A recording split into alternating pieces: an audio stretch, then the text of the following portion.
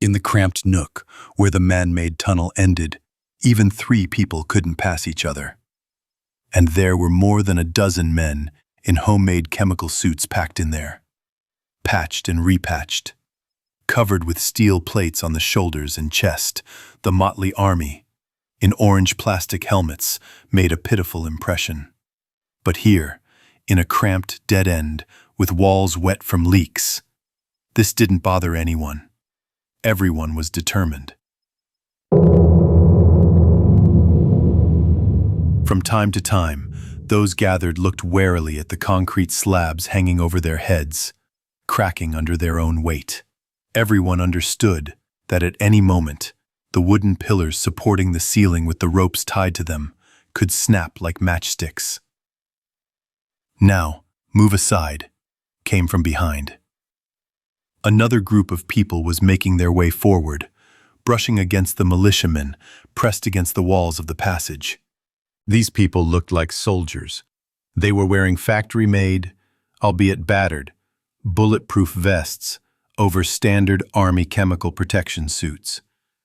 Tarpaulin-covered spherical helmets with plexiglass visors protected their heads, and most importantly, in their hands, which seemed clumsy because of the thick gloves, they were clutching not axes or sharpened rebar, but real firearms. It didn't matter that only 7 had machine guns, and 4 more had carbines.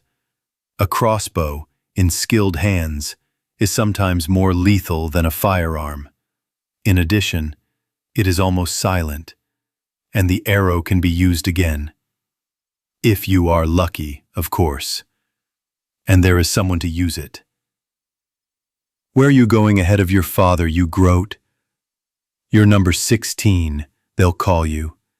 The round-faced big guy puffed good-naturedly, pressing the "storm" to his side with his elbow. A strange-looking weapon, a real relic. "Move aside, Grey Paws. We won't grab yours. It's our job. To shed blood for you, parasites. Then you'll pounce to divide the trophies. You're always good at that. You're so crazy about that." "Shut up, Joker." A broad-boned man in a helmet with a sprawling double-headed eagle, once golden but now considerably tarnished and smoked in battles, pushed him in the back. "Now is not the time." "It's just nerves, Dad." He turned around, baring his teeth. "Every other one made of iron." "Nerves? You? Don't spill the beans." "My God, my nerves, Dad!" Finally, having pushed the militiamen to the back ranks, the entire strike force gathered at the mouth of a long tunnel, winding like the intestines of a giant animal. The passage had been dug for God knows how long. Dozens of diggers, working in 3 shifts, stubbornly bit into the rock deeper and deeper. And then the day came. The rear guards, armed with crossbows and hunting rifles, dragged duralumin ladders with steel hooks on the ends. Previously, these were harmless household equipment. Now they are real assault weapons. "We need to encourage the fighters," the fighter whispered to the Joker in the leader's ear. "Something like this could start now. To incite them, you understand? If ours falter, then these marauders," he nodded dismissively in the direction of the militiamen shifting from foot to foot, "will simply be smashed to pieces before they can even squeal." "Stop it, they're marauders," Batya snapped sternly. "We can't do without them. Are you, an officer, going to shovel the earth?" "I won't," agreed Joker. "I have another privilege, Batya, to be the first to lie down in this land." "You're a good talker," the commander muttered. "Have you forgotten that we're all equal?" "But some are more equal than others," he smiled again. Dad knew that the last word always remained with the Joker, so he simply spat and did not argue. "Well, is everyone ready?" he barked, turning around. The answer was a discordant hum. "Well, fine, I won't say much. You know everything without me." Batya's voice was firm. His speech resembled blows from a cobblestone. Anyone who chickened out should better step aside now. He won't interfere with others. There, He pointed his finger at the ceiling. It will be too late. We will eliminate all interference mercilessly. Understood? Deathly silence. And since it's clear, put on your gas masks.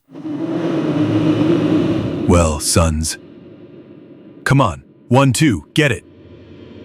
At his signal, the cables attached to the supports holding the vault became taut like strings. 1, 2, they took it. At first, nothing happened. The unevenly hewn, crooked logs of the fastening seemed to have grown into the ceiling. But then, slowly, with a painful creak, the top of one of the supports began to slide along the uneven concrete, and sand and small stones began to rain down. The board it was resting on crashed down and part of the arch immediately sank half a meter down. A black, twisting crack ran along the stone arch. The stinking drip turned into a continuous downpour. Pull, damn it! But the second support, even without the help of cables, was already breaking vertically under the multi-ton weight that was too heavy for it to bear. The wood fibers were splitting with a groan. The structure held for a few more fractions of a second, and then the entire ceiling collapsed in angular, shapeless fragments, dousing people with a waterfall of splashes, shrapnel of concrete shards, and a stream of impossible, almost tangible stench that easily penetrated the filters of gas masks. Along with the debris, a whitish, bristly creature the size of a man fell from the ceiling.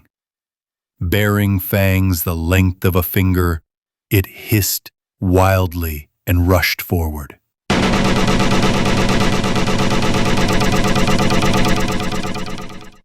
Machine guns thundered, impossibly loud in these narrow passages, sweeping away the vile creature with lead, tearing it apart. And Batya was already climbing with the dexterity of a seasoned mountain climber up the stone embankment, bristling with rusty reinforcement.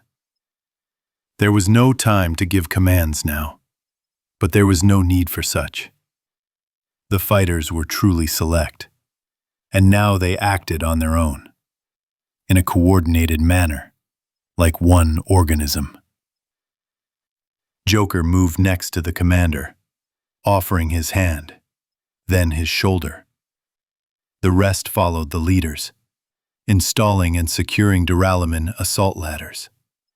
The militiamen would go last, but it may turn out that thanks to them, the battle would be won. Up there, not a single pair of hands, not a single blade would be superfluous, even if this blade was homemade, an inept parody of a weapon.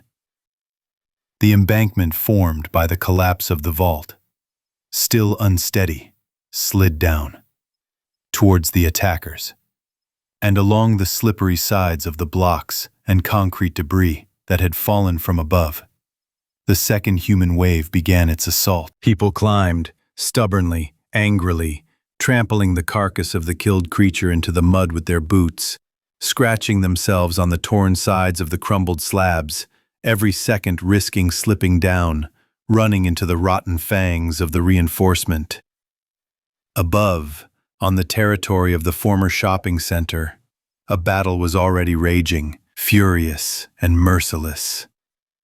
The strike group, having split into 4 parts, first of all cleared the space around the manhole, and now each of the teams pushed the whitish, bristly mutants, stunned by the unexpected attack, further and further away from the passage.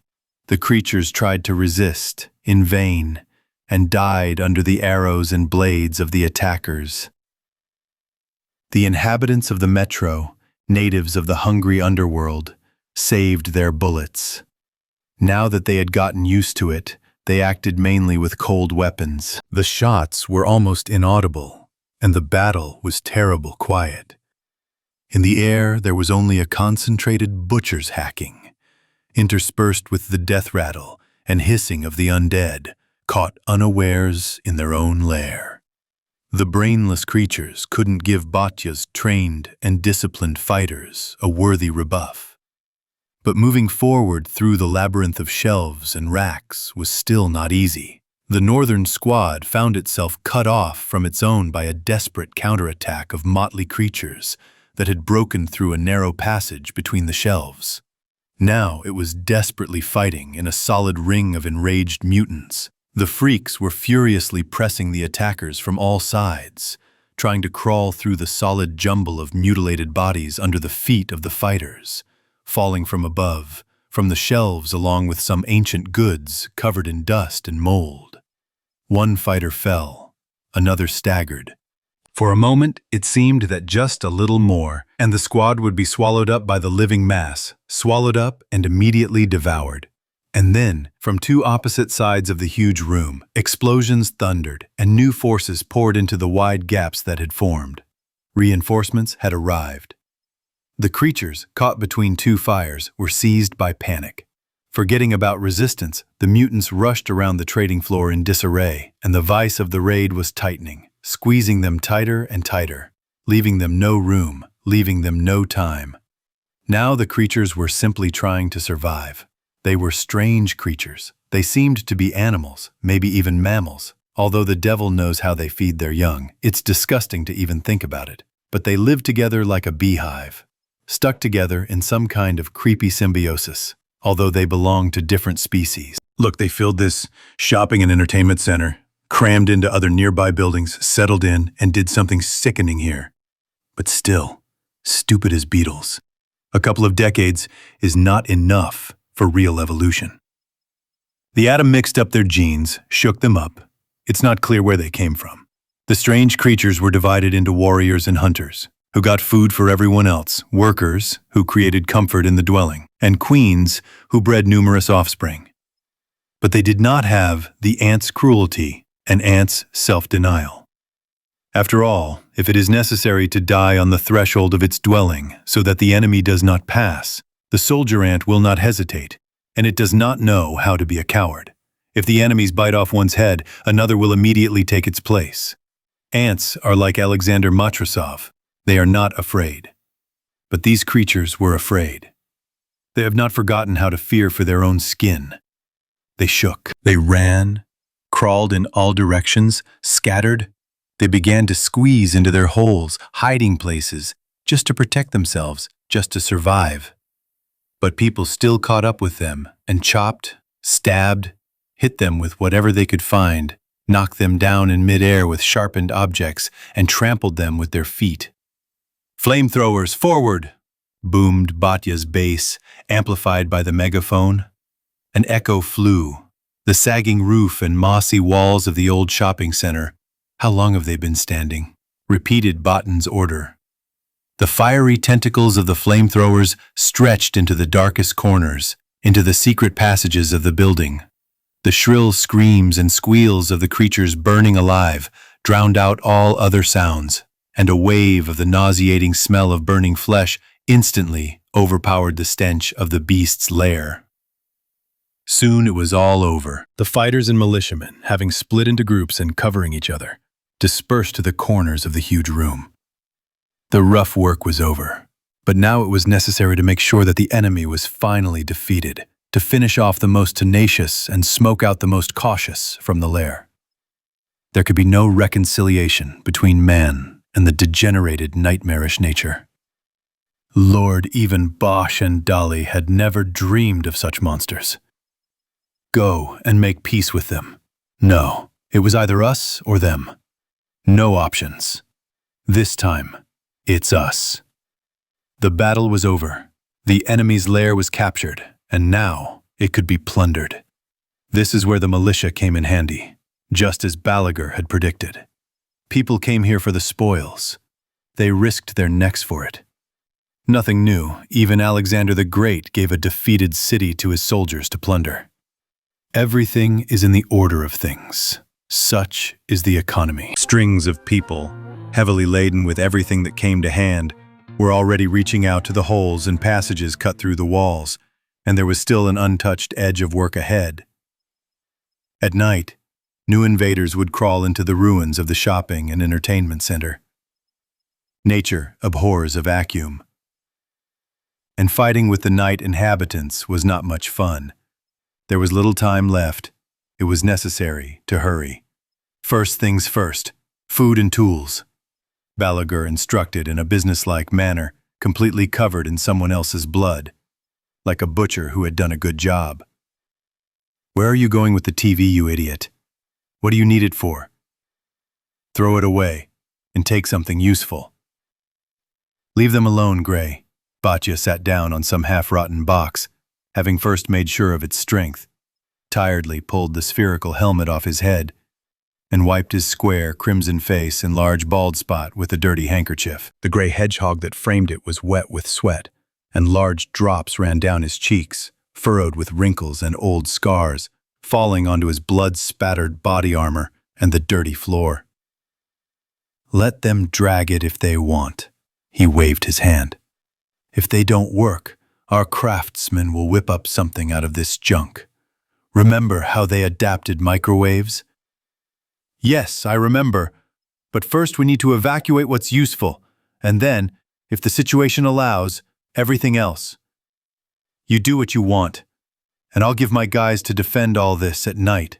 He gestured widely at the rows of shells overgrown with prickly black bindweed. I won't give it to you, and don't ask. Well, let's say, the commander stretched his scarred mouth into a smile. I won't ask. I'll give the order, and you'll give it, like a good boy. Don't argue, Seryoga. He stopped his subordinate, who had started to get excited. You'll give it. And not just give it, you'll go with them yourself. You'll go, right? I'll go, the soldier muttered gloomily, and plopped down next to Batya, right on the floor, littered with equipment debris, bending his legs like a Turk. Where the hell am I gonna go? Want a drink? He pulled a dark flat bottle, covered in a crust of years of dirt, from under his bulletproof vest, and cracked the aluminum cap, oxidized by time. What kind of solvent, I suppose? We won't move the horses? The leader glanced suspiciously at the container, with a label that had long since faded to whiteness, but his sense of smell had already caught a subtle, half-forgotten aroma. You're insulting me, boss. The Joker was the first to take a good sip. What, I would get it wrong? Are you kidding? This is some great cognac.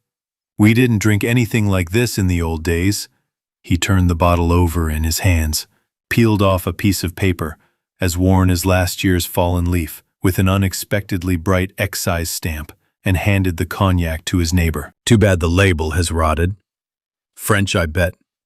And to hell with the label. The commander took a long swig from the vessel and handed it back. 20 years of aging. Any swill will become heavenly nectar. No, not 20. Almost 25, I think. Oh, Gray, how time flies. Don't tell me, Kolya. We took another sip. The cognac went down well. It flowed like a sweet fire down the throat, warming the gut. The world had warmed up and my soul seemed to feel lighter. There used to be a good shopping center here. Convenient, inexpensive. You'd come with your wife and kids. She'd look at clothes and you'd play with the kids, and grab a can of beer on the way, and... Watch out! Someone screamed shrilly. 100-kilogram carcass fell on Balagur from above, from the rotten ceiling beams. The unseen predator sat in cover, waited for the rest of the fighters to scatter to the corners, chose a target and attacked. The Joker, crumpled, flew behind the boxes like a knocked-down bowling pin. But the monster didn't need him. Having stunned him, the predator rushed towards Batya, knocked him down with one throw, pressed him against the burnt laminate, and bared his teeth. The commander did not even have time to understand what had happened. A muzzle, consisting entirely of fangs, appeared right in front of him. The glass of the gas mask fogged up from the outside, from the hot breath of the creature. Batya could not even move. What are you waiting for? Finish him off. Hold on, Kolya. Balagur was tossing and turning under the junk that had fallen on him from the rack. convulsively trying to pull the bolt of his machine gun that had jammed at the wrong time. Now He won't have time. He won't have time. He'll have to drink that damned 20-year-old cognac at the commander's wake. And suddenly the creature jerked sharply. The eyes, blazing with rage, suddenly went out, as if the light bulb in them had been unscrewed, and something dark and hot gushed from above, straight onto Batya's face, onto the eyepieces of the gas mask, onto his bare neck. The predator tensed up, convulsed, then grew heavier, went limp, and pressed his entire huge body against Nikolai. He died. The commander closed his eyes. The guardian angel protected him, took him under his wing. It was not time yet then. It was not time yet. Dad exhaled and wriggled out from under the corpse. The first thing he did was put on his helmet, which he had taken off so rashly. Let them chew on the Kevlar next time, the bitches. The guardian angel was still standing nearby, cursing and trying to pull the bent rebar out of the dead creature's smashed head. Good reaction. The Joker didn't have time, but this one was right there. "Who are you?" Batya began to wheeze with excitement, but he coughed and returned to his commanding base. "Last name? Rank?"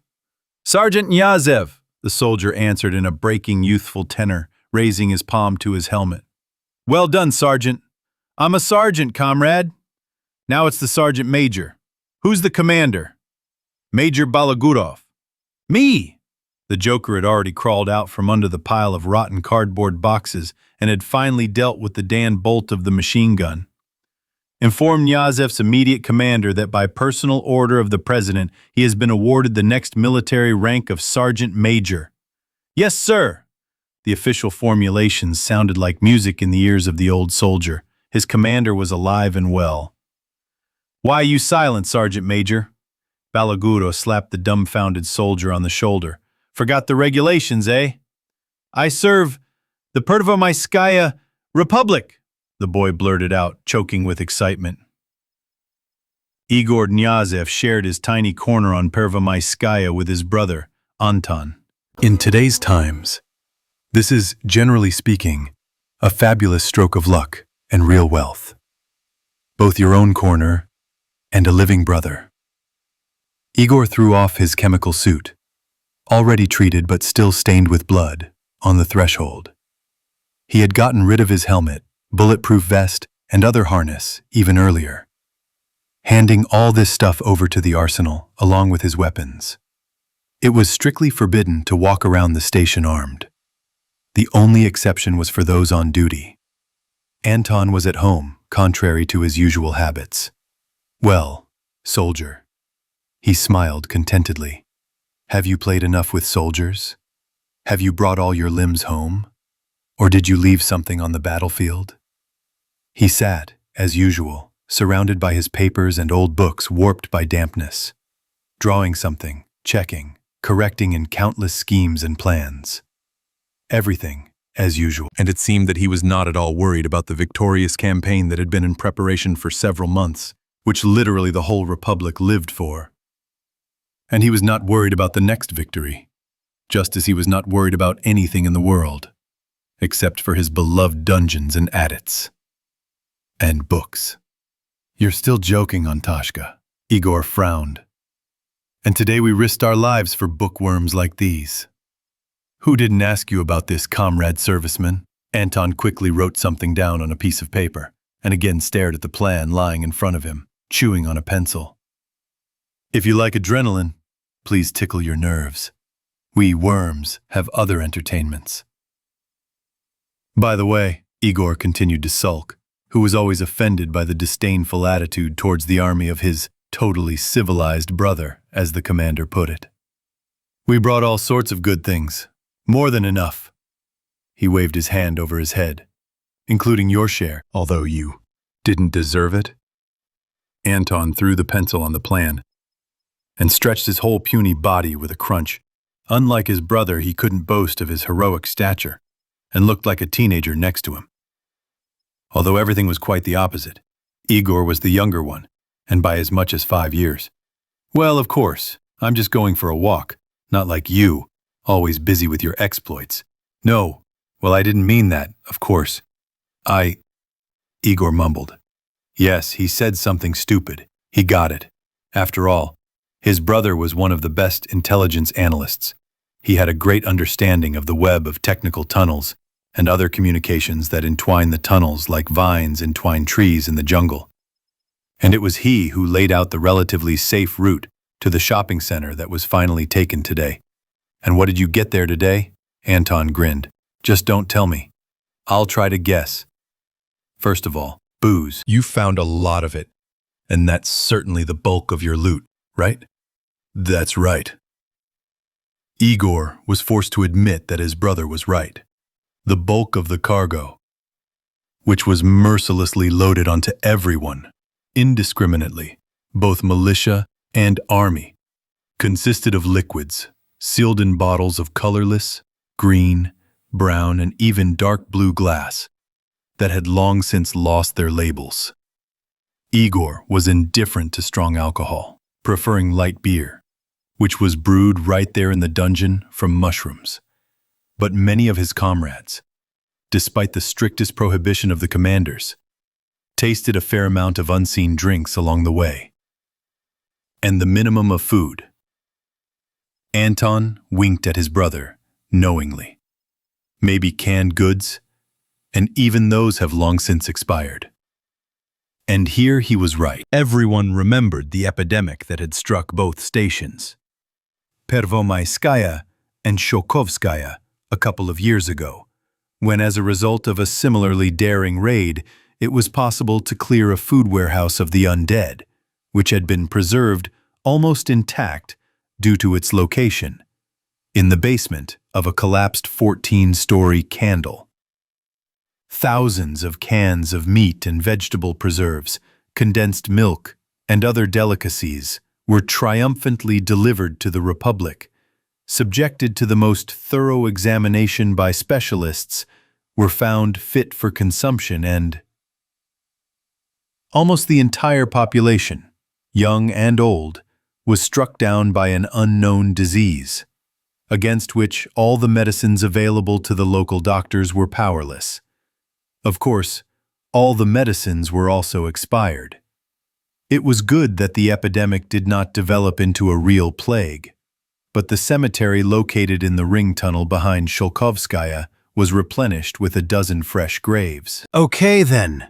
Igor waved his hand in a conciliatory manner, but Anton seemed to have gotten seriously worked up and was not going to stop. Household appliances? Junk. Hardly good for anything. Clothes? It's unlikely that anything survived. Construction materials? Tools? That's probably the only thing that can be of any use. Have you seen my jar? Knyazev the younger interrupted his brother, looking around. The can was special. Beer. Aluminum. It was of some value in itself, and for Igor it was almost the main treasure. From it he cut stripes that were attached to cloth shoulder straps, the number of which increased considerably over the 3 years he spent in military service. There it is, on the shelf, nodded the accuser, losing the thread of his reasoning. Wait, he came to his senses. Another promotion? Congratulations. And who are you now? Sergeant Major, Igor muttered, applying the stripe template to the golden side of the can. His brother's contempt for army paraphernalia had long been well known to him.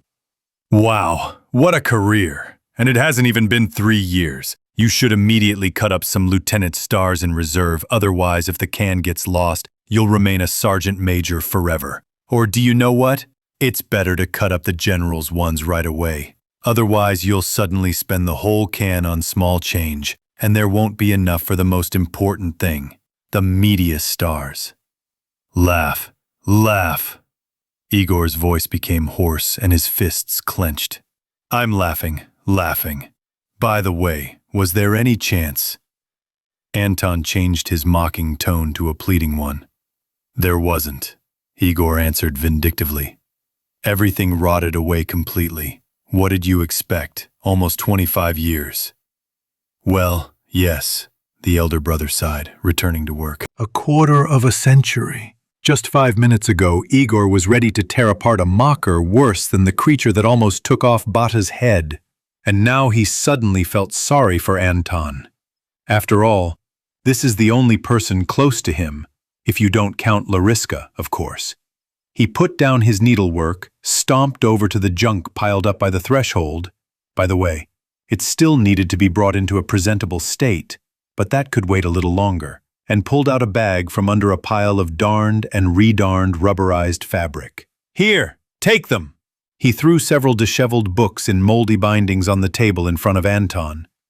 "Wow!" The brother scooped up Igor's loot and began to examine the worn pages, touching them carefully, as if they were the greatest treasure in the world. "Well, you're a handsome man. For this I thank you very much." Without answering and adopting an extremely courageous and indifferent appearance, Knyazev Jr. began cleaning his chemical suit. His heart felt so warm.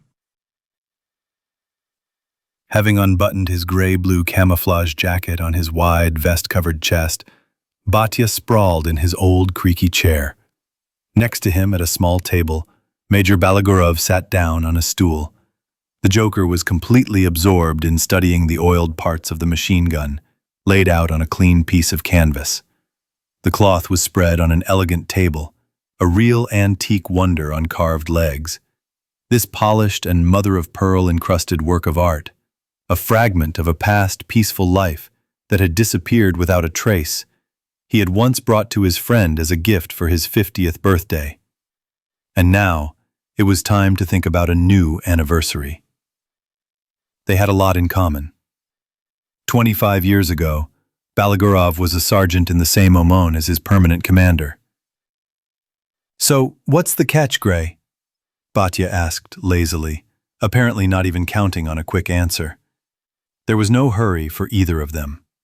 Both were confirmed bachelors. In that life, they had not started families. Everyone thought that they were still young, that everything was already ahead of them. But in this life, it suddenly turned out to be too late. And where would they go in their old age?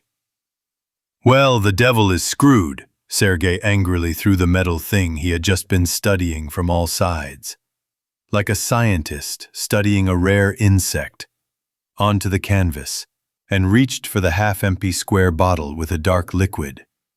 "What a surprise. Order it from the gunsmiths tomorrow. They'll fix it in 5 minutes," muttered Saradin, and threw his glass across the polished table to Balagur. "Pour me some, too." The filled glass slid back, and the men were silent for a long time, enjoying a drink that in the past would have cost a fortune, certainly not affordable for the poor riot police. "They'll fix it tomorrow, but the day after tomorrow it'll break again." Joker smiled sourly. "Our weapons have aged, Kolya, just like us. It's time to go to the dump." "Well, stop it!" Batya frowned, his bushy eyebrows drawn together. "You're just whining on Sakharin.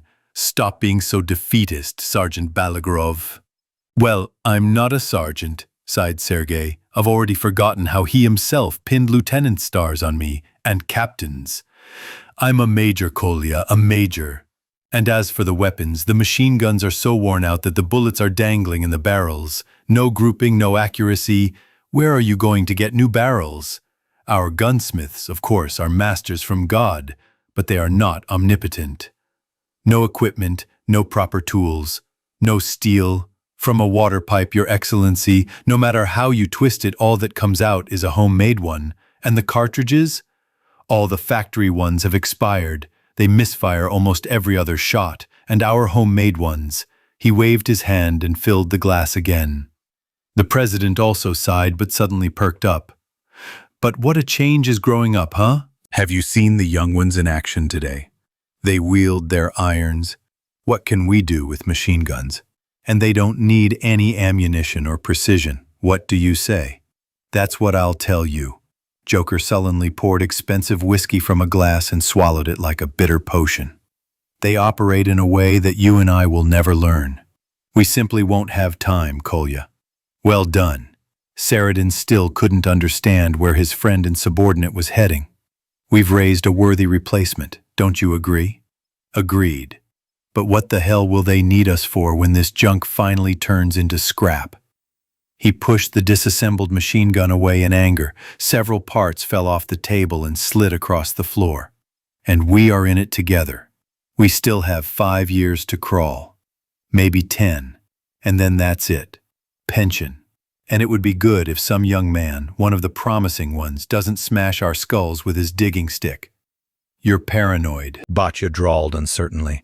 We're still going strong. An old horse won't spoil the furrow. He poured himself some whiskey and took a swig at once. But it won't plow deeply either. Who was the youngest in our detachment, huh? The major didn't let up. Slavka Svantsev. Remember how the guys called him nothing but a greenhorn? So what? And the fact that he'll be turning 50 in 2 weeks? He'll be celebrating. Oh, come on, he's 50? Dad winced and suddenly fell silent, thoughtful, as if he was counting for the first time in a long time. And how old is he then? The Joker also fell silent. Listen, Seryoga. We have elections next year, Saradin drawled thoughtfully. Do you think age is not a hindrance for a politician? Look at Fidel, for example. Even after a nuclear war, they say, they will elect him, right? If no challenger shows up, you will be chosen, Aquila. They will choose. But if a young wolf appears... The president thought about it. At one time, he himself had written a clause into the constitution of the Pervomaiskaya Republic, according to which, at the elections, a candidate for this very creaky presidential chair had to personally challenge the current ruler. Then, of course, there was no talk of any candidates appearing, and Nikolai Mikhailovich Saradin, the father of the people, seemed as eternal as the bronze statues of partisans. But now the bronze was covered with a patina, rheumatism was seizing the joints, and gray hair had long since outnumbered light brown hair. Aquila has grown old. What if someone actually challenges us? You're wasting your time, Seryoga. He shook his gray head to get rid of the alarming buzzer in his skull. And pressure alone is not enough. The people need to support this candidate. An initiative group, so to speak, is needed. And who will the people support? That's it. The people are behind me. I'm Batya, right? Batya. It's okay. You'll be grandfather soon. Balagur smiled sarcastically, looking at his comrade through his glass. After today... What about today? Saradin frowned. Akela missed today. If it weren't for that kid Knyazev, you and I wouldn't be sitting here. Well, maybe I would be sitting here, but you would definitely be lying in a coffin. With a wreath, of course, with paper flowers there, and your head covered with a rag so as not to scare the children and pregnant women. And the main thing is that I wasn't the only one who saw how you screwed up, and that kid Knyazev turned out to be a fine fellow. People saw, and they remembered. What are you talking about? Exclaimed Batya, losing his composure. You should also remember who this kid is. The major insisted, as if nothing had happened. So 2 in 1, a hero and... The president opened his mouth to object, but instead grabbed the bottle and sucked on the neck for a long time, busy with his thoughts. Igor walked along the sleepers of the interstation section between Pervomaiskaya and Shchelkovskaya, familiar to the smallest detail. He could have walked along it even blindfolded, and in the dim light of the rare lanterns fixed to the arch every few dozen meters, the crossing turned into a pleasant walk. 2, 3, 3, 4, the children's counting rhyme was spinning in my head. We are alone in an empty apartment. 7 times 8, 3 times 5. I'm coming to look for you. Stumbling, he instinctively felt for an angular object in the breast pocket of his jacket. I'll give it to Lariska, Igor thought. She'll be so happy. In his youth, he knew little about women's tastes and preferences, but he knew for sure that any girl would faint with happiness at the sight of this. He had found a whole scattering of transparent boxes with sets of multicolored powder, brushes, and other little things, among other trophies in the shopping center the day before yesterday. At first he wanted to throw away the useless trinkets, but a miraculously surviving piece of packaging had stuck to one of them, and on it, the guy had never seen such girls in his life. Beauty is an understatement. The beautiful creature on the shabby, once glossy cardboard simply could not be a human being. Well, there are no such things, and that's it. But this goddess brought beauty, holding exactly this box in her hand. So what? Lariska is also not bad. He didn't throw away the scrap with the unearthly face either, but put it in his pocket. Now she'll put on some of this makeup. The tunnel was dead silent, broken only by the sound of his footsteps. There was no one to be afraid of here, And the creatures worried him little. Large animals could not penetrate the securely blocked tunnel, and the small creatures that occasionally seeped through all the cordons were dangerous only to a child. Even a teenager armed with a stick easily dealt with most of them. A dark, unlit section loomed ahead. This seemed strange. Usually, extinguished lanterns were replaced with new ones immediately. No expense was spared on this. But the fact remained. The next 50 meters of the path were lost in the darkness. It looks like more than one light has gone out here. This circumstance did not bother the newly minted sergeant much. He was never afraid of the dark, and no serious obstacles were foreseen ahead until Shchelkovskaya itself. This is, so to speak, home. Everyone is his. There is nothing to fear here, especially since his reliable sword is in his hand. He called a sword a sharpening, forged from a piece of reinforcement, a little more than a meter long, with a handle made from a piece of rubber hose and a homemade hilt. With such a thing, nothing is scary. Therefore, hearing someone's footsteps behind him, Igor was not wary. Well, a man is walking, and let him go. Who knows who might want to go from one station to another? The stretch was not a busy avenue, but it was hard to call it completely deserted either.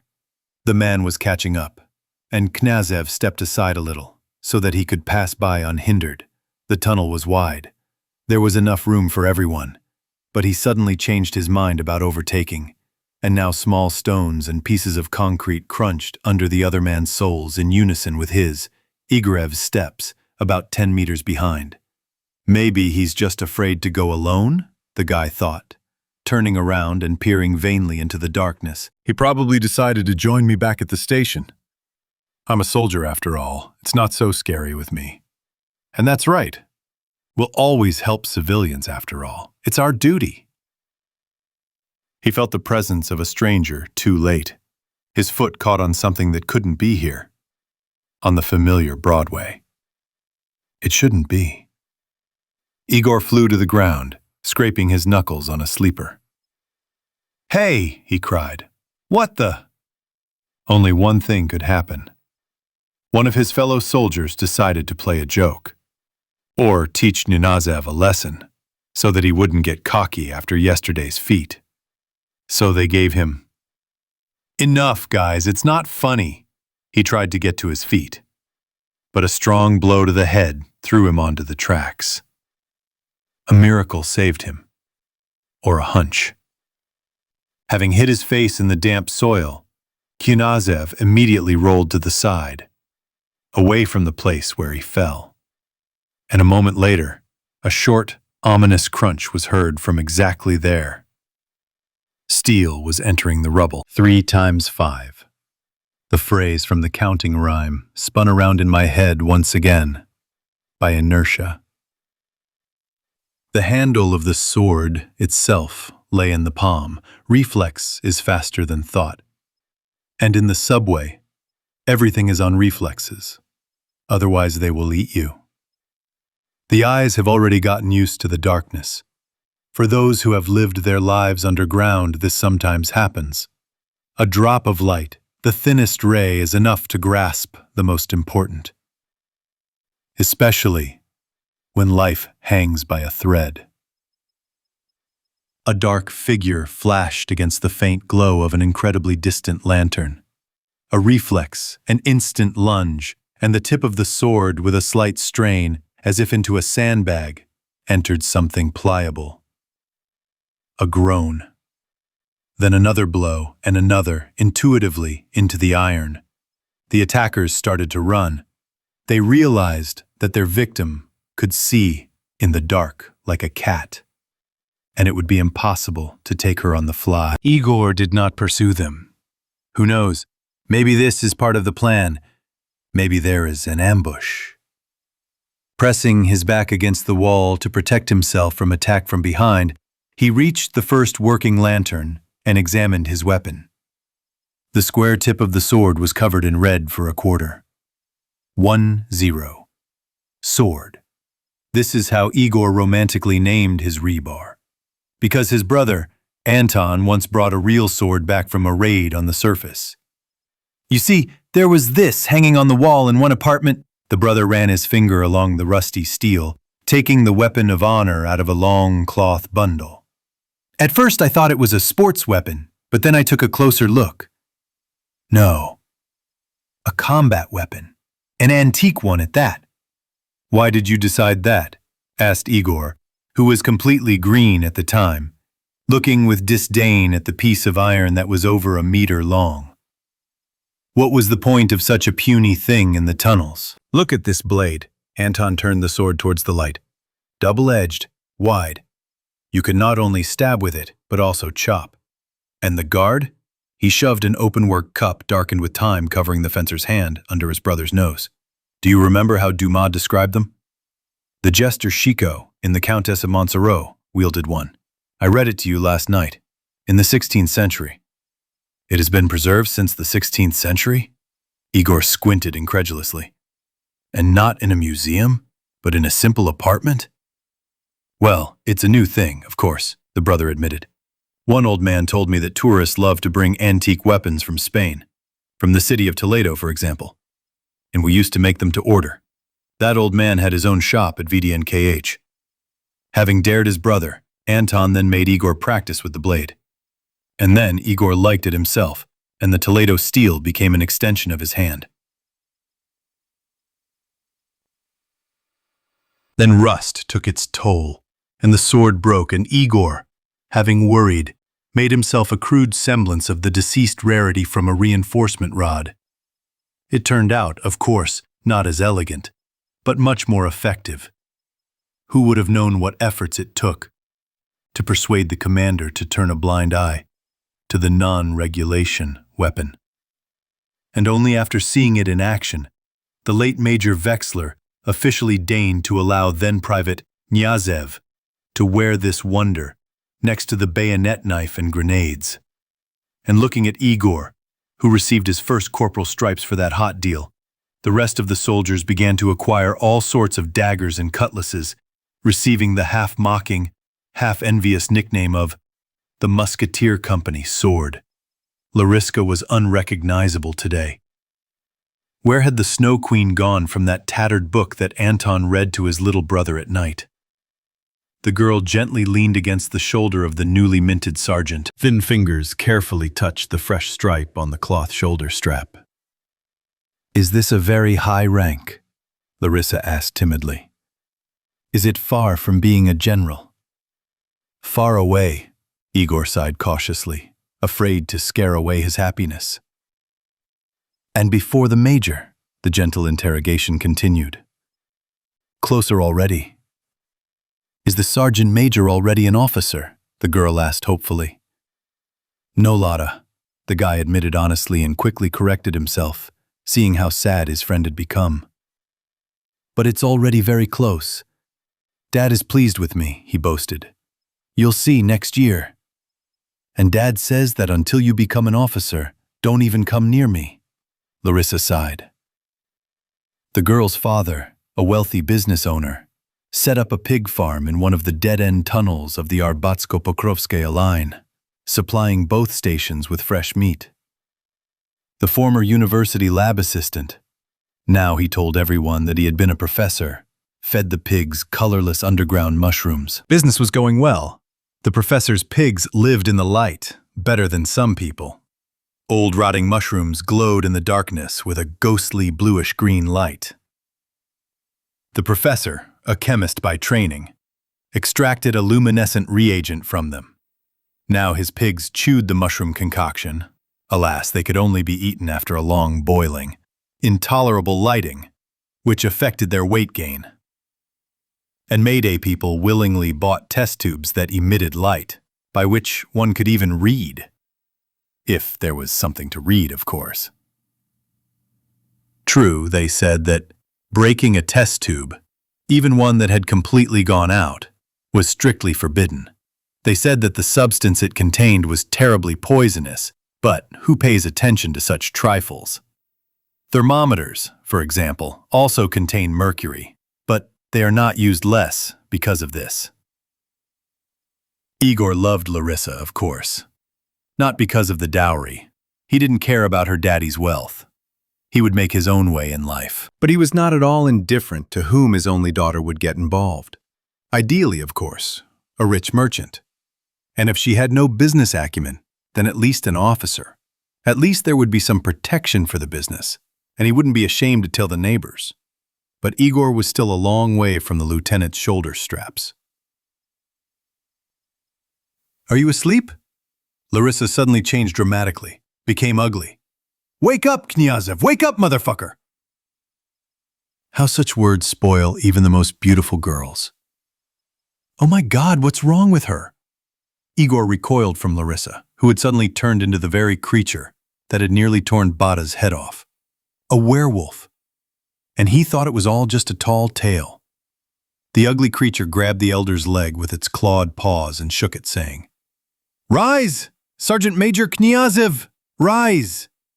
Igor fussily groped around next to him in search of a weapon, but his hands only came across crumpled fabric. "Get up, damn it!" The creature pulled him to the floor. Right now. Now she suddenly looked like Lieutenant Lesniak from the Presidential Guard. "Lesniak, is that you?" Igor finally shook off his sleepy stupor. "What happened?"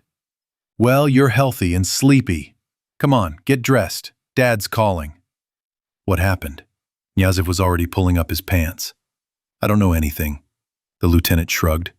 "The president is calling me to his office, to the bunker." The bunker was the name of the former technical premises on Pervomaiskaya, which President Saradin had converted into a residence. There were more spacious mansions at the station, but he did not strive for luxury, and everyone knew that. Just me? For some reason, my heart sank. What a mess! Lesniak burst out laughing. "You put on the fourth stripe and you think you're the center of the universe? Batya is gathering all the commanders, starting with the sergeants. So hurry up. You're not a general yet, and I still have 5 places to go." "They should have called the general by phone," Igor muttered, finally waking up. "Exactly. You're a small fry, but I'm beating my legs trying to get you together. At least you're the only one sleeping here, and thank you for that. Otherwise, I had to drag Ivanovsky off the woman. Look, she thanked me." Lesniak laughed, disappearing behind the door. Igor looked around. Antonov's bed was empty. Where did he disappear to? Thought Knyazev Jr., putting on his shoes. He's unlikely to be going far. All his gear is in place, and he didn't say anything. Maybe he got himself a girlfriend? There was nothing strange about his brother's frequent disappearances, sometimes leaving home in the middle of the night to check out some guess of his, and then suddenly disappearing for several days. But now, looking at the corner of their small home that Anton had turned into a study, Igor felt a strange emptiness, the same as there had been in little Igor's heart after his father's disappearance. There was no room to swing a cat in the presidential bunker. So many people were packed into a space originally designed for just a few people. A cat to swing. What a stupid expression. Meaningless. What apples? Who's smoking there? Joker, sitting shoulder to shoulder with the gloomy Saradin, slammed his fist on the table. It's hard to breathe as it is. I'll rip your ears off, you bastards. Okay, Major. Batya turned to him. No time for that now. Is everyone here? We couldn't find two of them, responded Lesniak, who managed to return. While the commanders, awakened in the middle of the night, were getting ready. Igor was present at such a meeting for the first time, and was a little timid, squeezed on both sides by the shoulders of men 10 or 15 years older than him. Captain Malugin sat on the left, and on the right was a sullen senior lieutenant with no last name. Get used to it, he thought to himself. Now, I'll probably have to come here often. Okay, the president continued. Then let's begin. We have just one question today. When will they issue new uniforms? Igor's neighbor on the right muttered. The guys already look like homeless people. Leave off the little things. Batya glared at him from under his shaggy eyebrows. Major, bring the assembled group up to speed. We have an emergency, he exhaled. There is a witness. He will tell everything. An inconspicuous little man in a faded blue robe rose from a chair next to the chief's table. The only civilian among those gathered, he clearly felt out of place and was crumpling in his hands either a beret or a cap. In short, some kind of stub, not a headdress. He clearly did not know where to begin, and was apparently not used to speaking in front of such a crowd of people. Igor remembered this little man. What was his name? Petrovich? Semenich? He and several of his colleagues ensured the safety of the telephone cables between Pervomaiskaya and Shchelkovskaya and further to the Republic's outposts, a chain of which stretched all the way to the Moscow Ring Road. The wires were very much to the taste of rats and other underground creatures, against which metal braiding and various poisons were of little help, so the connection was interrupted every now and then. It happened that not only rats were interested in the cables. Therefore, the signalmen were not exactly civilians. The guy's belt was weighed down by a heavy holster, which looked like something superfluous and out of place on him. Well, like an optical sight on a homemade gun made from a water pipe. Come on, Neklasov. Don't be shy, Balagur encouraged the speaker. Everyone here is one of us. His people began to hum mockingly, and the man suddenly burst out. They dragged him away, he blurted out in a deep bass voice, unexpected for a creature of such a subtle constitution. There was silence. You could even hear someone move and jingle a metal piece of equipment. Somewhere far away, water was dripping rhythmically. Something was clicking in the pipes running along the walls. Everyone waited for him to continue, but the signalman fell silent, as if he had taken a mouthful of water. The pause became unbearable, and the meeting exploded. Who stole it? Who was stole it?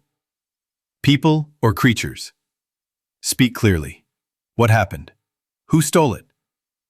Whore. Batya slammed his fist on the table, which creaked pitifully. Why are you so tongue-tied? Speak clearly, like you told the major and me. And the man obeyed and began to tell his story, with long pauses, urged on alternately by the major and the president. With many digressions and meaningless details, he told the silent soldiers how he had repaired a broken cable not far from the post, blocking the exit from the tunnel to the surface. And how before his eyes, unknown people in masks had dragged a man into one of the side passages. And here is the important detail. The passage was a dead end. At least it was always considered so. And what about you? One of those gathered asked the reasonable question. Look, that gun on your belt. You could have made new holes in their masks. I chickened out, the signalman admitted honestly. I pulled the gun, but it got stuck in the holster. I pressed myself into the niche between the supports and prayed that they wouldn't notice me. But I'm not a military man, guys. What can I do? I got away with it, and that's good. I feel like I got away with it, someone from the back rows chuckled. It stinks a mile away!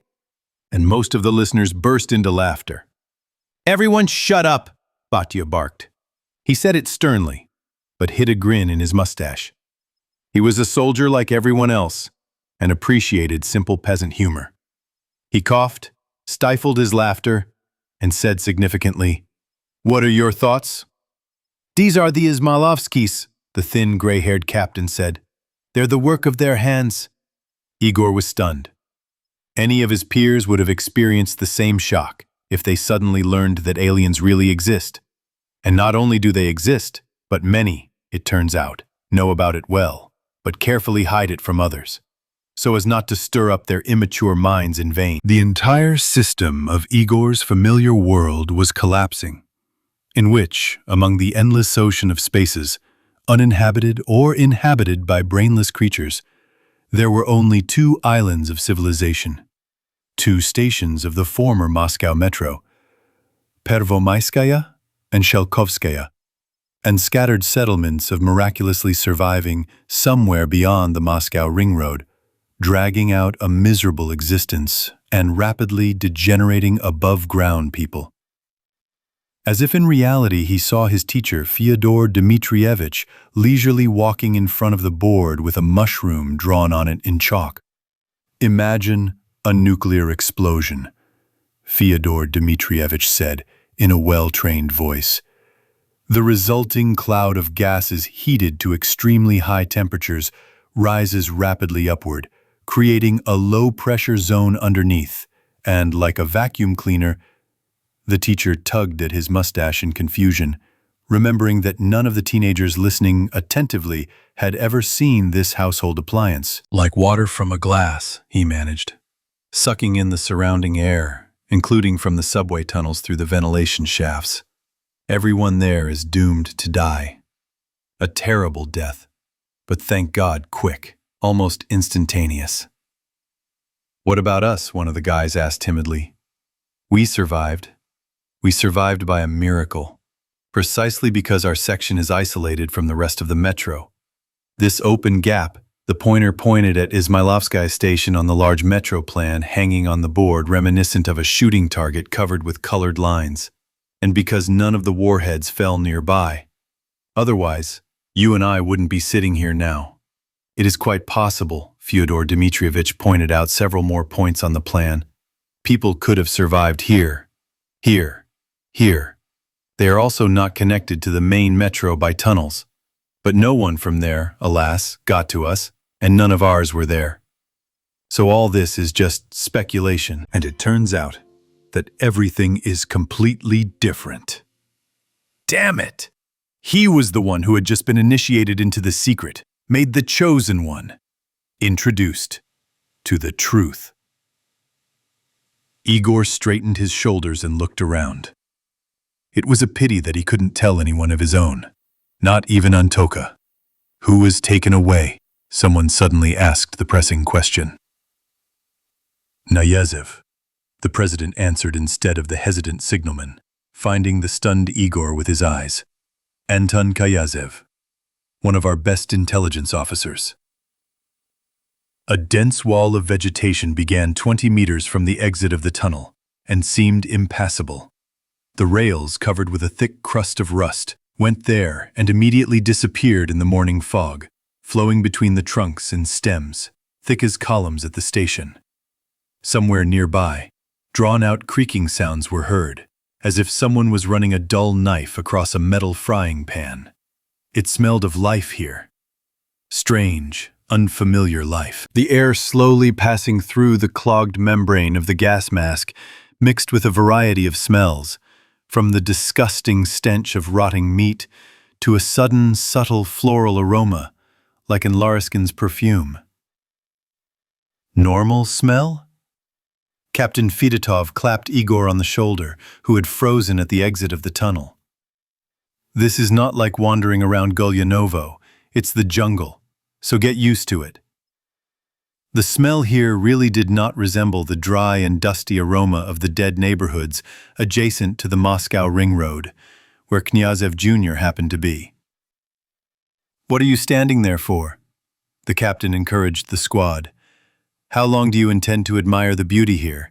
You're already so late. Look, the birds are cleaning their throats."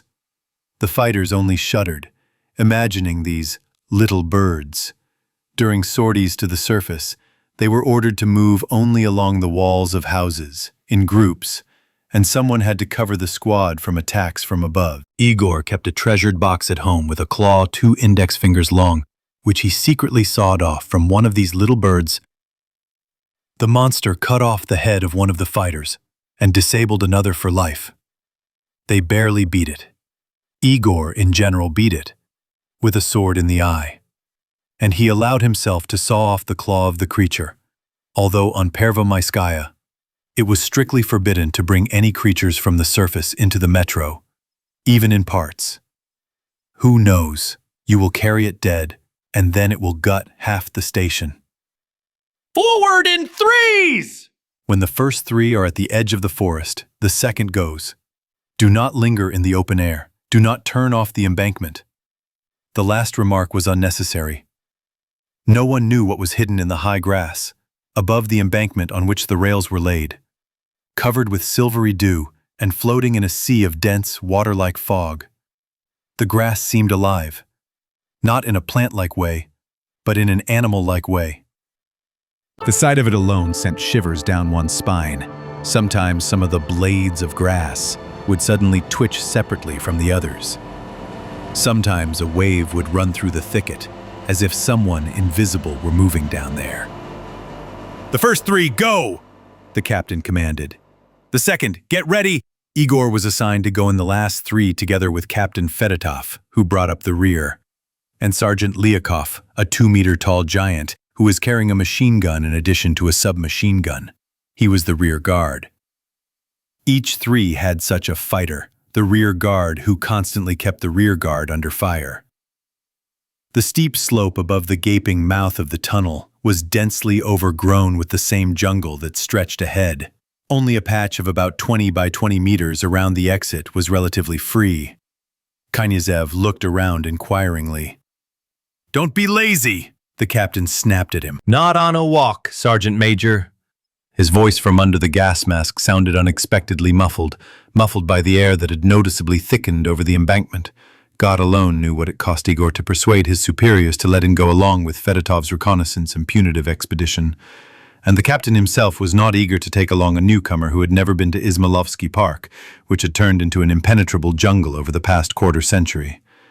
During this time, those metro residents who were climbing up managed to split into foresters who occasionally made forays into this green hell, and city dwellers who stood apart from them and specialized in the dead quarters of the northeast. Those who did not dare to climb up but operated in the tunnels were called moles. Foresters were considered a special caste and looked down on the rest. Even their uniform was different, a poisonous green, baggy camouflage, painted with dark stripes and light spots. Among the gray stones and asphalt, such a uniform is striking, but organically fits into the lush growth of the green forest. "Let him go." Balagur threw the decisive stone on the scales when Igor had completely lost hope. His brother is, after all, and so Knyazev Jr., albeit temporarily, was taken into the foresters. "Don't sleep, don't sleep." The captain nudged him in the back. "We have to get to Izmailovskaya before dark." "But it's less than a kilometer away." Igor was amazed. "According to the map," Fedotov chuckled. One of the foresters threw a metallically clanking bundle from his shoulders, which turned out to contain an armful of crude, machete-like knives on solid wooden handles. "Kovalev, Yakushev," the commander shouted. And 2 soldiers, throwing their machine guns over their backs, chose a cleaver for themselves. "Stretch yourself." The captain handed Igor another machete with a crooked smile. "Now you'll see the difference between a map and the terrain." The fighters, armed with long cleavers, cut down the stems growing on the embankment, many of which were thicker than a man's wrist. They worked with such fury that only scraps flew to the sides. "Don't get caught in the blade," the mighty sergeant muttered, and pushed Igor toward the far rail. "Hit it faster, but be careful not to blow your neighbor's head off." He estimated the weight of the heavy cleaver, one side of which was sharpened like a razor, and, swinging it, he cut at the elastic stem, which splashed juice into his face. He didn't keep track of the time, gradually getting drawn into the hard work. But looking back at the captain's voice, he was tiredly surprised at how little he had managed to move forward. His shoulders were buzzing from the unaccustomed work. Sticky juice was pouring into the lenses of his gas mask, and under the chemical protection, his whole body was wet with sweat. "Well, do you understand now?" Fedotov asked the fighter, who was breathing like a driven horse. "Oh." Knyazev could barely breathe out. "Okay, rest a little," the commander relented. "Siluyan, Perezogin, Vasco, replace the woodcutters."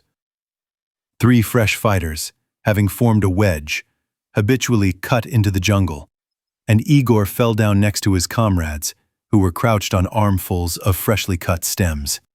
"Take a sip. It'll make you feel better." One of them thrust a flask into his hand, from which he had just taken a sip. "Don't worry, there's nothing wrong with that. Tea with tonic." The sergeant turned the flask over in his hands, not knowing what to do with it. During their outings into the city, they were strictly forbidden to take off their gas masks, even for a short time. But the foresters raised their masks to their foreheads and smoked their hand-rolled cigarettes with all their might. "Don't be afraid. One of them couldn't stand it. Take off your gas mask and drink to your health." "And how?" "He's a weirdo," snorted the second, blowing a smoke ring out of his mouth. "A gas mask only protects against dust, and what dust here?" He waved his hand at the moisture-smelling thickets around him. "All the radiation here has long since gone deep." "Stop it!" The captain heard everything. "Don't take off your masks for long. The last thing we need is for some infectious midge to bite us. Have a drink, smoke, and put your muzzles back on." Igor quickly took a sip of the cool, aromatic liquid with a minty flavor and returned the flask to his comrade. "Is it like this every time?" He nodded towards the hard-working lumberjacks. "Ha! These are just seeds. It's just that we haven't been out searching for a long time, so everything is overgrown." The neighbor carefully hid the extinguished cigarette butt in a tin box, lowered the gas mask over his face, and settled down more comfortably.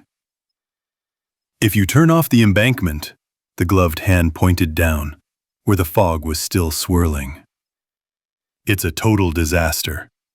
You might not advance 100 meters in a day." "Why is nothing growing there?" Igor nodded towards the bald spot in front of the entrance to the tunnel. "Well, it's really simple. You take a flamethrower and pshh. The second fighter smoothly waved his cigarette, "so that the sentries can see who's approaching. There have been cases where such beasts have gotten in, my dear. So it's better to give him a burst in the face before the tunnel than to pull him out, piece by piece later." Igor remembered the quadruple heavy machine gun on the turret, surrounded by sandbags, and realized this was not an unnecessary precaution. Unless, of course, the new comrades were exaggerating, bragging to the newbie. Have you seen such people yourself? He asked incredulously. "You ask?" One of them made his eyes wide. "If you're lucky, you'll see for yourself," the other grinned. "Don't sit around," Fedotov called out to them. The fighters reluctantly rose to their feet and wandered along the clearing, looking around carefully and keeping their fingers on the triggers. By midday, the squad had passed a solid wall of thickets and emerged into a relatively open space, where young trees and grass grew quite sparsely. Here it was possible not to cut through, but simply to squeeze forward, only occasionally clearing a path with a machete. To the left, the forest towered like a black-green wall. To the right, lost in the haze, towered high-rise buildings covered in vines, moss, and bushes. Igor imagined what was happening under the green skin that hid the abandoned high-rise buildings, imagined what kind of creatures now lived there, and shuddered. Even the empty boxes of buildings in the neighborhoods he knew were densely populated. And here, for all kinds of creatures, both four-legged and six-legged. A real paradise.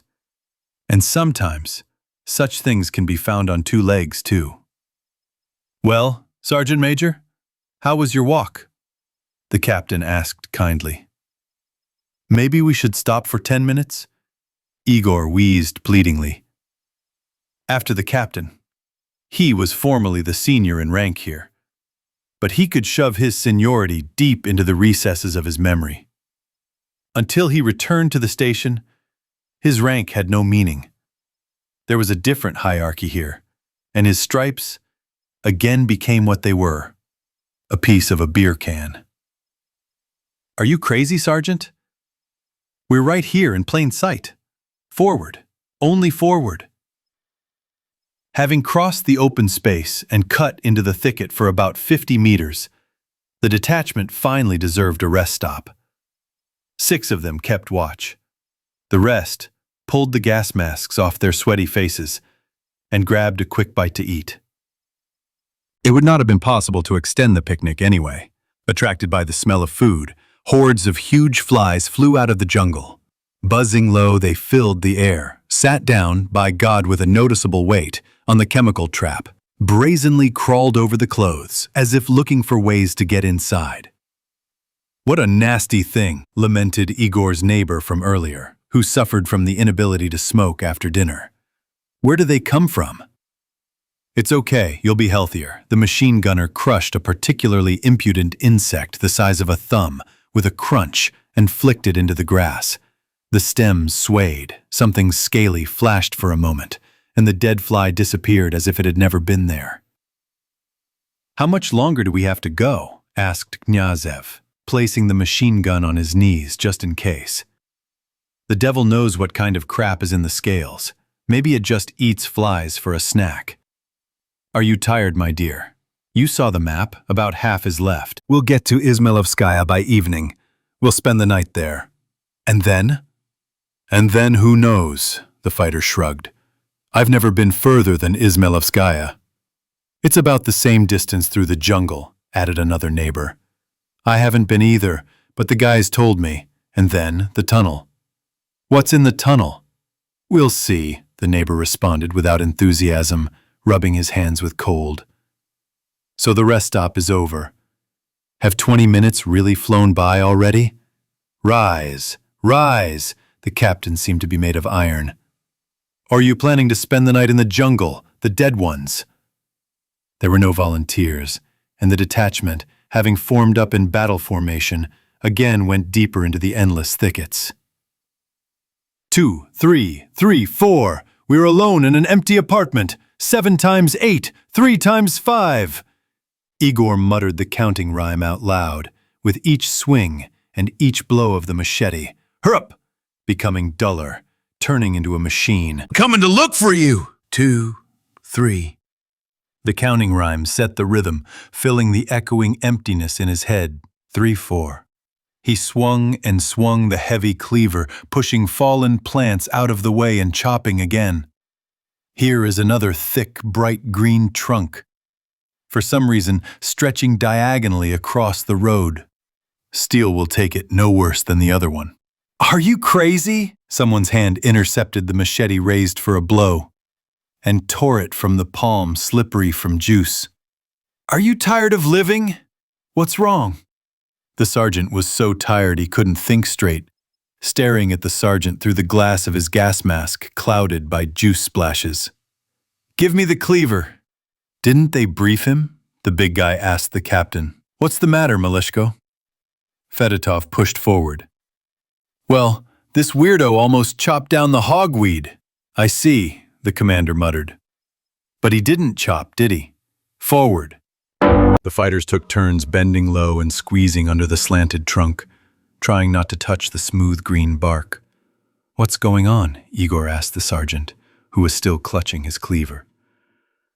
And the fact is that we would have buried you right there, he said angrily. Look. Having chosen a thin branch, as thick as an arm, extending from a mighty stem, he carefully made a cut and immediately jumped aside from the spurting stream of juice.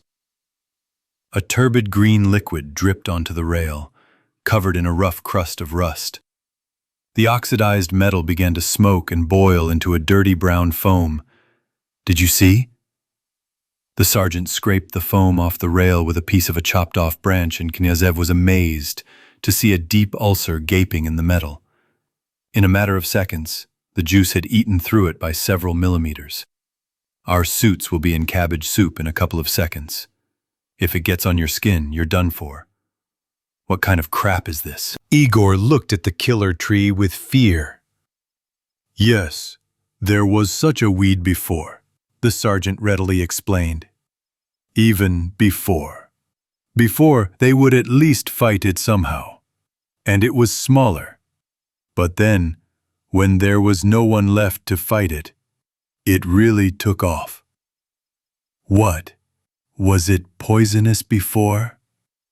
"Oh, and how? My dad used to tell me, if it splashes on your skin, it burns you right away, like boiling water. He says, I used to burn myself when I was little," the man said. "Only, I don't remember. I was so little." "And what?" "What? Alive, as you can see. But back then, brother, times were different.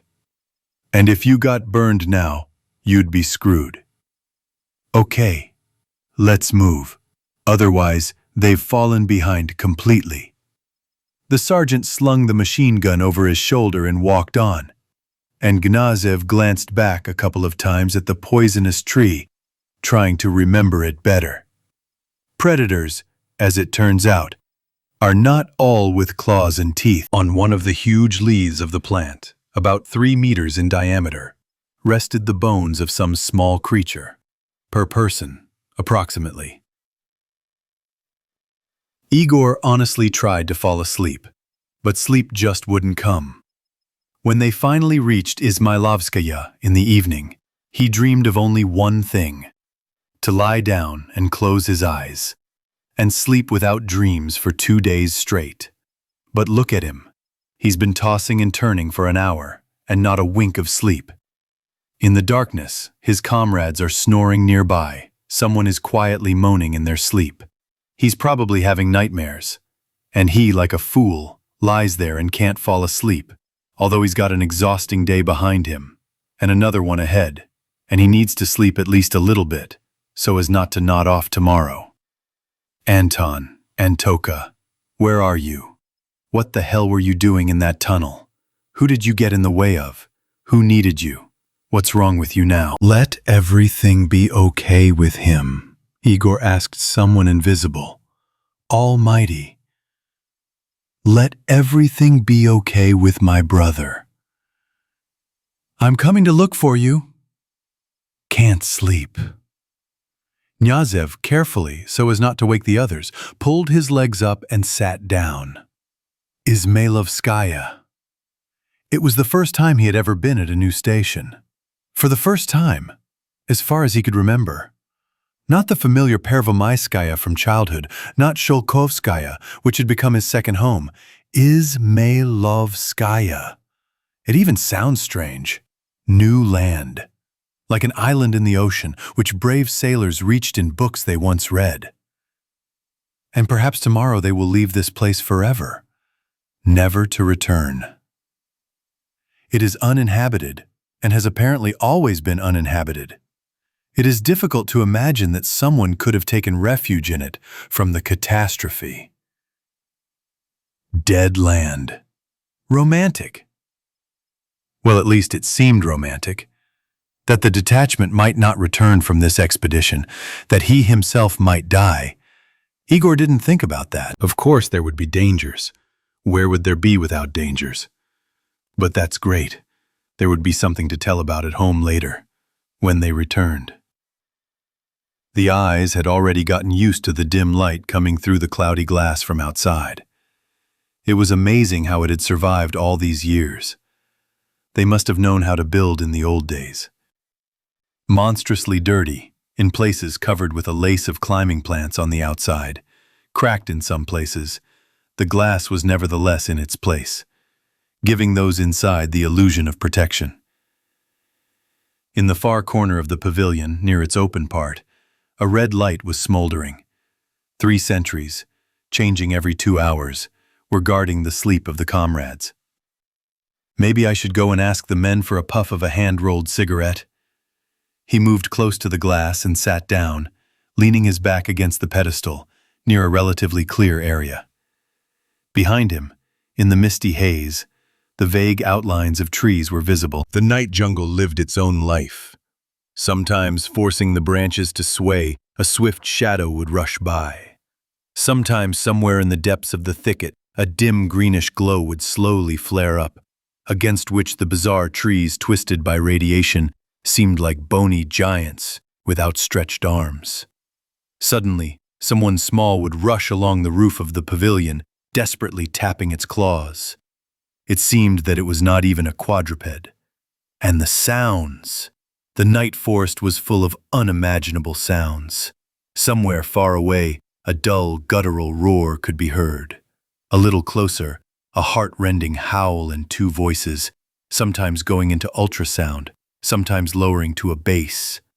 Someone was screaming in mortal agony, almost like a human. And all this, against the background of the incessant chirping and beeping of some insects, monotonous and almost imperceptible to the ear, like the ticking of a clock. Devil! Igor recoiled, his insides twisting with fear. Right in front of him, in the cloudy glass, the outline of a horned head appeared, swaying on a thick neck. What the hell? He froze, frantically moving the safety catch on his machine gun. And the head rose higher and higher. The neck never ended and never ended.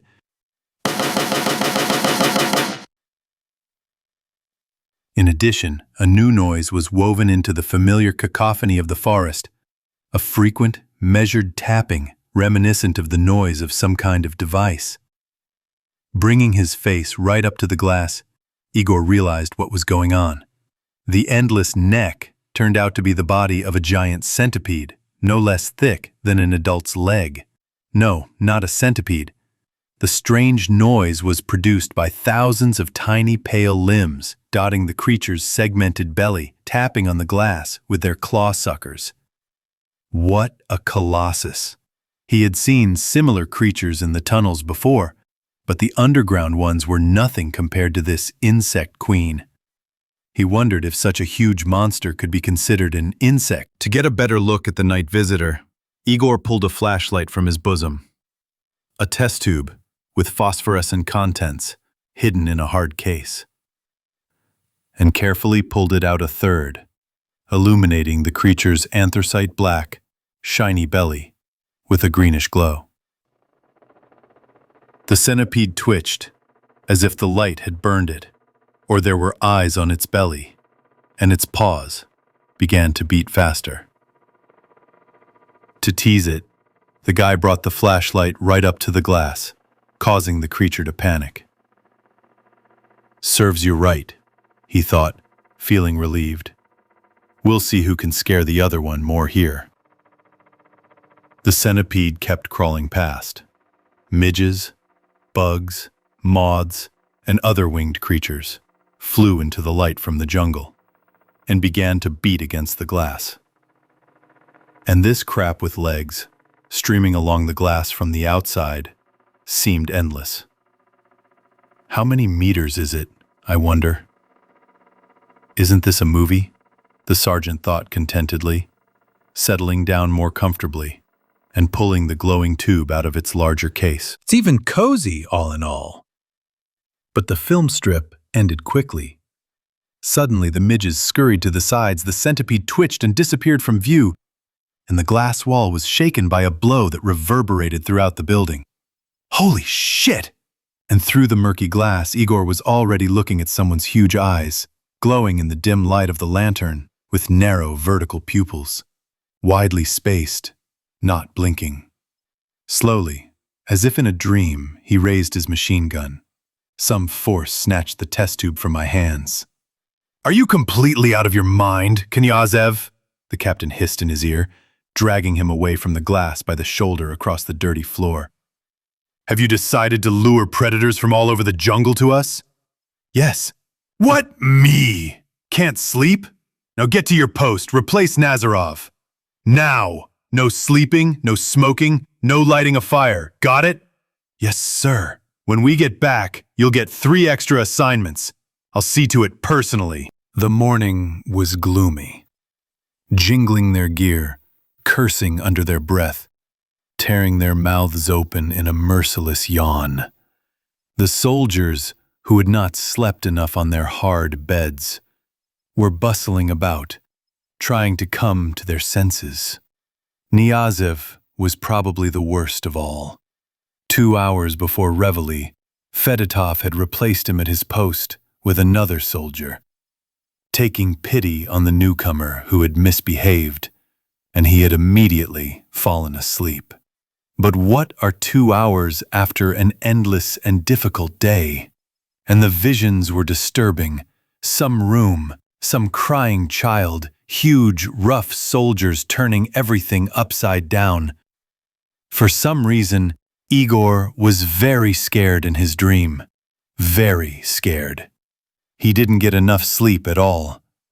"It's okay," laughed Sergeant Baikaltsev, with whom Knyazev had become friends yesterday. "You'll recover. You need to sleep at night, not admire the beauty." But now Cerberus won't let you cool off. The soldiers called their commander Cerberus for his rare spiritual qualities. "We're moving out in 15 minutes, the captain announced to the soldiers. "The order of movement is the same. Double your vigilance. We're entering foreign territory. Use weapons without command immediately to kill. Consider everything that moves a target." The introduction took exactly those same 15 minutes. "If only I could boil some tea," grumbled Baikaltsev, picking out a machete from a pile as if they were very different from each other. Sharpened heavy pieces of iron, already touched by fresh rust and eaten away in places by poisonous juices. You can't drown very far on dry rations alone. "Chatter." Fedotov heard everything. "We'll have tea at home when we get back." And there was nothing to make a fire with. It was unlikely that the lush vegetation surrounding the pavilion would catch fire, and there seemed to be no dead wood suitable for firewood here at all.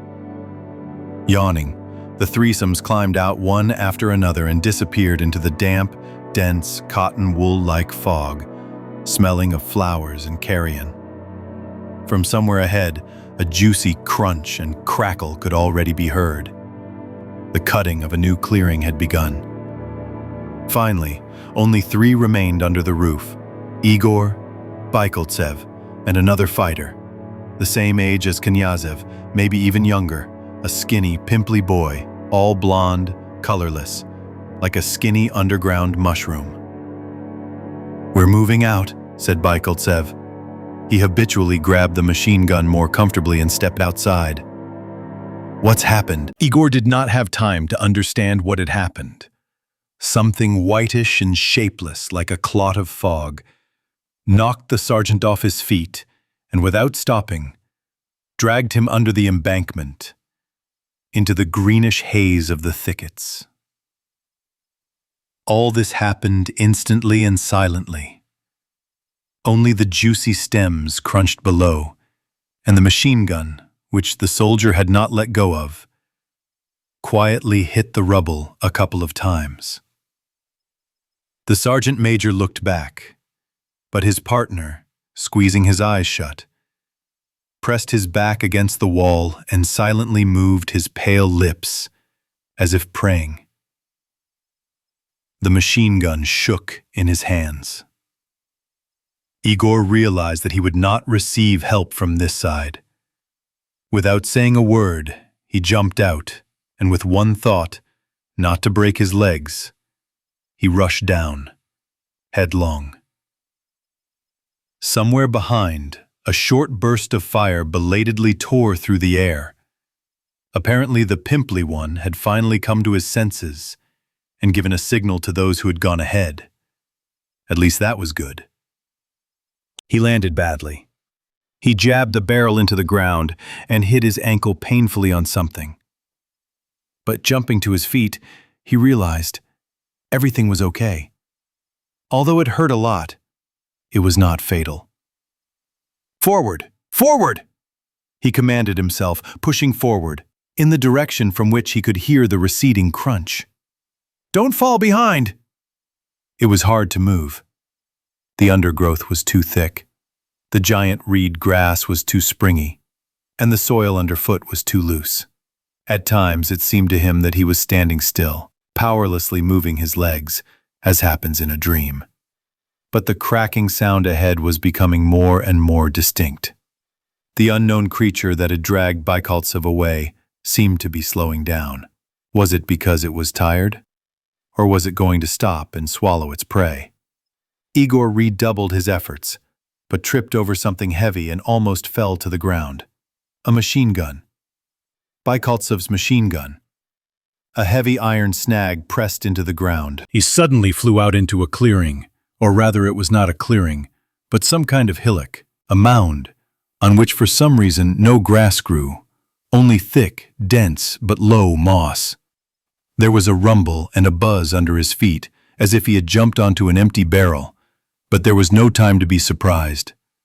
Through the tall grass, thickly growing from a deep but not very wide ditch separating his patch from a similar neighboring one, the sergeant major saw them. The whitish, even somewhat greenish creature, like the fog enveloping everything around, leaned over the lying man in a camouflage suit and seemed immaterial, like a puff of that very fog. If Knyazev could charm the spirits, he could try. But now he had only one weapon in his hands, an old, scratched machine gun. Would the bullet cast by the Mayday people kill the ghost, or was it a beast of flesh and blood? There was no time to think, and no other way to find out except... Igor raised his machine gun, and he froze. The barrel was completely filled with earth. It had probably scooped it up when it fell. The first shot would tear it apart, ruin it beyond repair, and even tear off Igor's hands. No, he couldn't risk it. The palm of his hand felt the hilt of the sword. Knyazev took a step forward, and an amazing creature emerged from the fog that had enveloped him. It was enormous. The fluffy, dirty white fur that covered the predator's body turned it into an immense and shapeless lump, like a small cloud that had descended to the ground. But it was material. It was alive. A pair of bright orange eyes stared at Igor with hatred. A long tail furiously swept the moss and fallen leaves. The muzzle was smeared with red. "He looks like a cat," Knyazev thought absently, clutching his weapon tighter. "But he's so huge." He took a step forward and thrust his sword forward. The cat bared his yellow 10-centimeter fangs and growled gutturally right across the muzzle with a pull to cut to the bone. Flashed through his mind the parting words of the sword master who had once taught them, the boys, fencing. And then, without a swing into the throat, and suddenly the beast retreated. Still growling, it backed away until its hind paw, with a metallic screeching of its claws, fell into the ditch between the hummocks. Then it flexibly, like a cat, twisted and disappeared into the thicket, filling the forest with a disappointed cry as it left. And only now did Knyazev feel his hands and feet shaking. Bykaltsev was lying face down. There was no blood visible, but Igor knew from experience that blood was only clearly visible on a white or human body. He knelt down next to the sergeant, pulled off his glove and tried to feel his pulse on his neck. The fingers got stuck in something thick and sticky. Alive? They were surrounded by familiar figures with weapons at the ready. Alive? Dead? "I don't know," Igor muttered helplessly and was immediately pushed aside. Sergeant Bykaltsev was born with a silver spoon in his mouth. The monster's fangs were unable to break the big guy's bull neck, but they seriously damaged his blood vessels. And now life was leaking out of his muscular body drop by drop. Neither bandages nor tampons, with which the detachment's medical orderly, Sergeant Gayev, tried to clamp the gaping wounds, helped. He needs to be taken to the hospital, the medic said with concern. What? The oldest in the detachment, whom everyone called Mitrik, either by his patronymic or his last name, put in a word. The clearing is straight. If it's not overgrown yet, we'll get there in an hour. And if we run, Captain Fedotov remained silent. Stop, he snapped after a minute. Build a stretcher. We're going back to the station. I'm telling you, to Izmailovskaya. Mitrik cursed dully and inaudibly, turned sharply on the spot, and disappeared into the thickets. And the fighters were already in action.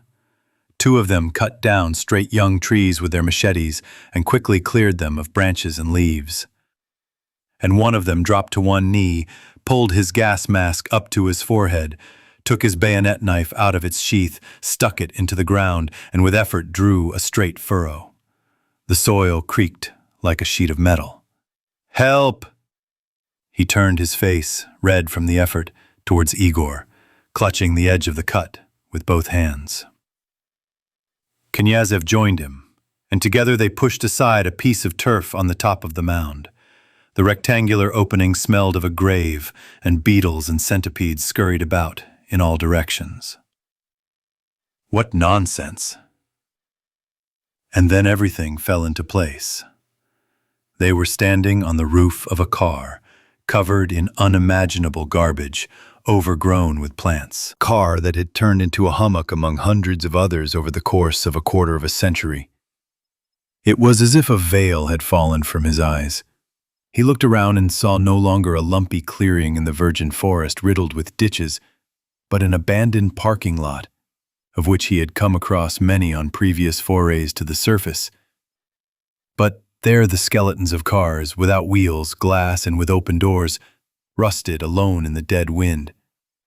But here, in the Ismailovo jungle, they were enveloped and digested by a new wild life, a riotous, newly forming nature. What? Did you fall asleep? With a joint effort, they tore off the rusted-through roof of some Volkswagen or Ford, or maybe even a Zhiguli, placed it on prepared poles, and then, with all the precautions, placed it on the wounded man's improvised stretcher. Forward! Forward! Several fighters were already cutting a new path to the station. It was not difficult. Only 10 meters through the reeds. 4 of them were carrying Baikaltsev, and the rest were keeping their guns trained on the motionless jungle.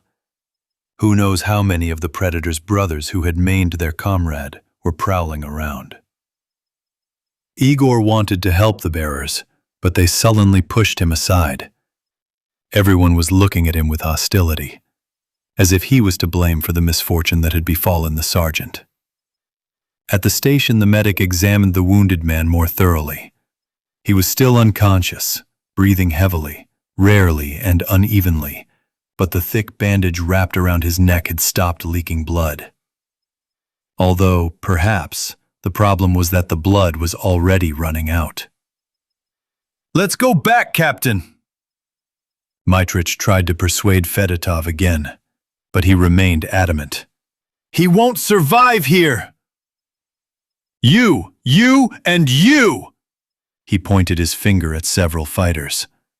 "Stay here with Baikaltsev and wait for us!" "I was a cop and I'll still be one." The old soldier waved his hand in frustration and stepped aside. The medical orderly injected Baikaltsev with something from a syringe tube right through his chemical suit, and the wounded man's breathing gradually calmed down. "The devil is tough," the medic declared, rising to his feet. "He'll outlive us. If we're lucky, of course." 2 fighters were already loading massive backpacks with corrugated hoses onto their backs. "We had flamethrowers?" Igor Fedotov asked. "Then why did we—" "You ask too many questions," the captain said through gritted teeth. "Take your seat." And the first stream of fire had already whistled into the green wall, igniting even that which by definition could not burn.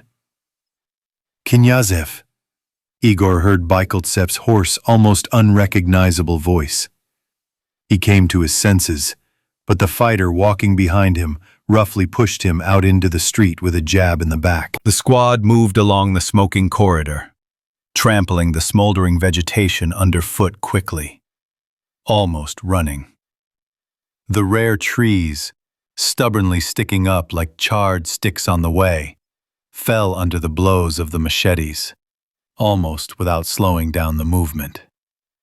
They had to stop only in one place, where the road was blocked by thickets of tough, barbed wire like bushes, completely devoid of leaves, but continuing to resist even steel blades. In order to cope with the obstacle, they had to delay for half an hour. And very soon they found themselves in an open area again. To the right, a vast lowland overgrown with tall grass opened up, and behind it, the skeletons of high-rise buildings were visible again. And ahead, where the embankment turned slightly to the side, a bottomless black hole gaped among the bushes, the mouth of the tunnel. "They've arrived," the captain muttered. "Mitrich, take command. Take up defensive positions and wait for our return." "Yes, sir," he muttered, turning away. "Semyonov, Knyazev, with me." And without turning around, he walked forward, straight to the mouth of the tunnel. "Why are there only 3 of us?" Igor caught up with Fedotov, and the third continued to snore behind, heavily stomping his boots. "3 is enough," the captain smiled at something unknown, turning to him. "We'll do some reconnaissance. Take a prisoner. What are you, a sergeant major? Is this your first day on duty?" No, the surroundings did not resemble a populated area. Igor assumed that they would sneak up in the dark, stealthily, and take the barricades blocking the entrance to the metro with a fight, or perhaps use some side passage. But like this?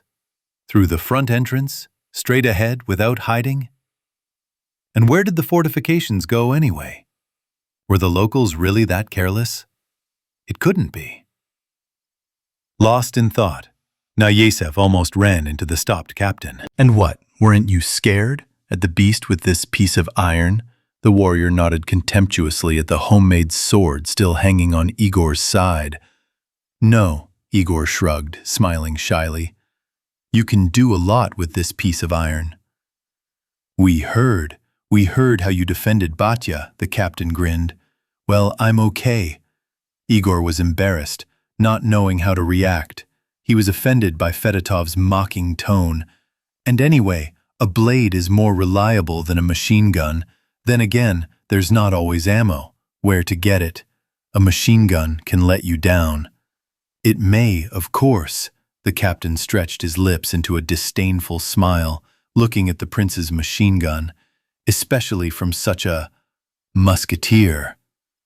Igor belatedly realized with remorse that he had not cleaned the weapon and pulled the machine gun off his shoulder.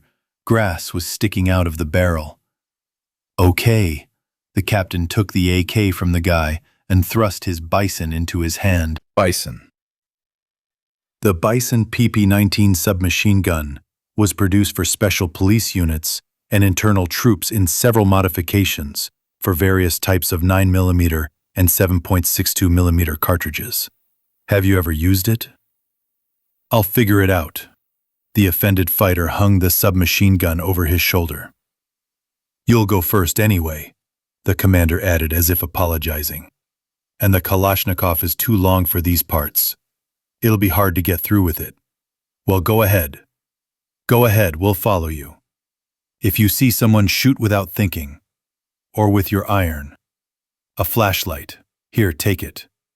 He extended the test tube he'd taken the night before on his palm. It's as dark as, well, you know. Without saying a word, Igor took the lamp and turned around, precisely as if on the parade ground, and he was the first to dive into the blackness of the tunnel. He liked what was happening less and less. "What if they shoot you in the back of the head now?" asked an inner voice sarcastically. Not his own, but very similar to Antokin's. "For what reason?" Igor snapped mentally and walked forward. The sergeant forbade himself to turn around, but his soul was scratched by cats, and he breathed a sigh of relief when he heard footsteps behind him. The captain and the soldier were still following him, albeit at a great distance. "What a strange operation," the invisible Anton continued.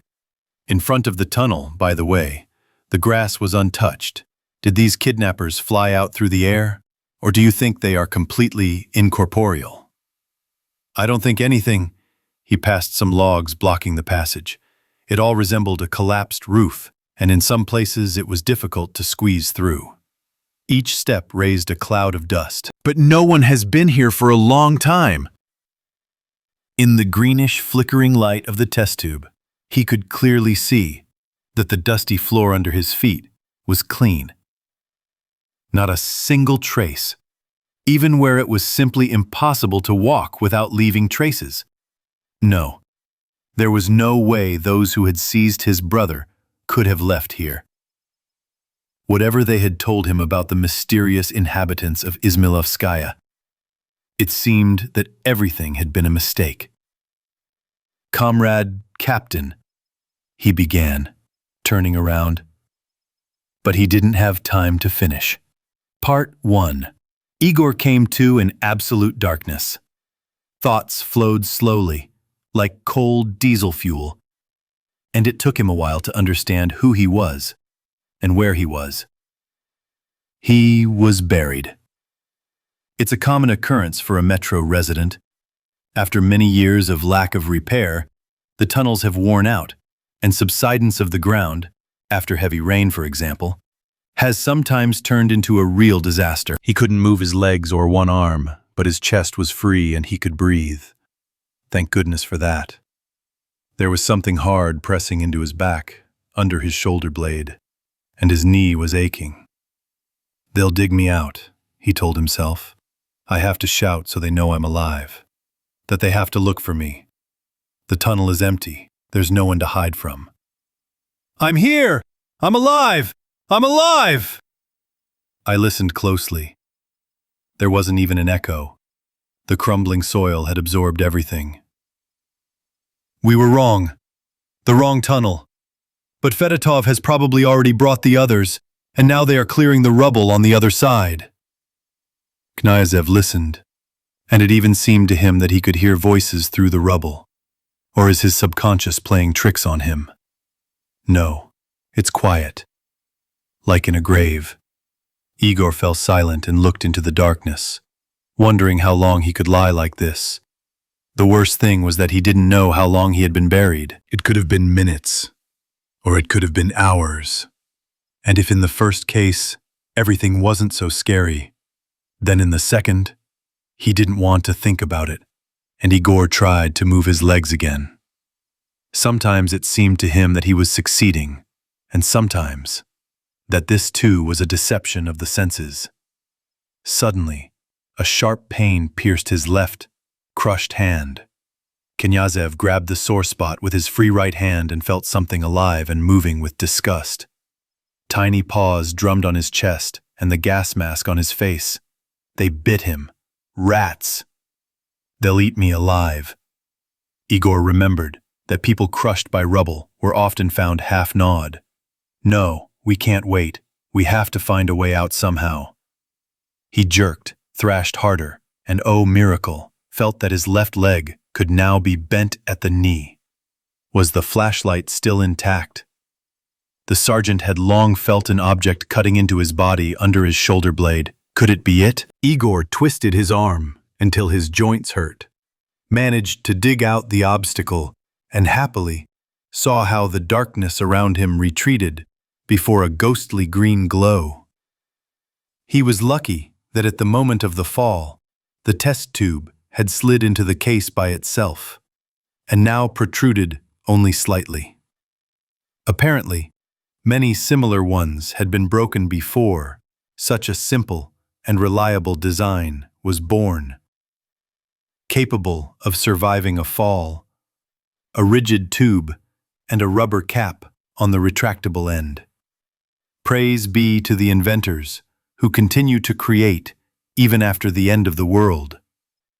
Without them, life would have stopped, and his, Igorov's, life would have been cut short. Even with the dim glow of the flashlight, working at 5%, he saw what he needed. He was being pinned down by only one beam. A concrete one, seemingly unliftable, but only one. And so, he could try to get out on his own, without outside help. What else could he do? Rot. Again and again he strained all his muscles until red circles appeared before his eyes, trying to shake and move the monstrous weight. Gritting his teeth, tearing his skin right through the chemical protection, Igor freed his hand from the stone trap. There. And suddenly the beam started going down. Towards him. He thought, that's it. The end. He jerked with his last strength, otherwise it would grind him into a bloody pulp. But it stopped, resting against something hard. Screaming from the tension and pain, Igor broke free. I hate you! Knyazev kicked the beam heartily. I hate you, bastard! Concrete can withstand anything. The adrenaline that had run through his body in a boiling wave was leaving emptiness and mortal fatigue. A hangover after this small victory. He had been saved. He had gotten out, good. But what next? Between him and the other fighters was a blockage. Behind him was a hostile station. And he, Igor, was alone with unknown enemies. Of course, he could sit here, in a relatively safe nook, covered from behind by rubble, and wait until they broke through to help him from the other side. But would they break through? The captain who led them on this expedition was a strange man. He was even ready to sacrifice the life of his own proven fighter he left by Kaltsev at Izmailovskaya. Perhaps he left him to die. Although he could have returned back to the base because Batya would hold him accountable for the life he had lost. And not only Batya. Kaltsev has relatives too. And if the captain could so easily abandon his bleeding comrade at Izmailovskaya, a guardhouse lost in the jungle, then why on earth would he fight for the life of Knyazev, an outsider, a beardless musketeer, a greenhorn? Going into the tunnel was a mistake. But why was Igor sent there first, and why did the others keep their distance? Was it a mistake, or... No, you can't wait for them to get to him from behind the rubble. You can only rely on yourself. Maybe he should be less afraid of his brother's mysterious kidnappers than of his own. The Mayday ones? After all, the locals were careless. They didn't even think of building a flimsy barricade to block the entrance to their territory. To the tunnels. Well, okay. Let's say they're not afraid of people here. They consider the metro, beyond Izmailovskaya, to be as dead as most of the Pervomaisk residents considered Partizanskaya and the other stations. But they can't put up with mutants roaming the jungle here, can they? Knyazev recalled the furry monster that dragged the mighty Kaltsev into the bushes like a rat by the scruff of the neck. And a shiver ran down his spine. But it was far from the largest beast, and certainly not the most terrible. It happened that more experienced townspeople told stories of such monsters, that the hair on your head stood on end just from their stories. And even explorers of the labyrinth tunnels like Anton could surprise you with such a tale about underground monsters that it was scary to even leave the station. The memory of Antoka shook Igor completely. As Major Balagur, to whom the youngsters were ready to pray, used to say, a special forces soldier is a combat unit in himself. He is a whole unit in himself. Reconnaissance, assault group, and fire support. Right? Right. No matter what kind of enemy he must face, no matter how numerous the enemy may be, in dexterity and skill, in courage and fury, a special forces soldier must surpass a dozen enemy soldiers. It's not that easy to become a Pervomaiskaya Spetsnaz soldier. It's an honorary title. You have to earn it. The Pervomaiskaya Spetsnaz has come out of such scrapes with honor that the situation Igor is in now can easily be considered a regular leave. He tore throats with his teeth. He took bullets with his chest. He strangled monsters with his hands. Pervomaiskaya Spetsnaz is a legend. Why is Sergeant Major Igor Knyazev worse than the others? Maybe he too will become a legend. And then they will tell heroic tales about him to the gaping, snot-nosed kids listening. There is no way back. And that means we have to go to the metro. Into the unknown. To attack. Just inspect the arsenal, check the combat readiness of the weapons, and... Igor picked up the bison from the ground, looked into the barrel, checked the magazine. What the hell? It was unthinkable, impossible. But the machine gun that Captain Fedotov had thrust into his hands just before the collapse turned out to be unloaded. Igor sank helplessly onto the beam and, cursing desperately, stupidly stared at the empty cylindrical magazine for the bison.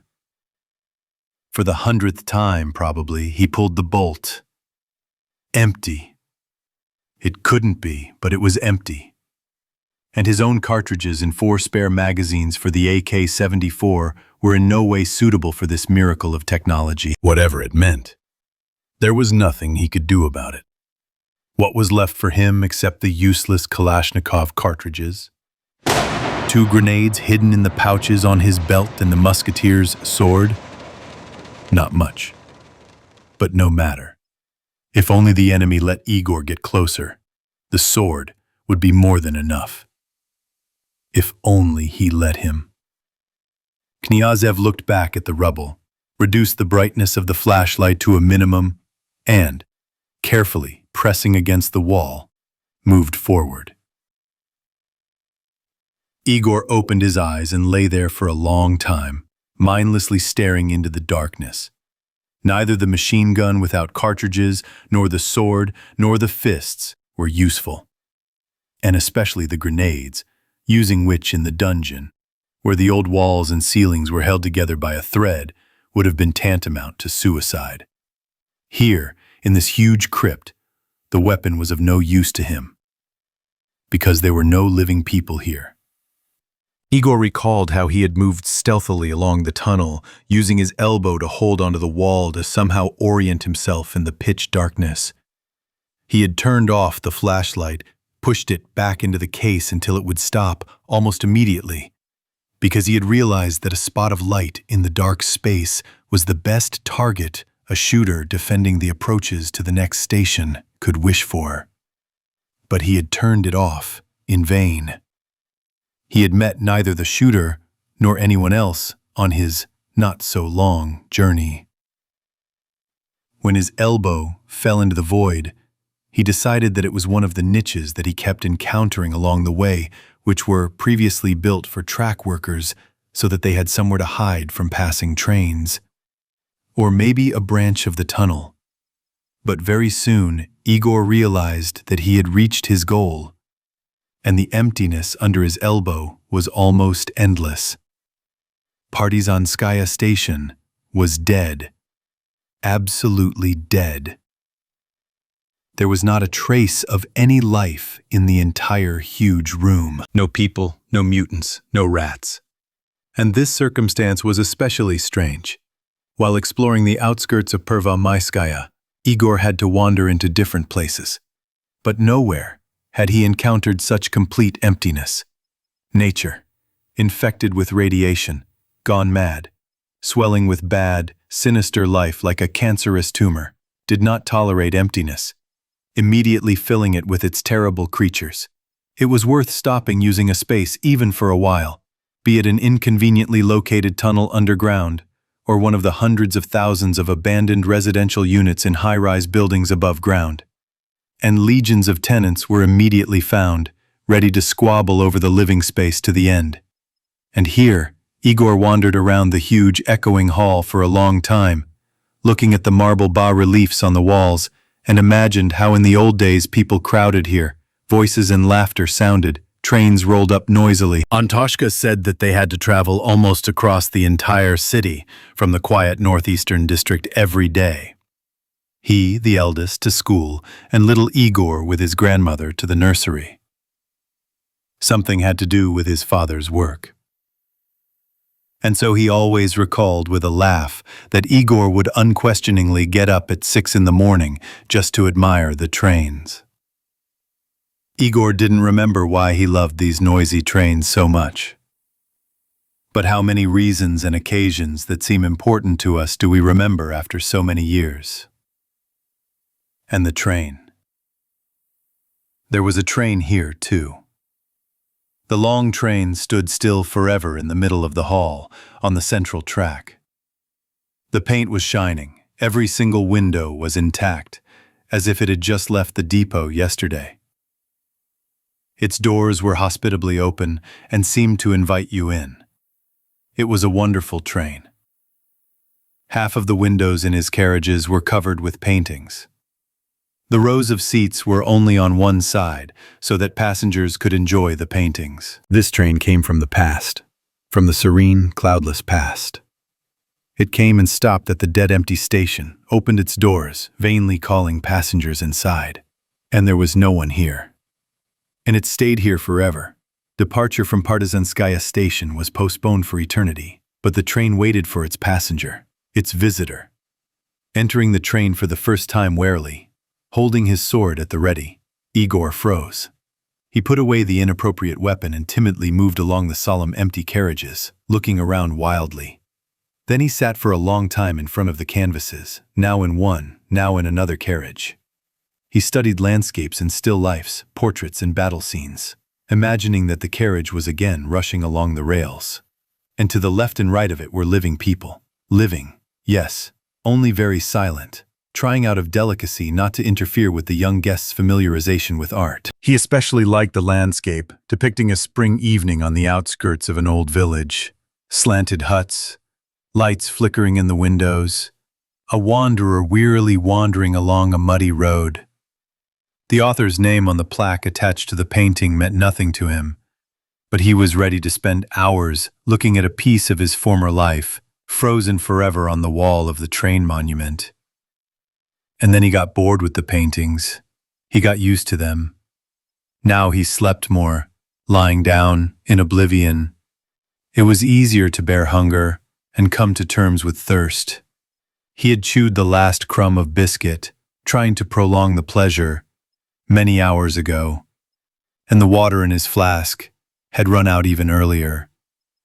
If he had known that the wait for help would last so long, he would have stretched out the food and water for a longer period. But who would have thought that no one would find him for so many days? Time here, in the pitch darkness, was a relative concept. Igor never had his own watch. Mechanical watches were extremely highly valued by the Mayday people, more expensive than car electric generators. For a worn-out chronometer in a nickel-plated case, which once cost pennies, you could exchange 2 chemical suits, a relatively new gas mask with spare filters, a magazine of cartridges. Yes, their owner could get a lot for an old Zarya or Chaika. Such goods were snapped up with their hands, without bargaining.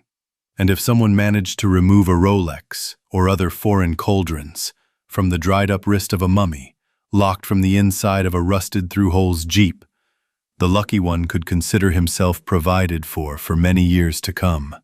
Considering the rarity of such things, Knyazev, for example, reliably knew of only a dozen such cases, and not very comfortable life, for the rest of his life. But there were plenty of electronic trinkets, from plastic strap to solid gold bracelets. But they lacked the main thing, batteries that make thin hands run along their eternal orbit and numbers blink.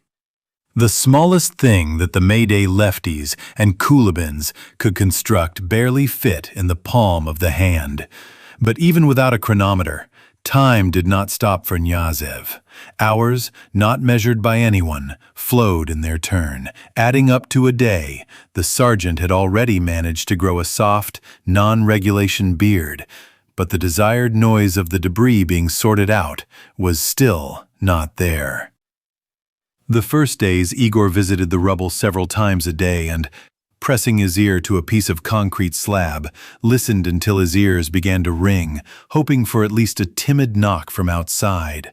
But the only sound that broke the silence was the pounding of blood in his head. Knyazev Jr. would not have been able to leave the dead station on his own, even if he had wanted to. All the tunnels were blocked up, and, unlike his passage long ago, and the exits to the surface were sealed with hermetic seals, the mechanisms of which either had some kind of secret or had broken down in time immemorial. Igor was never able to open the way to freedom. Just as the previous inhabitants of Pervomaiskaya failed. Here and there the boys stumbled upon their remains. The inhabitants of Pervomaiskaya lay alone and in groups, sometimes clinging to each other in a final mortal embrace. Over the decades that had passed, their clothes had rotted away, and all valuables had been stolen by looters, but no one had bothered to bury the dead. Igor, brought up to respect death, occupied the endless hours of his confinement by dragging skulls and skeletons into the distant tunnel opposite the entrance and piling them up at the foot of an even more monumental blockage. And only when he was weakened by hunger and thirst did he stop this belated, strange burial, although there was no end in sight. The final stop. The train will not go any further. Please, clear the carriages. The monotonous work and the proximity of eternity contributed to reflection. Knyazev strung together recent events, reservations, and seemingly insignificant facts. The picture was not pretty, with many questions, the answers to which were obvious, but the tongue would not turn to say them out loud, even in a whisper, even mentally. Who were the attackers? If everyone at the two stations knows each other, and the number of robberies in the entire history of underground cities can be counted on the fingers of two hands. Who kidnapped his Antoshka, if the hypothetical inhabitants of Pervomaiskaya could attack a living person only after rising from the dead? Why did people, Igor, whom he had been used to trusting since childhood, whom he respected and loved, convince him that this station was inhabited? Fedotov's detachment, and perhaps not only him, easily reached it and could not have failed to know about the desertedness of this God-forsaken place. Otherwise, they would not have gone so confidently, spitting on the enemies who supposedly dug in here. And their plans were only upset by the attack of a beast which no one had foreseen in advance. The reason why it seemed the whole world had turned against the Knyazev brothers remained a mystery, but Igor was tormented not so much by curiosity as by disappointment. Once in his childhood, very early, a long time ago, Igor managed to watch a foreign film about aliens on a barely functioning VCR.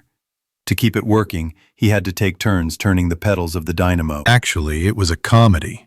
That's how Anton later explained it to him. But the film made an indelible impression on Igor. To learn that somewhere high above his head, in the sky, there could be living creatures, that the inhabitants of Pervomaiskaya were not alone in the universe, was an incredible, exciting discovery for the boy. He believed it immediately, and would like to believe it to this day, no matter how much Anton ridiculed him, explaining that that old film was a cheap, stupid comedy. And now, when Batya and the others suddenly admitted that there were other people in this world besides the inhabitants of their two adjacent stations, Igor felt himself returning to his distant childhood, as if an impossible miracle suddenly received the right to exist. But not even 3 days had passed when fate again laughingly explained to him that they were once again putting on a comedy in front of him. Here they are, the residents of Pervomaiskaya, residents of the rest of the metro. The spine separately, the skull separately. I'll get out, Igor said stubbornly to the darkness. I'll find Antoka. I'll sort everything out. I'll get out. But it was no longer clear whether Knyazev was saying this out loud or whether he was half asleep and half delirium, and it seemed to him that he was saying this. He swore to get out, save, take revenge, and he himself did not believe it. And strange dreams came here. One dreamed of him once every 1,000 times, repeating itself in detail every night. Here he is, still dressed in a dirty, patched hazmat suit, with a machine gun under his elbow, walking against the flow of people through a station that is familiar to him, down to the last detail. Only not this one, dark as a mass grave, but brightly lit, sparkling with carved marble walls and polished stone floors, nickel and bronze. The smartly dressed, blooming people seem not to notice the dirty visitor from the underworld, flow around him without touching him, smile cheerfully into his face, hidden by the ugly, rubberized mask of a gas mask, and say something to each other with laughter.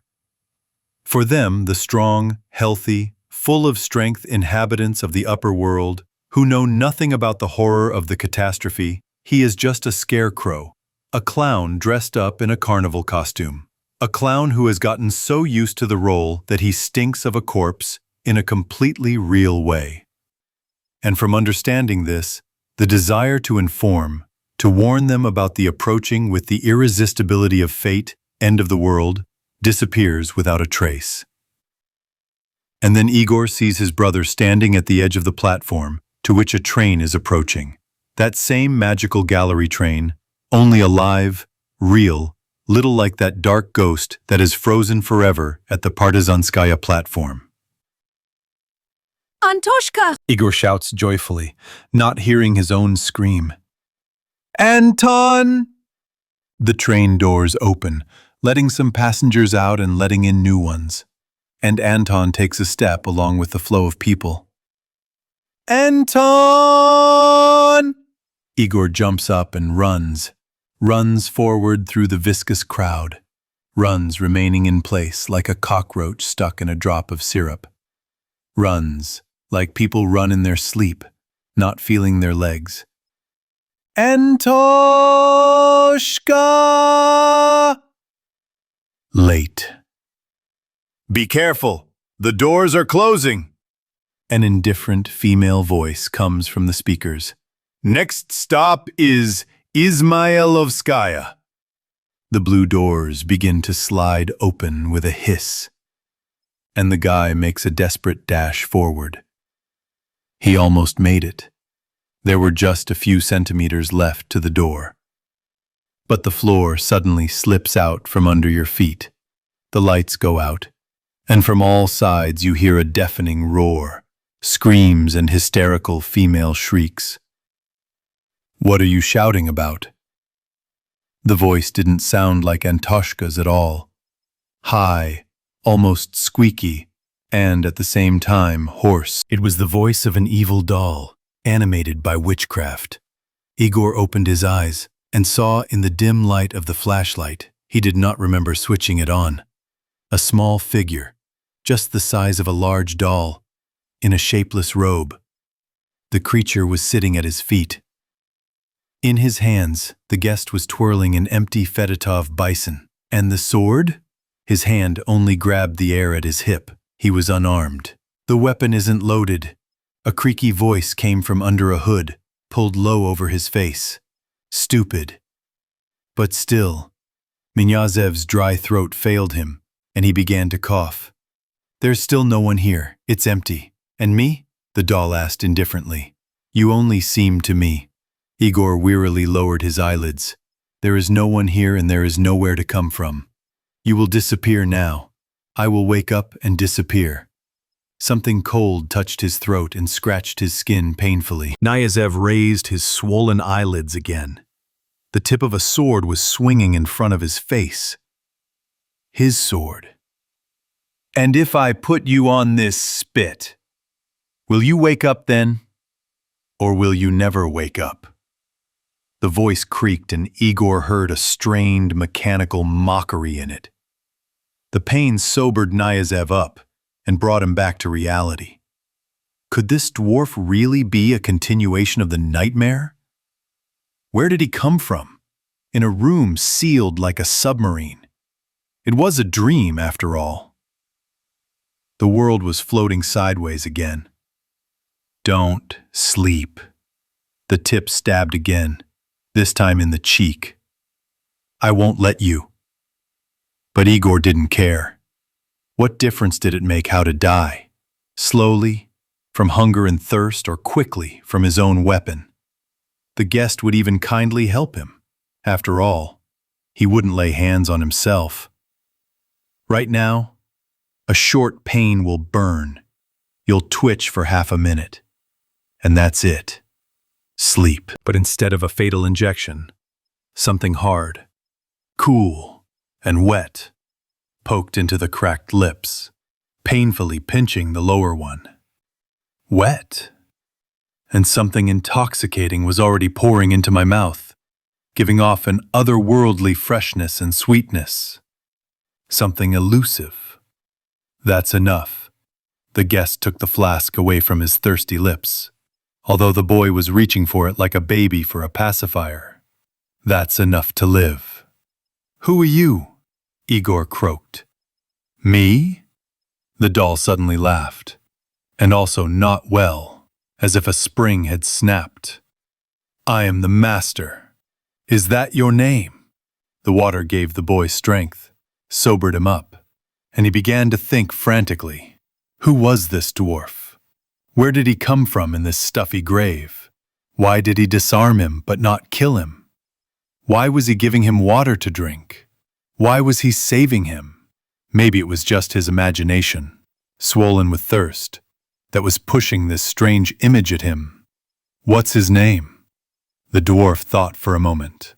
Call him Hunter. A hunter? Knyazev asked cautiously. What are you hunting? Mice? There's hardly anything bigger here. Mice, the owner repeated after him. And big game. Like you. Igor fell silent. How to act in such a situation? What does his savior or captor want from him? Why are you saving me if I'm your prey? Knyazev asked, swallowing. You don't have to kill the prey. You can tame it. Keep it for later. If you don't get water, you'll die, you'll rot, you'll stink. The only way to get a carcass like that out is to take it apart. You can't leave it. It's inconvenient. While you're alive, the meat is preserved, and it's easier to get rid of you from here. The doll's voice tinkled mockingly again. Knyazev felt sick from this attitude, like an animal. Although, maybe he just felt dizzy. This is not human, he muttered. Who told you that I'm a man? The hunter muttered. The hunter looked out of the hole and stared at Knyazev. The hood lifted up, revealing the creepy face of this strange creature. No, not a face, a mask. A rubber pink mask, as if it really were a face, torn off a large doll. Under the mask, two eyes wandered restlessly, predatorily, and they really weren't very human. Igor still hadn't brought himself to rip off the fake smiling doll face. Who knows what was there? Maybe monstrous, ugly burns. Maybe scars. Maybe pockmarks. It was no accident that this creature hadn't grown bigger than a child. No, Igor didn't want to rip off the pink mask. I can't fit through here. Igor stopped trying to squeeze through the narrow gap a cat wouldn't fit through, and sat down on the floor. You don't want to try, the creature said indifferently. Stay here, it suits me. You won't come back either. You won't pollute my house. The hunter was right. Even the most dexterous fighter of the Pervomaiskaya Special Forces would not have been able to climb the 5-meter steep cliff without mountaineering equipment. The path shown by the owner was a one-way road, or to one end. It seems a sad one. Don't rush in, said the hunter. Leave your clothes and gear downstairs. I'll bring it. Igor didn't want to undress. He didn't trust his new comrade. Disgust for mutants had become ingrained in his flesh and blood over the years. Even if he was a former human. What if he wasn't a human at all? Fell asleep? The spring snapped. Leave me alone! It took at least half an hour to overcome this obstacle. And there is much more like this ahead? Scratched bloody, squeezed dry, Igor fell down, exhausted, onto the lattice floor of a small round hall that looked like a concrete pipe turned upside down. The ceiling was lost in deep shadow, which the weak light of the flashlight could not penetrate. In fact, it was not even quite a floor, and not a hall at all. A narrow, open-work flooring with flimsy railings ran around a shaft that went deep down into the darkness, from which came a musty dampness. "That's enough," his companion said happily, emerging from the hole he had just cleared with a bundle of Igor's ammunition. With his teeth chattering from the cold and at risk of falling through the rusty flooring at any moment, Igor somehow pulled on his clothes. By his estimates, they had been on the road for more than a day, occasionally stopping for short rests and then moving forward again. Taking advantage of the moments of rest, the hunter would curl up into a ball. Damn, the human spine is not capable of such flexibility, and instantly fall asleep. And his nerves were also inhuman, strong as ropes. And the sensitivity of the ears hidden in the hood was also animal-like. If Igor came closer to this creature than 3 steps, it would immediately wake up, and half asleep, suddenly hiss unpleasantly instead of words. During the first halt, Igor was unable to close his eyes, not trusting his strange companion, but already during the second, fatigue took its toll and dragged the guy, exhausted by the extremely difficult obstacle course, into a deep abyss of sleep, similar to fainting, and he was again awakened by the mocking voice of his strange companion. "You can try to get up here," the hunter said. "There are brackets in the wall. A shaft. It's 30 meters to the top. There's a hatch at the top. It's closed. You need to unlock it. Is it difficult to open?" Igor studied the chain of rusty, slimy clamps embedded in the concrete wall. Badly embedded, sloppily. Some had fallen out completely, or were hanging on by a thread. Climbing such a ladder without safety equipment would be suicide. Is it difficult? I couldn't open it. The hunter twitched under his robe. Maybe you can do it. You'll do it well. Who will I do good for? To those above, you will open the way for them. Who's up there? Nobody knows. It used to be a park, but now, I don't go there. My skin is dear to me, the hunter trilled. I like quiet places. The jungle? Igor grinned. The jungle, for example. But I don't want to go there. People say different things about these places. Who is speaking? You are not the only one? Knyazev asked cautiously. I am alone, but there are others, the creature snapped. How are you? Listen, man. It suddenly hissed. Why do you need to know this? The eyes under the mask lit up with a devilish yellow flame. Knyazev, who found himself unusually close to the hunter, intercepted his gaze and froze. The pupils in the slits of the rubber doll mask were narrow, vertical. Igor fell silent. Are you going to eat? The companion stuck his paw into his bag and rattled something tin there. Yours is not, Igor muttered, turning away. A simple truth had been hammered into his head since childhood. You can't eat anything brought from the surface. A taboo of sorts. No matter how appetizing it looked, and no matter how much you wanted to eat it. Anything that wasn't packed in tin, glass, or thick plastic was mortally dangerous. Moreover, the death that lurked there could be long and painful. Even without it, dozens of May Day people died every year from various forms of cancer, and about a third of children were born deformed or crippled. I wonder, Igor suddenly asked himself, where do they go? Indeed, he knew very well that mutant children were born, and not only those who, due to their job description, were obliged to regularly go to the surface. This fate did not pass by inveterate homebodies, who had never seen any sky above their heads except for the blank concrete vaults. He once happened to see two tiny boys, fused at the heads, and a mermaid-like girl, who had something resembling a fishtail instead of legs. There were whispers of other, more terrible deformities. But these were babies, who did not survive birth, and often took their mothers to the next world. But what happened to those freaks who clung to life to the last? Where did they put the human mutants who managed to crawl out? There were none of those at the station, and this topic was fenced off by a thick wall of silence. Cleaner than the topic of habitability of the rest of the metro. Are they really being killed? No, it can't be. You'll become a kid, the hunter suddenly said, and began to jingle contentedly and croak.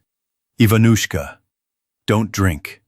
Igor did not immediately understand what he meant, and then it suddenly dawned on him. Yes, this creature was from a children's fairy tale. Is he joking? Until now, it seemed to Knyazev that this strange creature under the doll mask spoke not like a person, but like an automaton. Soullessly, mechanically. And suddenly it turned out, no, it guessed what Igor was thinking about intensely and even mocked him, teased him. There is a soul in it, after all. And somehow it immediately became warmer. It felt better. You're a fool, Igor involuntarily touched the top of his head, which was covered with considerably overgrown hair, instead of the required hedgehog. He wouldn't have been able to avoid a reprimand for his slovenly appearance if he had appeared on Pervomaiskaya like that. And with a beard, too. And your jokes are stupid, horns or not. But something extra will grow in the body, and that's it. Life has one end, the companion noted philosophically, laying out the food he had taken out of the bag on a rag, a piece of dried meat, a handful of some dried fruit, and something else unrecognizable, brown, crooked, and wrinkled, like a piece of old bark or last year's leaf. Will you eat it? Leave me alone. Igor turned away, angry at the treacherous sense of smell that singled out the aromas of food from the heavy smell of the dungeon. Now he would gladly give a year of his life for a piece of stale bread. And what about bread? He would be glad to have a flint-hard rusk from bread baked a quarter of a century ago. A couple of years ago he managed to stumble upon an army warehouse with such treasures. The soldiers often grumbled, finding such gifts from the past in their dry rations. And no wonder. There was no way to crack the bread, welded together for decades in a brick-hard monolith, often riddled with mold. The only way was to soak it in boiling water. That's why, especially those who were younger, would quietly throw away the black, like clods of earth. Crackers. They supplied the army with first-class food, and there was always something to chew on the sly, without breaking your teeth. Igor was no exception. The creature turned away, lifted the mask over its disfigured face, furtively shoved a piece into its mouth, and began to chomp. In vain, said the hunter with his mouth full. This way you, people, will die out. There were such huge lizards, dinosaurs. They died out, and you will die out like them. I know about dinosaurs, Igor snapped, but where did you learn about them? They'll find your bones in many years, the hunter continued calmly, and no one will know how to put them together. They'll put your skull to your ass and decide that's how it all happened. And they'll be right. The spring snapped again. Listen, you! Igor exploded, driven to the boiling point by the mocking tone of the expert. And you, as if you were not a human being. They felt sorry for you, a miscarriage, and you crawled away, hid, and started to act smart. You fool, the guide answered dully. I'm not one of your kind. You and I have nothing in common. Where did you come from? The hunter was silent, staring intently into Knyazev's eyes, through the slits in his sickeningly cute, childish mask. Igor's head felt heavy, as if it were filled to the brim with lead shot, and every new second that this creature held its seething, furious gaze on the man's face crashed into Igor's consciousness with a new portion of lead, and his neck could no longer withstand such a weight. From time to time, pain began to throb in his temples. It seemed as if someone was carefully sticking sharp, long needles into one part of his head, then into another, and slowly screwing them into the flesh, feeling for something known only to him. And then, disappointedly, he pulled them out and stuck them in again. There was no end or edge to this torture. What is this creature doing to him? Igor tried to think hard, through pain and resistance, and suddenly I realized it wasn't hatred in the strange creature's gaze. It was pain. He was in pain too, just like Igor himself. The hunter suddenly approached the edge of the platform, about to step down into the swirling blackness that had risen almost level with the grating and was raising slate-moire waves. It seemed as if an inky lake was breathing beneath them, ready to swallow them both and fill the well to the brim. The pain became unbearable. The invisible executioner plunged all the needles into his head at once, not only into the brain, but also into the eyeballs, under the nails, into the skin all over the body. Losing consciousness from the pain, Igor grabbed the hunter by the scruff of the neck and pulled back his unexpectedly light body, almost hanging over the edge of the platform. Sharp claws dug into his hand. The hunter, finally losing the gift of speech, hissed like a cat and rushed to where something even darker, voluminous and massive, was emerging from the black foggy gloom. Realizing that he would not be able to hold on to his companion, who was desperately rushing toward death, for long, and risking falling off the flimsy perch with him, Igor tore a grenade from his belt, along with a cloth pouch, pulled the ring with his teeth, and, silently praying to no one that the cloth would not prevent the lever from snapping open, and that there would be no water below, he threw the ribbed steel egg straight into the center of the coal whirlwind. There was a dull thud below. Fragments whizzed along the walls, only miraculously not hitting the couple hanging on the edge of the deck, and the needles tearing the body disappeared at once, and the hunter hung in the man's arms like a limp rag.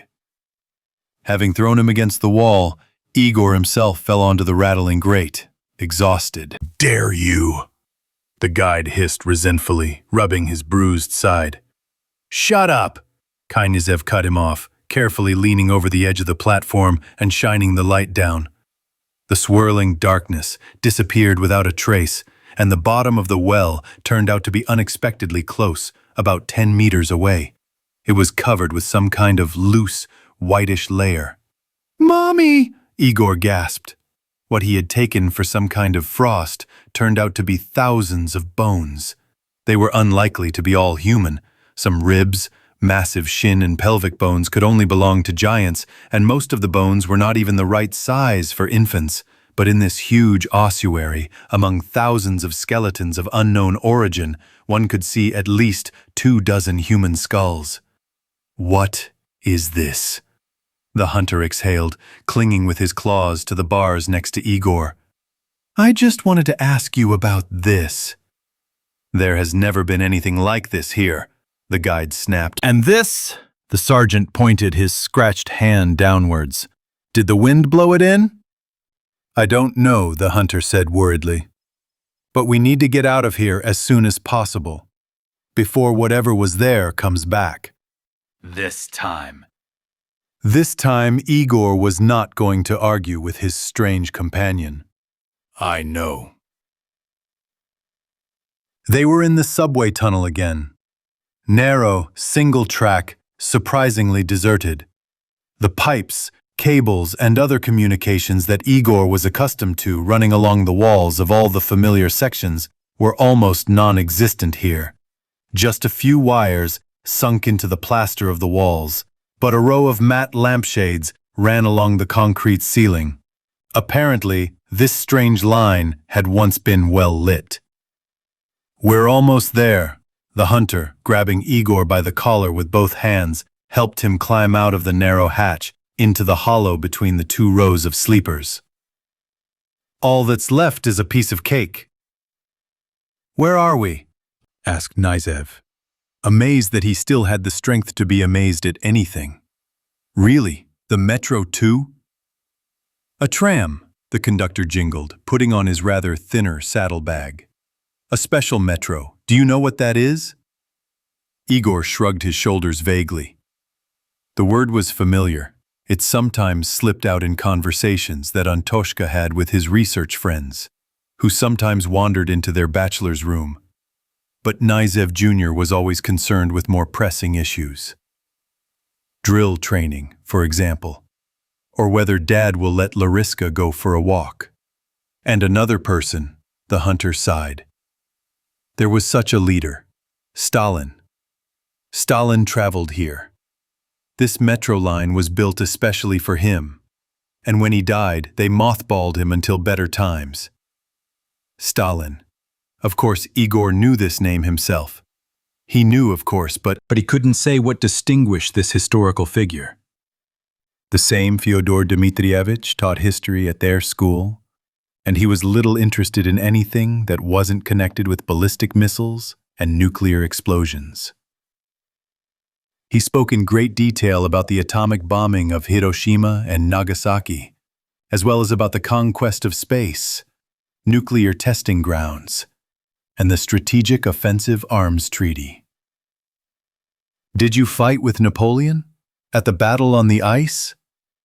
Knyazev tried his luck. "Not quite." The hunter's voice clinked again like a broken spring. "I don't advise repeating this stupidity in front of other people." "How would you know?" Igor was offended. "I'm learning," the guide replied. "I'm listening.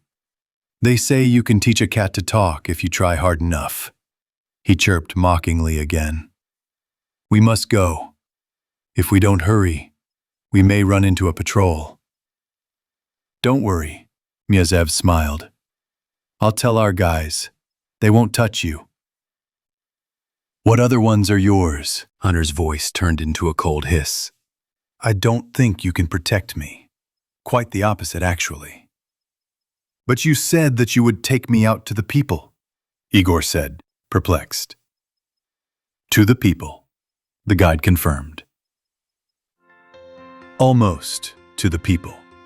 To Cherkasy." What a name, thought Knyazev. Was there such a station in the metro? Anton would have told him if he had been there. Anton knew all the stations by heart. He could draw a map from memory. "You'll like it," his companion assured him. "People. If they don't kill or eat you, you'll live with them. You'll get used to it. And if you don't like it, you'll move on. You can go all the way to Hansa. You can settle at any station.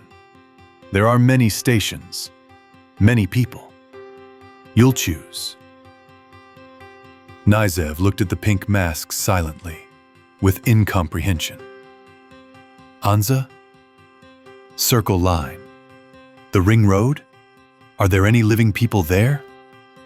"Oh yes, very much alive," his guide answered. "Too much so for my taste. There is, after all." Igor was singing inside. "But they told us," Knyazev said cautiously, afraid to trust a strange creature, a random companion. "They told us that there was nothing there, that everything was dead there, a wasteland." "Maybe they say there was something at one station, at Izmailovskaya." "They lied," the hunter said briefly. "They all lied. How did they explain it?" "Explosions. Nuclear." The air was sucked out through the ventilation shafts. Everyone died. The guide looked at Igor silently for a minute and then slapped his sides. People do that to control other people. They make people believe that there is no other world except the one where they rule. The metro was built as a bomb shelter, anti-nuclear. They calculated everything. You are being deceived. I think you're bosses. Bosses lie more than their enemies. It is more familiar and easier for them to lie. Knyazev was silent, only gasping for air. Where did you get the bullets from? 2 yellow, satanic eyes were drilling into Igor from under the rubber-pink mask. Tempt. They produce it on Pervomaiskaya, Igor said, not entirely confidently. He often asked himself where exactly on Pervomaiskaya the secret cartridge factory that Balagur had spoken about could be located. No, the hunter objected. These are cartridges from Kuznetsky Most. There's even a stamp on them, KM. This is a modernized Kalashnikov, Knyazev struggled. You can interpret it in different ways, agreed the hunter, and his voice rang out mockingly. At least try it with your last name. Knyazev. He pretended to think about it. How do they get to us on Pervomaiskaya? Knyazev did not want to experiment with his last name. Cartridges? You probably trade. Do you produce anything? Or maybe you crawl around on the surface, stalk, collect what's left over from the real old humanity? We climb, admitted Knyazev. We collect, but we throw away most of it because it's unfit for consumption. The rest is between citizens. According to merit and status, the tongue itself minted the memorized words of the Constitution of the Pervomaiskaya Republic. I don't think so, the guide replied. They're lying again. They must exchange something for cartridges. It turns out like this. They tell you that everything is for throwing out, but they themselves send the caravans to the big metro. It's logical. It's human nature to act this way with other people. But canned goods, equipment, they are destroyed so as not to infect anyone. Yes, that's right. The guide agreed contentedly. It's so good to lie, so convincingly. There are no questions left about where everything went. You people will use each other until your death. That's why you'll die out anyway. I'll be sorry. There will be no one to learn from. His squeaky, hoarse, doll-like voice sounded cold. What is this? Igor asked himself, dumbfounded. What is this? Did they lie to everyone? I'm telling you, nothing special. They lie at other stations too. And they probably lied before too. If I tell the truth, I won't be able to control you. Don't worry, we've arrived. The hunter slipped out of an inconspicuous crack, blocked on the other side by some sheet of metal rusted through with holes, looked around and beckoned to Igor. Get out quickly. He waited until Knyazev awkwardly climbed out, clinging to his ammunition and the hilt of his sword, and carefully covered the passage with tin. To stop all sorts of people from hanging around here, he explained, kicking trash onto the door. Otherwise they'll start climbing around, and you'll get tired of them. They were in a tight space between corrugated iron walls, painted in different colors. The left one was dark blue, and the right one, as if for contrast, was blood red.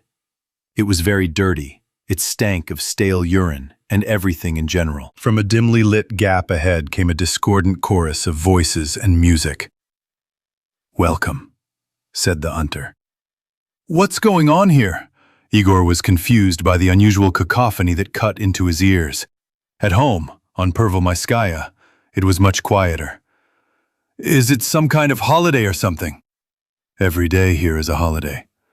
Not for everyone, of course. This is New Babylon. You said Cherkasy. Cherkasy, Babylon, the eternal city, indestructible. They say that even before the Holocaust they tried to wipe it off the face of the earth. In vain. Cherkasy is like a tumor. No matter how much you cut it, it only grows stronger. It dug underground, in basements, in the metro, and is alive and well. It survived the end of the world. It will survive you and me. What's here? Knyazev asked, looking around in amazement. This anthill, the guide nodded towards the exit. One huge bazaar. You can buy and sell everything, including yourself. How is that possible? Igor looked at him sideways, puzzled.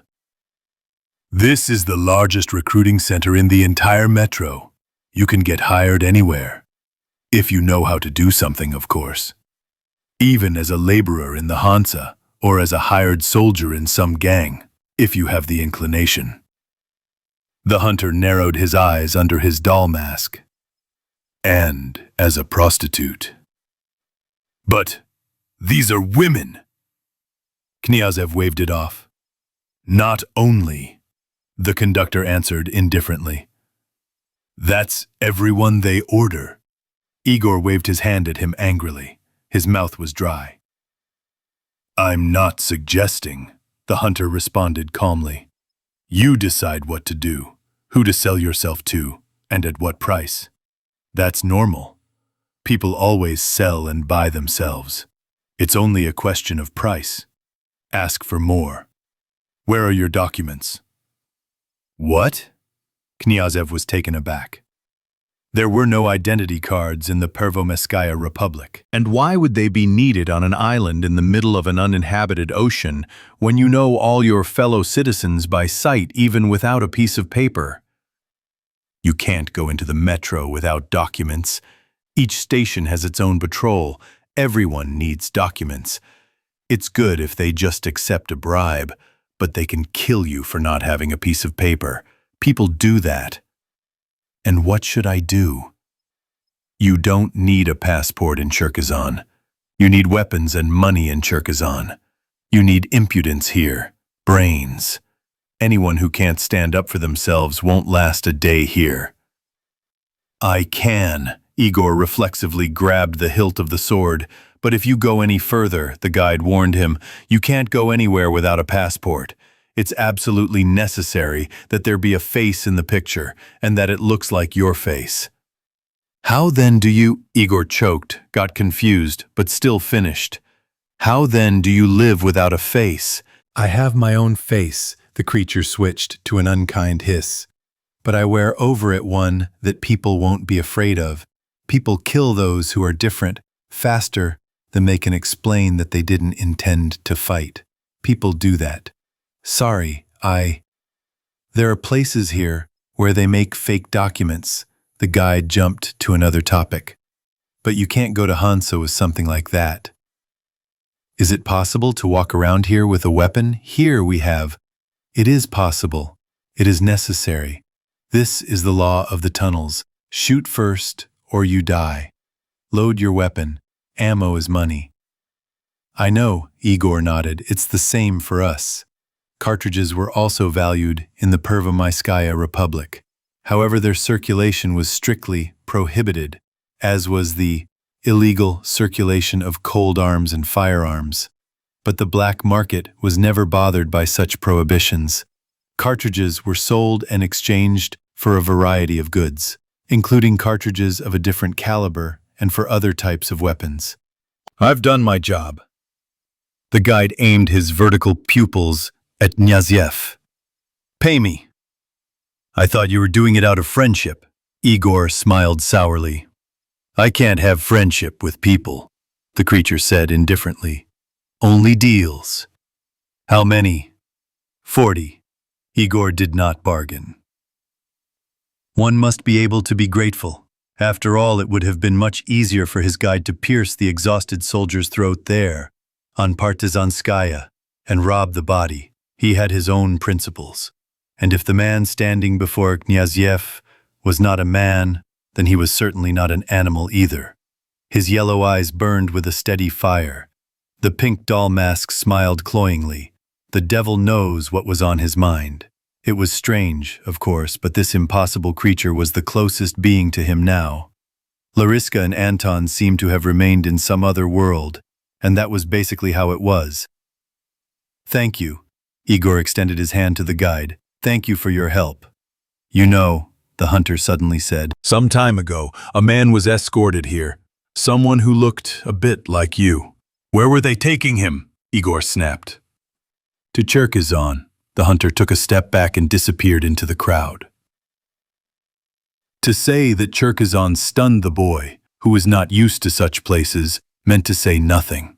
Cherkizon simply killed him, trampled him. At least 3 of his 5 senses were immediately injured: hearing, sight, and smell. Touch and taste were lucky so far, but it felt temporary. He had never seen so many people in one place in his life. Hundreds of people were standing, looking at the goods displayed on the shelves, walking, hurrying somewhere. But most of all, the shopping street itself was astounding. A narrow passage, squeezed on both sides by shops, stalls, kiosks, piled one on top of the other. Raising his head, Igor counted 5 tiers, the top of which was lost in the thickening haze above. The most respectable of all were those located on the first 2 floors. There was at least a hint of reliability, stability. Starting from the 3rd level, the stalls were already holding up, as they say, on their word of honor. They hung dangerously over the street, threatening to collapse on the heads of passers-by, but they were not yet the pinnacle of unreliability. The tents on the 5th level swayed noticeably if the sellers sitting in them made even a move, and the material from which they were built left much to be desired. Tin, plywood, even cardboard with faded inscriptions in an incomprehensible language. And what about cardboard? Some were tents in the literal sense of the word, pieces of fabric stretched over a flimsy frame. But all this did not bother the buyers much. The crowds were crowded not only on the ground, but also on the rickety platforms surrounding the stalls, sagging under their weight, swaying, but nevertheless supporting a solid load. "I certainly wouldn't go there." Knyazev stared at the women, balancing, holding on to flimsy handrails at a great height, and furiously arguing with an invisible salesman below. Right there, next to the piles of all sorts of junk, clothes and carpets hanging on poles, pyramids of dishes and all sorts of hardware, there were smoking barbecues, on which roasted meat was emitting aromatic smoke. People were sitting, huddled on stools, boxes, or even just on the ground, snacking on whatever God sent. The smells of food made the traveler swallow his saliva. During the entire journey, he had dared to eat only a little dried fruit from the hunter's supplies. First things first, he resolutely turned away from the shashlik, which the fat-faced cook was holding out to him on a skewer, smiling with his mouth shiny with fat. "I'm walking around here unarmed. And what's left, we'll eat and all that." And not everything was so appetizing. Near one of the snack bars, in a huge dirty aquarium, behind the murky scratched glass, fat rats scurried and climbed on each other, fighting for living space. Obeying the pointing gestures of the customers, the cook deftly snatched the animal they liked from the squeaking ball with a net on a long handle, and the guy did not consider himself particularly sensitive, but watching such brutality was beyond his strength. He decided that he would not eat anything near this slaughterhouse. "Buy it, soldier. I'll give it away for cheap. It will last forever and never wear out." Some skinny little man in a wildly colored robe, red and green, immediately grabbed Igor by the sleeve. It was a good thing that his clothes were incredibly dirty, and this slightly smoothed out the motley appearance that made his eyes dazzle. "My boss! Buy it!" The skinny, dark-skinned brunette pushed away the multicolored one with his dry brown palms. "His goods are bad, mine are good." Both of them were almost poking identical at first glance, bundles of some rags into Igor's face. And from all sides, new traders were already running towards the fresh buyer. "I don't need your rags," the foreman finally shook off the sticky hands of the traders. Where can I buy a gun around here? That's right, he heard behind him. There's no business for a young master here among this rabble. Knyazev turned around abruptly and saw a neatly dressed old man. On the stranger's nose were glasses with a thin gold frame, probably. The old man smiled affably, meeting his gaze. Please follow me, sir, he bowed his head. It's not far. And the whole loud crowd, as if by a wave of his hand, parted before him. Through a narrow passage almost the same as the one through which he had appeared in this Babylon, the guide led Igor to the next street. Wider, brighter, and noticeably more respectable than the previous one. Although, to be fair, it should be noted, not by much. The same crowds of people, the same buildings piled one on top of the other, although not so slanted and only 3 stories high, absolutely the same noise and smell. I don't understand, young man. The old man walked around the man lying on his back right next to the alley, in the pose of someone killed by a stray shot, but, judging by the satisfied smile on his face, alive and very happy with life. What did you find in this cesspool? He pointed over his shoulder with his thumb. All the decent establishments are here. There you'll only buy rot, rubbish, and fakes. The real thing is only here. As far as I understand, you're interested in weapons. What exactly? Cartridges, Igor answered briefly. For some reason, despite all his politeness, he didn't like his guide at all. He seemed somehow unreal, fake. Oh, I know a place with a great selection of ammo. I'll take you there if you don't mind. It's not far. He smiled and walked forward, occasionally looking back at the sullen Igor, who had no choice but to follow him. It seemed impossible to get his bearings here in the real Babylon of the underworld without getting used to it. And he felt uneasy, being unarmed in a strange place. Almost unarmed. It seemed like they weren't creatures around. They were ordinary people, but it would still be calmer with just a finger on the trigger. It's not for nothing that they say, mention the devil, and he's right there. Passing by a sparse crowd looking at something near the wall of one of the shops, he cast a casual glance there and shuddered. In a cage welded from thick reinforcement, a creature from a nightmare was raging. Naked, whitish and wrinkled skin, a huge head consisting, it seemed, of one mouthful of sharp fangs. Long, sinewy paws ending in almost human hands. The machine gun jumped into his hands by itself. But the old man was right there.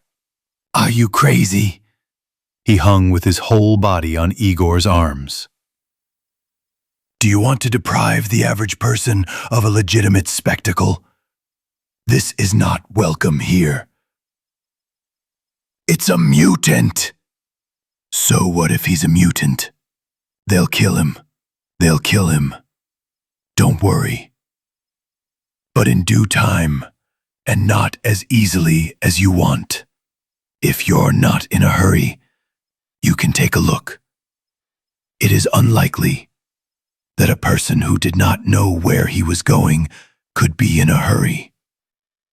And the crowd became agitated and began to grow rapidly. Apparently, the culmination of the event was approaching. What? A big, ugly guy, who looked remarkably like Baikaltsev, walked in front of the crowd, pushing people away from the cage. The creature behind his back extended a clawed paw to grab at least one of its enemies, but did not reach it and hissed angrily. Do you want to get pleasure for free? Here you go.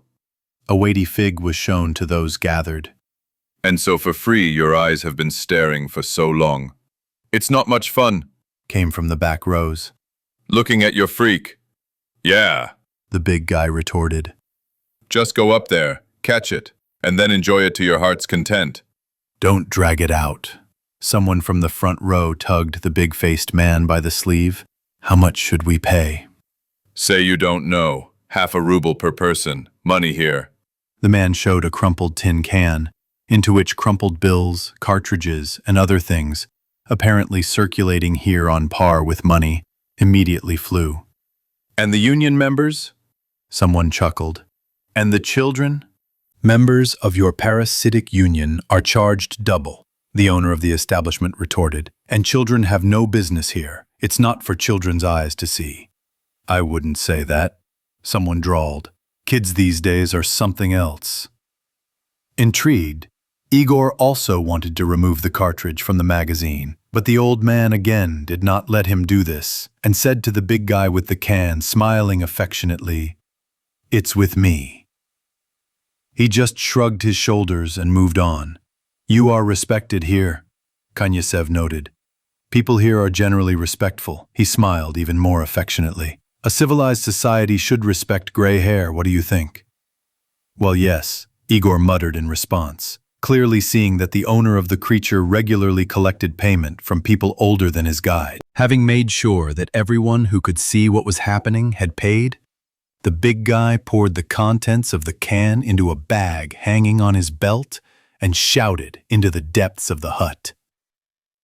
"Bring it!"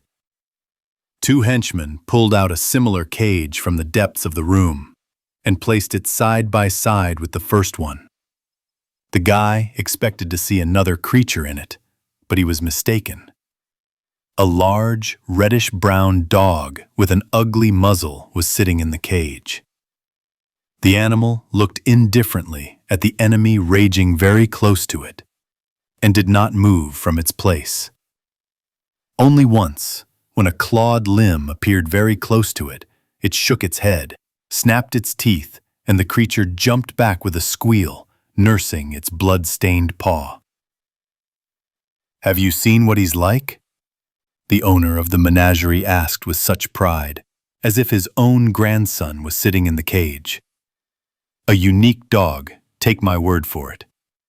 We found him upstairs as a puppy and nursed him back to health. The undead aren't afraid of him at all, but they hate him fiercely. That's why they call him Fierce. You'll see for yourself now." Igor remained skeptical. The dog had bitten the mutant pretty good, of course, but it was not as big.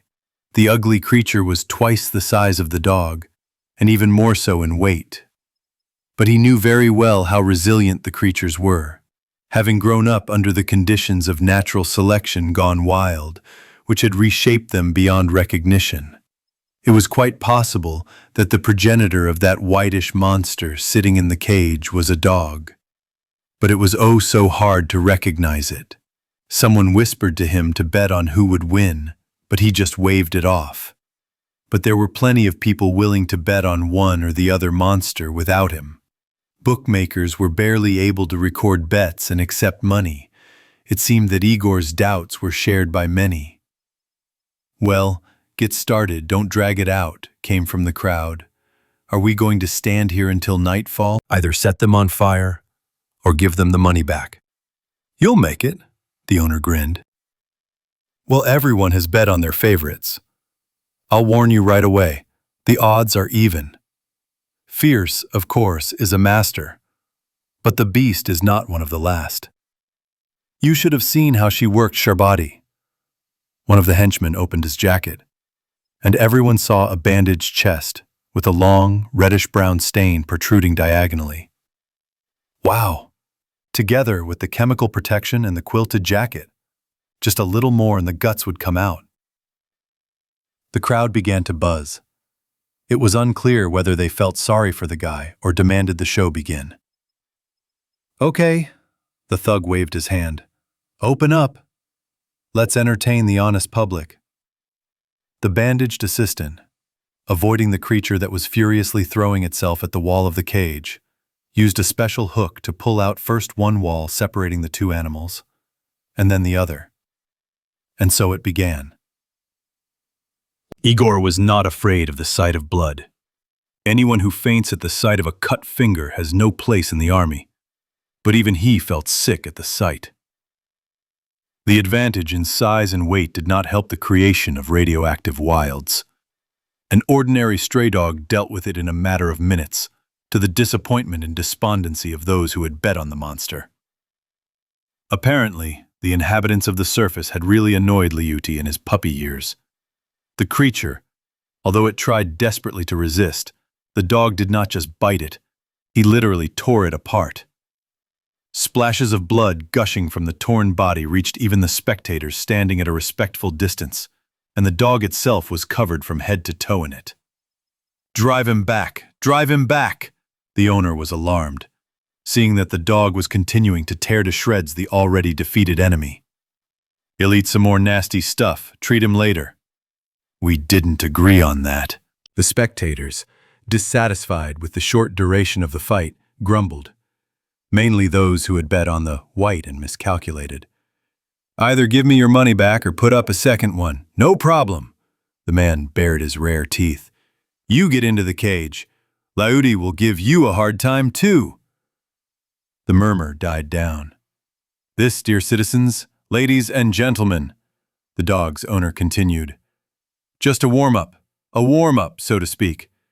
If you want more, you are welcome to the lists on Friday. There will be a show and blood sausage there.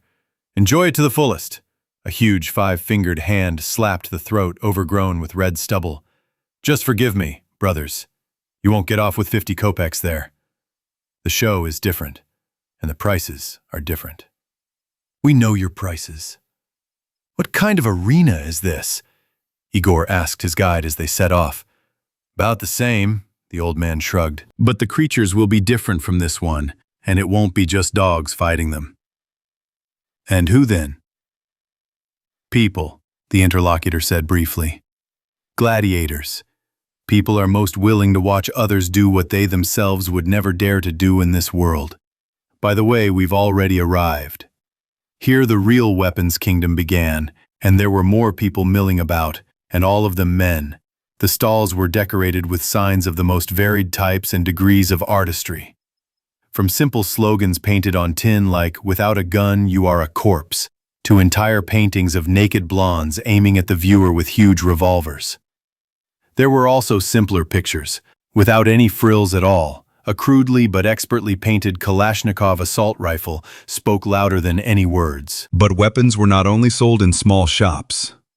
Before Igor's eyes, a sawed-off shotgun of some large caliber migrated from under the long-skirted robe of a skinny, shaved-headed man with a purple scar on his cheek, into the bag of a squat, bearded man in a patched chemical suit. And in a corner, similar to the one from which the hunter had led his guide into the world, 2 gloomy individuals were balancing an old Kalashnikov on their shoulders, with the bluing worn white and an obviously homemade wooden butt. On Pervomaiskaya, for such a thing they would have been thrown out onto the surface without a word. And that, no matter how you look at it, was almost a death sentence.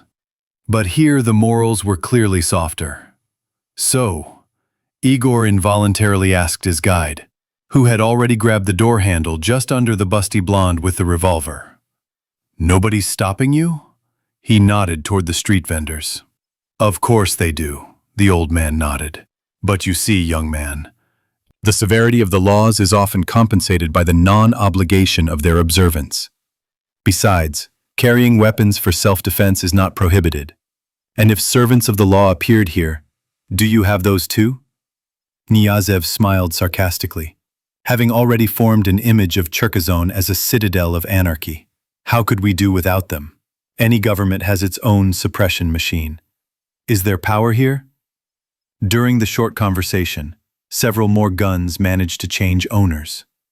Yes, of course, and quite democratic. So, if the FMS appeared here, these citizens, here followed a nod towards the traders and buyers, would say that they were simply comparing the characteristics of their pistols, machine guns, rifles. This is not prohibited to anyone. You can even sight in a weapon in a specially designated place. FMS? Igor asked again. That used to be the name of the service that most often harassed Cherkasy, FMS, and now they are called that out of old habit, although they are doing completely different things. The man is prone to nostalgia. The guide flashed his teeth, surprisingly young for his age. But we got carried away. Please. He opened the door and stepped aside, letting Knyazev in. Wow. Igor caught himself thinking that for about 10 minutes now, he had not been able to take his eyes off the weapons of all types, calibers and modifications that filled the shelves of the small room. There were machine guns, pistols, rifles, and shotguns, both pump-action and double-barreled hunting shotguns. There were even machine guns, although only a few. But most of all, there were hybrids unfamiliar to Igor, obviously handmade. And here the imagination of the artisans was in full swing.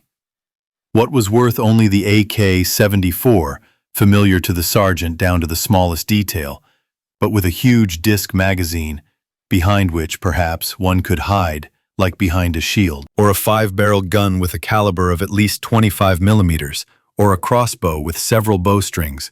Apparently, it was meant to load with several arrows. In a word, the eyes simply ran wild. In a museum, perhaps? Muttered the low-browed man behind the counter. He had been whispering something to the old man who was accompanying him for the last 10 minutes, and now the latter had moved away and started examining the pistols laid out on the counter.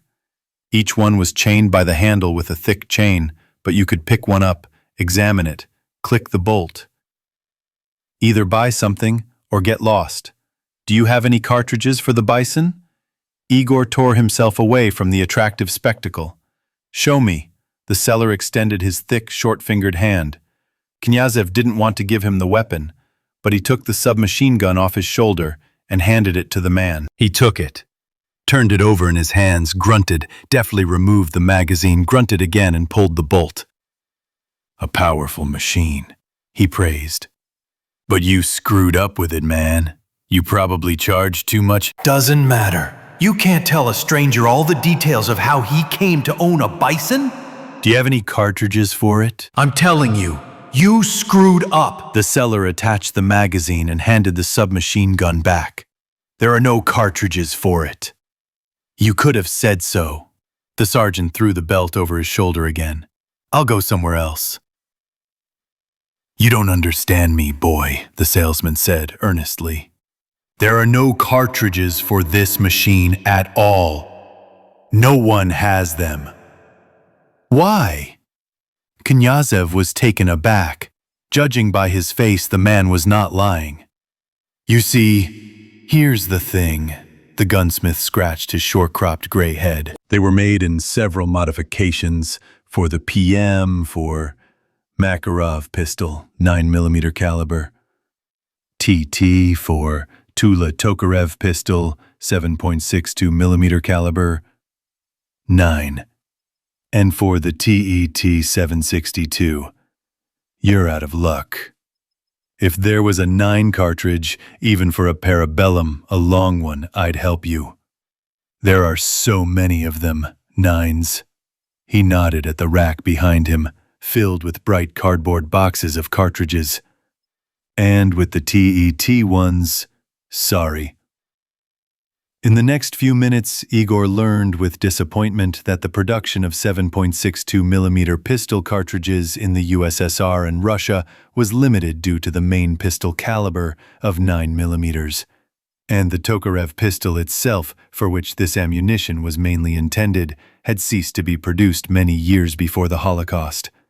It remained popular, especially among criminals, but most of the TTs that circulated in Moscow before the Holocaust were Chinese-made, with Chinese cartridges. And these cartridges, the seller confidentially told Igor, are made of shit. And their pistols are also disposable. How so? Who were they made for? For killers. Bang.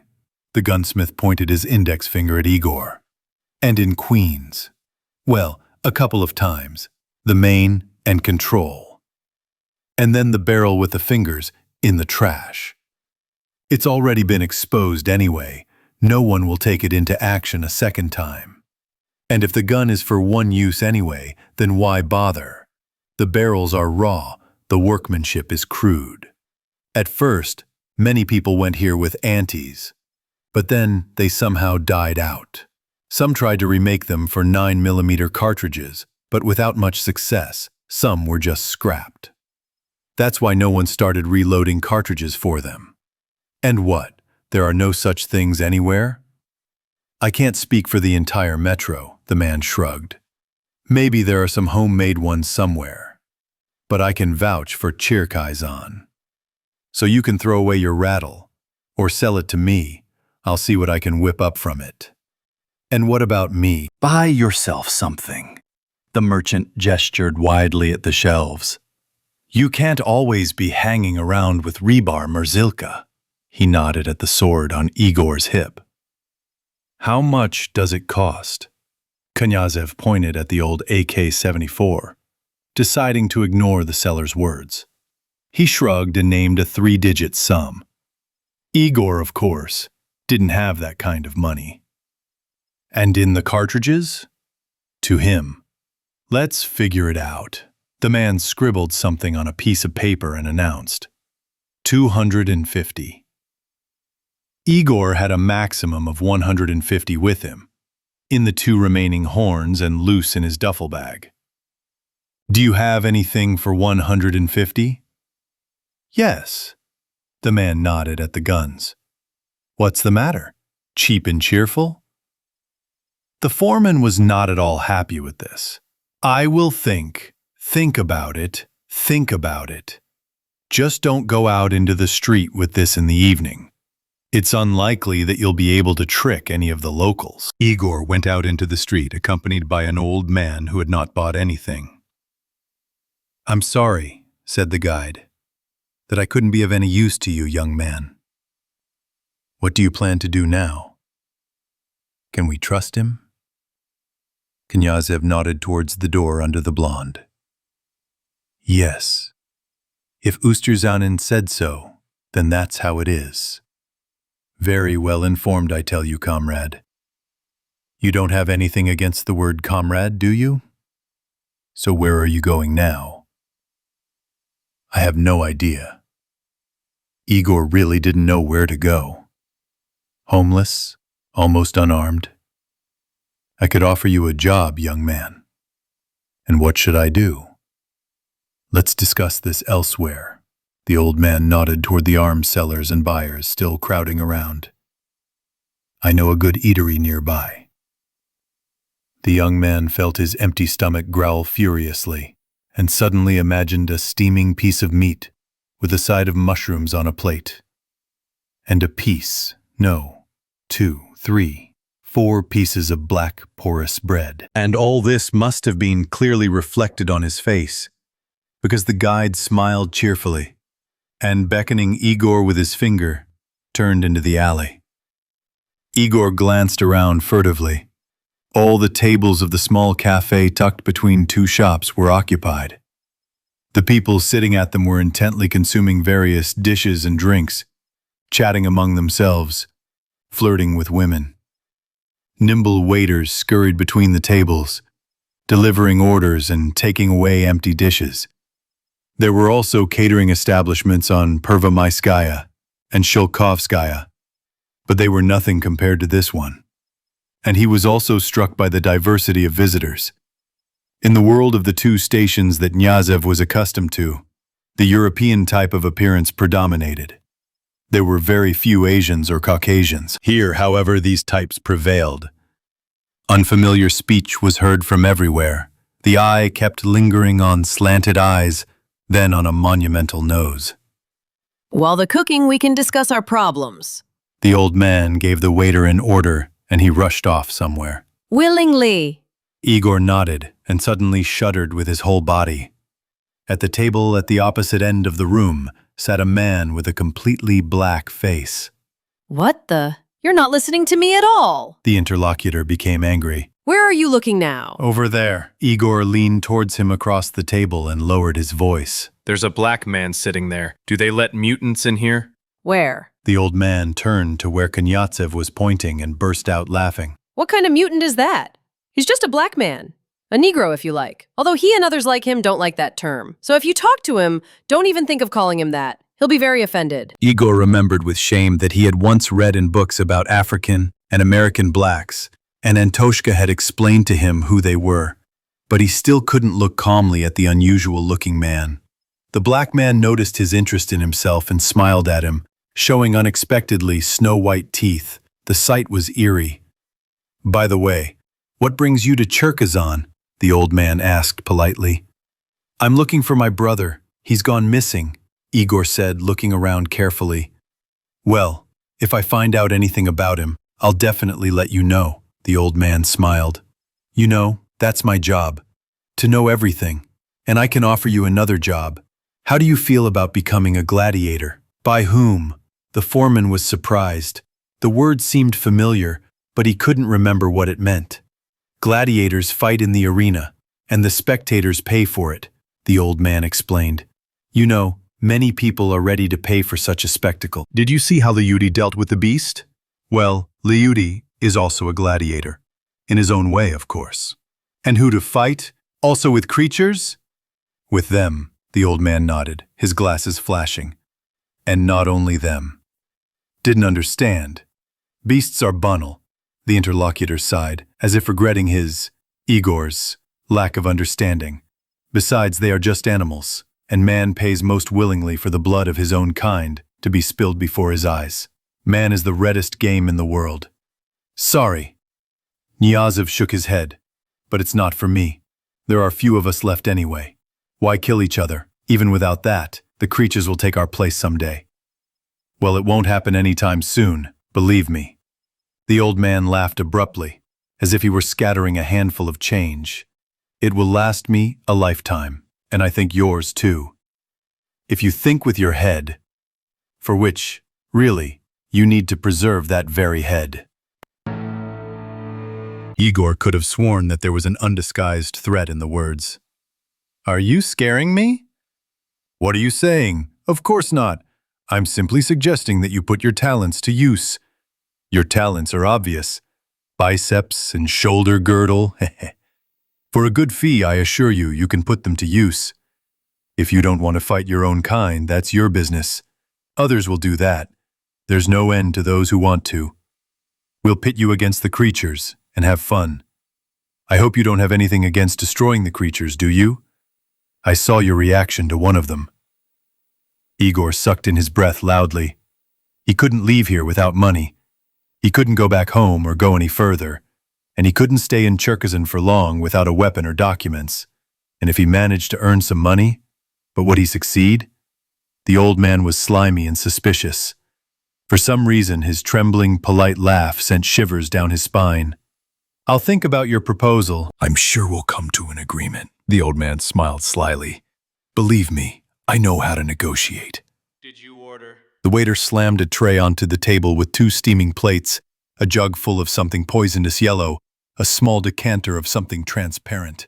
At the sight of all this, at the aroma of the food, Igor's mouth filled with saliva. But he didn't have time to touch the steaming piece of meat. Human flesh again, or what? Someone at the next table roared. I'll kill you, bastards. Calm down, sir. The dark-haired waiter tried to reason with the mighty troublemaker, whose cheek was crossed by a narrow scar that pulled his mouth into a crooked grin. It's pork. Ordinary pork. Pork? What? I can't tell pork from human flesh? Igor stared at his plate in horror. The piece was large, juicy, with an appetizing crust. What if he's right? What do I know about the locals? What kind of meat is this? He looked up at the old man, who was wolfing down his portion. What difference does it make to you? He smiled, with his mouth shiny with fat. Better drink it to whet your appetite. He gurgled some liquid from a crystal decanter into a shot glass. Human flesh?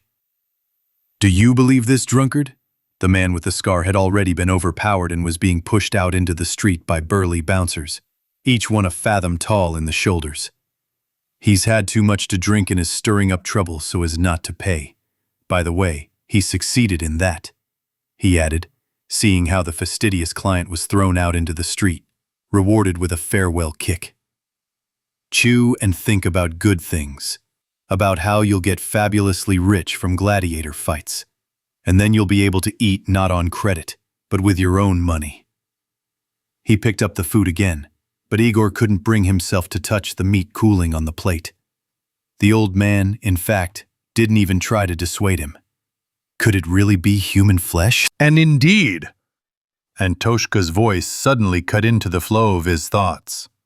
Have you seen how many people there are here? What do they all eat?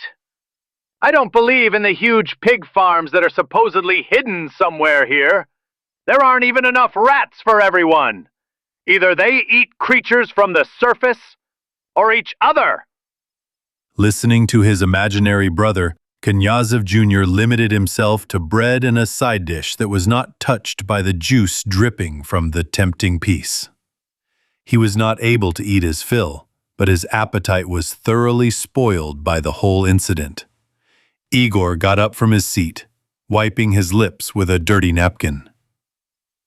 "Have you thought of anything?" asked the old man, who had finished the meat. "I don't like it," the young man answered honestly. "I'll try to find another job." Try. The interlocutor's interest in Igor faded completely. "If you decide to do something, everyone will tell you where to find me. Just ask Lenista." Lenista? That a first or last name, the guy asked again. The word most closely resembled a nickname. "It's a profession," the old man smiled dryly. "And my name is simply Mikhail Sergeyevich." "How much do I owe?" Knyazev nodded at the table with untouched meat. "It's my treat," the glasses flashed, and he himself talks about the loan. Then he will have to give himself up to slavery with the accrued interest to pay for a plate of steaming human flesh. "I don't like being in debt." Igor popped 3 cartridges out of the already opened magazine and threw them on the tablecloth. In his opinion, this should have been more than enough for the bread he had eaten and a handful of questionable vegetables. And then he left the cafe without saying goodbye. Igor wandered around the underground city, which seemed immense and inexhaustible in various wonders, until he felt that one more step and his legs would finally refuse to hold him. Without noticing it, he wandered onto a deserted 2-story street, on both sides of which the houses were decorated with red lanterns above the doors. The sign consisted of 2 parts. The top inscription was completely meaningless, and the 3 letters were completely stupid.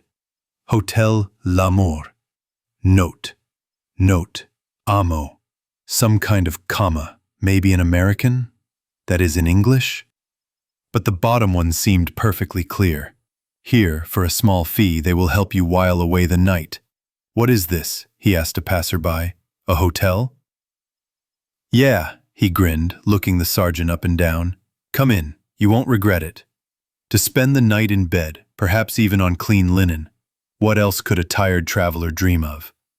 And he resolutely pushed the door. "Welcome!" A small, sleek man in dark clothes jumped up from behind the counter, blocking the tiny hallway. "Thank you for choosing our first-class establishment. We can offer—" Can I spend the night with you? Igor interrupted the talkative host. "Of course!" He blossomed into a smile and put a stack of photos on the counter, which depicted girls in very light clothes, spread out on the sheets in frivolous poses. "Here, please choose. Personally, I recommend this one." A thin finger with a manicure pointed at a photo of a curvy brunette reclining on a luxurious bed. All the beauty's clothes consisted of scraps of dog fur, accidentally covering the most interesting details. "Fire! Real fire!"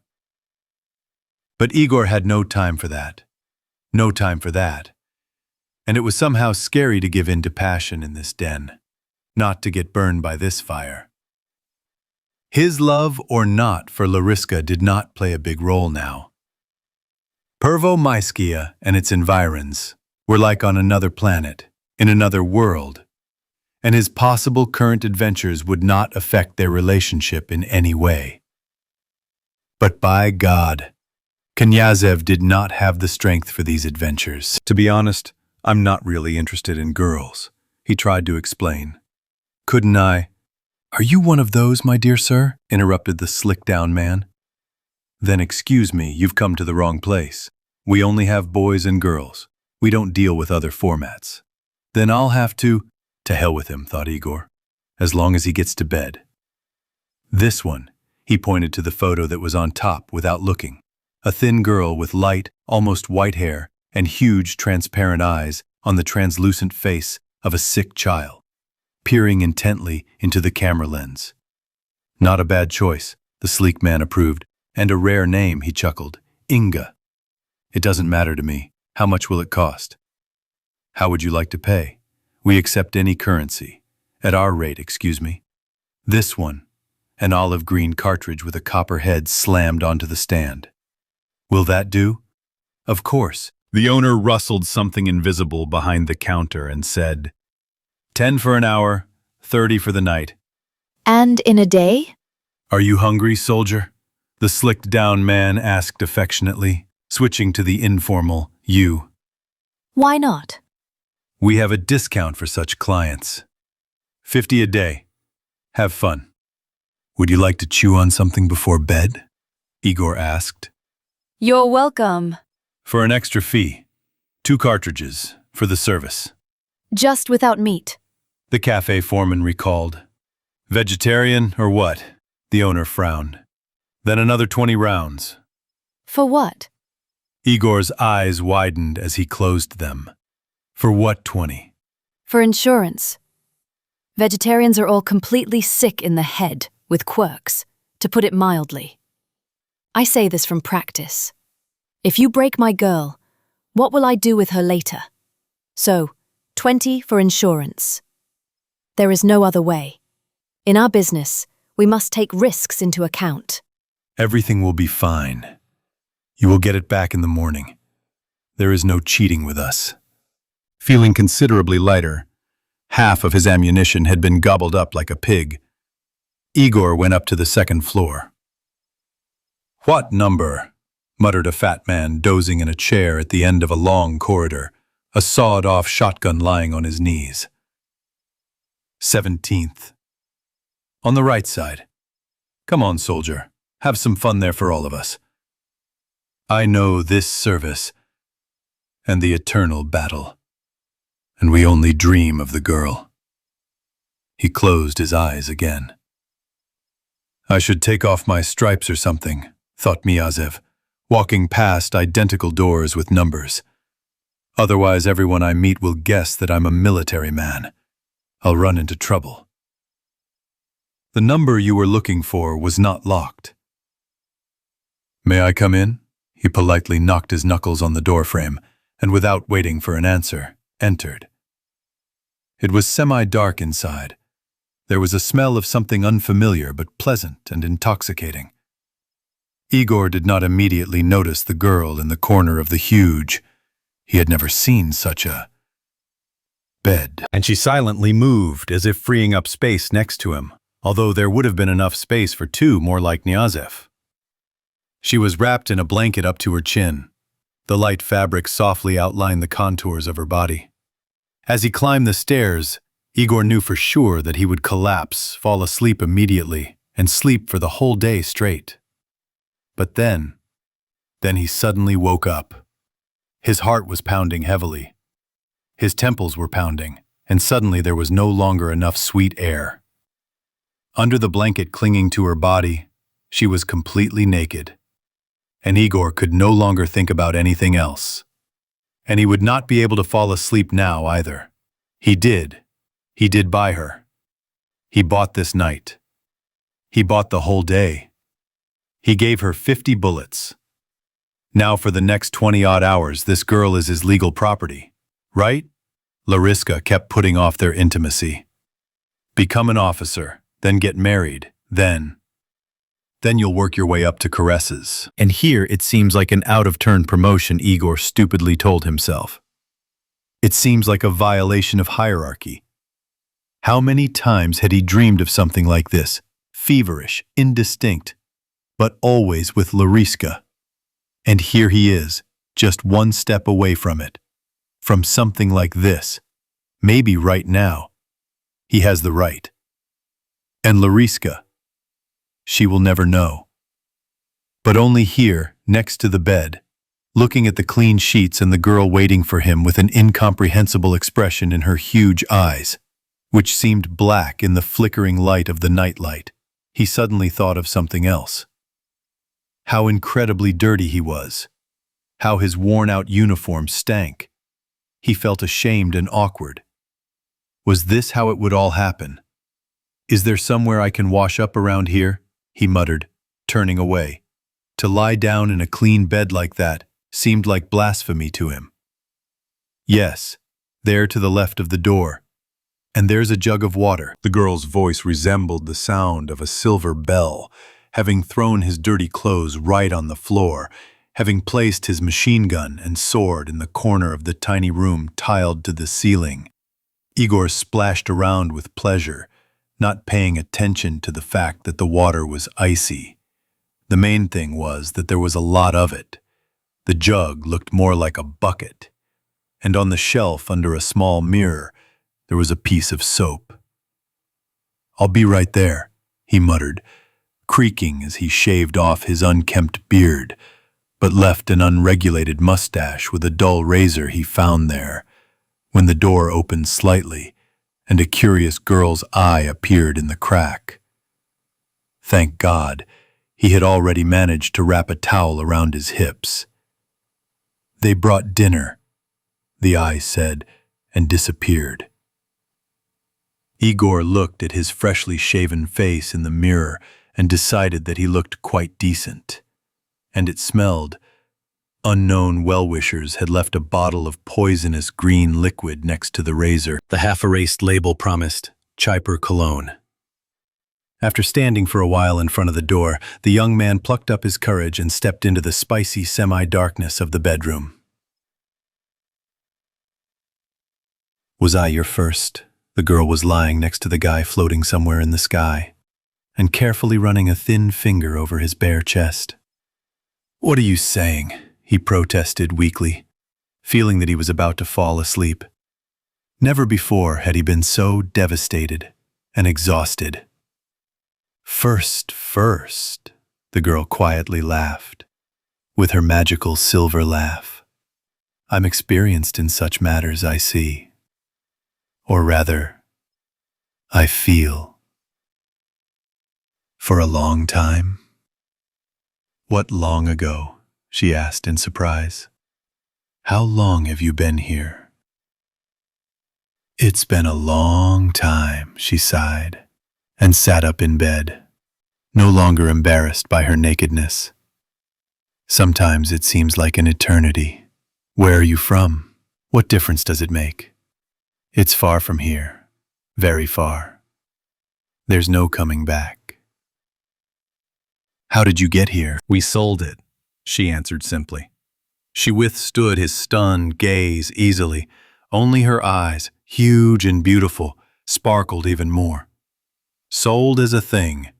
We, women, are things, toys for men. Who is this to you? Where is it from?" Igor searched for words. He no longer wanted to sleep.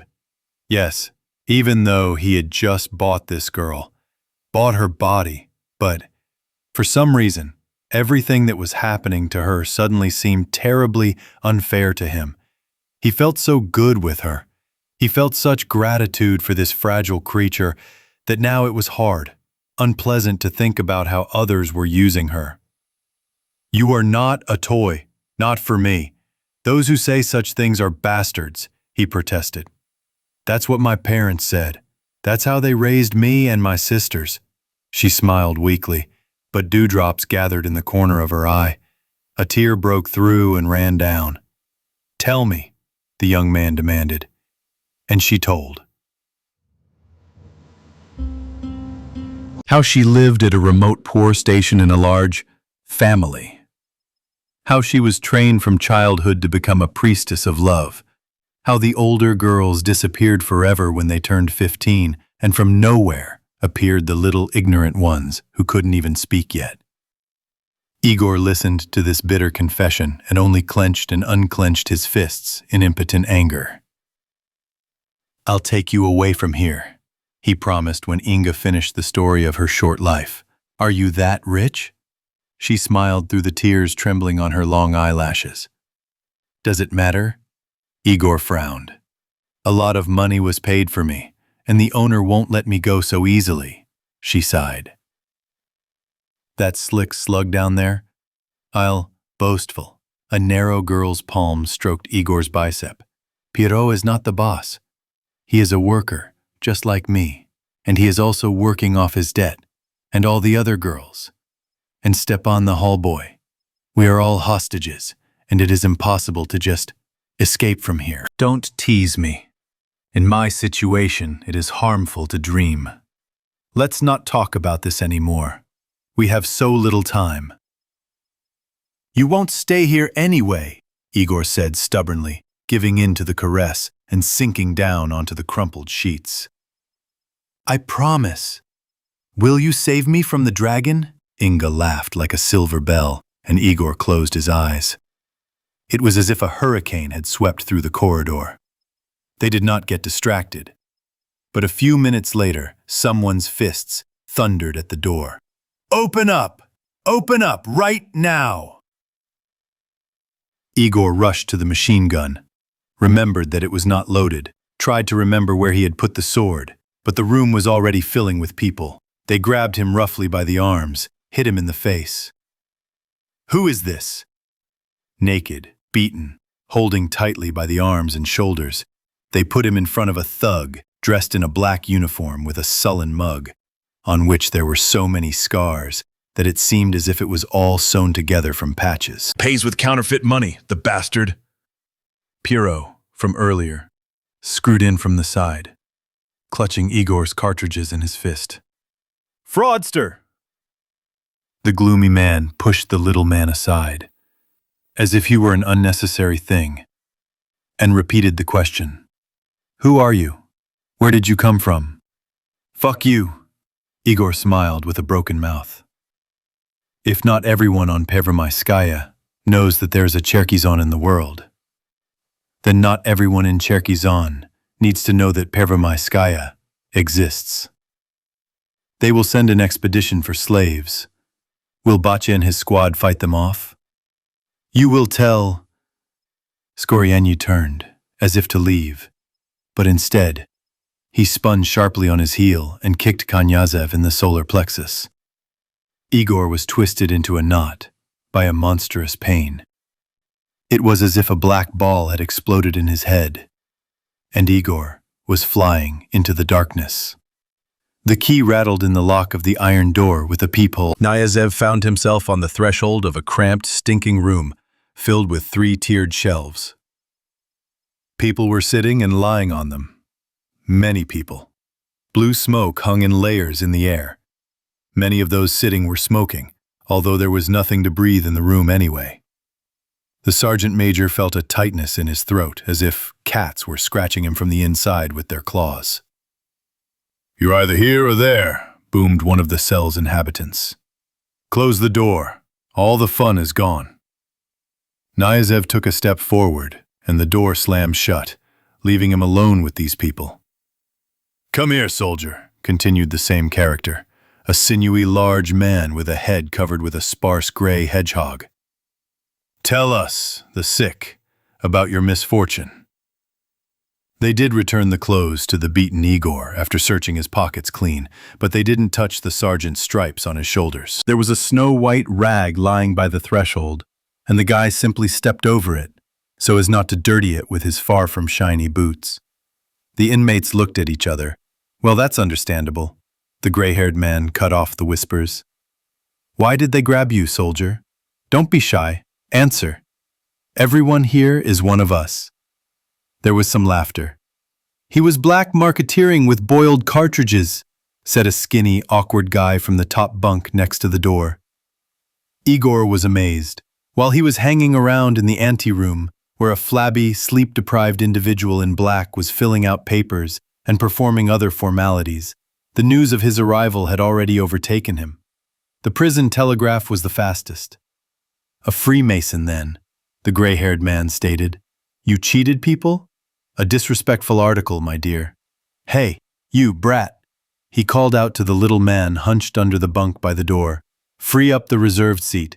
Your replacement has arrived. Some rumpled, greased little man crawled on all fours toward the owner of the cell, but he lazily pushed him away with his foot, and he disappeared under the other bunks, to general laughter. It will be a bit cramped for you there, the gray-haired man said sympathetically. But what can you do? You'll get used to it. You have to start somewhere. There are options, another inmate chimed in. If you become Mashka, you'll live on the bunks. True, near the toilet. The camera laughed again. What kind of gibberish were they speaking here? Well, soldier, the gray-haired man grinned crookedly. Will you be our Mashka? We won't offend you. We are affectionate. Knyazev turned away. He understood that he was being mocked, but he had no idea how to behave in such cases. There were no prisons on Pervomaiskaya, and all cases were quickly, without delay, decided by a tribunal chaired by Batya. The guilty party was either sentenced to penal labor or to exile, which was equivalent to the death penalty. There were no other options. How taciturn. The owner of the cell was upset. Hey, Lave, he called out to the very man who had informed him about the reason for his, Igor's, appearance here. Talk to the newbie. You know how to do it. Okay, Gray. The awkward guy was already jumping off the bunk. He'll start chirping now. Surprisingly, the gray-haired man was actually covered with gray. What are you doing, Siava? The one who was called by the strange nickname Lave was already standing in front of Igor, hands on hips, towering over him by almost half a head. He was dressed in faded, very faded, blue pants and a sweater, from the short sleeves of which his bony arms covered in blue tattoos and with large hands like frying pans stuck out almost to the elbows. Don't you want to chat with respected people? Are you showing character? Well, we'll cut that character short. A sweaty, dirty hand reached out to Igor's face. Fighting reflexes kicked in instantly. Knyazev, without swinging, knocked the lanky man to the floor with a short blow to the ribs. This served as a signal to the rest of the cell's inhabitants. It was good that he had not moved away from the door. Igor had pressed his back against the resonant tin surface and had thus secured himself from behind. For several minutes he had managed, furiously working his fists, elbows, knees, and even his head, to hold back the furious onslaught of the screaming crowd.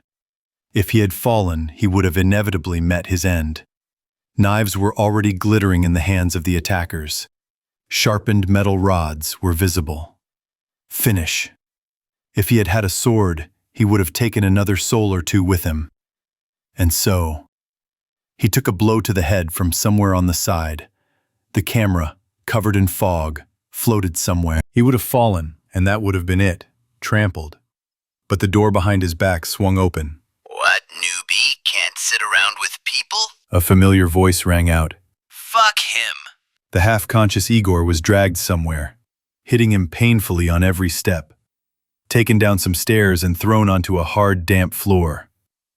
The metal door slammed shut with a screech and consciousness finally mercifully left him. Hey, nameless one, wake up! For a long time, Igor could not understand who it was. He seemed to be all alone in a tiny cell, 1.5 by 1 meter. But suddenly he remembered that he refused to give his first and last name when he was arrested. So they wrote him down as Bezfamilny. The official who drew up the report was original, and even gave him a name, Ivan. So he was probably listed here as Ivan Bezfamilny. Get up! Someone's hard boot poked him in the aching side. Probably a cracked rib after the hot reception in the common cell. Get out with your things. Gritting his teeth to keep from groaning, Knyazev rose from the icy floor, covered in a film of water. While he was unconscious, his clothes had become damp and were now stiff. He had no belongings with him. Everything that could be taken away had been taken away at the very beginning. With one eye, the other was swollen shut and did not want to open, although Igor hoped with all his might that it would not be forever. He saw a stocky, reddish-haired man in a black uniform that he had already grown sick of, with some silver emblems on the collar. He strained his eyes and realized what they meant. A skull and crossbones. What? Are you admiring them? The warden asked, quite good-naturedly, noticing his glance. Do you want the same? Then join our service. You will always have a piece of bread with cellulite, hee hee. Where did yesterday's anger go? Okay. The red-haired man became bored without waiting for an answer. Go ahead. Where to take me? Igor asked indistinctly, barely moving his swollen lips. There. You're alive, the warden rejoiced. I'm taking you to be shot. A bullet in the back of the head, and feed to the pigs. Hehehe. Igor did not believe in the execution, and anyway, they would waste an expensive bullet on a tramp like him. A noose around his neck, or a knife to the throat while he was unconscious, and remember the name of Igor Knyazev, the senior officer of the self-defense forces of the Pervomaiskaya Republic. There would not even be a need to take him out of the cell. But for some reason, after everything that had happened to him, he also did not believe in anything good. In general, Igor now looked to the future with pessimism. Therefore, to say that he was surprised when he was brought into a bright room, where the things taken from him during the search were laid out on the table would have been an understatement. Gas mask, one piece, the pale, fair-haired officer with silver diamonds on the shoulders of his black uniform. That meant little to Igor, who had no idea about the local insignia, counted off the list, in a voice as colorless as his own. Portable lamp, in the form of a test tube filled with a luminescent substance. One piece. His subordinate would put the named thing aside and cross it off his list. At night they were animals. During the day, they played civilized people with him. Bureaucratic werewolves. A bison submachine gun. The officer finally finished with the junk and moved on to the weapon he had confiscated from Knyazev. Inoperative. One piece. Broken? With the firing pin sawed off, the officer clarified pedantically. On top of the pile of things lay a machine gun with an empty magazine. A stabbing and cutting weapon. 1 meter 20 centimeters long, a sword was added to the bison. The Kalashnikov assault rifle magazines are empty. 4 pieces. And the cartridges? Igor couldn't resist. And the grenade? The counterfeit cartridges have been confiscated and added to the case file, the white-haired man told him in a monotonous voice, looking over his head with a fish-like gaze. The grenade was not confiscated during the search. He glanced at the list again, ran his eyes over it from top to bottom, as if not trusting himself, and placed it in front of Knyazev. Are all your things in place? Sign here. Much honor to you. Igor made a bold diagonal cross and, licking his dirty finger, carefully pressed his imprint over the signature. I'm illiterate, he said brazenly, looking into the dead, colorless eyes of the black one. It's okay, it'll do. The colorless man put the signed protocol in a black folder. With the same skull and crossbones emblem on the cover, even better than a signature. For the first time, he allowed himself a hint of a smile. He slightly raised the corners of his narrow, cut-like mouth. Maybe you are free. Let me ask you a question. Igor had already managed to put on, hang, and stuff his belongings into his pockets. Why are they letting me out? What, the bullets turned out to be real? No, came the answer. But a certain person took upon himself the compensation for material damage to the injured parties and paid bail for your release in the amount established by law. We're letting you go conditionally, the red-haired guard muttered, pushing Igor toward the doors. If you do anything wrong, we'll give you the full treatment. Get out of here before we change our minds. And be a good boy, he added as he parted. I wonder, thought the foreman, passing by the sentry at the door who had stepped aside. Who was so generous? I don't know anyone here. Maybe Inga is giving from her savings? He almost spread his arms to greet Knyazev. Good morning, young man. The old man beamed. It is good, of course, compared to your evening and night. I am sincerely glad that I was able to help you avoid the difficult fate of a prison rooster. Why are you so kind? Igor asked, straight to the point, without wasting time on beating around the bush. I didn't ask you to get me out of here. Well, Lanista shook his head. I have, as it were, read your innermost desires, and I have decided to use them for the benefit of my enterprise. I am helping you to solve your temporary difficulties. I am spending some funds for your release, and I dare to hope that you, as an honest and well-mannered young man, will work off these funds. I'm not going to... Listen, if it weren't for me, you would have died in a much more spectacular, but completely free duel. Have some conscience. What a conscience I have. Igor grinned. His broken lips pouted. Blood seeped out. I'm a counterfeiter. I pay with burnt cartridges. Freemason. Young man, he winced, as if he had bitten a rotten nut. Criminal language doesn't suit you. You're honest. Honest. I've been living in this world for many years and I've learned to judge people. Well, then I'll prove to you that I'm dishonest. Igor headed towards the exit from the alley, but his way was immediately blocked by two armed men who seemed to have appeared out of the ground. It's impolite, young man. Mikhail Sergeyevich's voice became reproachful. To interrupt a conversation mid-sentence, especially with a person older than you. Knyazev looked around and saw several blacks on the threshold of the area.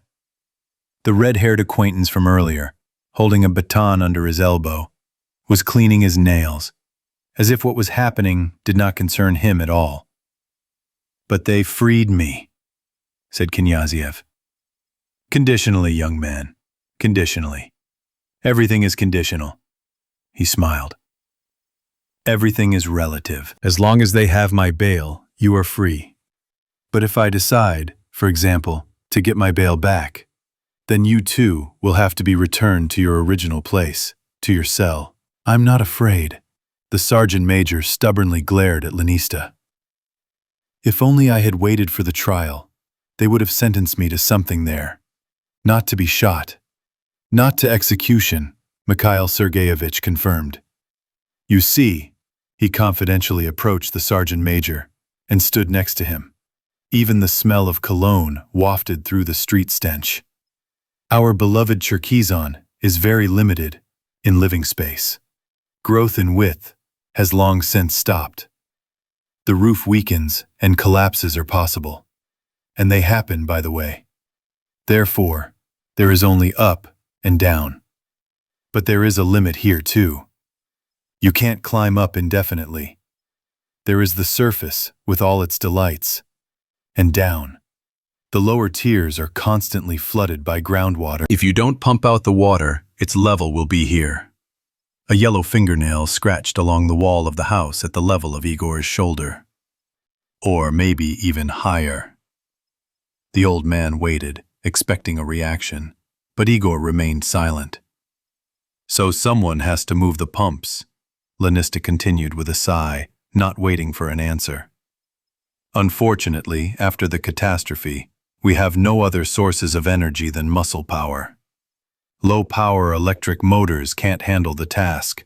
There is no fuel for diesel engines. Wind, water, and steam energy are unavailable, and nuclear energy is even less so. And the animals that are caught on the surface are unsuitable for work. That leaves people, the most unpretentious animals in the world. Alas, no one will volunteer for this work, not for any amount of money. Would you agree to turn a huge wheel all day long that moves a water pump? And if, say, you got tired and abandoned this wheel, would you then be whipped? A dubious career. Knyazev did not utter a word. That's why the wheels are turned by convicts. The work is very unhealthy. Hard, in stale air and dampness. A year of work at the water pump is tantamount to a death sentence. 6 months leave a mark for life. Rheumatism, asthma, tuberculosis.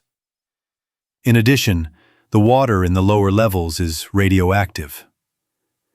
That's what you would be sentenced to for your minor offense. How long did it take me? Igor couldn't resist. 5 years, came the calm reply. The gladiators turned out to be very cheerful people. They loved to laugh with or without reason, All sorts of teasing and practical jokes were in great demand here. But those who were played did not think to take offense at them, preferring to pay in the same coin. Igor immediately liked them all. The black Jones, a merry fellow and joker, and the melancholic handsome Alex, and the silent Kuzma, and the rest of the inhabitants of the barracks, which was extremely similar to the prison cell that Knyazev remembered. The same bunks, the same layers of smoke under the ceiling. They smoked here even more than in prison, except that the door was not locked from the outside, and the gladiators could freely go out into the city, and other human joys, inaccessible to prisoners. A good table with drinks, prim guests, with whom they retired in a far corner behind a curtain. An unspoken gentleman's code did not allow the gladiators to pay attention to the groans coming from behind the curtain.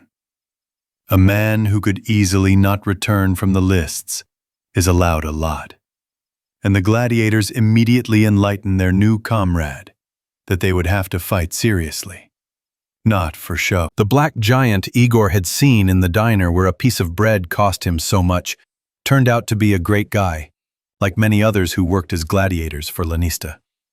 "Don't be afraid," he encouraged Igor. "Work is work."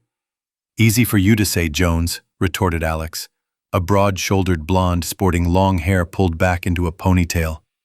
"This guy is probably a first-timer in this business. Weren't you afraid to step into the arena for the first time?" "It happened," the black man admitted honestly. "But I was so afraid of shitting myself in front of people that I didn't think about death anymore." The vaults of the barracks shook from the thunderous laughter. "There's a subtlety here, you see," Jones said, sipping foamy beer from a huge glass mug, flavored with a fair amount of moonshine from a huge bottle. "It depends on the mood of the spectators. If they're good-natured, then both the winner and the loser will go and drink beer after the fight. But if not..." The black man made a sad face and drew a thick finger across his throat. "That's the order," confirmed in response to Igor's questioning look, as if Alex was joking. "Friend or not, you'll have to finish him off if the public demands it. Showmast goon, as they say." "Stop scaring the boy," Kuzma, who had been silently puffing himself up with beer, couldn't help but say. "Let your tails fly. When was the last time you had to seriously spit out some swill?" "Exactly," supported his comrade, the slanted, bald-headed Chingiz, whose real name no one knew. "We've been gutting the beasts for months now, and nothing. The public is happy." "And they is us," Kuzma muttered. "Look, they buried Palich last week. Palich messed up," Jones knocked over the glass. "If he hadn't opened up, if he hadn't fallen for it, he'd still be alive." The debriefing that usually concluded drinking bouts in the gladiator barracks had already begun, and Igor was bored. He had no intention of becoming a professional fighter, and the intricacies of their profession were not of great interest to him. He was confident enough in himself and wanted to use his free time from training to good use.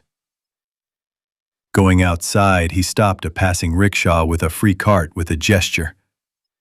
"To the fun district," he threw a cartridge to the Chinese man in a wide-brimmed hat. Now he could afford to visit Inga, if not every day, then often. Pocket money was regularly given to gladiators.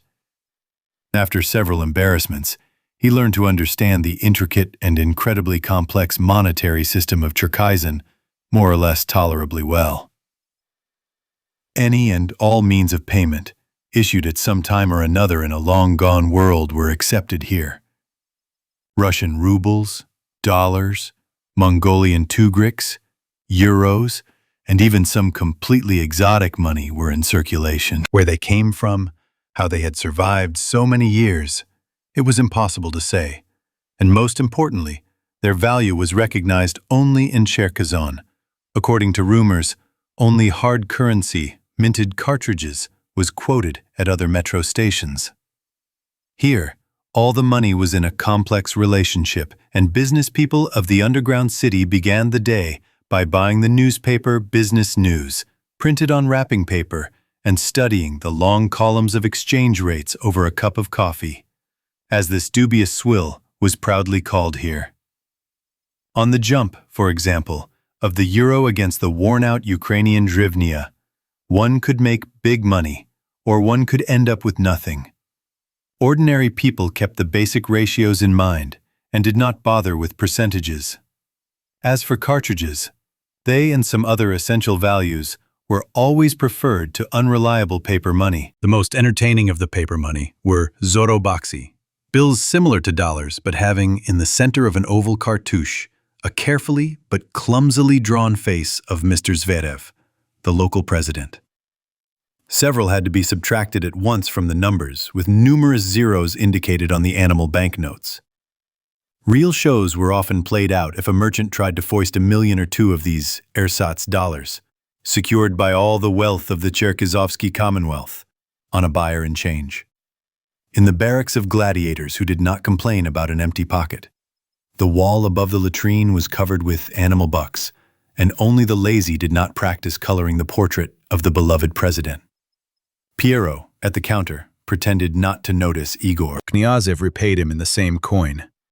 The token hanging around his neck on a long chain was a kind of subscription, allowing the gladiator free entry to this establishment and many other places. The owner, or co-owner of which, was the seemingly harmless Lanista, one of the uncrowned rulers of Cherkesson. Igor, you came! Inga was always glad to see him. I was so waiting for you today. Look, I have a free minute, he responded to her kiss. But no matter, I'll earn some money soon, buy you out, and we'll live separately. And he wasn't lying. He was sincere. He was already forgetting Lariska, and more often he had the feeling that his whole life on Pervomaiskaya had never happened to him, but had simply seemed to him. Life was moving fast in Cherkesson. New Babylon, that's what the wanderer called it? Babylon? It swallowed people, enveloped them and digested them. Igor came here looking for his brother, and almost a married man, but a week or two passed, and he had already forgotten who he was. One of the gladiators told him, drunk, that Lanista was mixing dope mushrooms into their drink, which erased memory. And the gladiators gradually forgot why they came here, what they were looking for. As if they had never had any previous life. But there had always been only one, seething, stuffy, boggy, endless Cherkesson. Igor did not believe in dope mushrooms. At first it seemed to him that Cherkesson himself was intoxicating him with his foul breath, drawing him in and not letting go. And then Knyazev stopped thinking about it altogether, as if there had been no yesterday, but only one continuous today. I'll buy it, Knyazev swore sincerely. You're a dreamer, Igor, she smiled weakly. How will they let me go? I can't earn that much money. I already thank God for bringing us together. I don't throw words to the wind, Knyazev insisted, and Inga thanked him at least for the fact that he himself believed in what he said. It is harmful for whores and slaves to dream. She herself understood this well, but neither whores nor slaves can stop dreaming. Towards morning, Igor, blissful and exhausted, reached the barracks that had become his home, through the underground city that never slept. Where have you been hanging around all night? Alex lazily grumbled to Igor as he crept through the sleeping barracks to his place. Were you with your prostitute again? She's my fiancée, Knyazev said sullenly. Of course, the bride. Alex smiled politely. Too bad it's not your exclusive one. She's probably a bride for 1,000 other people, and you're her regular client. That's all the romance. I'm warning you, Igor began hoarsely. Shut up, both of you, Jones muttered from his place, invisible in the darkness. You have to perform tomorrow, best family. While you were gone, Lanniston the lackey came running, jumping around here, throwing his eggs. So I advise you to get some sleep. Otherwise, tomorrow you'll be crawling around the arena like a dead fly. And this doesn't end well, Alex summed up. The crowd outside roared, demanding more. Blood. Igor tried to stop shaking. Kuzma lifted the curtain and walked past, dragging a net made of wires, A piece of meat was stuck in one of the cells. The gladiator's scarred chest and shoulders were adorned with a dozen new cuts and scratches, and a bleeding flap of skin, torn out by the teeth of an unknown creature, hung from his left forearm, to which he paid no attention. My little pet and I warmed up the crowd perfectly. He winked at the pale Igor. Don't be afraid, boy. The beast itself, a terrible creature that had just been killed by the mighty Silent One, was being dragged out of the arena by two servants in scarlet and gold liveries. The hall, filled to capacity, was chanting, calling for new fighters and new monsters. To see people defeat the fiends of the surface hell. This is what people who only came to the surface in nightmares were ready to pay a lot of money for. Here, take a sip. Jones handed Igor a glass of something transparent. It helps if you're nervous. Igor didn't like strong drinks, but now he would have taken a sip of pure alcohol. It's one thing to imagine a fight, to see it from the side and even to imitate it during training, and quite another to go out into a flooded arena, where every awkward movement could be your last. Knyazev was especially confused by the clothes he was wearing, or rather the lack of them. A loincloth wrapped around the middle of his body, and there was nothing else except for fake greaves and bracers made of unreliable tin. Something like a wide metal collar and some stupid cross-shaped sword belts. Only the helmet was heavy and real. But even that raised doubts. Copper. Shiny. With a crest on the top and crossed axes on a huge embossed cockade. From the side it looked impeccable. But the motto, "Always ready," above the axes was clearly neither here nor there. Ready for what? For death? Igor absent-mindedly took the glass from his black comrade and drained it in one gulp, preparing to grimace at the taste of the alcohol, but to his amazement, there was not a drop of alcohol in the drink, only the aroma of some herbs. "What is this?" he asked in surprise, returning the vessel. "Well, something. You'll see there." Jones smiled slyly. "I'm telling you it helps. Don't believe me?" "I believe," Knyazev agreed, feeling a slight buzz in his head, as if from a glass of good beer on an empty stomach. And outside there was already a thunderous and rolling sound. For the first time on the RR, a fighter from distant lands, Mr. X. No one has ever seen his face. "It's time for you to go." Jones nudged Igor in the back. "Don't forget to put your visor down. Break a leg." "To hell with it," muttered Knyazev, lowering the stupid visor onto his face. Made from the same stamped tin as the greaves and bracers, it depicted the face of some half-man, half-beast, and did not so much protect the face as limit the angle of vision. In addition, it was attached with some rubber bands, and any serious blow would tear it off completely. As he had been taught, Igor ran out into the arena at a heavy trot, jingling his fake ammunition, and raised his arms with a sword and a small round shield decorated with a long spike in the middle. The shield was the second part, after the helmet, that could be of any use.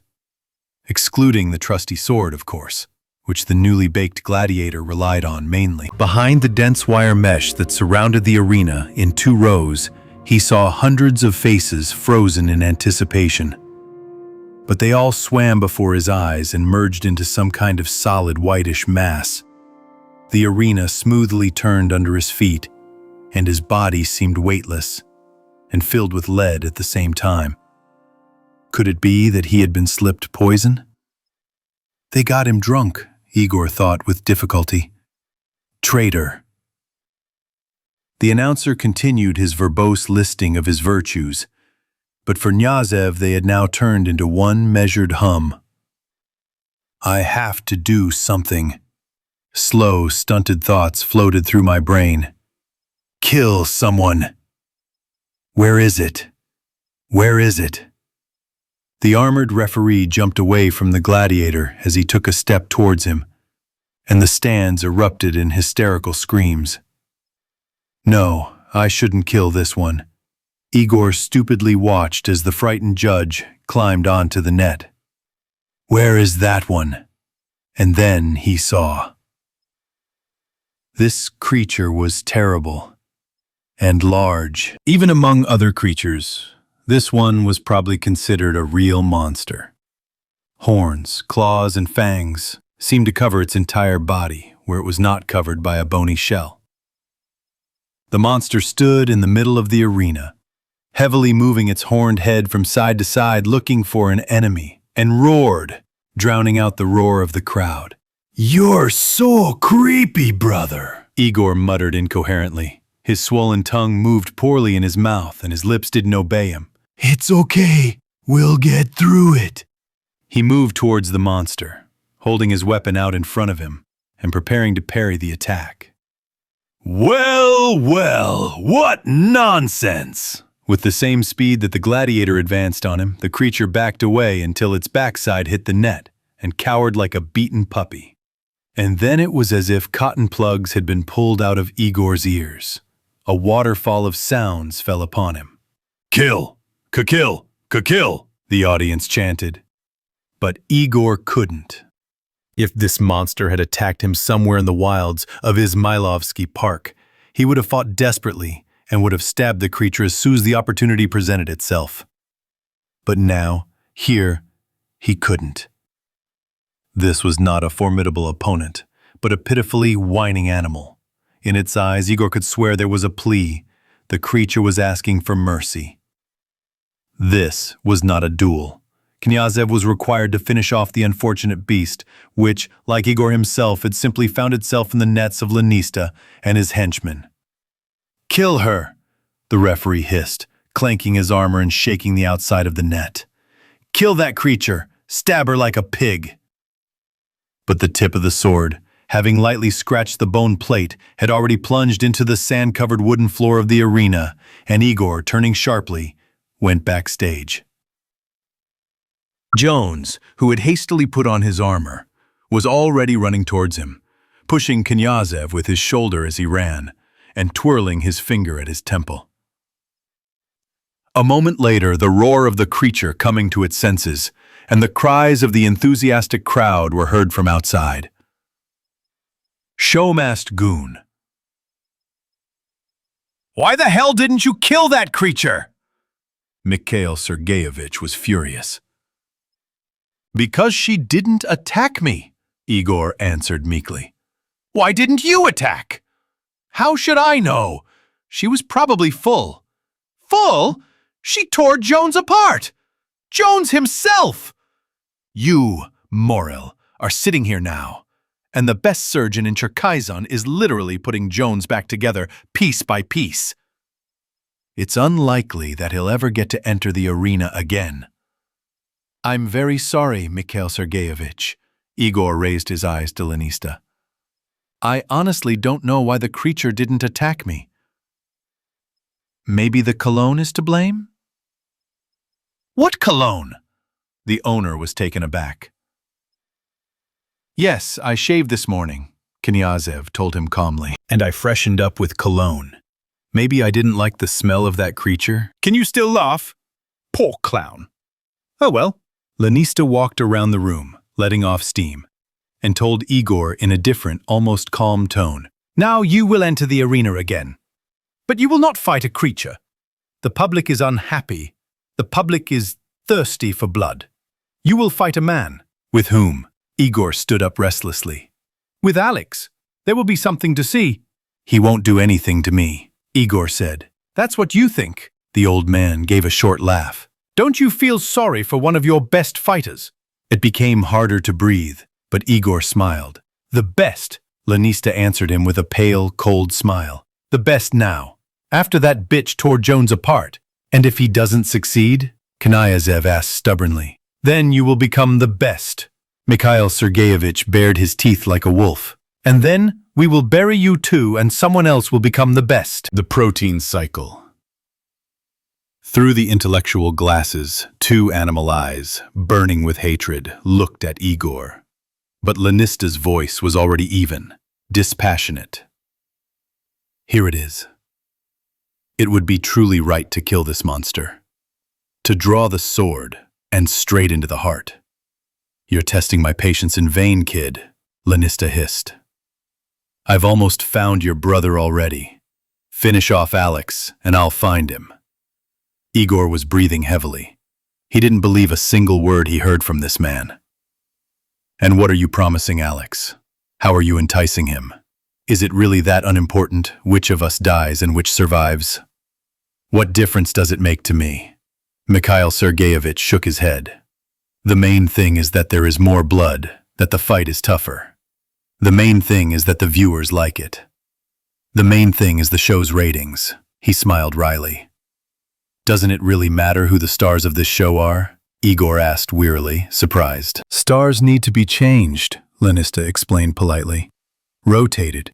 Otherwise we might end up playing like Spartacus. What are you talking about? Igor frowned. I don't understand.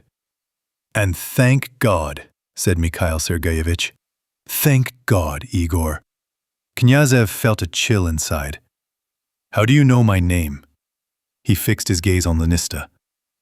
That's my job, to know everything, the old man laughed wickedly, and to use that knowledge. By the way, don't think that the fight between you and Alex will be a sham. Believe me, he'll take great pleasure in gutting you.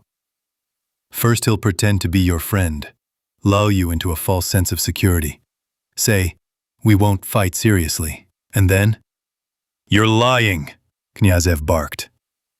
Well, you'll see for yourself, Lanista answered lazily, how he treats you. You have something to share with him, don't you?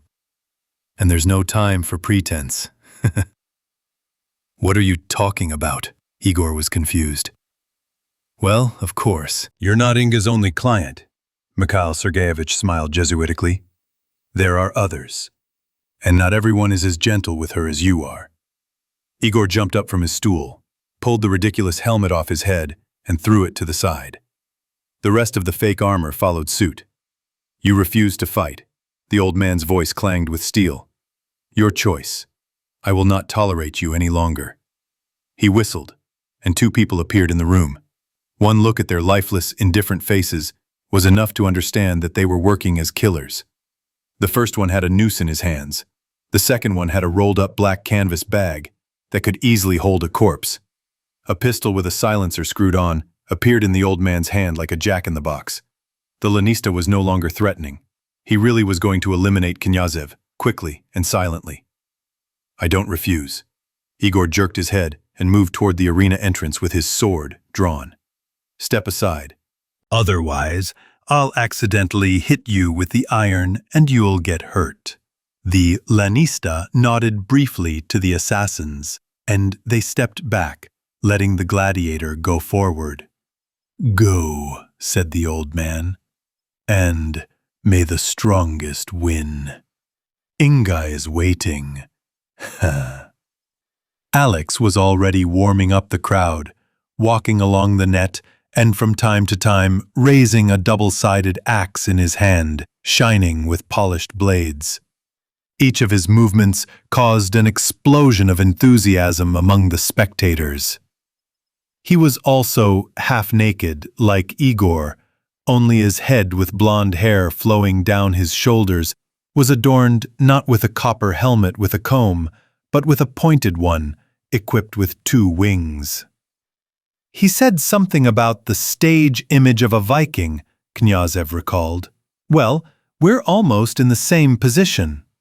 The gladiator noticed his opponent, roared again, waved his axe over his head, and approached Igor. What are you doing? He whispered anxiously. Are you crazy? Where is the armor? I'll be fine without them, Igor answered, not looking him in the eye. Are you crazy? Don't be silly. Let's play with knives, jump around. You see, everything will be all right. The public is already fed up with bloody pudding today. Lanista thinks differently. Well, to hell with him. We're on our own. Was the wily old man lying to him or telling the truth about Alex? He would pretend to be a friend, lull his vigilance, and then... Could it really be true about Inga? How viciously he had walked through Igor's feelings this morning. It was true. The golden-haired Viking stared at his opponent with his blue eyes for a minute, and then exhaled angrily.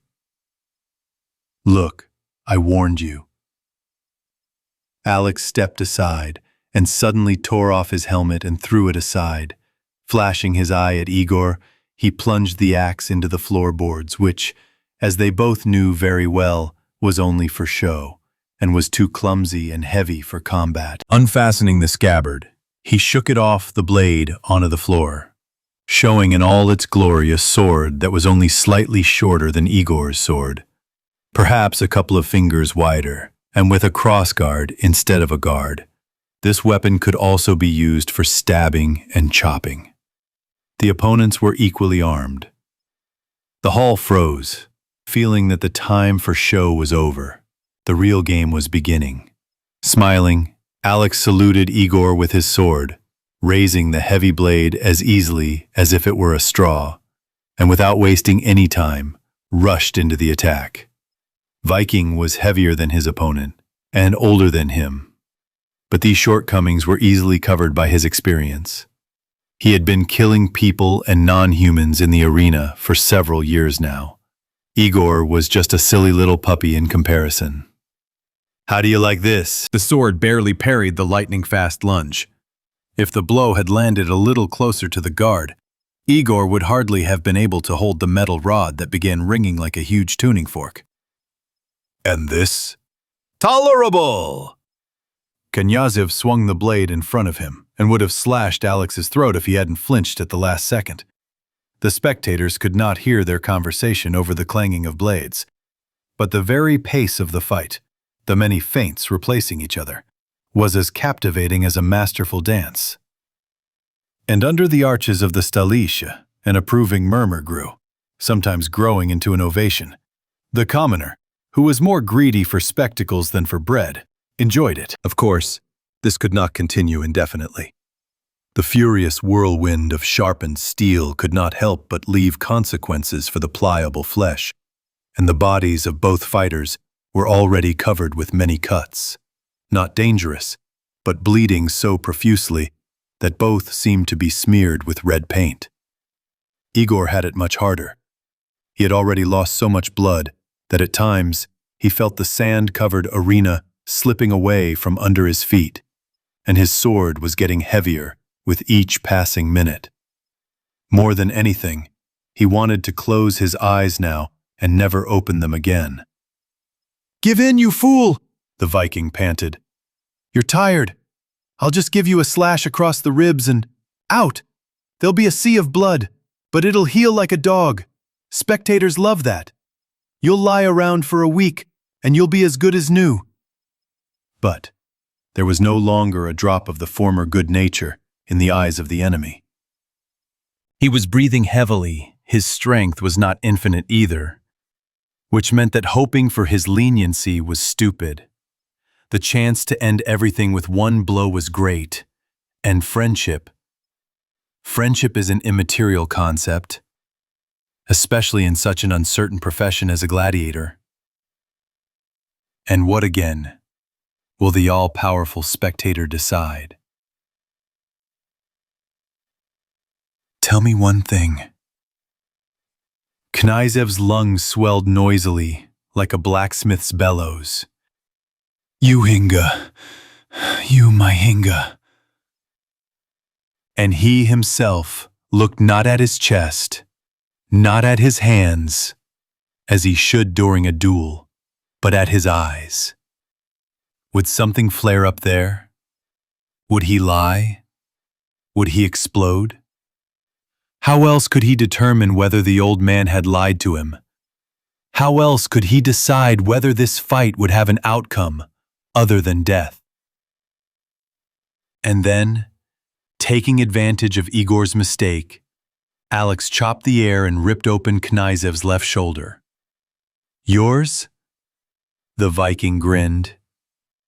"Your Inga?" "Of course, you are a regular customer, kid. But the whore belongs to the one who pays the money. And my money is no worse than yours. It is smeared in the same blood, Igor's eyes darkened with rage. Kill, kill, kill. The stands roared. The insatiable herd didn't care who died. The beastmen wanted to see death. They wanted agony, guts being released, the freezing gaze of the dying. Convince E!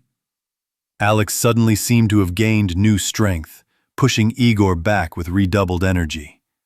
So real Vikings, berserkers, falling into a sacred trance, were able to crush an enemy 10 times their number, and steel did not take them.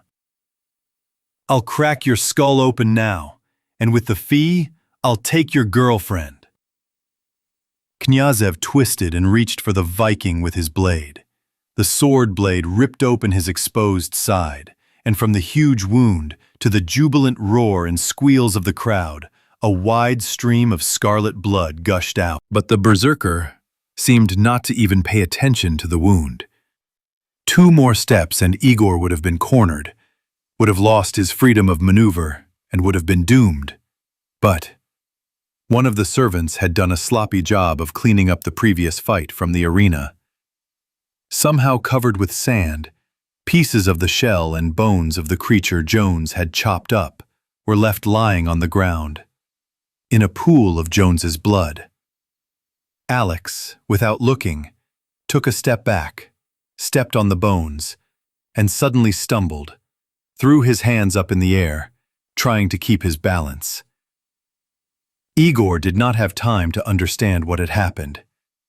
He even took the awkward movement of the sword, which opened his defenseless side for a blow, for a trap.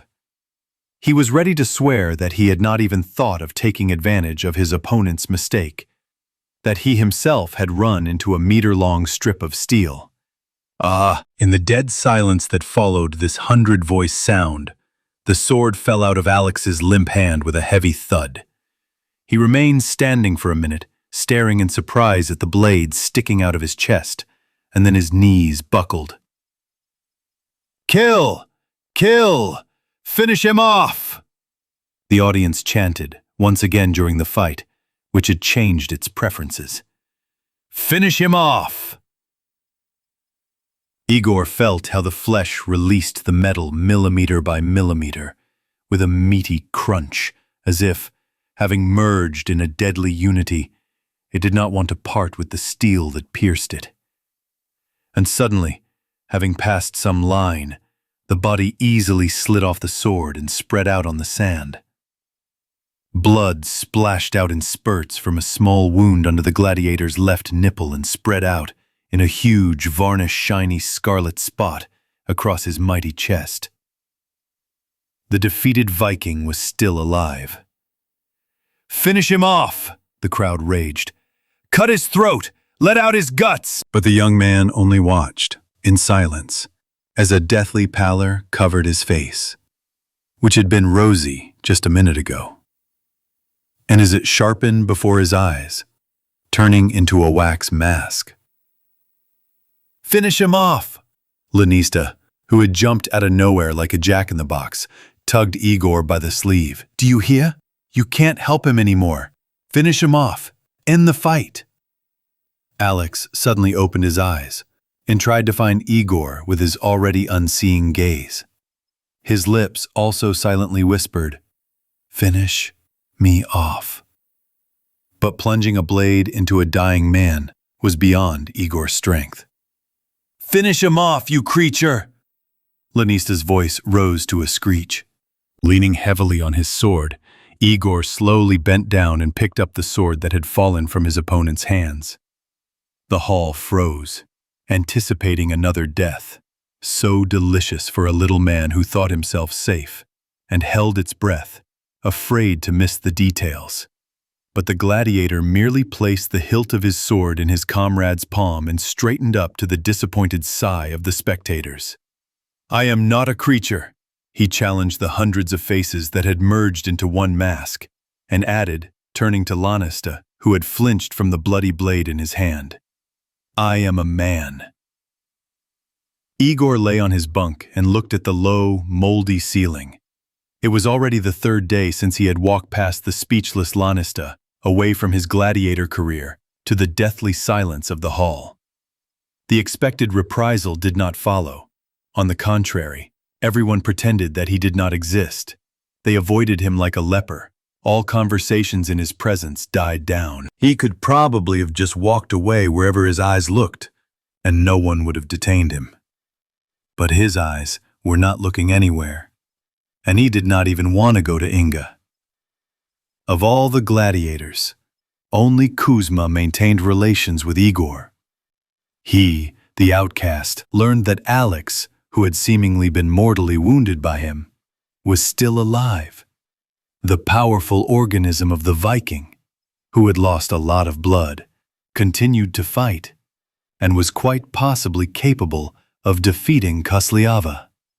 Not for the umpteenth time. "You lad are a good man for not having him down," the bearded man hummed approvingly, sitting at the feet of the indifferent Igor. "For us, death row, what is the most important thing?" He paused, hoping to hear his younger comrade's question. But he did not react at all, his motionless gaze fixed on a crack in the ceiling.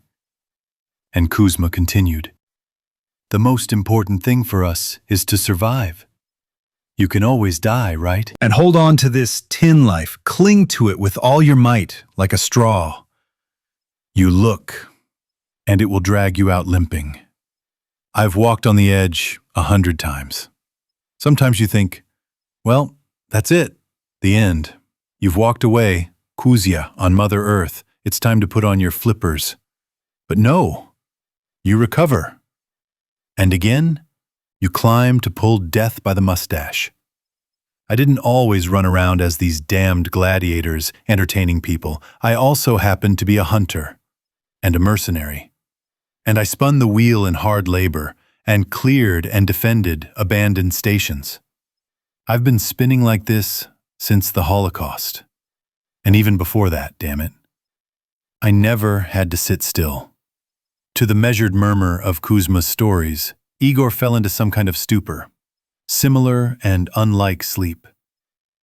And in these dreams, he walked knee-deep in icy, stinking water, turning a huge, clumsy pump wheel, paving the way through deadly dangerous tunnels. The guy was grateful to the tireless storyteller for not leaving him alone with the hopelessness that gnawed at his soul. On the fourth day, everything changed. Banista approached Igor, who was lying on the bunks. "Are you completely swollen here, Annika the warrior?" he asked sarcastically. Igor turned to the wall. He didn't care what else the old man had come up with. To pit him against a creature that no warrior in the world could handle, to certain death, or to send him to the icy catacombs to certain death, or even to kill him. "Rejoice," Mikhail Sergeyevich continued, somewhat offended, not having waited for an answer. "I sold you out, you incompetent." No reaction. Knyazev found another object for observation and now examined the crack in the wall with his gaze. "And I don't wonder who." Lanista's cheerful mood evaporated as if it had never happened. "Maybe they'll cut you up for meat, huh? Listen!" Kuzma couldn't stand it, having moved to his place with the old man's arrival. "Can't you see the guy is sick? You should shut up, tramp," Lanista snarled. "I only feed you out of pity." "Don't feed him," Kuzma muttered, looking defiantly at the old man. "And leave the guy alone. I'm telling you kindly, leave him alone." "So what?" "Nothing. Bye." Kuzma demonstratively pulled his blade out of its sheath and began to angrily clank the whetstone on the metal, making a deep nick in the blade. The other gladiators also stopped what they were doing and looked at the old man with disapproval. "Pack your things," he hissed at Igor, "and get out of here. You have a different boss now. Let him hang around with you." Without saying a word, Igor gathered his simple things and headed past him towards the exit. The gladiators followed him with their eyes. Only at the threshold did he turn around and say goodbye to his former comrades. "Don't hold it against me, guys." "Go with God," Kuzma answered for everyone. "And don't think ill of us." Knyazev walked past the guards, who pretended not to see him, and found himself on the street. "Stop!" Lanista caught up with him, demandingly holding out his hand, palm up. "Give me the token." Igor took out from his bosom a token that granted privileges to gladiators, pretended that he wanted to put it in his outstretched hand, but at the last moment, he let the chain slip between his fingers, and the metal plate fell into the dirt. "Lift it," Mikhail Sergeyevich barked, but the guy only grinned insolently in his face. He clenched his fists in impotent anger, raised them to the boy's face, but did not dare touch him. Igor's hand was on the guard of his sword, and he knew how to handle it very well, and the old man knew it. "Well, I'm not proud," he hissed, bending down to pick up the token. "I'll pick it up myself, but you'll answer for this, puppy."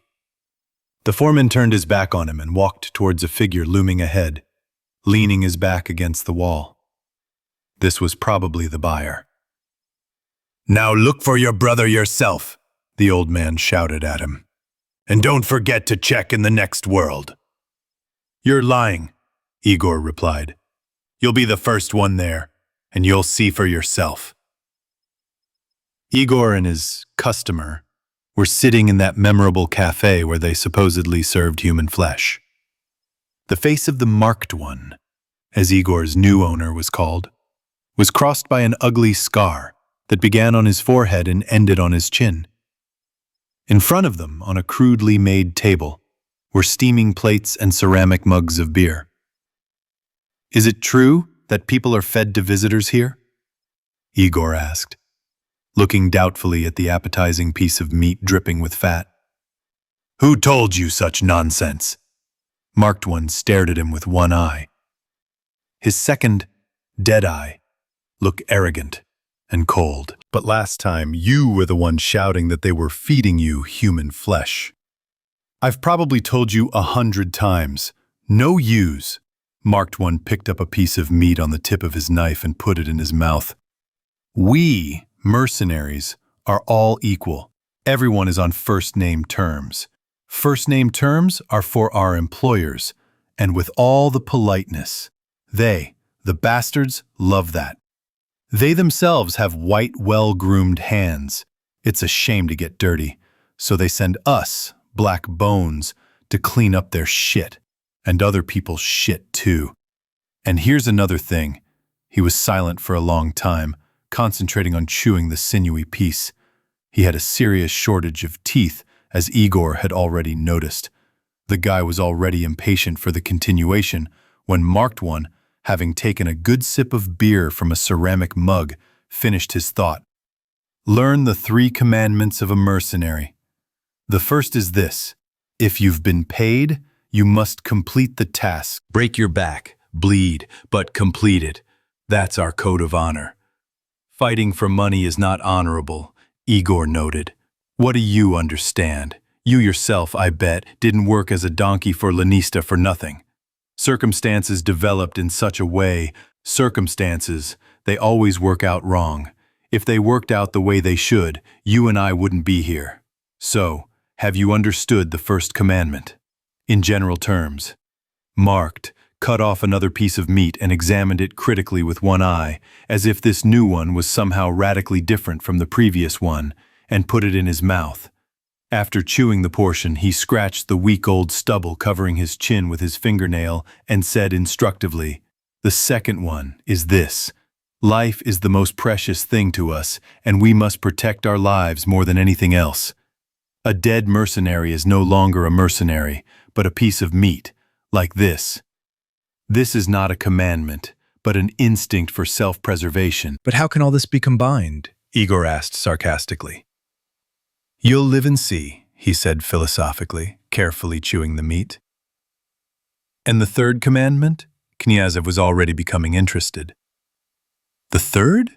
One-Eyed Thought scratched his chin with a creak and finally said, "Never pay for what you don't have to pay for." "So, regarding human flesh." "That's right, gladiator. Mark gave Igor this nickname at their first meeting, explaining that no one was interested in the real names of the mercenaries. Moreover, an attempt to find them out could be considered an insult with all the ensuing consequences. If you've already eaten, why fork out? So eat it boldly. It's pork. Pork. Or rat meat, he added indifferently, seeing that Igor had stuck a knife and fork into the meat. Human meat. It has a special taste. Try it. You'll immediately be able to tell the difference. And you, have you ever had to? Knyazev carefully chewed the meat and found nothing alarming in its taste. It didn't even smell like a rat, which he had already had to try.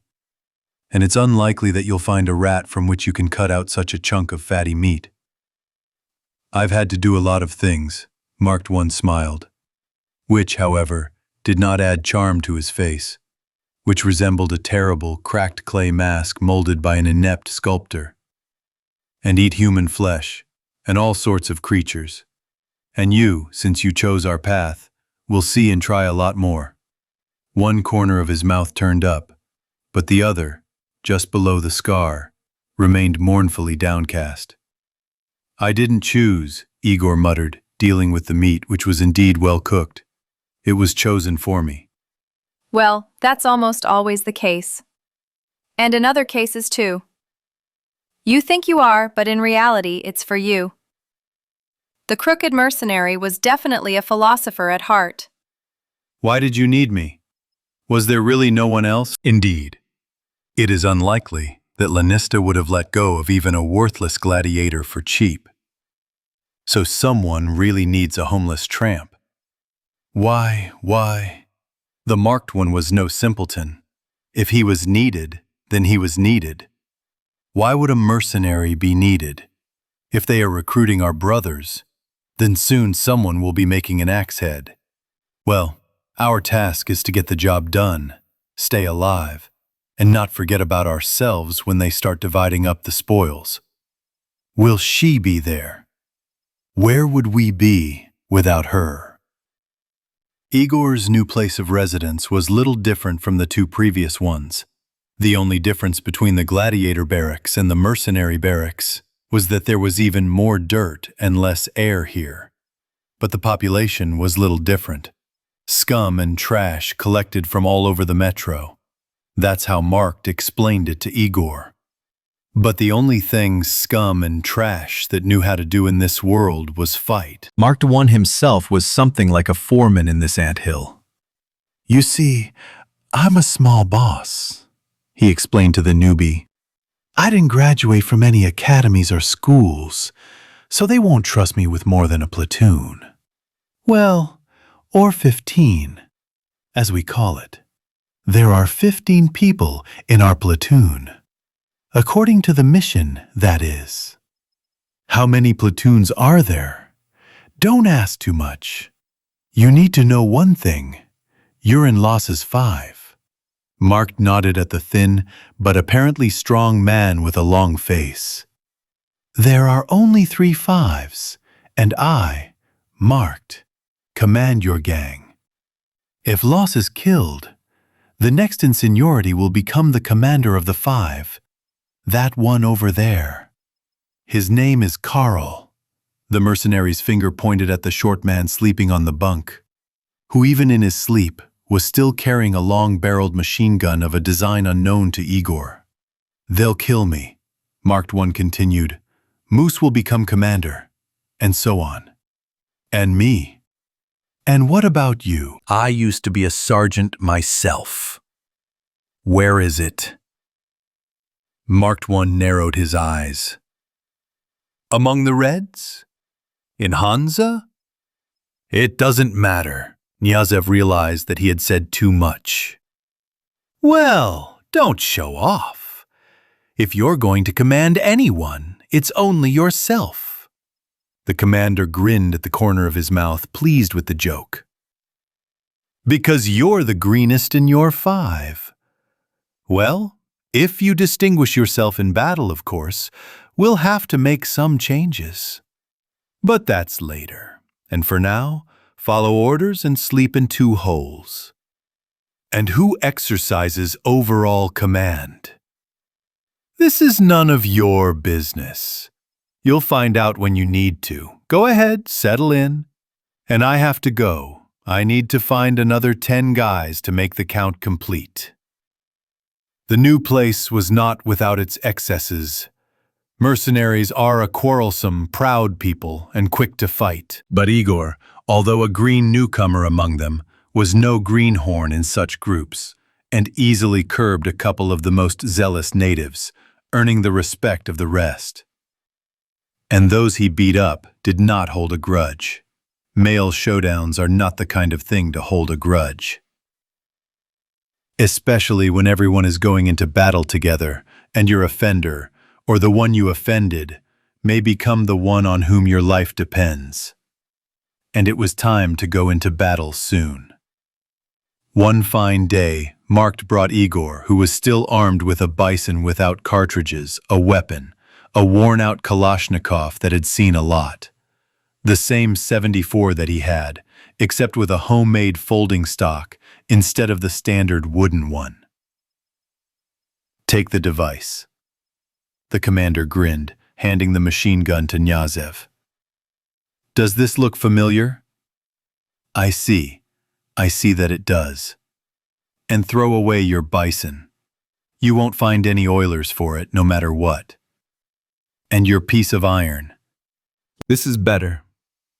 He held out an old, badly worn bayonet knife, also in a homemade sheath. It will be more useful. One doesn't interfere with the other, Igor grumbled. Bison with the ground-down firing pin did not throw away. It weighs little. One day, he will return to Pervomaiskaya and show it to the captain. Let him explain why Knyazev had counterfeit cartridges and the machine gun did not work. Well, and of course, he left the sword. What else? As you wish, but no one will carry your luggage for you. You understand. I can do without help. Where are the cartridges? You'll get your ammo before you go out. Marked One grinned. Otherwise, I know you're kind. You'll spend it all on booze and various larvae. This is a necessary thing, of course, but later. As they say, you've done your job. Go for it. Whoever survives. Until then, no way. Knyazev kept silent, knowing full well that the mercenaries easily found booze and women even without the standard ammunition. A rare day at the location did not end with a grand drinking bout or a fight over women who were walking around. And for the commander, who preferred to turn a blind eye to the antics of his subordinates, this was no secret. But discipline is discipline, even if only in words. Almost indifferent to drinking, Igor remained almost the only righteous man in this Sodom. Inga was a different matter. But leaving the unit's location was unthinkable. If you leave without permission, you are a deserter. Deserters are hanged. Mark explained this to the newly minted soldier of fortune and forever, using the example of a striped Kyrgyz who escaped but was found a day later and hanged in front of everyone right in the barracks. What are you daydreaming about? A small bag filled with painfully familiar objects. Kalashnikov cartridges landed on the edge of Igor's bunks with a characteristic thud. Marked One, as usual, approached silently. Fill the magazines and go to bed. We'll be leaving in the morning. Peaceful life is over.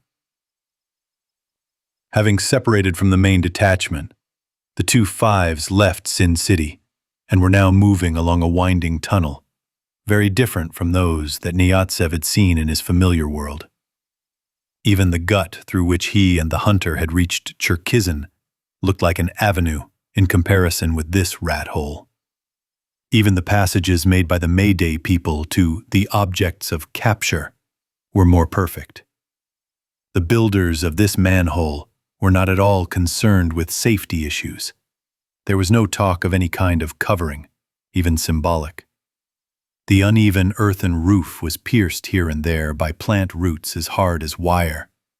It hung dangerously overhead, threatening to collapse with a multi-ton load at any moment. There was no desire to talk out loud here. Igor tried to stay close to the marked one, but the usually talkative mercenary withdrew into himself and answered all the newcomers' questions, only with terrible grimaces. But Los, who had previously been melancholic and thoughtful, suddenly started talking. Igor knew that this sometimes happens. The upcoming fight leaves few people indifferent. But everyone's nervous anticipation of a dance with death takes various forms. Someone becomes unreasonably cheerful. Someone, on the contrary, loses his temper over trifles. The silent ones become talkative.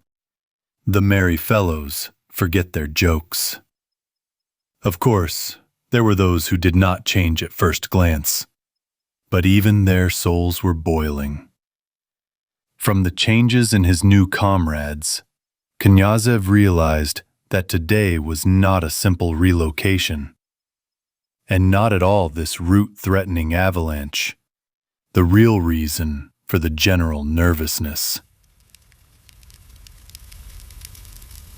Los briefly explained the reason for the apparent carelessness of the unknown diggers by the fact that labor in Cherkesien is cheap, pay in full, and they will dig at least 10 tunnels for you. But there are problems with fastenings. But collapses in the local soil, for some reason, are rare and not catastrophic. Sometimes 1 or 2 are crushed, and even those can often be dug out without much effort and consequences for the body. Los believed that the reason for the roof stability was those same roots, which held the soil together better than any reinforcement. But few people risked digging new tunnels near the collapsed ones, which explained the complex geometry of the passages, which competed in their bizarreness with the tracks eaten by bark beetle larvae in rotting wood. "Why are there so few of us?"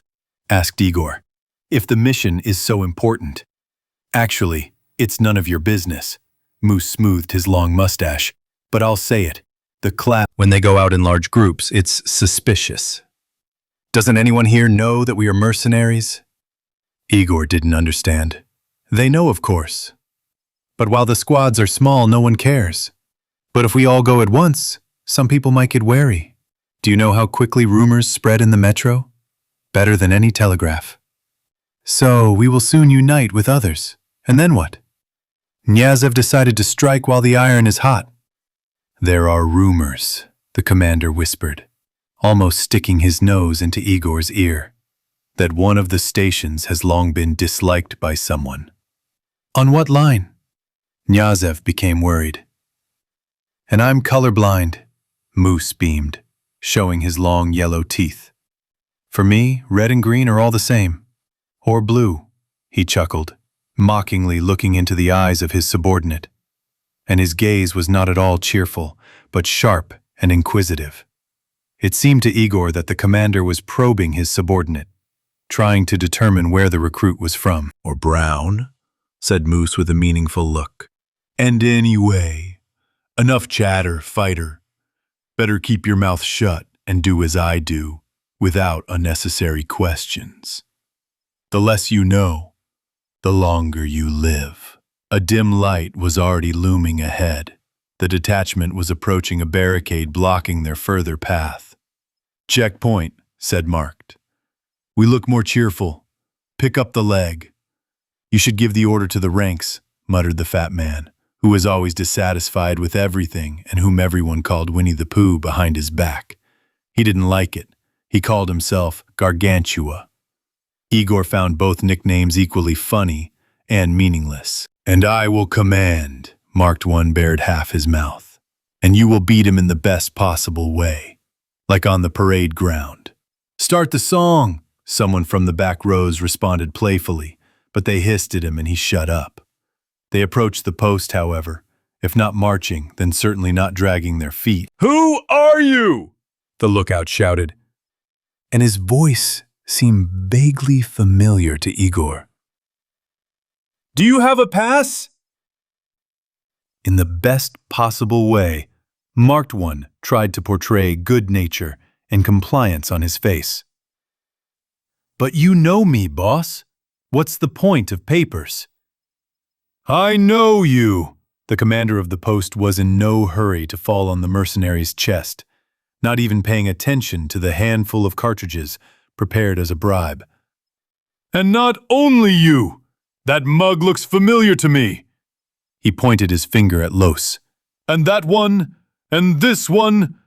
A finger with a broken, dirty nail pointed at Igor, and he suddenly realized why the guard's pockmarked face was familiar to him.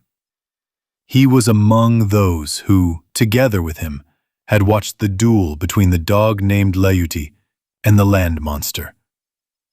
I bet half a piece on that son of a bitch. The guard looked at Igor. Although it was a sure thing.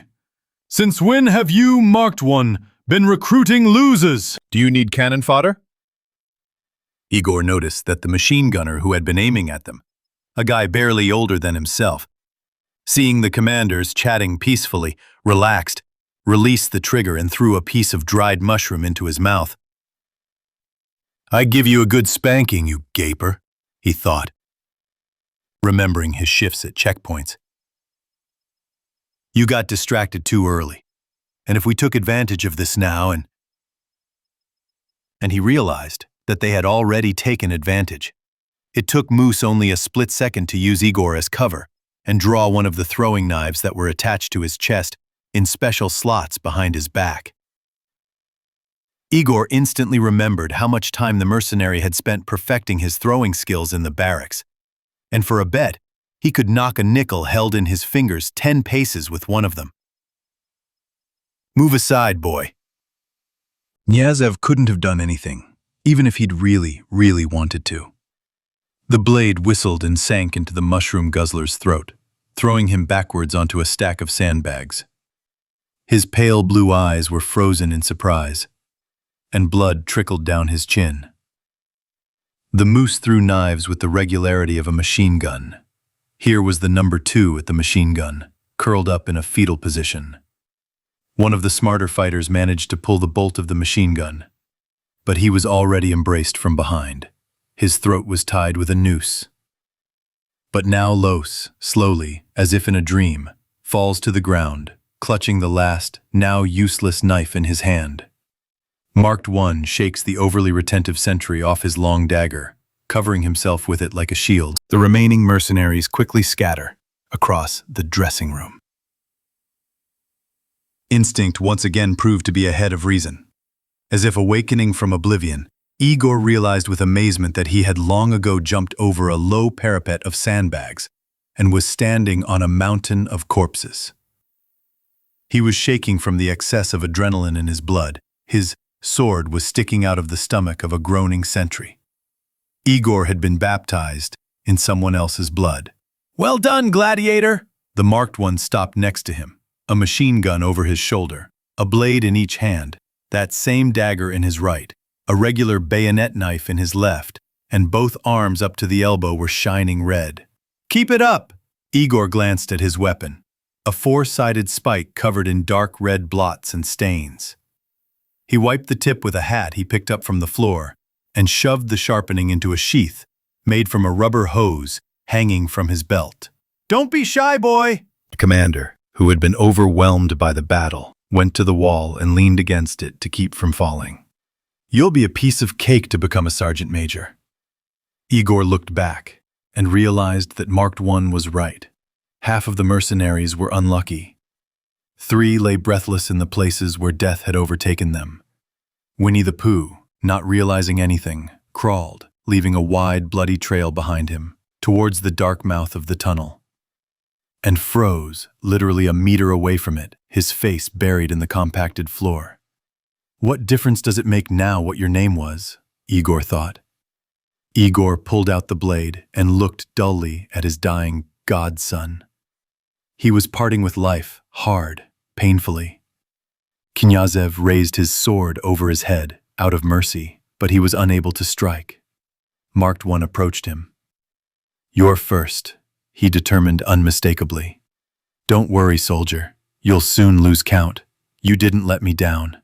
I praise you." I remember myself, when I took down the first one, I suffered. But they don't appear in dreams. That's nonsense. But how? No way. He'll die on his own. There, I told you. Marked One was glad, hearing the wounded soldier groan for the last time, clutching his wound with his blood-stained hands, twitch and fall silent. "Have you ever had to?" Igor with difficulty tore his gaze away from the dead boy, whom he could not call an enemy in his thoughts. "Like this?" "No," the old mercenary scratched the tip of his nose with his dagger. "But whining, trying to stop the bleeding, that happened. When everything I could press to the wound was soaked and there were only dead people nearby, it was even scarier. It was a long time ago, about 40 years ago. Igor only now realized that Marked One was old enough to be his grandfather, not even his father. And far from here. What does the word Chechnya mean to you, brat? No? That's what I thought." The Marked One, with a familiar gesture, wiped both blades on his pants, which were stained with someone else's blood. "There are 3 more. The commander nodded towards the door. "What are we going to do? They are calling for help now. They are trying." Why are they trying? "Winnie the Pooh, may he rest in peace," Marked One responded. He was very good at understanding all sorts of wires. Knyazev remembered how the now deceased fat man had gone off a couple of times along the way, as if to take a leak, and then caught up with the squad with an apologetic smile on his thick lips. Igor was once again amazed by the mercenaries. They all acted in a coordinated manner, as a single organism. But just like in an organism, one organ knew little about the other. Only the nerve centers, the commanders of the fives, had partial information, and the brain had complete information.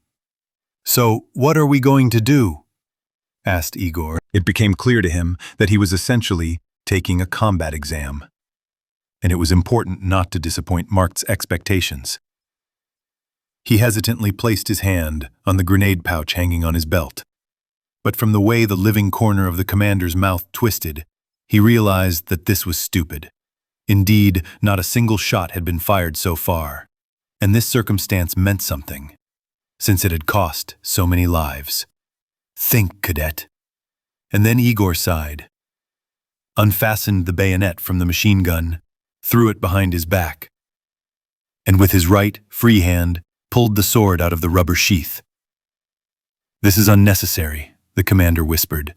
His gaze became cheerful again. "Give it up. It will get confused." "It's more convenient for me this way," Igor muttered in response. "As you wish." Marked raised his face to the uneven ceiling, moved his lips as if he were praying. Then with a sharp kick, he opened the door that had swung inwards and rolled forward inside. It wasn't without noise. A shot rang out in the room, but only one. A heart-rending scream was heard, followed by a gurgling wheeze. Igor, bending down, flew into the room after Marked and immediately saw a blue-pale soldier pointing a machine gun at him. Igor mechanically threw his tetrahedral blade, anticipating the shot. He acted on instinct. There was no time to think when the black pupil of the barrel was staring you in the stomach. The tetrahedron sank into the guard's chest up to the hilt. He tried unsuccessfully to stop the steel entering him with his hands, but Igor, stepping forward, pulled the sword out with a sharp movement.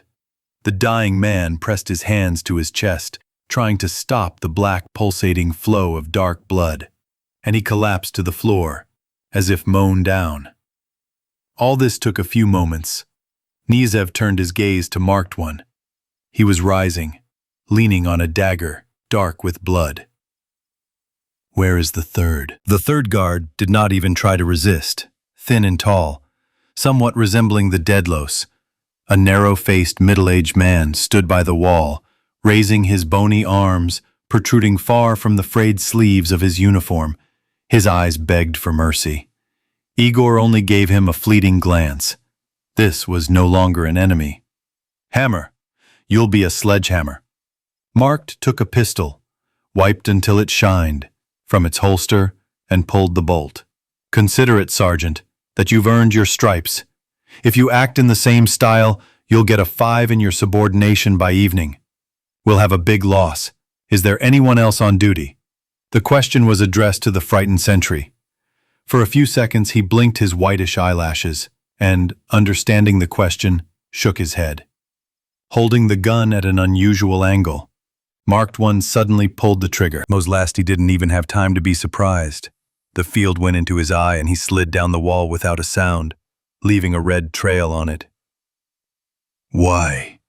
was all Igor could say, looking at the lanky soldier curled up like a dirty floor rag in a pool of blood.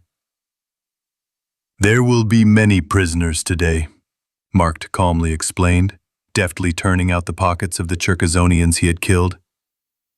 "And there is no point in leaving anyone alive in the rear. He has just shit his pants, and then who knows what will come into his head. He will come to his senses and shoot you in the back. So if you want to rise to the rank of general, clean up the dirt after yourself. It will be healthier. And don't be shy. Take from him what you like. It's not a crime, kid. It's the law of war." "I can't." Igor didn't even want to look at the soldier he had killed. "You shouldn't have done that." Marked turned the corpse over with a jerk and pulled several folded bills from his breast pocket. "Here. The dead get the earth. The goods get the living. He won't need it anymore." It was disgusting to touch the papers stained with blood on one edge. But Igor, after a pause, took the money anyway. It wouldn't last forever like change, passing from hand to hand, accumulating debts. And he unbuckled the dead man's belt, on his own, removing the pouches with cartridges. "Well done, gladiator," the commander praised. "Forget about the lies, that the belongings of the dead are cursed. I took my first trophies more than 40 years ago, and look at you, you're still alive and kicking. Well, we've played around and that's enough."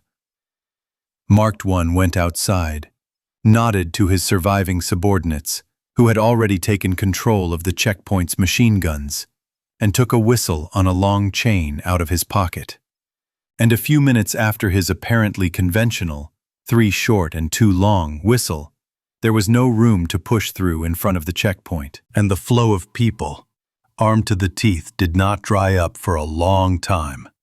Part 2, the second, weaker checkpoint, located right in front of the entrance to the city, was cut out by the 5 marked ones who remained behind. The mercenary squads, having encountered no resistance, poured into the streets of Cherkasy like a turbulent stream, and immediately, from everywhere, came single shots and machine gun bursts, heart-rending female screams and death groans. The usual nightmare began, repeating itself tens of thousands of times in the history of mankind for any captured city. Before Igor's eyes, 2 mercenaries, who had already had enough alcohol or drugs somewhere, dragged a half-naked woman, screaming at the top of her lungs, laughing. She tried in vain to cover her shame with the torn hem of her nightgown. The time of the raid had been well chosen, and most of the inhabitants, unless they belonged to the army of night workers, were peacefully sleeping in their beds. Another winner was dragging a sack filled with something angular, glancing around like a hungry wolf. But the majority of the soldiers of fortune managed to maintain a semblance of discipline and were now advancing at an accelerated pace towards the clean outskirts of Cherkasy, where, as far as Igor knew, the presidential palace and government offices were located in a recently opened and developed quarter. The prison he happened to visit, by the way, was part of a kind of sanitary cordon, an administrative and residential belt separating the nest of power from the rest of the Sin City. In general, this privileged enclave seemed to balance the slums, which included the joyful quarter, the arena, and many other seedy places. However, there were too few righteous people for this balance to be maintained any longer.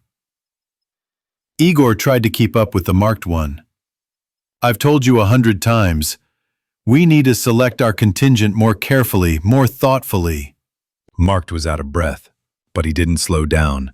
The old warhorse was in his usual element. But who listens to us? Old men.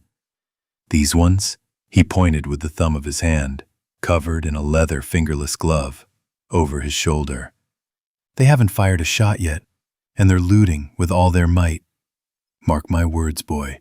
When this is all over, you and I, if we're lucky enough to stay alive, we'll still have to clean this shit out and put it up against the wall, to scare the others. And how are we any better? Knyazev felt the bloody money burning his skin through the fabric. We? The old mercenary looked at him as if he were a foolish child who had blurted out an obvious stupidity. We take from the enemy, from the one who, if he had killed you or me, would have done the same.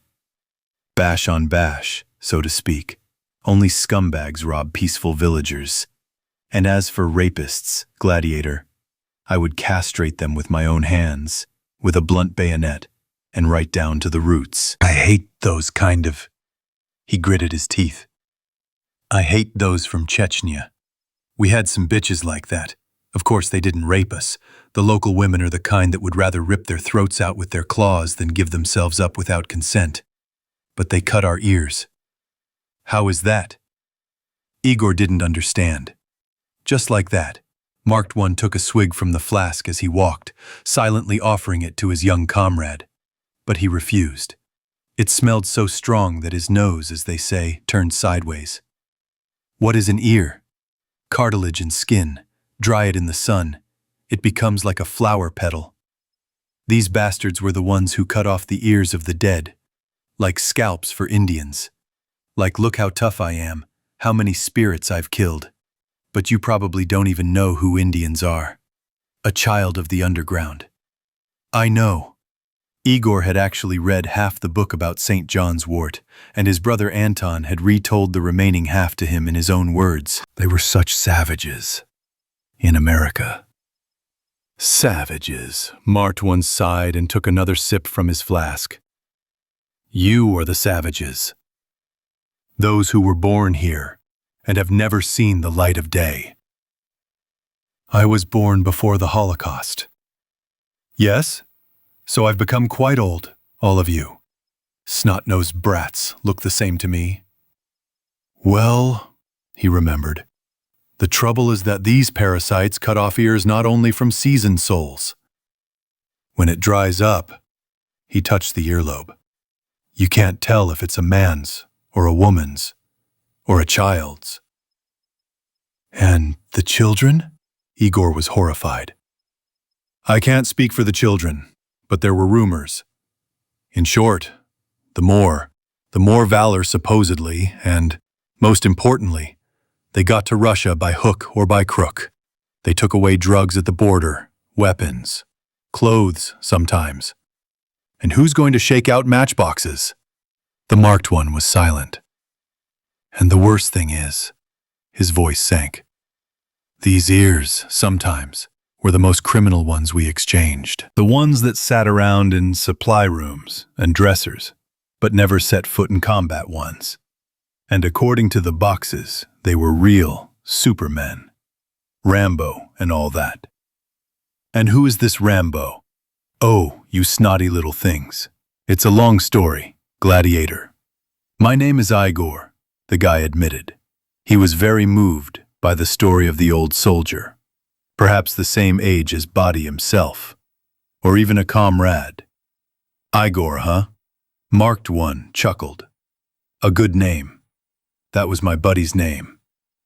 We were buddies since kindergarten, inseparable.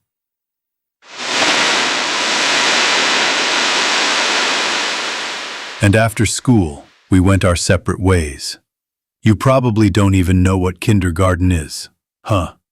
Of course I know, Igor answered, with resentment. Of course he knew what a kindergarten was. Everyone knows that it is a park where nannies and grandmothers lead little children by the hand, They led. He remembered very well how a kind, elderly woman, whose face was becoming more and more worn out over the years, led him, Igor, there. He remembered the delicious taste of a delicacy called frozen, a shiny ball that kept trying to get out of a child's little hand, and once, finally released, out of pity, and Antoshka was always nearby. "You're a real fine fellow," Marked One grinned in his usual scary manner. "Just don't expect me to introduce myself to you here and bow and scrape. You won't get it." The first shots came from the alley. The mercenaries managed to overcome the first lines of defense, hastily organized by the presidential guards who were taken by surprise, with minimal losses. But literally 2 steps away from their goal, they encountered such fierce resistance that the offensive impulse fizzled out on its own. The attackers cared only about their own skin and pockets, so they least of all wanted to risk their lives. They had to go on the defensive themselves, since they did not even try to take the stronghold located in the very heart of Cherkizon by storm. Even without that, this attempt cost the mercenaries the loss of a good 24 fighters, mown down at point-blank range by 3 machine guns firing from the windows of the White House that were almost completely boarded up with all sorts of junk. The windows in the underground city, in general, played more of a decorative role, and if you stuffed them with pieces of furniture and other junk, they very easily became loopholes and embrasures. Igor, of course, suspected that some of the killed felt fine. They were positioned too conveniently behind the bodies of their unlucky colleagues, but they did not consider it necessary to give themselves away, pretending to be dead under the leaden rain, ready to meet anyone who would carelessly decide not to raise their head but simply move. "Artists," confirmed Igor's guesses. Marked One, wincing as he bandaged his hand, scratched by a ricochet. He refused the help of his ward. "It's a scratch," he said. "Why pay attention to such trifles? They're pretending to be Zhmurov, but no way up there." He pointed his blood-smeared finger upwards into the rough vaults of the Cherkizon sky. "Such a feint might have worked. Wait until darkness, crawl back to his own people. But what's there to do here? No matter how much dirt you dig with your nose, this sun won't set." He meant several powerful spotlights that flooded the square in front of the palace with a bluish light. Apparently, they did not save precious electricity here, as incidentally everywhere and anywhere for those who are the most equal among equals. "Well fortified," the commander continued, covering his eyes with his palm from the bright light shining in his eyes. "Last time the windows were wider and there were fewer of these nasty chandeliers. Really." "Well, yes, son, it's not the first time I've stormed this nest," the mercenary bared half his mouth. "See the bullet holes in the walls? Our work." Igor looked closely and saw on the recently painted wall, next to the fresh bullet holes, carelessly filled in indentations in the plaster. "It didn't work out last time? Why didn't it work out? Everything went tip-top. It was a couple of years ago. The boss at the time screwed up something, and they had to pick him out like a splinter. And he had only just managed to build this mansion. Here, near the wall, they laid them all in a row. The boss, his woman, and those ministers who didn't run away. They say that the angry people took revenge. The current bigwig, by the way, is one of those who turned out to be smart. Or maybe he started all this to knock off his boss. And what about you? Mercenaries, you mean? What are mercenaries? The Moor has done his job, the Moor can go. Do you know who a Moor is? Murderer? In general, then, the new government ordered us to clear out within 24 hours, without the right to return. So that, it means, no one doubts its honest and popular election, and does not blab too much. And what? Nothing. Half a year passed, and everything started all over again. After all, they always hired our kind here.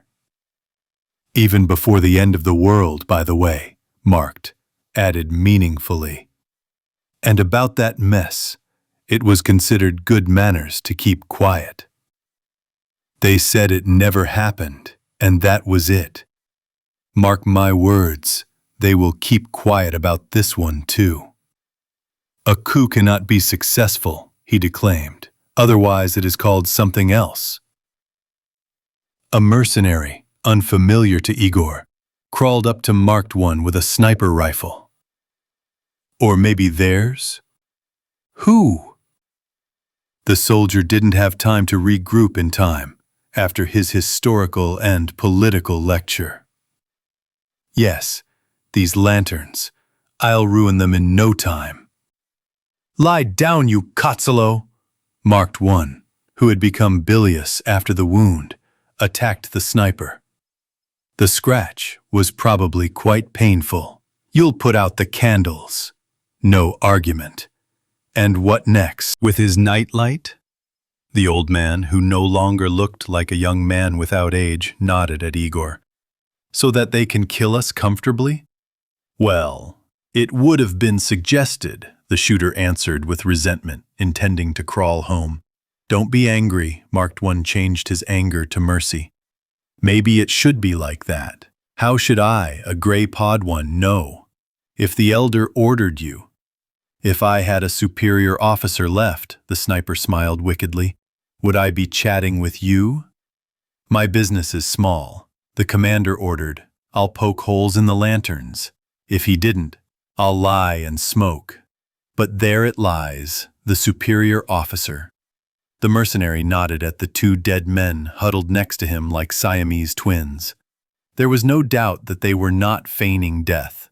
It was unlikely that a living person could lie in such uncomfortable positions for so long. And there was a sea of blood under them. These two had probably been mown down by the first burst. So you're the boss here now, the sniper finished. Give orders. Order? What would I order you to do? Unless... Marked One stopped mid-sentence. There was a loud whistle. A short one and 3 long ones. That's it. My command is over. Let's crawl, gladiator, to the rear. Some bigwig showed up there. He's about to give it to you. And me?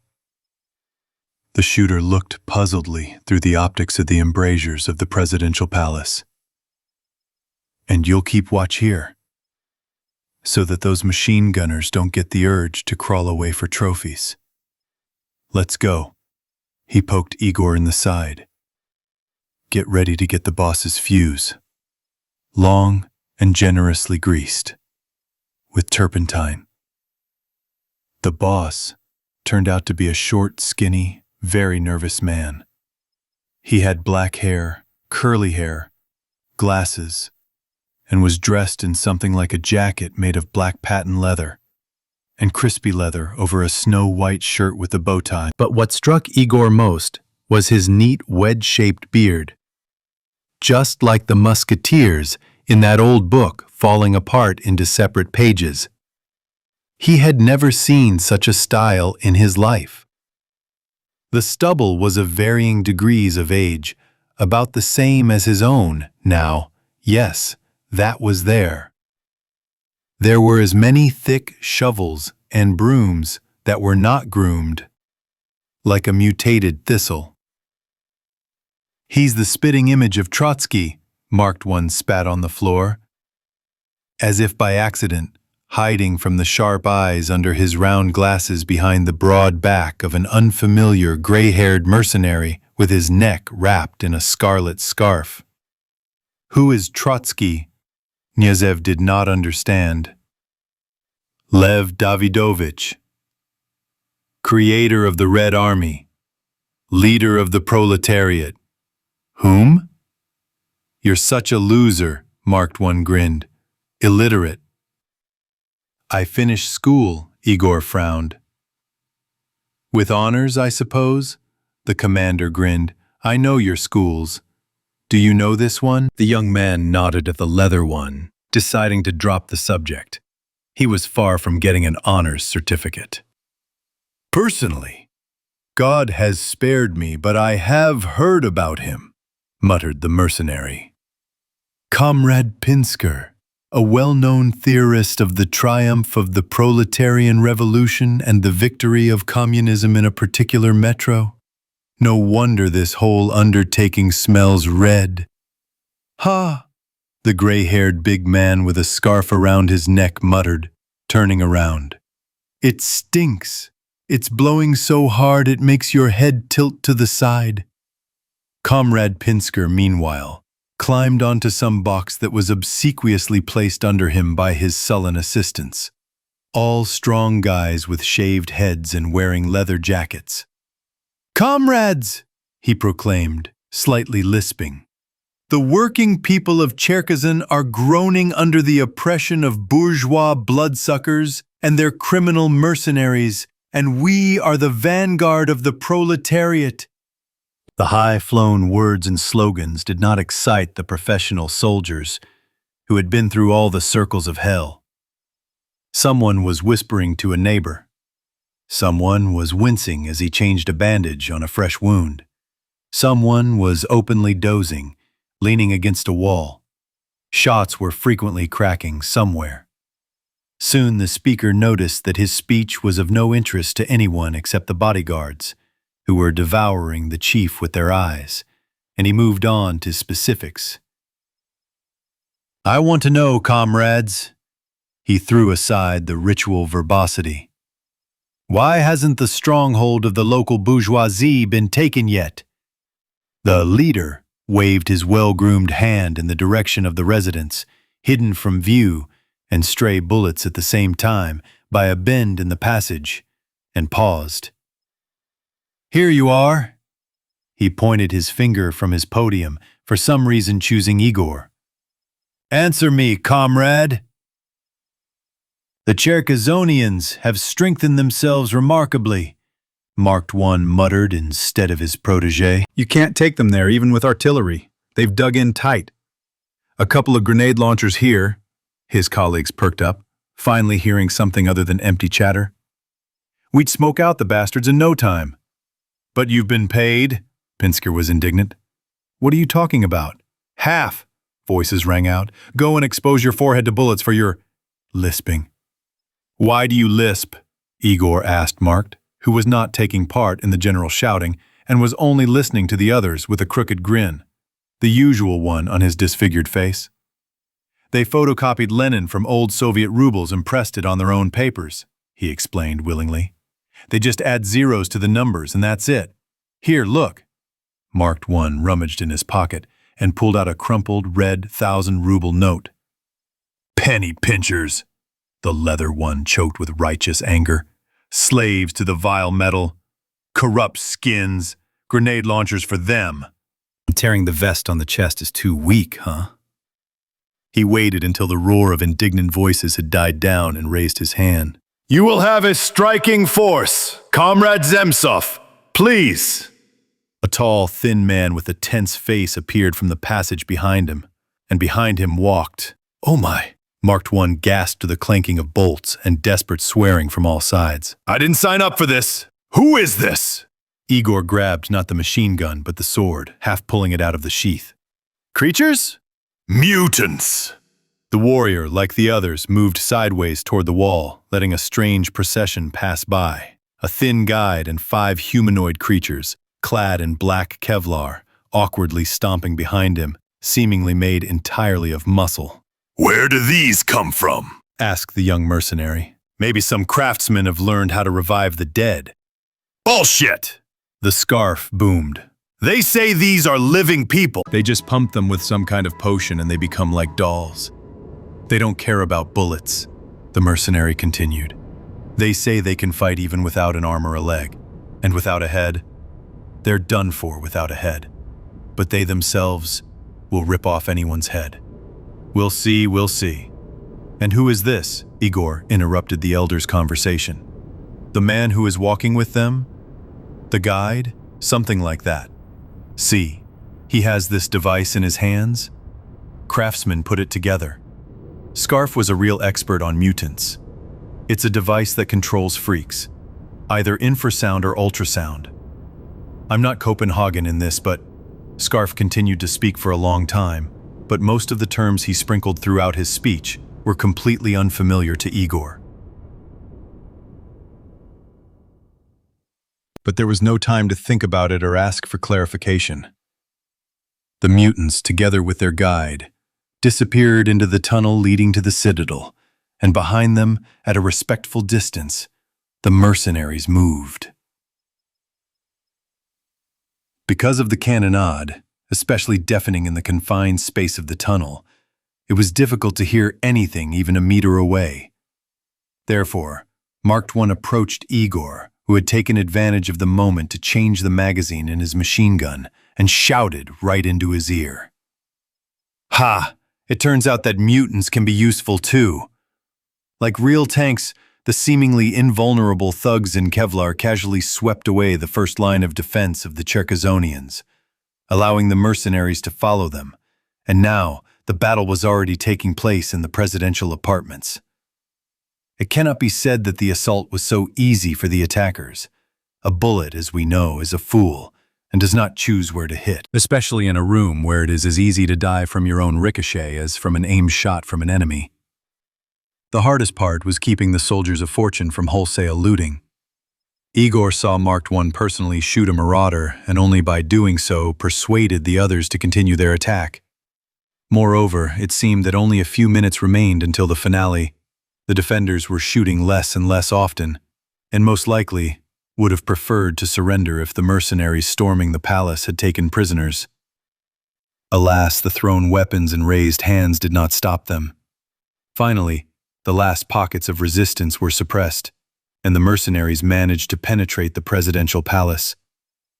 To Knyazev, who had only seen similar interiors in pictures from old glossy magazines, the surroundings seemed the height of luxury. The people's representative lived well, modestly, but with taste. Marked One nodded at the furnishings, which had been badly damaged by bullets.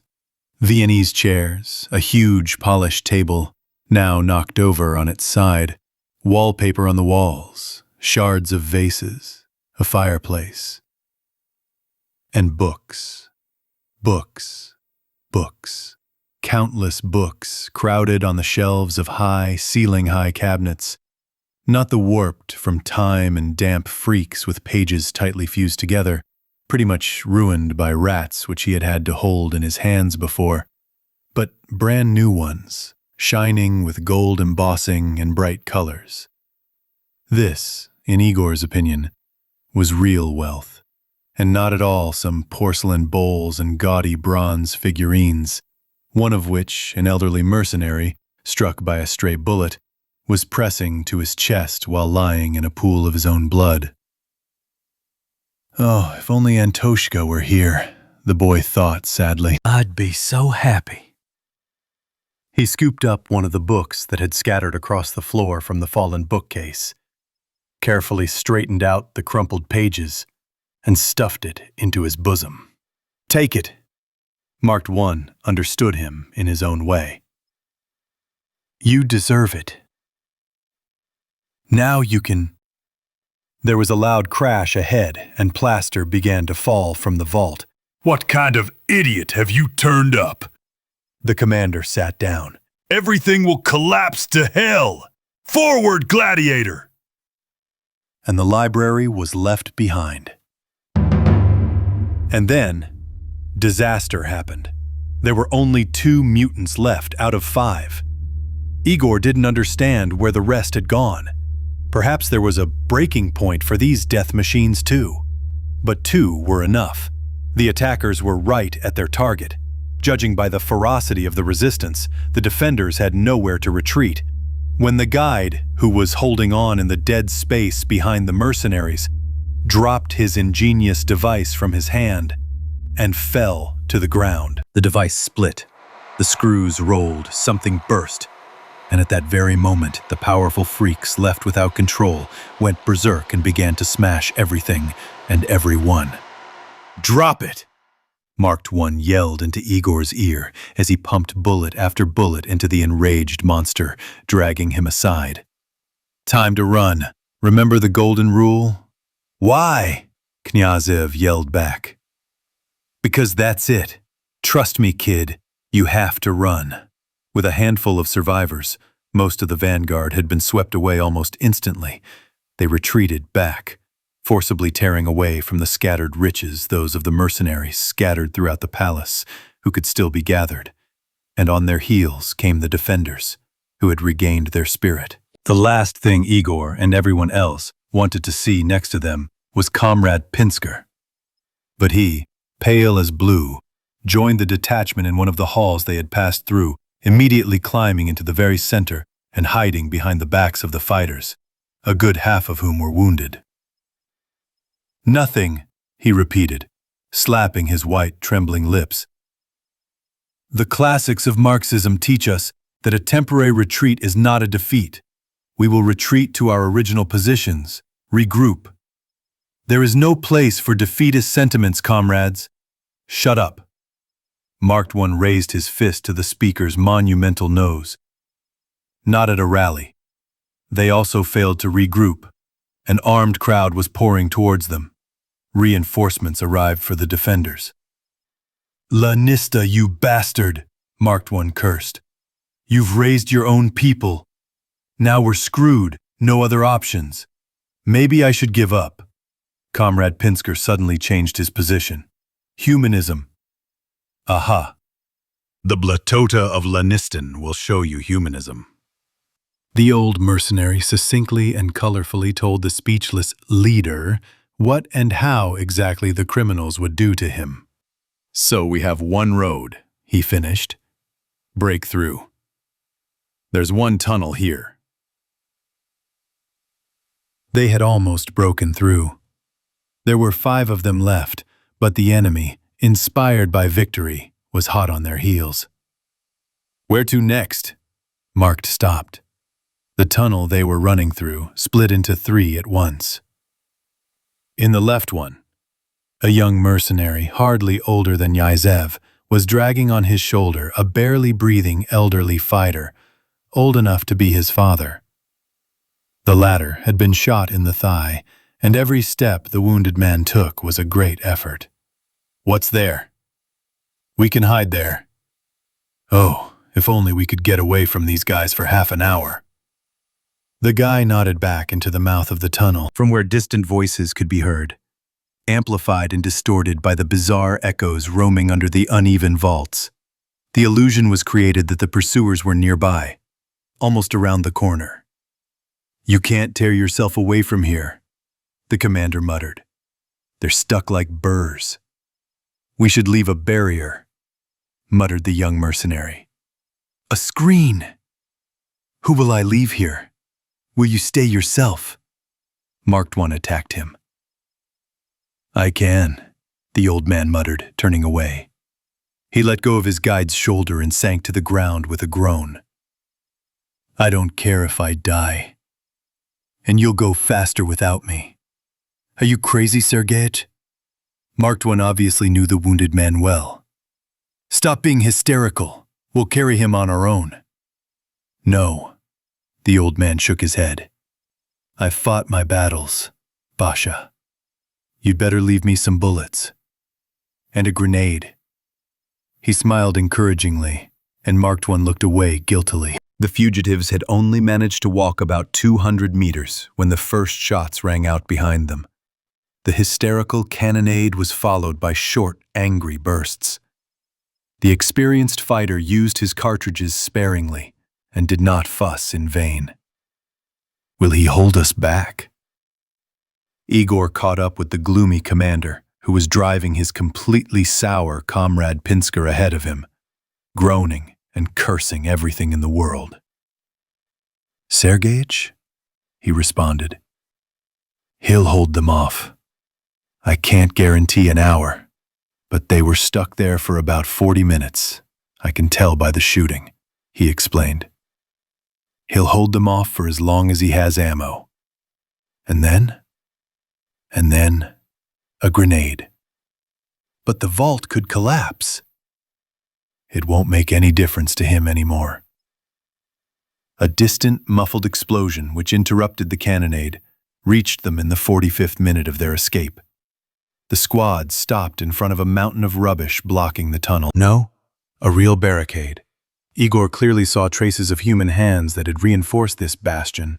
Concrete beams laid on top of a loose slope, shards of glass interspersed here and there, a frighteningly sharp point, a rusty spiral of barbed wire along the ridge, Where have you brought us?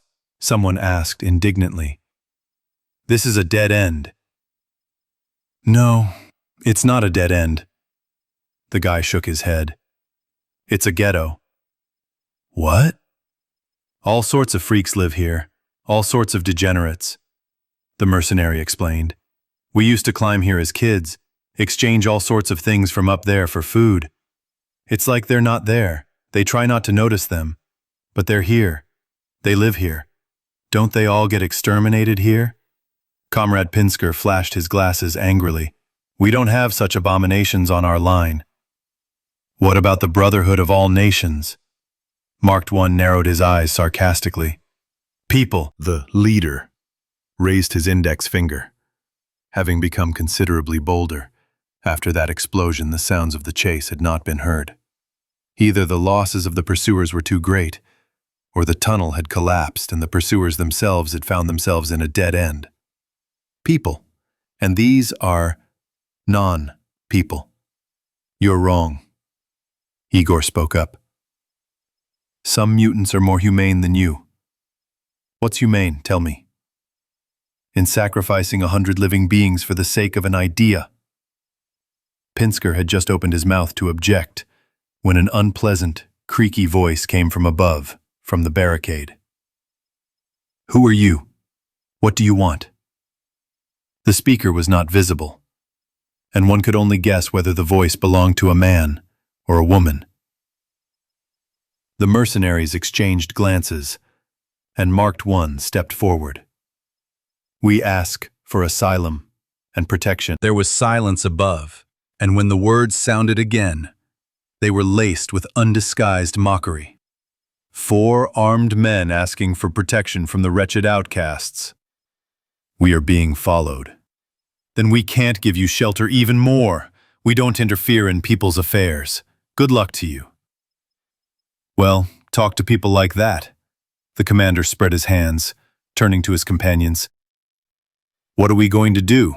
Go back? Wait. Igor moved Marked One and stepped forward. You have this hunter there, he began. And the voice immediately responded, as if its owner had never left. We have a lot of hunters here. They answered tensely from above. Who needed him? To the one who saved his life, Igor muttered. There was a pause, but when the fugitives were about to leave, the hatch swung open with a screech, throwing off a whole layer of compacted garbage. There was no separate invitation to enter. So Knyazev looked back at his silent companions, squeezed through the narrow opening with difficulty, and crawled forward along the inclined and echoing metal pipe. Into the unknown. All the natives encountered behind the barricade were dressed in long robes with large hoods. The hunter wore exactly the same. They only vaguely resembled people. Sometimes, in the darkness, spots of silver-haired faces flashed. Or were they muzzles? Sometimes, it seemed as if green, ulcerated skin was glistening. But the natives did not let anyone get close. And the new arrivals were not eager to communicate. Finally, the mercenaries appeared before the being who had power over the freaks. His face was also hidden under a hood. The ruler sat in a chair on wheels, similar to a throne. We ask you for asylum, Marked One said, coughing. That's impossible, the faceless one replied, dispassionately. Would you humans give shelter to any of us if we asked for it? Under certain conditions. No, a lifeless voice from under the hood interrupted the commander. Never. To you we are degenerates, a mistake of nature, creatures. To us, you are executioners, murderers, racists. How can we live together? We're in trouble. And what does it matter to us? While you are busy with your troubles, we have a respite. As soon as you cope with your misfortunes, you will immediately try to get to us. The authorities of Cherkizan will not touch us, provided that we do not approach their possessions and do not interfere in their affairs. Go away. Yes, we will leave. Marked One grinned, and his asymmetrical face turned into a terrible mask. But not far. We will give battle right under your wall. It's your business. The faceless one was unperturbed. There was a pause. It was clear that people would not achieve anything worthwhile from this soulless creature. It was necessary to try to somehow fortify themselves from the outside while there was still time. And then Igor exploded. We can be together. We can help each other survive. The hunter saved my life, and I saved the hunter's life. He became my comrade. And now you throw us back to our enemies to die? I didn't suggest you go back. The voice creaked. We can take you out through another passage. Will that be enough payment for saving one of us? What part of the dungeon will we find ourselves in? What makes you think you'll end up in a dungeon? We'll take you to the surface. The hood swung from bottom to top. The mercenaries looked at each other. No, that's not what we agreed on. Marked One shook his head. We didn't agree on anything. There are only two exits from here. Outside and back to where you came from. We don't agree! Comrade Pinsker was alarmed. There is death up there. There is risk at the top. Death awaits you at the barricade. Your pursuers have already reached it. We will have to answer them something when they ask if you have come to us. You freak! A young mercenary suddenly jumped forward. We'll die up there! I'm staying here! He, without answering, moved his hand under his robe. Igor didn't even have time to understand what had happened. Something rang briefly, and the guy, with a frozen expression of amazement on his face, slowly fell backwards. A short metal rod was sticking out of his forehead. The mercenaries grabbed their weapons, but four robed men with crossbows immediately emerged from the shadows behind the creature in the chair. The weapons, which seemed like toys, were aimed at the uninvited guests. "Does anyone else want to stay?" asked Faceless. "We're leaving," Marked One said gloomily. "I'm glad," came from under the hood, and obeying the same imperceptible sign, the henchman quickly dragged the dead mercenary out of sight. I won't detain you. The detachment advanced behind a short, almost dwarf-like creature in a robe, mincing ahead. I wish we could come back here with flamethrowers, Marked One whispered furtively to Igor, and talk again. What's there to say? Igor objected. This is their land, their right. They could have laid us all out here like this. Elephant, the commander muttered. That's what the boy was called. Elephant. People would do the same. Knyazev shook his head. You would do the same. I think they are descended from people after all. The question was rhetorical. In the ceiling of the tunnel, there was a gaping vertical well of circular cross-section, dimly lit at the very top, at a mind-boggling height.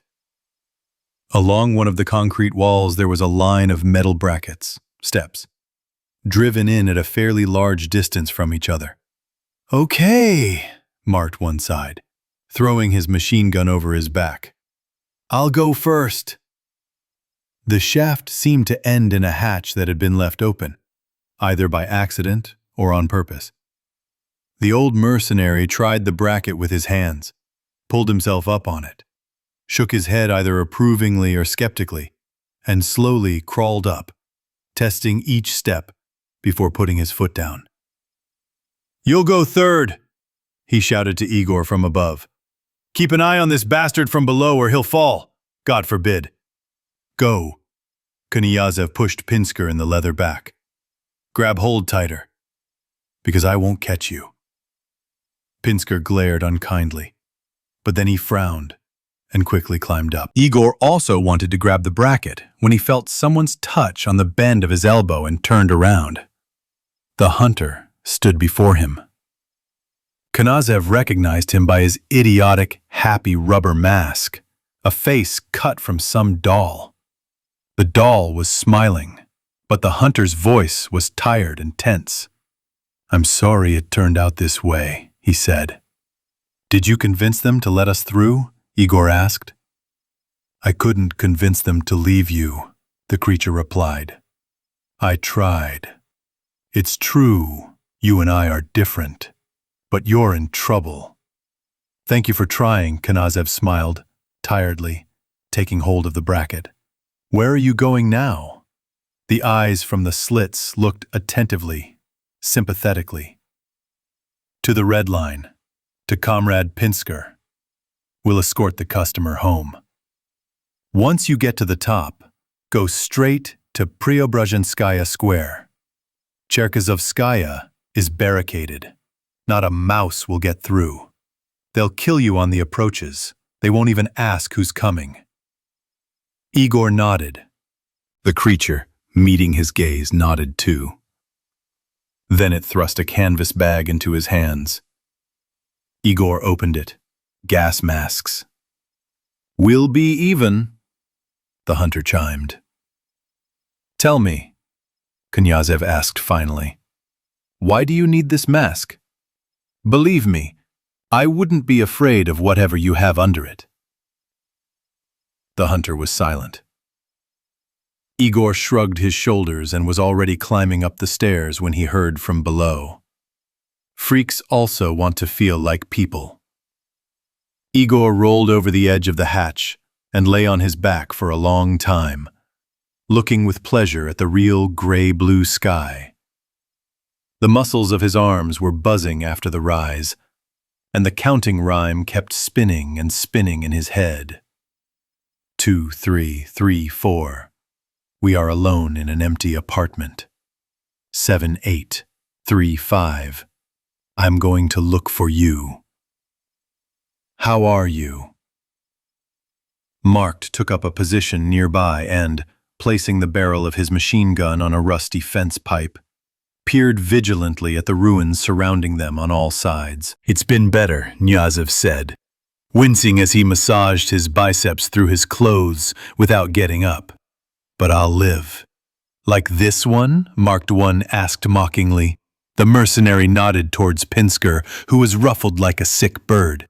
He was sitting in the lotus position, silently rocking back and forth. The leader was shaking violently, but during the entire long climb he had not fallen even once. Knyazev thought that even if he had hung on to the commissar's legs, he still would not have been able to tear him away from the ladder. The communist clung to life so tenaciously. "If you want to live, you can climb up a bare wall, let alone a ladder," Marked One remarked, in rhyme with the prince's thoughts. "It's easy for you to say," Pinsker cried tearfully. "But this is the first time I've done this. I'm an office worker." "Why are you trying to organize a coup, you office worker?" Marked One barked. "You should have stayed in your office." "We have to go," said Knyazev. We can't sit around. There are birds there. Everyone involuntarily raised their heads to the silhouettes of two predatory monsters, lazily cutting circles at a great height. It may seem that they have not yet noticed the three people below, but the flying beasts have excellent vision. They are simply waiting, choosing the moment to fall on people's heads. "Where to next?" asked Marked when they reached the nearest houses in short dashes, covering each other and the leader, dangling between them like useless ballast. "Shchelkovskaya, over there," Pinsker said, fussily wiping the sweat from his forehead. "You can't go there," Igor said. "The exits are walled up. You have to go to Pervomaiskaya Square." I've never been there myself, though. "Nonsense." Marked One looked around from under his palm. For some reason, large vegetation didn't take root here. Dried-out trees stood like black ghosts along the edges of the avenue, and the walls of dead houses, rusty carcasses of cars and asphalt, were only here and there covered with gray, wide leaves of bindweed. I remember everything here, from the old days. Preobrazhenka is just a stone's throw from here. The birds were still circling in the sky, but while they were not paying attention to the travelers, they decided to walk along the very middle of the avenue. The black, dead thicket of the parks frightened all three of them much more. The black, motionless mirror of the pond on the right looked especially unfriendly. Knyazev had heard stories about ponds like these. There's not much left, the commander said abruptly, when the endless wall of a multi-story building stretched to the right, gaping with dark holes of windows. Let's rest a bit, shall we? The engine's starting to seize up. No problem. Where? Yes, there's an armored cash-in transit car standing there. Martwan nodded at a low yellow-green van, pulled up to the sidewalk in a row of other cars. What if it's open? The three of us will somehow squeeze in, and then the devil himself will be no match for us. Such a creature hasn't been born yet that could open the armor.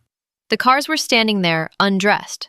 They looked exactly the same as when their owners had left them. It probably seemed that they were leaving their beloved horses for a few hours until the air raid alarm sounded. The door gave way, slid to the side. Heavily, and the dried-up mummy of a security guard fell out onto the cracked asphalt. He obviously didn't have time to run to the metro, or maybe he didn't know where to run. Pinsker squeaked. Marchwan pulled the unfortunate man aside and crawled inside. And what is this? Inside were several canvas bags, hermetically sealed. The old mercenary cut the thick fabric with a knife. Dollars, dollars, dollars. Second bag. Dollars, dollars, dollars. Third, euro. Money of the old world. Papers that were accepted all over the world. Banknotes from the time when people believed in the value of cut and painted cellulose. Not wealth, but the promise of wealth in the future. From the time when humanity still had a future. Now, when there is only one hard currency in the world, the cartridge, all this paper pile is worth nothing. Not a single stalker would covet these bags. But there is one place in the metro where people still remember these pieces of paper, still believe in them. Sharky's on! We are millionaires! Larked one shouted. We are all millionaires! Even Pinsker! The dangers and hardships that lurked at every step were forgotten. Three adults were happy like children, rummaging through the piles of colored papers that filled the body of the armored car. Full truck, that's amazing! Comrade Pinsker exclaimed excitedly, his gas mask lenses flashing. They were probably taking the proceeds to the bank. I doubt it. Marked one selected several stacks of crisp new $100 bills and busily stuffed them into the numerous pockets of his overalls. Where could such daily earnings have come from? It looks like they were taking cash from small banks to the vault, so that they wouldn't get robbed in the chaos. I remember those days well. Everyone was so crazy, but they didn't deliver. Luckily for us, Igor, unlike his older comrades, took the find much more calmly. He, who grew up on a station where there was hardly any money, simply could not imagine how one could spend such a huge amount. And all this money could only be spent once he was back in Cherkesy, in New Babylon, against which Igor had rebelled. In the city where Lanista spies would have him pinned down in a matter of seconds. It was a strange kind of wealth. It's like in a dream, when you see that you've stumbled upon a warehouse with cartridges, and you understand that it's a dream, but you still think about outsmarting yourself and waking up so carefully that you can drag all this treasure out of the dream into the real world. And so it is now. Igor seems to be rich, but there's no way to use this fortune. And now, with curiosity, like a child with candy wrappers, he simply laid out the multicolored bills by denomination, looked for the missing ones in these solitaire games, exchanged old and worn-out pieces of paper for new ones. But Marked and Pinsker were dreaming loudly, out loud, to hell with both the Red Line and Comrade Moskvin. Unhealthy red spots bloomed on the old man's pale cheekbones. His hands were shaking. To Hansa, only to Hansa. Only there can we find a worthy use for this cash. We just need to exchange it for cartridges, load a caravan with them, and how do we get to Cherkesy? With that kind of money? The mercenary laughed. With that kind of money, they'll welcome us with open arms in Cherkesy. A glorious city. Cherkesy. One ideology. Money. We'll come back. I'll contact the owners. We'll pay a little. and live until the next end of the world. There'll still be some money left, and then we'll exchange some bullets. And you can go wherever you want. The whole world, the entire metro are at your disposal, gladiator. He shook Knyazev by the shoulder. Fill your pockets, don't wait. But the more they had fun, almost dancing around the armored car full of treasures, the worse it became for Igor. His head had been hurting for a long time, and with each passing minute the pain was getting worse. Sharp, long needles were piercing his temples and deeper. His eyes were dazzled, his mouth was dry. The excruciating pain reminded him of something familiar, experienced quite recently, but the memory fluttered on the edge of perception and slipped away as soon as he got closer. And the hubbub of his merry companions was very disturbing. "I'll buy a yacht!" Mart 1 was already talking absolute nonsense. "To the Bahamas! To the Canaries! A dacha on Rubliovka! To Monte Carlo!" To Baden-Baden, Pinsker echoed. "To Las Vegas!" "Let's go to the casino, gladiator!" The mercenary shook the sluggish Igor by the shoulders, shoving wads of banknotes in his face. "Roulette, whiskey, half-naked girls." "What casino?" he weakly resisted. "There haven't been any casinos for a long time. Wake up, Mart 1. "What do you mean, not? Are you blind or something? There it is. See how the lights are blinking?" A hand in a torn glove pointed to the wall of the house. To where? Next to the gap of a long-since broken display case. Half hidden by ivy, the skeleton of a once glass door hung on one hinge. Where did he see the light bulbs? "Let's go, gladiator. Let's tie up the grief with a rope. 100,000 on the red one," the mercenary shouted excitedly. 200 on the black one. And Pinsker, clutching an armful of bills to his stomach, was already scurrying on half-bent legs toward the cave, muttering something unintelligible under his breath. Are they crazy? The pain under his skull became unbearable. Colored circles flashed and went out before his eyes. His head felt like a rubber ball filled with boiling water. Crazy! He roughly tore himself away from Marked One's hands, and Marked One, baring his teeth in his terrible smile, waved his hand at him, catching up with the leader in 2 jumps. The display case in front of them resembled an impenetrably black entrance to a tunnel. The darkness concentrated in it seemed dense and material, alive and ominous. It seemed that just a little more and it would spill over the border of the window opening and pour onto the filthy asphalt, spreading out into an ugly, writhing blot, greedily stretching its tentacles toward the victim obediently approaching it. This thought seemed to turn on some switch in Igor's pain-addled brain. The well, the grating, the inky, swirling surface rising from the depths, and sharp needles of pain in the brain. "Stop!" he shouted after his comrades, who had almost reached the black mouth of the window. "You can't go there! There's death there!" Throwing aside the multicolored banknotes, he rushed forward, thinking of only one thing: to catch up, not to let them step into the black void. He made it. He managed to grab Mark by the shoulders, stop him, and he flew onto the asphalt from an elbow blow to the solar plexus. "Stop!" he croaked, sucking in the escaping air through his filters, suddenly becoming thin and completely devoid of oxygen. "You can't!" Pinsker hesitated. Money was pouring out of his disobedient hands like rain, and he was still trying to gather his elusive wealth, marking time. And Marked One had already stepped over the low curb, instantly disappearing into the impenetrable darkness, as if he had sunk into a pool. "Grenade! Grenade there!" His hand slid along his belt and missed the pouch. Then, still lying on his side, Igor tore the machine gun off his shoulder and fired a long burst into the black, open mouth of the unknown monster. Biting his lip until it bled, he pressed and pressed the trigger until the Kalashnikov choked, emptying the magazine to the last bullet.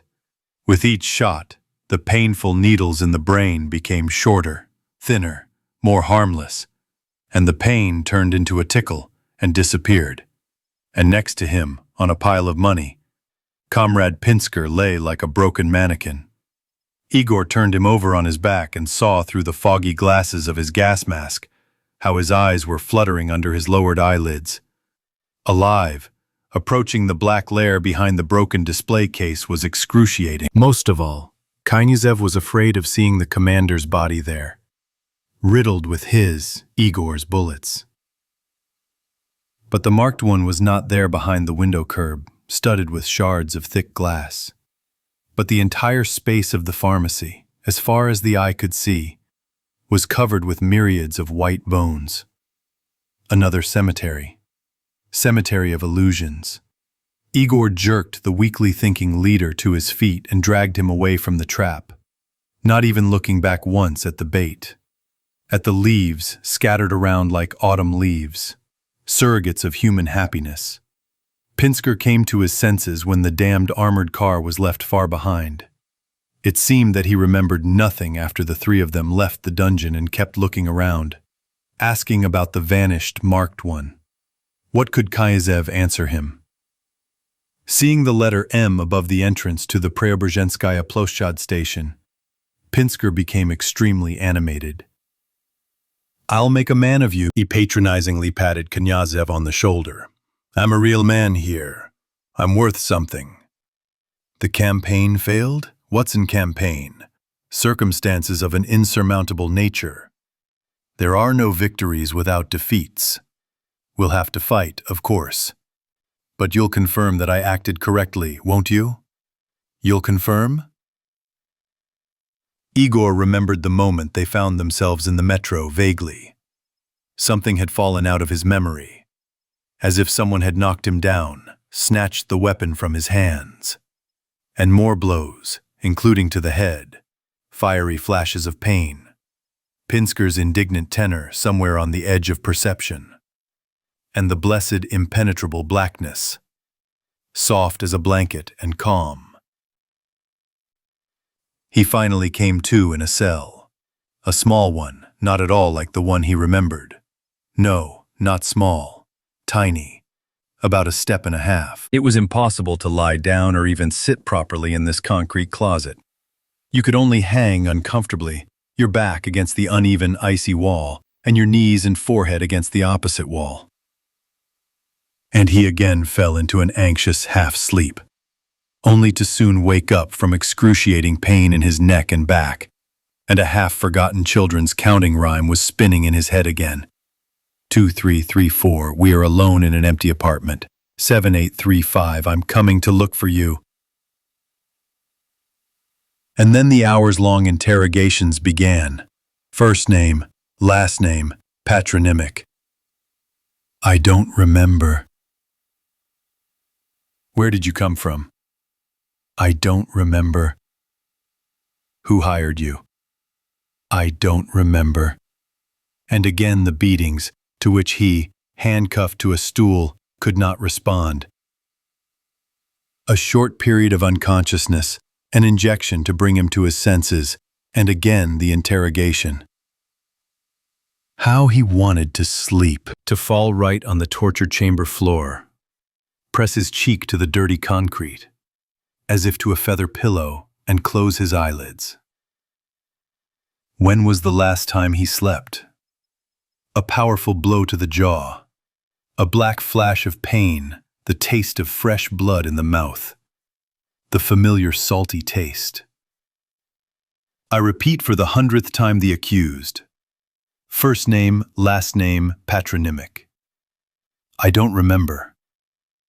Don't sleep. First name, last name, patronymic? Igor felt his teeth with his tongue and was dumbly surprised that they were all in place. It seemed to him that there was not a single one left. But nothing. They were loose, true, but all were intact. How Igor hated his former self, naive, trying to help everyone in the world. He hated the stocky, ugly investigator in dark blue riding breeches, a tightly buttoned tobacco-colored jacket, with diamonds on the red buttonholes, and a cap with a maroon band and a blue crown. Before starting the active influence, the investigator carefully hung the cap on the wall, where a separate hook was provided for it. And after that, For a long time, like a surgeon, he crunched his fingers and slowly pulled on black leather gloves.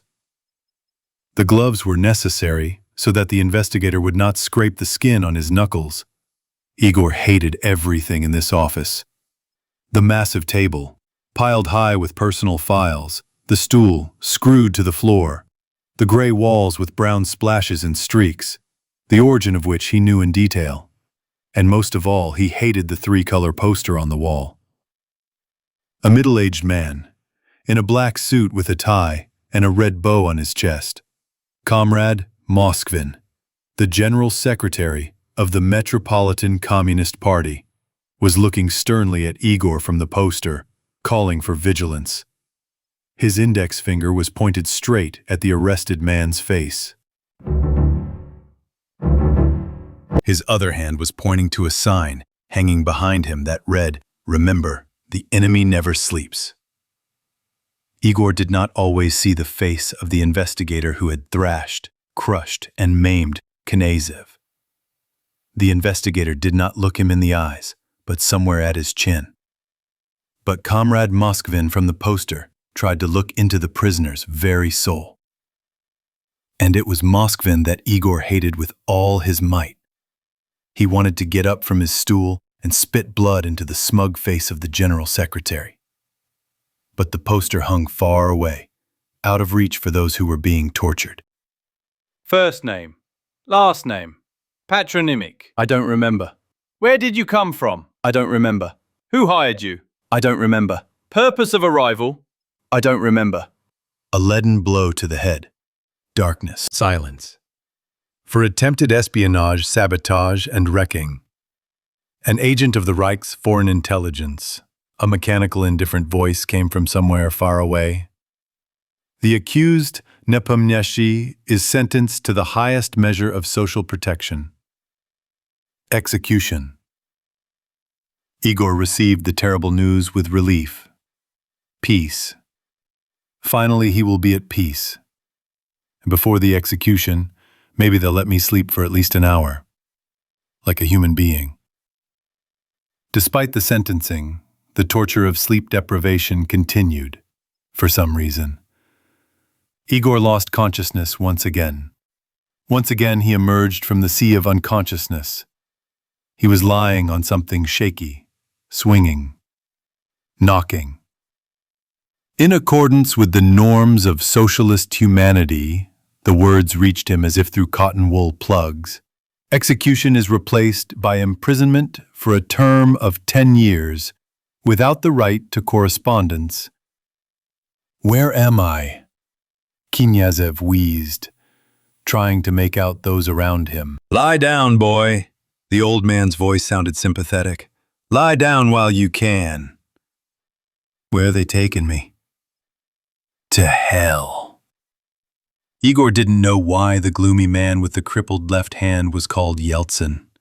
It was definitely not a surname. Here in hell, no one called anyone by their first or last name, only nicknames. The name was vaguely familiar, but nothing more. And asking was considered bad form here. Don't trust. Don't be afraid. Don't ask. Knyazev understood this simple law right away. Would you like some rusks? I will. Igor took a rusk the size of a thumb phalanx from Yeltsin's outstretched palm. The prisoners were constantly being transferred from one section of the Red Line to another, and there was simply no easy work. Today they were clearing away a blockage that had blocked one of the tunnels. Tomorrow they would have to bite into the unyielding soil, moving forward millimeter by millimeter, in order to further deepen the passage, which led to who knows where. The day after tomorrow they would bail out the water that had flooded the catacombs. The prisoners were taken out to the stations only at night, after lights out, when the peaceful inhabitants were already asleep in their barracks. The happy citizens of the Red Line were not supposed to meet with the prisoners, and the prisoners themselves were blindfolded before entering the stations so that they would not spy. So Igor watched the big metro. Tunnels, tunnels, passages, passages, water, water, dirt, dirt, beatings, monsters. There was always work for the condemned, and it was hard to understand what was easier, to pick out blackened corpses from under the rubble or to use a pickaxe to break through the stone blocking the tunnel, despairingly seeing that all your efforts were wasted. The prisoners became free only in their sleep. Squeezed between the sides of his neighbors, who huddled together to keep at least a bit of warmth, Igor fell into the abyss of nightmare. In my dreams, I found myself, again and again, on that damned street, next to that damned armored car. But I didn't rush to help the people rushing into the black pit, but stood calmly and waited for the darkness to swallow them up. And then I turned around and left. I went wherever I wanted. Healthy, free, rich. And I woke up from the furious kicks of the guards, sadly realizing that what I had just seen was just a dream. As it turns out, you can survive even in hell. The wounds, albeit slowly, albeit not immediately healed. The broken ribs and the injured arm somehow knitted together. It seemed unthinkable to recover in such concentration camp conditions, with meager food. But on Igor it healed like on a dog. The scars on his soul healed. They became covered with a thick crust and calluses. Igor was becoming different. His youth was over in a few months. Although who knows how much time has actually passed. They'll take it to a Kotny Riyadh tomorrow, Yeltsin said casually, turning away to the wall. Something collapsed there. So what? The names of the stations now meant a lot to the foreman. We need to get out of here, muttered another man, who had settled down on Igor's left side. How? What up? Yeltsin spoke quietly but clearly. There, on the green branch, the fascists have dug in. They will never hand us over to the Reds. They have enough of their own cockroaches, but still, they are not here to rot alive. How are we going to get out? It's very simple. The second conspirator, nicknamed the Surgeon, joined in. Everything there is dug up, with passages and holes, as if a mole had dug it. And they won't reinforce the convoy so as not to risk their people in vain. Igor thought about it. He desperately wanted to escape from here, but the offer, made so simply, head on, smacked of provocation a mile away. And for an attempt to escape, everything here was according to a well-worn scheme. A short meeting of the Troika, a blind tunnel, and a bullet in the back of the head. But the one who turned in the potential escapee was entitled to enhanced rations. "Why are you coming to me with this?" Igor asked when the last crumb of the rusk dissolved in his mouth, leaving a nasty, moldy taste. "Ha!" Yeltsin chuckled sadly. "You don't know what they're saying about you. We couldn't come to an agreement. They took us out to work and separated us." Igor knew that they were gossiping about him. Fantastic rumors coming from nowhere turned him into either a powerful sorcerer, capable of commanding the most dangerous creatures, or a mutant, little different from these creatures. That is why the other convicts avoided him, but did not try to get rid of him. Everyone knew that where Nepomniachtchi was, there was no need to fear a visit from uninvited guests from the darkness. The prisoners had long ago noticed that the mutants would never dare to attack a group of prisoners if Nepomniachtchi was working in it. They would flash their eyes in the darkness, look, and disappear without a trace. But in other places, a rare night passed without an attack and shooting from the convoy. Rumors about this amazing gift of Igor made him a local attraction. He himself explained his miraculous transformation by encounters with the ink monster. At that moment, before the death of the marked one, he seemed to have died and been reborn. That night, the previous conversation continued. There, in the catacombs of these creatures. It's a horror, whispered the surgeon. That's why they won't increase the convoy. Because there are few who want to go to certain death. And with you, we'll go quietly. Quietly. What if they lie about me? Then we're screwed, said Yeltsin. I'll think about it, Knyazev promised. And it was then that the bolt of the iron door clanged and a voice croaked in an official tone. Prisoner number 639. Get out with your things. The number 639 was written on a rectangular piece of cloth sewn onto Igor's quilted jacket. He raised himself up on his elbow, looking around helplessly. Was it a provocation after all? And suddenly, a sharp object was poked into his neck. Quiet, The prisoner whispered in his ear. if you move, I'll sew you up. Did you rat on me, bitch? Igor was afraid to move. The sharpening point pressed on the skin near the carotid artery. There was madness in the conspirator's voice. Igor could prove that he hadn't told anyone anything, but he didn't have time for that. One move. And Yeltsin, who had not slept, turned around, grabbed the hand with the sharp iron, and moved it aside. Saved. "Are you crazy, surgeon?" he said in a loud whisper. "He was with me the whole time. Are you nuts?" "He's coming," the surgeon giggled, hiding the sharpened blade. "But remember, bitch, we didn't tell you anything, got it?"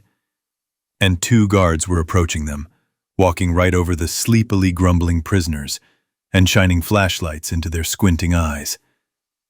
"Prisoner number 639. It's me," Igor said loudly when he was a few meters away. There was no point in hiding. "Why are you silent, 639th? Did you think we wouldn't find it?" "I didn't think anything," Igor muttered sullenly, feeling something sharp prick his leg below the knee. "I was sleeping." "A deep sleep," the guard chuckled, shining the light straight into Knyazev's face. "A clear conscience." "Take away the headlight, boss," Yeltsin grumbled from below. "Let me sleep." "Shut up, dissident," the guard snapped, but he still turned off the flashlight. "Get out, 639th. With your things." 10 minutes later, Igor was shaking on the wooden platform of the motor rail car, with his hands handcuffed. Two guards with machine guns sat to the right and left of him. The motor rail car sped along the dimly lit tunnels, past dozens of pale faces at the stations, seeing them off. Into the unknown. The last person Igor expected to meet again was Comrade Pinsker. According to rumors circulating among the prisoners, the Reds were not very kind to their comrades who had done wrong. Knyazev was even shown a completely sunken weakling who had once held a very high position in the party hierarchy, but had failed to maintain his position.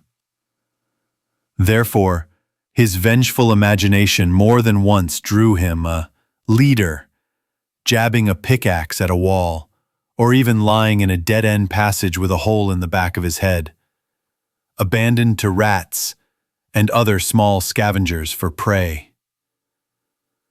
But alive, healthy, and prosperous? No way. Comrade Pinsker looked, in general, not bad. He had grown a little haggard. His jet-black curls had become gray. His chic commissar's leather jacket had been replaced by some kind of incomprehensible jacket. But in general, it was the old Pinsker, fidgety, assertive, talkative, and suspiciously welcoming.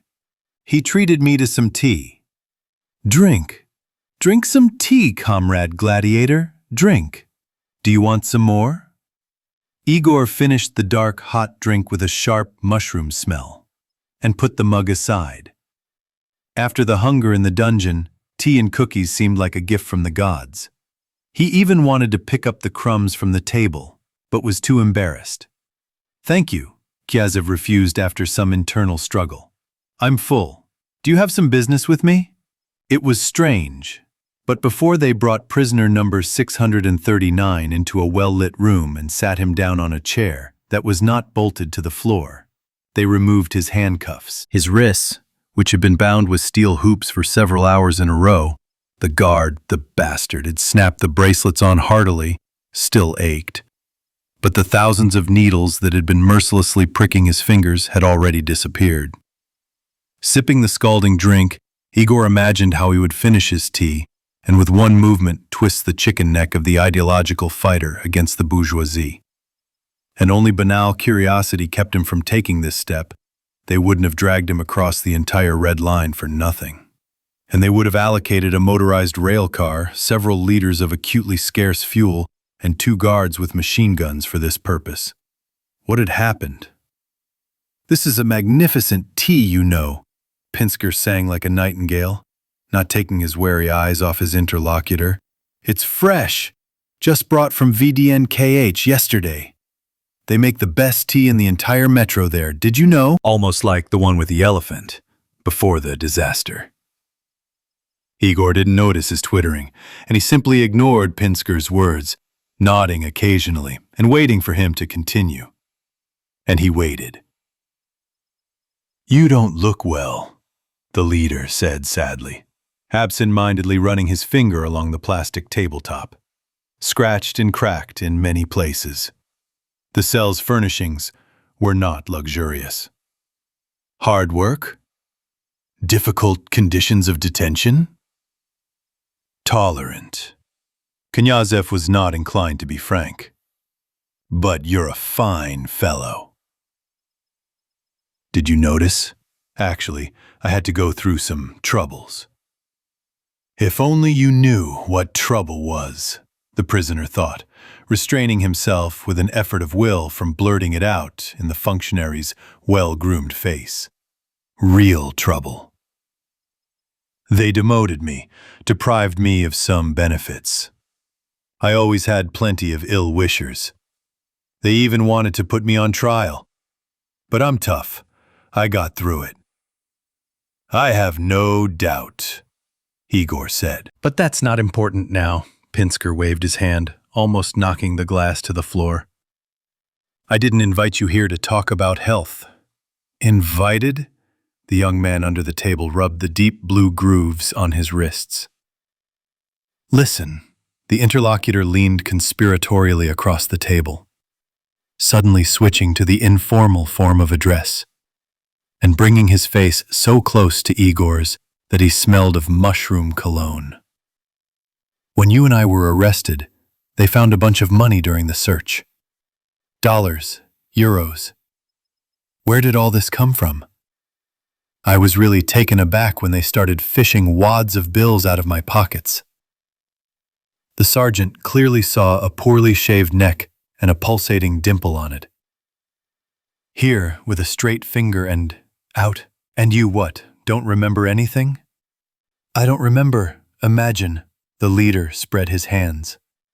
"They tortured me this way and that, but what can you find out if I don't remember? They tortured you." What do you know about torture? "Oh, we just found a place along the way," Knyazev answered evasively, feverishly weighing his options. Should he admit everything or not? "And is there a lot of that there?" Pinsker's eyes sparkled greedily behind the lenses of his round glasses. "Enough for 10 lives. For both of us. If we exchange it for something worthwhile at Cherkizon." "Seriously, can you show me?" The interlocutor was already shoving a colorful sheet of paper under Igor's nose. A city map. "Don't be afraid. Everything is clean here. There are no wiretaps." "No," Igor spread his hands. "How am I supposed to understand the city map? Show me a metro map, I'll find anything. Could you show me on the ground?" "On the ground? Up there, that is?" My heart sank. "Up there, please." "But it's dangerous up there. Are you trying to raise the price?" Pinsker narrowed his eyes suspiciously. "Don't worry, I won't hurt you. Take as much as you need, and you're free. Do you understand? Freedom. Or do you want to go back to the tunnel? I can easily arrange that too." "You won't arrange anything," Igor thought. "Why didn't you show up earlier, my dear? Where were you? Were you wandering around the dungeons only to be rehabilitated? Or were you sitting quietly, pondering, waiting? Or were you just getting by with your allowance before, and now you're so desperate that you decided on such an adventure?" For some reason, Igor thought that Pinsker had started this whole story at his own risk, without informing the party leadership, which meant that the balance of power was being leveled. It's not about the pay, Knyazev chewed. Everything is risky, that's what. But we won't go together, fool. You, me, and 2 fighters, loyal fighters. He said the last words with a message. The devil himself is no brother to them. Just show them the way and they'll make sure I don't leave there alive. I agree, Igor replied. If everything is fair. Fair. Pinsker smiled from ear to ear, flashing a gold tooth.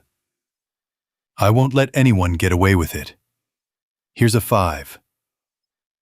Igor carefully shook the narrow, well-groomed hand with his dirty, calloused palm. Flabby and damp, like all traitors and cowards. A dim moon shone, occasionally emerging from behind a thick veil of gray clouds. But even this light hurt the unfamiliar eyes of the recent prisoner. Pinsker didn't lie. Almost didn't lie. Yes, Igor was fed and given a good night's sleep, washed in a bathhouse, and his insect-infested clothes were replaced with standard uniforms. And he was given a relatively new chemical suit and gas mask. But he was not trusted with weapons, not even a simple knife, although he asked for them. What do you need it for? Pinsker said, looking away. Look at the tanks that are coming with us. The leader's bodyguards really did resemble tanks. Tall, powerful guys, dressed in bulletproof vests over chemical suits, were armed literally to the teeth. The only thing missing was a flamethrower, but they had underbarrel grenade launchers, and you could tell from the faces of the big guys that they had cut short a lot of human lives. So a weapon would hardly have helped Igor, who still felt out of place after his hard labor. We'll see, he thought, walking forward, under the watchful eye of the fighter following him. Sometimes a weapon doesn't mean anything. Now he was only concerned about one thing, that some stray creature would not ruin his plans by attacking the small detachment. And the creatures, as if hearing his wishes, from time to time appeared at the very edge of the field of view, and disappeared before any of the armed men had time to notice them, let alone pull the trigger. Did you see? Pinsker babbled excitedly, pointing the barrel of his machine gun in the direction where another silhouette of a predator had just disappeared into the frail thickets of bindweed. I didn't even have time to aim. No, did you see? The armored car, of course, hadn't gone anywhere. Igor noticed it from afar, although he didn't show it, continuing to wander, head down, next to the excited leader, between the guards, skillfully controlling sectors of 180 degrees each. The cave, gaping between the slate leaves of the bindweed right behind him, had not gone anywhere either. It was filled with living blackness, like a wary pupil watching the approaching victims. Knyazev marveled at the power of the shapeless ghoul hiding there. He felt the first stealthy tingling in his brain, almost 200 meters from the lair, and with each step they became sharper and stronger. Wincing furtively, Igor secretly studied the reaction of his companions to the call of the mysterious creature, but they seemed to feel nothing. At least, the behavior of Pinsker and the bodyguards did not change one iota. Will it really break? What should I do then? He had already begun to plan what to do if he had to lead his honor guard past the safe on wheels, when one of the soldiers suddenly pushed his gas mask up onto his forehead and rubbed his eyes. This is some kind of crap, the seasoned killer muttered in confusion. I just saw Mom. It's like she's standing there, by the pharmacy window, beckoning me to her, just like when I was a kid. Mom? The second one turned the ugly snout of his gas mask towards him. And I see my Tanya. But where did you see a drugstore? It's a bread store. There's a sign hanging there. A hand in a glove with cut-off fingers pointed towards the cave. It works, Igor realized, seeing that Pinsker was also looking around in confusion, as if he was looking for something. It worked. All 3 of them were caught. All 4 of them. But Igor himself was still able to resist the ink monster. The needles drilling into his brain were trying to get into his consciousness, but he was still holding them out. There must be a casino around here somewhere, muttered the leader. 100,000 on red, 200 on black. Without realizing it, he was repeating the words of the deceased mercenary. A light breeze blew the black and green banknote right up to the sergeant's feet, rustling it like a fallen leaf. Is this what you were looking for? Igor bent down and picked up $100. The discovery interrupted his stream of consciousness. All 3 of his companions perked up. The banknote was passed around. Is that all? Where else? Where? Igor led the crazy trio to the armored car, fearing only one thing. What would it occur to anyone to get rid of the ballast right now? But his fears turned out to be groundless, forgetting about the weapons and the dangers threatening from all sides. Pinsker and his bodyguards turned into children. Laughing, they raked in piles of money, poured cash bags right onto the ground, threw rustling fireworks into the air. Knyazev stepped aside and sat down on the seat in the armored car's cabin that was falling apart under him. His consciousness was swimming. To resist the call of darkness, he grabbed the steering wheel and began to study the dead city through the crack in the broken windshield. He sat there until Pinsker's excited voice and the laughter of the guards died down in the black lair. It seemed to have had its fill, or simply gotten too carried away, digesting the Trinity. The needles released and retreated. Igor unclenched his hands and looked around. In the back of the car, among a pile of bills, lay an abandoned machine gun and an unfastened belt with grenades. Apparently, they didn't let people into the casino with weapons. Knyazev grinned grimly.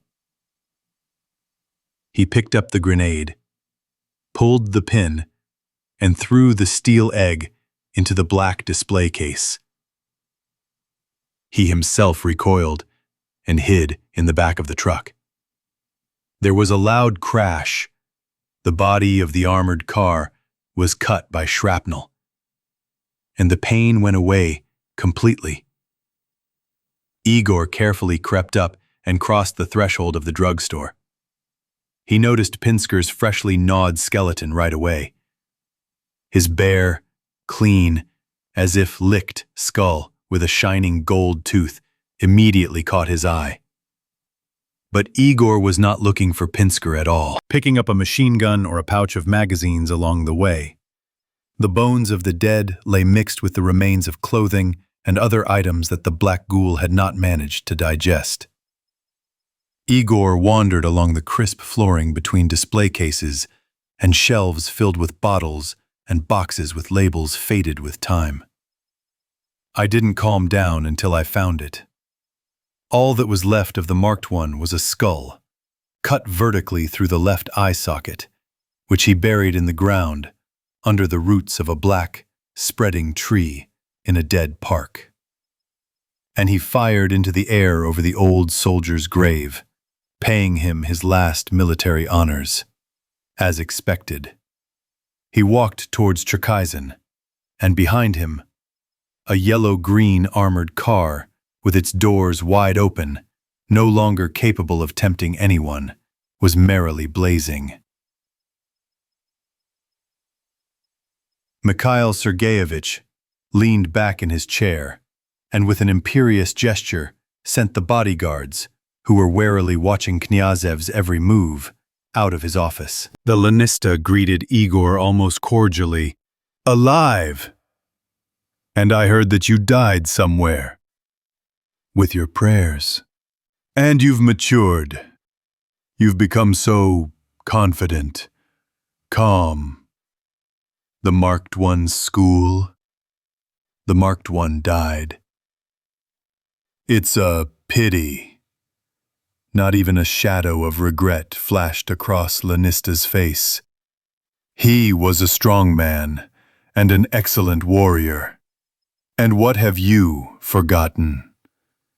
Have you come to hire yourself out as a gladiator? I'll take you, I'll gladly take you, and I'll set an excellent salary. I came for Inga. For Inga? The old man drawled, raising his eyes to the ceiling and thoughtfully scratching his chin. Which Inga is this? The fat, red-haired one? You know, Igor answered patiently. You've never complained about your memory. I didn't complain, Lanista agreed. And I'm not complaining. We have a girl like that. Not really a girl, though. He chuckled. She's got a little extra weight. Don't get it? Knyazev tensed up, already understanding everything and frantically trying to calculate in his mind. Don't count, warrior. Rays of wrinkles ran from Mikhail Sergeyevich's eyes. Neither give nor take. A kind grandfather. Your girlfriend gave birth. He will grow up to be a gladiator, like his dad. What? Igor's hand rushed to Lanista's throat, but he was no pushover. Apparently, he pressed some button under the table with his knee, and the bodyguards who immediately burst in dragged the enraged sergeant major away from the table. You're too weak, he smiled with pale, dry lips. Inga will remain a widow anyway. And your son, by the way, she also named him Igor. In your honor, I suppose. He will remain an orphan. Who said? Do you think your exploits have been forgotten in 6 months? All the walls are covered with your portraits, soldier, yours and marked ones. Well, we'll tear marked one down, if you're not lying. Fighting with the dead is more expensive. But for you, Prince Igor, it's a noose. No matter how you look at it, an attempted coup d'etat is no joke. Yes. Can we talk business? You are a businessman, aren't you? Willingly. The bodyguards left again, and Lanista cordially invited Igor to the table. Refreshments and drinks appeared. And what about you? The old man looked at the hungry soldier with affection, as if he were his own son. Did you seriously think that I would give you one of the best girls for nothing? Just sit there. He waved his hands at Igor, who had jumped up. It slipped out of my mouth. Forgive the old fool. I'll give you one of the best girls? Why for free? Knyazev put aside his empty plate. So you've gotten rich? And you can shell out that much? Lanista thought for a moment and named a sum that would have once seemed astronomical to the sergeant. But know this, I won't take it in bullets, he giggled. Or else you'll sell me some more crap. My bullets were real, Igor calmly objected. And you know that better than me. But I won't be paying with bullets. What's the dollar exchange rate today? He threw a neatly sealed wad of green bills onto the table, which immediately ended up in Lanista's hands. Look, they're real. The old man rustled the bill near his ear, looked at it in the light, and even sniffed it for some reason. Where did you get it? Did you find a treasure? Something like that. Well, is that enough? It's not enough. The old man returned the pack to the foreman with visible regret. Inga is too dear to me. And there's also a child. Sell her, Igor said stubbornly. I know how much she can earn for you. There's enough money here for 3 people like her. We are engaged in the slave trade, the old man laughed contentedly. But the formula 1 + 1 does not work here, my boy. It is demand that creates supply. There is demand, I see. I'm warning you, said Knyazev. I came to be honest. In a noble way, Lanista nodded to him. No, my friend. You can't buy true love with money. And you can't ransom it, he chuckled. What do you want? Igor abruptly moved back and stood up. A favor for a favor. The old man fixed his watery eyes on the sergeant. Do one thing. I'll return the girl, and I'll return your son. Most likely yours. Kill someone? Igor curled his lips. No. I have my own performers for this. They are on salary. The old man rose from the table and walked around the room, his hands behind his back. There is a rumor that you can communicate with creatures. Is it true? They're lying, Knyazev snapped. But his heart began to beat faster. Where was the old scoundrel heading? They are lying, of course, Mikhail Sergeyevich easily agreed. Where have you ever seen a man talking to a brainless beast? But they are afraid of you, right? I saw it myself, and it is not a lie. Igor was silent, but the old man did not need his consent. And the mutants didn't touch you. I wonder how it works. Maybe not everyone is lying about you. Are you special somehow? What do you want? The sergeant could not stand it. I have no time to listen to your lies. Don't hurry, Igor. They also say that the creatures don't attack those you go with. And here's my condition. Lanista sat back down at the table and crossed his arms in front of him. Take a few people to where I indicate, and take your girl. You want her with the puppy or without? Igor was in no hurry to answer. How much exactly? And where? 50 little men, and you know the way. To Pervomaiskaya. The old man's eyes froze. His gaze became piercing. No, Igor snapped. I won't take you to Pervomaiskaya. I'm sure we'll come to an agreement. The old man stretched his thin lips into a cold smile. Believe me, I know how to negotiate. It won't work. That's my home, Knyazev blurted out and stopped short. Lanista also rose from his seat, straightened his back, and smiled. Some kind of satanic games again? And how could Igor have bought into it so much, lost his composure? But for some reason the old man was not at all surprised to learn that Igor was from Pervomaiskaya. Did he really know that too? And then Lanista really surprised him. What house, Igor? You're an orphan. Your father is missing. He began bending his fingers. Your brother is missing. The girl you were sighing for there has been married for a long time. The foreman shuddered. Is Lariska married? What did you think? Will he wait for you? And still, Igor repeated stubbornly, that's where my home is. Yes, this house betrayed you, the old man grinned. Your dad sold you out like a puppy, sold you to me, or did you not know? They were bringing you here, but the tunnel got blocked. I thought the gladiator had disappeared, but you were fine. You came by yourself like a deer. I looked and looked at you. You seemed to fit the description. But you couldn't have just fallen on my head, could you? It turns out you could. But of course I paid Dad a pretty penny. Igor's inside sank. Everything started spinning around in a whirlwind. The strange expedition, the machine gun with the sawed-off firing pin, the dark tunnel near Izmailovskaya, into which he was pushed first, as if they were leading him to execution. He thought, he suspected. But now to hear confirmation of all this. For what?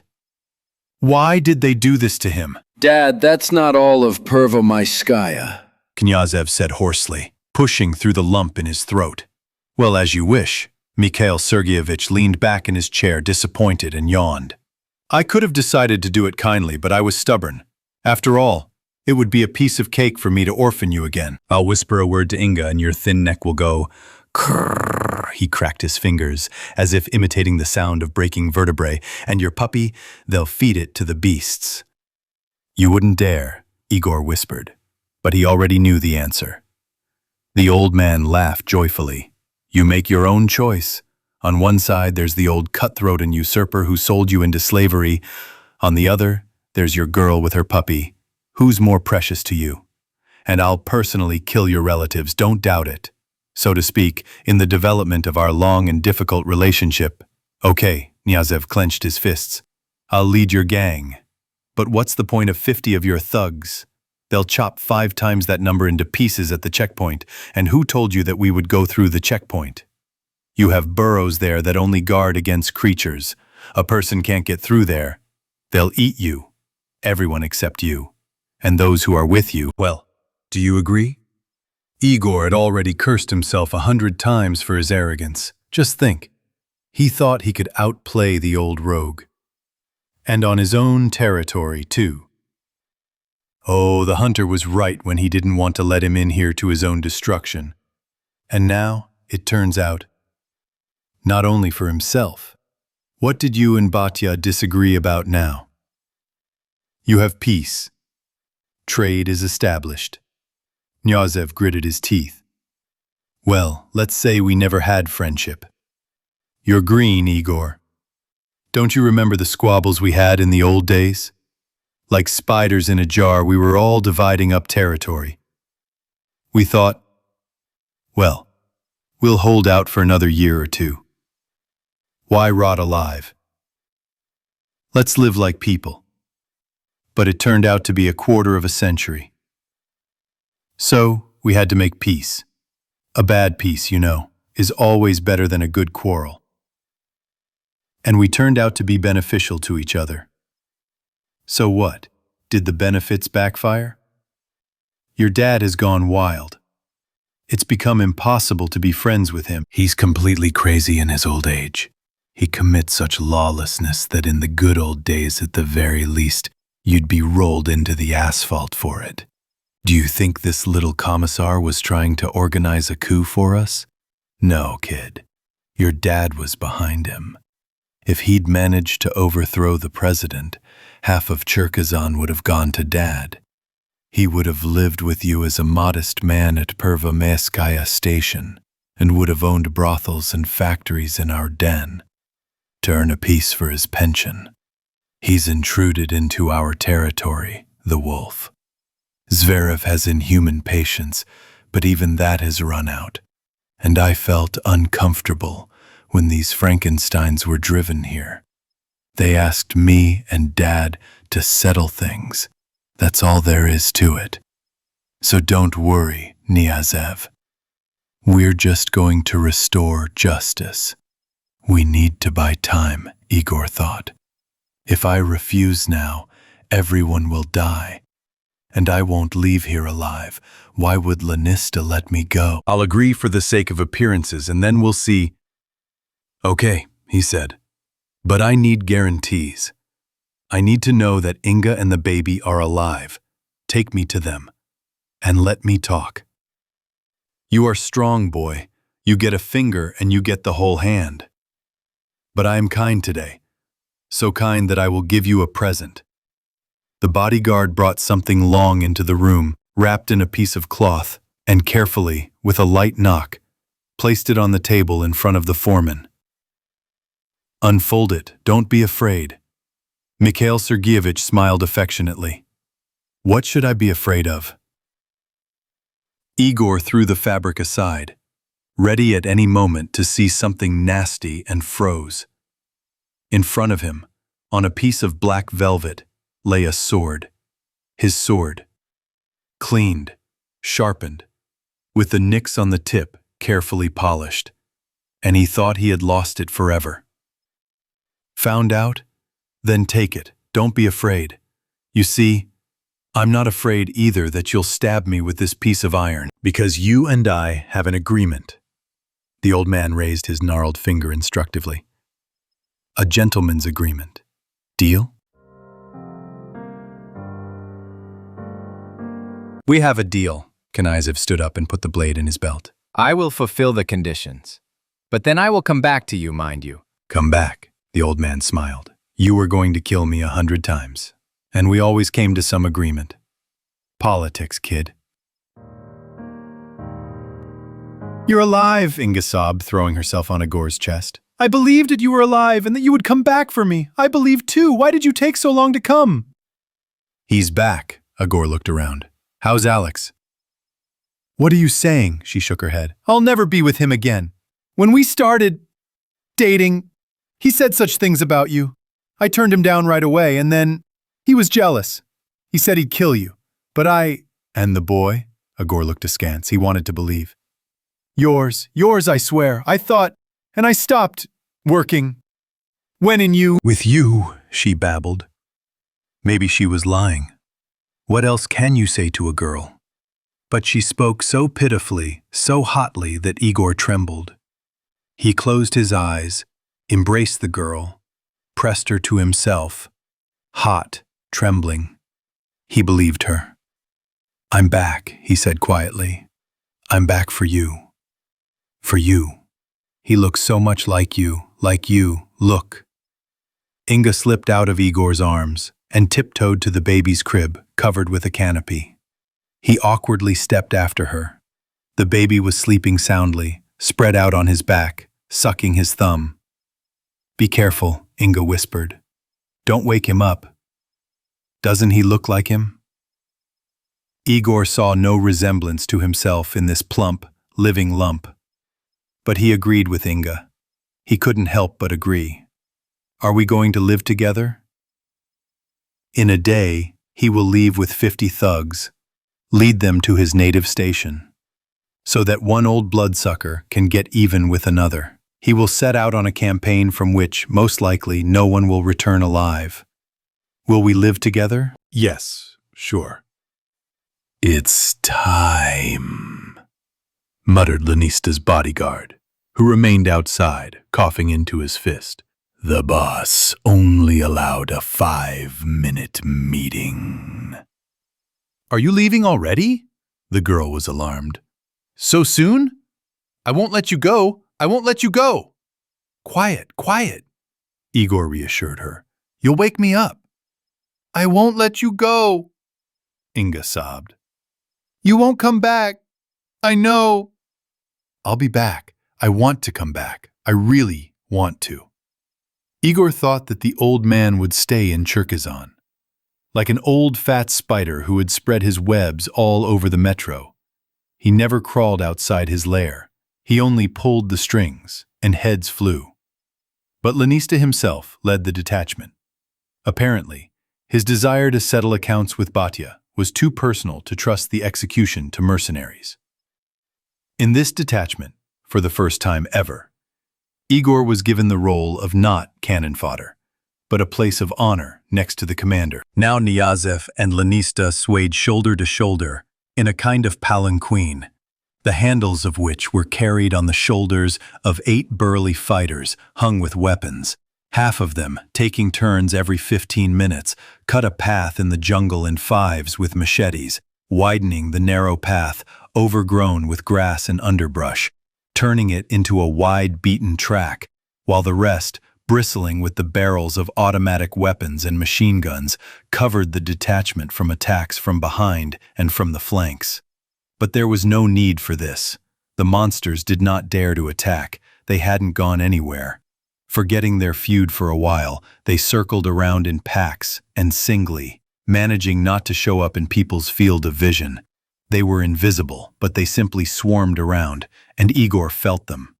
His amazing, uninvited ability was developing. It seemed to him that he not only sensed the presence of these creatures, but could also influence them, keep them from attacking or set them on the enemy. It seemed so. No.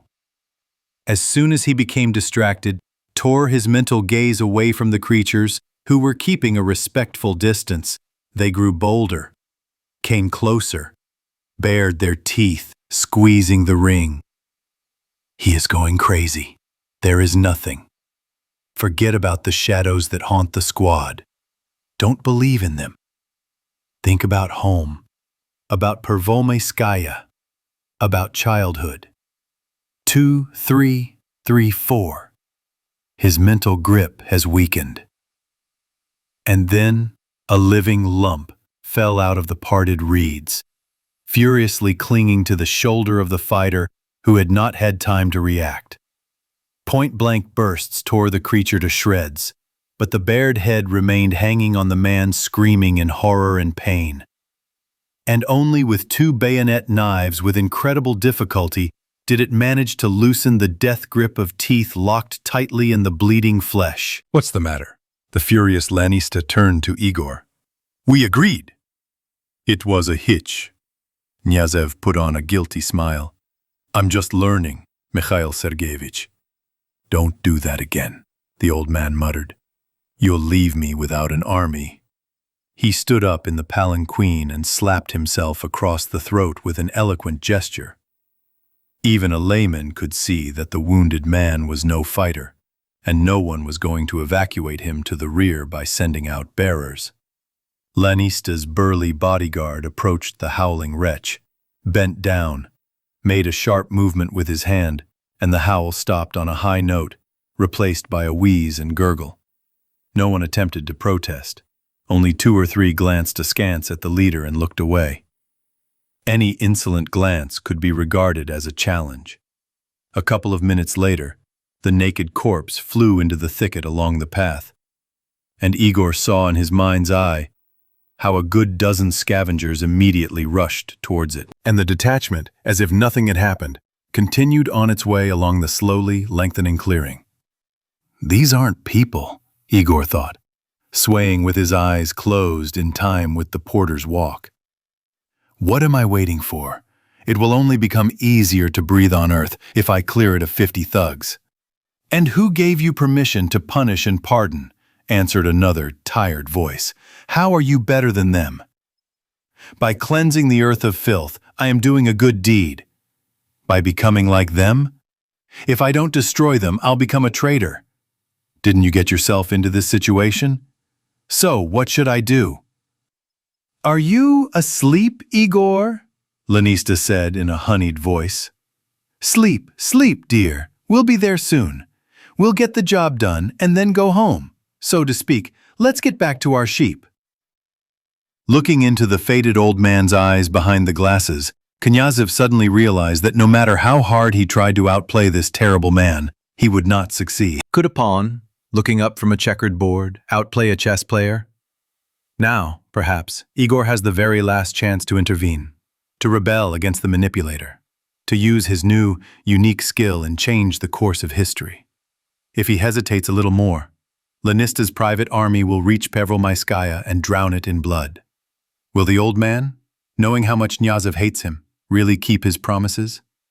Having used Igor, he will simply raise an eyebrow, and one of the bodyguards will impale the guy on a bayonet. Sneaking up from behind, Knyazev will die a traitor, a fool and a weakling. Lanista is a complete bastard, and the people he hired are going to slaughter the entire Pervomaiskaya. Even if they haven't committed this crime yet, they will definitely do it. Whether his inner voice, his conscience, is right or wrong, the choice is small. While Igor is tormented by remorse, trying to remain pure in the filth, doubting whether he can command the creatures, this ruler of non-humans will decide everything for him and for the whole world. Lanista was not familiar with doubts, so wouldn't it be better to take another heavy burden on our souls and free innocent people from suffering and the world from a real villain? He was distracted for only a moment, and the hungry horde around him reduced the distance to a minimum. Creatures! A burst of gunfire hit the bushes, then another, and somewhere at the tail of the detachment, a fight began to rage. What are you waiting for? Lanista grabbed the limp Igor by the chest. Drive them away! But Knyazev was already overcome by a strange apathy. One after another, the invisible leashes snapped, and more demons of death pounced on the doomed column. The cutthroats sold their lives dearly. The earth was oozing with blood, animal and human. The reeds around were crackling, engulfed in flames. The palanquin had long since been on the ground, abandoned by the bodyguards who had joined the fight, but there were still 2 people in it, and there was a battle going on in it too. The enraged old man clutched his enemy's throat with his bony hands, but his strength was leaving him. The weapon was thrown aside. Just like thousands of years ago, man met man in a mortal duel, relying only on his bare hands and cave-like hatred. You deceived me. The old man wheezed. I will destroy you. Igor could easily shake his hands off his throat, but he was busy with something else. He was holding back the last, most powerful creature from attacking with his last strength. A huge, nightmarish creature was raging in the thickets, enraged by the impossibility of participating in the feast that its relatives had already started, not paying attention to the last fighting people. How many times have you deceived me? Igor threw the old man's tenacious fingers off his neck. And I bet you wanted to deceive me again! The last bodyguard, covered in blood from head to toe, plunged a knife into the body of the creature that had locked in a deadly clinch with him, and fell heavily on it, crushing it with his body. And immediately, several of its relatives jumped on him. Bloody shreds of flesh flew into the air. The old man, who had fallen out of the palanquin and been thrown to the ground, now looked at Igor humiliatingly, from the bottom up. Save me! The old man no longer demanded. He begged for mercy. Save me alone! You will get everything you want! I will make you rich! We will rule Cherkasy together! Igor shook his head. In his ears, inaudible to the old man, echoed the heavy tread of the huge creature that he had freed and allowed to enter. I don't trust you! You will rule alone! The lanista screamed. I will serve you! I don't want to rule. I want to remain human, Igor said heavily. How can you? You owe me. I've saved your skin so many times. From myself. Here. He took a wad of dollars out of his pocket and threw it on the ground in front of Mikhail Sergeyevich, who was kneeling. This is to pay off my debt. Now we are even. Have mercy. You lied to me so much. You lied that you knew where my brother was. You kept me hopeful. I know where he is. I know, I swear. The creature in the bushes growled, gripped by an invisible noose. Igor froze, not believing the old bastard. He's alive! The old man hurried, feeling the boy waver. He was sold, just like you, by your father's commanders, sold to lure you out. You're lying. You're lying! The trees groaned, the reeds rustled. The terrible creatures that tormented human bodies whined and retreated, began to back away. The most terrible monster Igor had ever seen was coming out onto the forest stage. The saber-toothed beast was a nightmare incarnate, a giant, twice the height of a man, a grotesque, bald, parasite-ridden mountain of muscle. Igor glanced briefly into its festering, sick eyes and moved on, skirting its smaller feasting brethren. Your brother is alive. He's turning the wheel, pumping out the water. I can free him. Only I can. I sent him there, and only I. I'll make a deal. First, agree with this one. Igor nodded towards the monster, who was impatiently waiting for his turn. He turned away and walked away. A powerful roar and a shrill old man's cry were heard from behind. Short. Igor put his foot on the first bracket of the stairs leading to the underworld, to the lower, half-flooded tiers of Cherkasy, where no one went down of their own free will. Around the well, 2 gladiators and a tearful woman with a child in her arms stood frozen with silent reproach in their eyes. You know, I respect you, of course. But you're an idiot, Jones stated in an official tone. He's just some kind of idiot, agreed Kuzma. What else do you want? Where are you going again? Jones did not hide his indignation. You help the girl and the kid out of here, and then get out of here before Lanista's buddies come to their senses. I still have one thing to do. Igor stubbornly shook his head, leaning his palms on the edge of the well. The main thing. And you, if you want, can leave. Just keep an eye on mine. He pointed with his chin at the worried Inga. with little Igor in her arms. "No way!" The gladiators snapped in unison and looked at each other with cheerful amazement. "You go ahead, and we'll cover your rear. Now, we're together until the end." "Thanks, guys." The descent along the shaky, unreliable brackets was short. Now the water stood knee-deep in the flooded dungeon, a dead slurry that seemed thick and oily, casting strange reflections on the walls and low vault in the light of the flashlight. Nothing disturbed the cottony silence of the tunnel, except for the occasional drip. Water was slowly seeping through the ceiling of the catacombs. No! Listening, Knyazev caught a distant creak and followed the sound, not forgetting to probe the bottom under his feet from time to time with the tip of his trusty sword. As he advanced, the bottom rose and fell, and once Igor fell into an unnoticed hole almost up to his chest. A few minutes later, he found himself in a large, underground hall. Its far end was lost in inky darkness, which the weak light of the lantern was unable to penetrate. And immediately he saw him. Antoshka, emaciated, overgrown, with a long tangled beard, half naked and pale as a corpse, was wading knee-deep in water, holding on with his right hand to a low, wide drum, with a row of black holes at chest height. He seemed to have become even smaller, even more slender. His ribs and vertebrae jutted out sharply on his narrow back, and Igor suddenly felt such pity for his brother that tears came to his throat. "Anton!"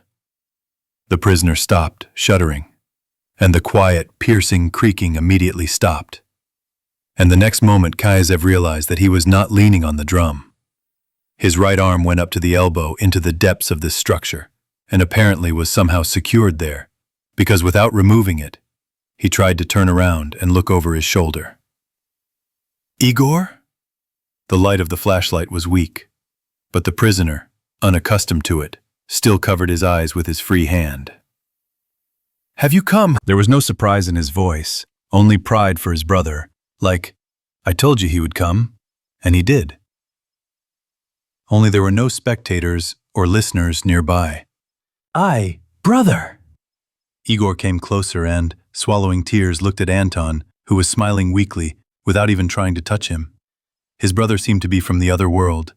"And you see," Anton seemed to be apologizing for getting into such a mess. "It's just a pity that it's too late." "Why is it late? Let's get out of here." "It's too late. You see, it's like this." Antoshka, as if embarrassed by his appearance, began to straighten the miserable rags he was wearing. To free himself from this yoke, he tugged at his hand, which was going into the depths of the drum. "It doesn't work out alive." "Why?" Igor felt a chill run down his spine. "It's chained there, clamped by something. You can't pull it back out. They spin the wheel as long as they can, and when they die or become a burden to others, they simply chop off the hand." "I'll think of something." Igor pulled himself up and climbed onto the drum. It turned out to be hollow. "Remember," Anton said, "Grandma told us scary stories so we wouldn't fall asleep in the subway?" "No!" Knyazev Jr. tried to see what was holding his brother's hand. "But you talk! So she told me that those who fell asleep and passed their station ended up in a dungeon where huge wheels set the entire metro in motion. Trains, escalators, and the poor guys are forced to turn these wheels their whole lives. It seems to me that we fell asleep then and ended up in this terrible place. And we turn the wheels, each one his own, and we will never wake up. Leave me, Igor. Go away. I will never abandon you, brother." Igor took his sword out of its sheath. "I have followed you across half the world."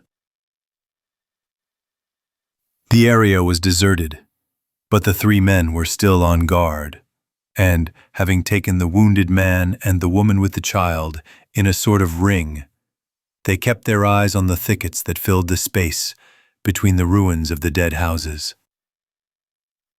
In the fresh air, Anton came to his senses a little. His cheeks turned pink, and his eyes sparkled. "Look, Igor, familiar places, yes. the elder brother said barely audibly. Do you want me to show you something? Anton unerringly led a small detachment to an inconspicuous 3-story building, lost among the panel houses of the Brezhnev era. He was, after all, a real, natural-born spy. What is this? Igor was surprised, seeing a courtyard surrounded by a rusty, corrugated iron fence with barbed wire on top. A substation? A boiler room? You won't guess. The first floor of the unremarkable house was desolate, and the furnishings themselves were nothing special. An office is an office. Long corridors, rows of doors, some unlocked, some torn off their hinges or missing altogether. All around was dirt, many years of garbage, traces of human and animal activity. The foreman had been in such places more than once. I don't see anything remarkable, Knyazev Jr. shrugged, touching the dried mummy of some small animal with his foot. The other companions also looked at him with bewilderment. Well, for Inga, everything was new. She had never been on the surface, but Kuzma and Alex were seasoned veterans and had seen worse. It's not here. Anton waved his healthy hand and opened the rusty metal door with the image of a skull pierced by lightning and the inscription in red stencil letters. Do not enter. Danger to life. High voltage. Let's move on. Behind the door was an ordinary electrical panel, one that Igor had seen many times. Mangled metal cabinets with their insides turned out and burnt in places. Wires hung like lace. The floor was strewn with all sorts of electrical junk. There was only one difference. The narrow nook behind the cabinets ended, not in a wall, as one would expect, but in another metal door, much more massive in appearance and in much better condition than the entrance one. But this is not what struck Knyazev Jr. On the box located under the steering wheel that unlocked this safe, on the panel with rows of numbers and letters, a light bulb was dimly glowing. And this in a city that had been without electricity for more than a quarter of a century. What is this? Igor pointed his finger at the light. Where is it from? You mean the light bulb? Anton wandered around the room, looking into one closet, then another. The others looked at him with wide eyes, not understanding anything. This is nonsense. You'll see something even worse. Where is it? Finally, he found what he was looking for. Move over, brother. See that? He showed a rectangular plastic card on his palm, like those that were often found in the wallets of mummies, locked in rusty cars with gold chains on their withered necks. And in general, there was a lot of that stuff in the metro. Kids played with the bright, hard rectangles with the logos of forgotten banks, exchanging them with each other like candy wrappers. Well, it's a bank card, Igor shrugged. When I was a kid, I had a whole box of this stuff on the shelf, and you were the one who brought them to me. A card, but not a simple one. It's the key to the door, to this one. It's not enough to just enter the code. You also have to swipe the card. See the crack? And without it, no way. Look, they've tried to open it many times already. The door, and especially the remote control on it, solid, also metal, were covered with dents and scratches as if some animal had been gnawing and chewing the unyielding metal for a long time. They would have completely torn down the control panel, but there was no way to swing it. They even tried to blow it up and cut it with gas welding, you see. Traces of high temperature are visible on the metal, but this is one of those things that our ancestors made for centuries. Even an oxyacetylene torch wouldn't cut it. Muttering all this under his breath, Knyazev Sr. tapped out some code on the remote control, swiped the card across the slot, and the light blinked and changed to a bright green, inviting light. Help me, Igor! I can't do it with one hand! Igor squeezed past him and turned the tight steering wheel with effort. Something clicked deep in the wall, and the door slid smoothly to the side with a quiet hum. The young man expected the opening to smell like the familiar dungeon smells. Stale air, dampness, mold. But the breeze that blew into his face smelled of nothing but freshness. Moreover, the space behind the door was, albeit sparingly, illuminated by soft, diffused light. Wonderful, huh? The older brother was as proud as if he had built all this. Let's go inside. And he was the first to step over the high metal threshold. When everyone had gathered in a small room lit by ceiling lights, Anton pressed something on the wall and the door slid into place, cutting people off from everything outside. The foreman felt his heart skip a beat. For a moment, the door seemed like a tombstone that would never let them out. Here we are at home. Knyazev Sr. wanted to rub his palms, but his healthy hand hit the bandage and winced. Please follow me, gentlemen. The miracle, called the elevator, smoothly carried all three of them far down. Igor vaguely remembered his childhood impressions of the elevator. They had once lived in a high-rise building. He couldn't even imagine how deep they had descended. There was simply nothing to compare it to. But the glowing numbers in the window above the door faithfully counted the floors down. 3, 4, 5. The cabin came to a soft stop on the 7th floor. The low ground level. Although, judging by the buttons, the elevator could go down to the 12th. Inga didn't pay attention to the floors. One wall of the cabin was mirrored. And what else does a woman need? Behind the open door stretched a long corridor, lit by exactly the same lamps in shades as above. Despite the thin layer of dust covering the floor, the traveler's feet left clear traces in it. It was surprisingly clean here. And in general, what a corridor it was.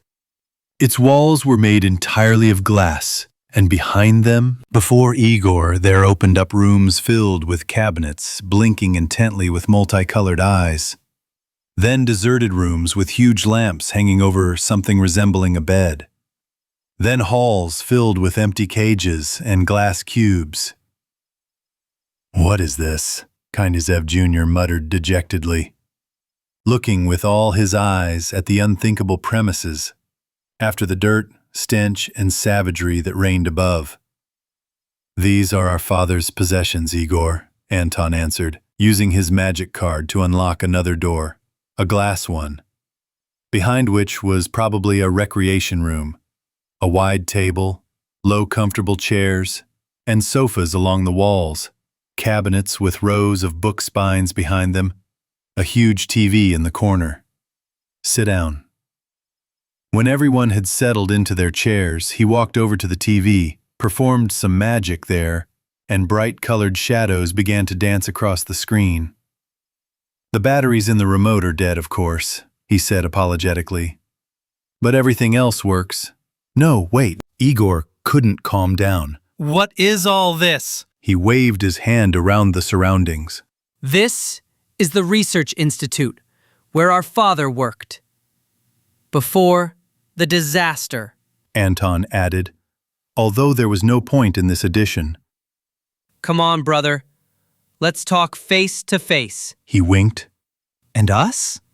Kuzma tore himself away from the screen with difficulty, where a half-naked girl was writhing around a sparkling metal pole. What should we do? And you relax. Anton opened the door of the cupboard, and the glitter of the bottle standing there hit his eyes. Here are the drinks. Just don't get carried away because the snacks are a bit poor. He dug out several colorful bags from the bottom compartment. The crackers and nuts are still edible, but everything else, brr. The chips, in my opinion, have gone rancid too. He chewed something taken out of the bag and spat it out with a grimace on his face. We've eaten worse. Jones ripped open one of the bags and stuck his paw in. Haven't eaten anything like this in 25 years. No real food? Kuzma took a bottle out of the fridge, studied the label, put it back, took another one. As much as you like, but it's in the freezers. You have to defrost it, cook it. Just be patient for half an hour. Even an hour, Jones was already opening the bottle, carefully selected by his friend from among many. Let's go. Anton pulled Knyazev Jr. into the corridor. You'll have time to admire it. The brothers moved further down the corridor. How did all this survive? Igor was amazed at every step. How? Usually, Anton shrugged, they probably built it with a future nuclear war in mind, with a large margin of safety. That's why everything survived. What about electricity? Nothing works up there, and nothing works in the metro either. For the sake of autonomy, who could know what would happen? The bunker was equipped with its own energy source. Maybe a nuclear reactor. And you didn't check? I'd love to, but I can't. The scout smiled. Daddy's card only gives access to this floor. On all the others, a red eye lights up and a recording sounds. Access invalid. The doors are such that you can't open them. You saw them upstairs. It's a shame. Somewhere on one of these floors, there should be a library and an archive. But someday I'll get to them anyway. You'll see. They stopped in front of another aquarium. This one made of matte, translucent glass. Anton unlocked the door with the same card, revealing to Igor a cozy room with a large desk, covered with papers and rainbow discs in transparent boxes, and without a blind square of a large flat monitor, bookcases and shelves. This is our father's study. He was a great scientist. He studied biology, Igor recalled, looking at the walls hung with certificates, passports, and certificates of medals and international awards. Biochemistry and genetics, Anton corrected him. Sitting down in Professor Knyazev's softly sagging leather swivel chair. The creator of all this? One of the creators? He corrected himself. What exactly? Igor carefully took a large, framed color photograph from the shelf above the table and carefully wiped the dust off the glass. A happy family was looking at him, from a photograph that had not faded in the least over the past quarter century. A rather young, smiling man with a surprisingly familiar face. A serious boy of about 8, with his palms primly placed on his knees, and a toddler furiously wriggling out of his father's arms. And a very beautiful woman, hugging the man, and scattering her long golden hair over his shoulder. Who is this? He interrupted his brother, who was still talking. This? Anton stood up and took the frame from Igor's hands. This is you and me, our mom and dad. At first I wanted to take it with me, but then I decided to leave everything as is. You want to see more? There's a whole album in my dad's desk. Mom, you and me, Grandma. You said something about a father. Knyazev Jr. shook off the spell. Something about a creator. I said that father was one of those who created all this. The older brother pointed his finger at the ceiling. This institute? No, the one above. You see, Igor. Anton looked away and began to straighten out the disheveled stack of written paper on the table. Weapons were created here, new, advanced. But it wasn't this that destroyed the city? Unlikely, perhaps partly. The main destruction, of course, was caused by nuclear warheads, chemical weapons. But no radiation is capable of causing such monstrous mutations in such a short period of time, and not even 30 years have passed, and nature has changed beyond recognition. But what does our dad have to do with it? Our dad. Anton smiled grimly. He developed biological weapons, viruses, capable of changing the DNA of animals. Such developments were also carried out in other countries. What does it mean? It means that Dad played God. He molded new life and gave birth to monsters. You mean? Igor looked at his brother with distrust. I want to say that it was the viruses that they were working on at this institute that led to the fauna mutating at such a crazy speed. They tried to take some of their developments away. The convoy was hit by bombs. The viruses broke free. Then, with migratory birds... Our father? Igor interrupted. Why did you decide that it was our father who did this? I said one of the creators. Of course, other people worked on this. Many people. And where did they go? Was it really only Dad who was saved? No, of course not. We worked here in shifts. When the Holocaust happened, my father, fortunately, was not at the institute. That's why he survived. I don't understand you. You said it yourself. There's electricity, food, water, fresh air. But this place is buried deeper in the ground than Pervomaiskaya. Exactly. Deeper. And yet, everyone who remained here died. Several dozen people. Are you sick? No. My father kept some kind of diary. He probably just poured out his pain, his thoughts, joys, fears onto paper. So what happened to the rest? Well, Dad mentioned it in passing. I understood that the Institute's security had orders to destroy all personnel in a critical situation. After all, following the atomic bombing, enemy troops could very well land here. So what? Did they carry out the order? Strictly. There were only a few military or Secret Service agents. My father didn't specify, at least on this floor. And they first killed everyone, from the scientists to the last technician. Methodically, professionally. I saw several bodies still lying in one of the refrigerators. All shot in the back of the head, from a pistol. Most likely, they didn't even suspect that they were being led to the slaughter. Several? You were talking about several dozen. There were several dozen of them. Having cleared out the staff, the executioners began to destroy the corpses.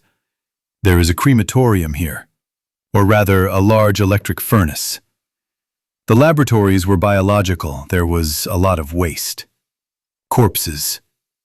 All this had to be destroyed reliably. Cremation was the best option. But it takes a lot of time to cremate a person, and they only had one furnace. Can you imagine people who had just killed those they knew well, with whom they communicated many times a day, greeted, joked, borrowed 1,000 rubles from someone until payday?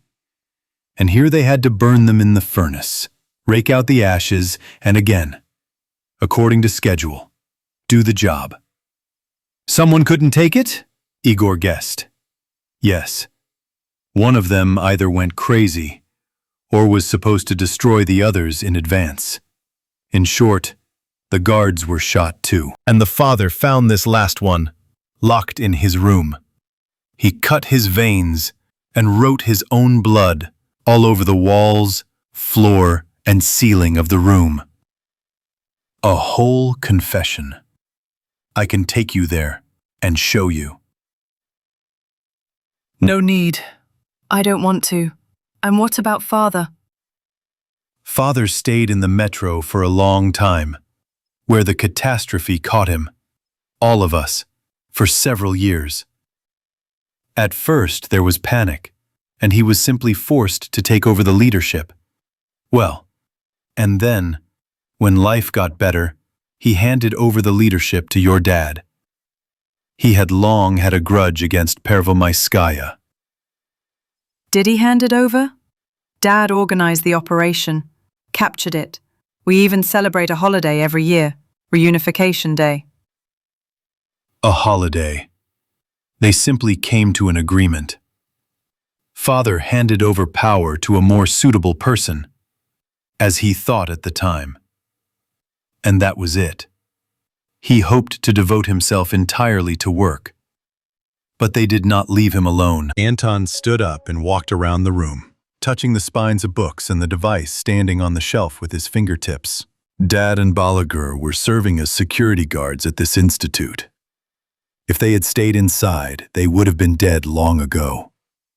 But they managed to get to the metro and escape. But they probably knew what the place was like. The problem was that they were guarding the complex from the back outside, and they couldn't get past that first door. They couldn't get in with their snouts. That's why none of them had access here. But they really wanted to come here. Of course, a safe, well-fed life and all that. And one day they tracked down my father. They tortured him, demanding that he give them the access codes and keys. My father was afraid that the gun would end up in the hands of these soldiers and refused. They tortured him and killed him. How do you know? I couldn't believe it either when I found out. Dad, so considerate, so fatherly caring. Where? A knowledgeable person said so. I did a whole investigation before I got to the truth. One of those who saw it all himself. He told me that he didn't participate. He just watched. Maybe he lied. He probably lied. After he told me everything, they grabbed me. But Dad? The president? He only gave orders. My father was cut into pieces by Balagur and another one. Fedotov. Captain Fedotov? Igor remembered the grin of the commander who had left him to die under the rubble on Pervomaiskaya. He was the one who, the words came with difficulty, and gave me his machine gun without bullets. They became humanists in their old age. They became sentimental. But before, Anton smiled poisonously. A bullet in the back of the head and that would be it. Or a noose around the neck. But the access card, they took it from my father? Why couldn't they get in here then? Yes, they took it from Dad. But without the code, it's only half a key. Did you see how they mutilated the door out of desperation? And they dug through everything, looked for everything. Maybe this code is written down somewhere. Do you remember? Igor remembered that terrible half-reality, half-dream. Huge, loud-voiced men, stomping around their cramped little room, their shrill roar. They didn't find anything because Father foresaw this and didn't write down the code, the older brother declared triumphantly. The code was right here all the time. He tapped Igor's temple with a bent finger. Are you crazy? Not at all. 2, 3, 3, 4. Continue. We're alone in an empty apartment. Igor began quietly repeating the children's counting rhyme that had stuck with him forever. 7, 8, 3, 5. I'm coming to look for you. You see? You always knew the code. 2, 3, 3, 4, 7, 8, 3, 5. Who would have thought to extract the code from a 6-year-old? I figured it out myself only when I tried to open the door for the first time. 8 digits. I entered my father's birthday, and yours, and mine. No use. And then it suddenly popped up. 2, 3, 3, 4.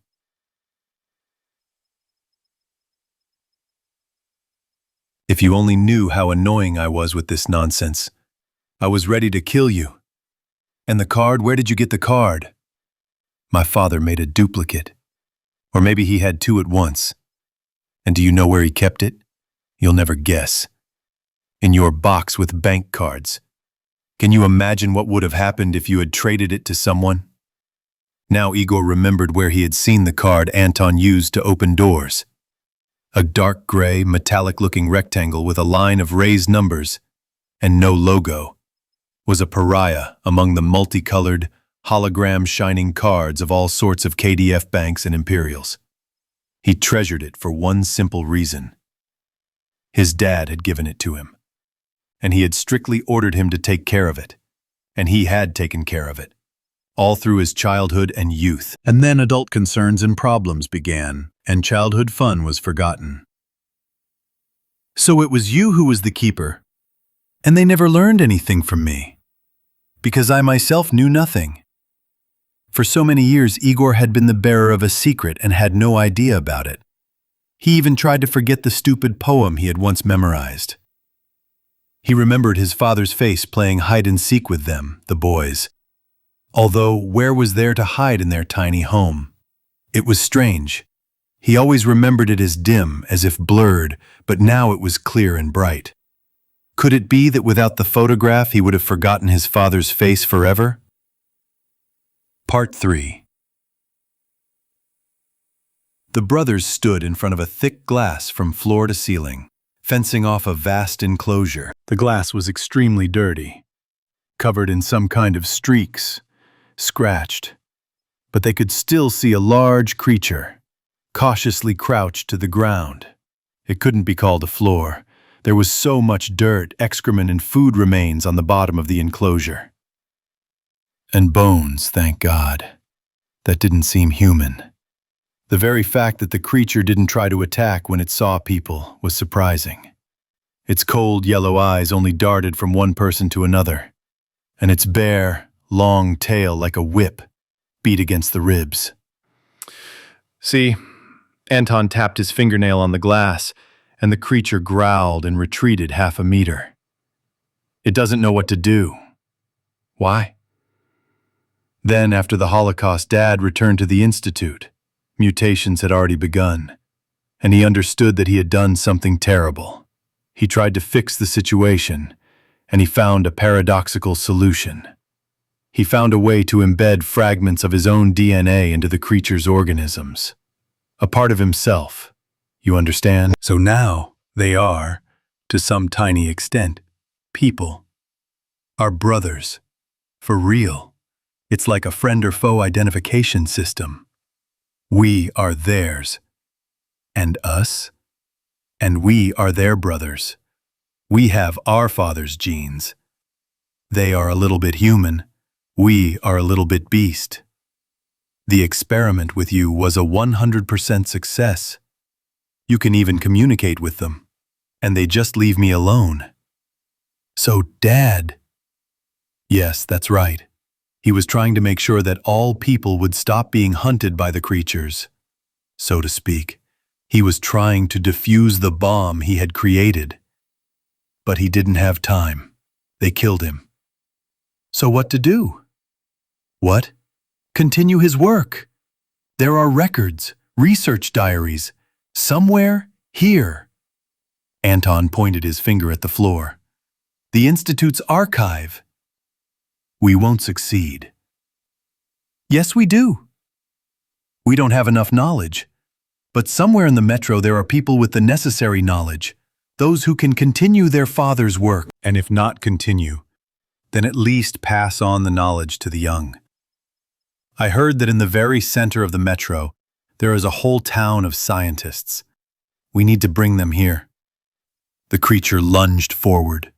With a roar, it crashed into the plexiglass that had buckled under its body. With a screeching sound, its terrible claws and fangs passed over the scratched barrier. The brothers recoiled in surprise. No, guys! We won't bring anyone here! Kuzma stood at the entrance to the hall.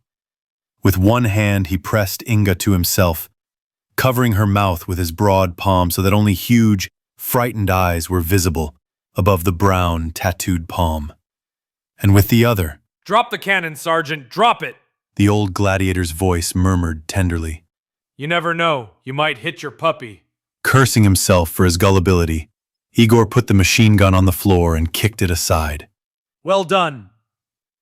And put the rest away neatly. And don't forget the sword. We know how you handle that piece of iron. Your brother is empty? Empty. Let the woman go, Kuzma. Let's talk. It's okay. He'll endure it. Let's talk. What do you want?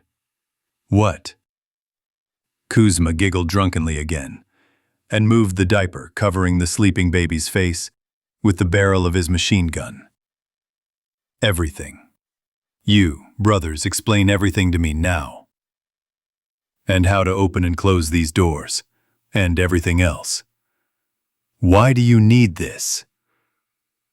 I want to live a quiet life in my old age, that's why. I've been living like a dog for 25 years now. No home, no decent woman. I can't even eat properly. But here, you say, there's plenty of food and drink, and no one will bother you. And the women. Let's split the woman, huh, Sergeant? Let's say you'll roast her on even days and I'll roast her on odd days, and your idiot brother doesn't count. Well, come on, Sergeant. Throw yourself at me. Throw yourself at me, so that I can put a bullet in your belly with a clear conscience. Igor was really ready to rush at the werewolf, but Anton held him back. You can see that he is provoking you. That's right, I'm provoking you. Kuzma stretched his mouth into a gap-toothed smile, but his eyes were not at all cheerful. There was fear in the gladiator's eyes. You're lying, Kuzma. Knyazev Sr. was holding on to some kind of bracket on a metal shield embedded in plexiglass, painted an alarming red color. You've had more than enough vodka. What are you going to do here, alone? In a week you'll go crazy and be catching green devils in the corners. Tell me honestly, were you ordered to come with us? The gladiator's eyes darted around, and his smile faded slightly, but he continued to hold Inga tightly, with the sleeping child in her arms. What a clever one, he drawled. A real clever one. You cracked yourself, Antosha, when Lanniston's brain breaker started twisting you. Don't you remember? What can you do, a weakling, against the Force? Is it true? Igor turned to his brother. True, he drooped. I don't know if it was hypnosis or what, but they didn't find out anything from me about how to open the door. Or rather, only half. About the card. I didn't tell them the code. Or rather, I distorted it. It was easy. You remember how I hated that counting rhyme as a child? So I came up with all sorts of my own versions. Anton was silent for a moment, thoughtfully shaking his red pen. And it was hard for them to break through here without an escort. You know it yourself. After all, you weren't leading the Lanista detachment to Pervomaiskaya. I understood right away. But here, what are they doing on Pervomaiskaya? The late leader Cherkizin and Batya had love with interest. And there are other ways there, roundabout ones. And the Institute is such a pie, finger-licking good. Mikhail Sergeyevich couldn't wait to see everything with his own eyes. But now an ordinary person can't get here. The creatures consider this territory their lair and guard it to the last. What about Balagur and Fedotov? It was a long time ago. The creatures had not yet reached the current level of hatred for humans. They wouldn't risk it now. You yourself told me what convoy you were brought to Partisanskaya with, and even then they lost one. Hey, my rabbit brothers, the forgotten Kuzma spoke up. Stop talking. My finger is already tired on the trigger. Let's decide what to do. What to do? Anton sighed. What is there to decide? Everything has already been decided. He pulled the red handle down like a stopcock on a train, and immediately a disgusting stench wafted out, making everyone's throats ache and their eyes water.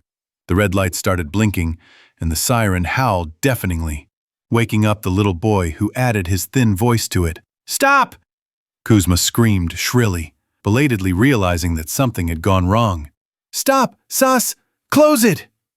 But it was too late.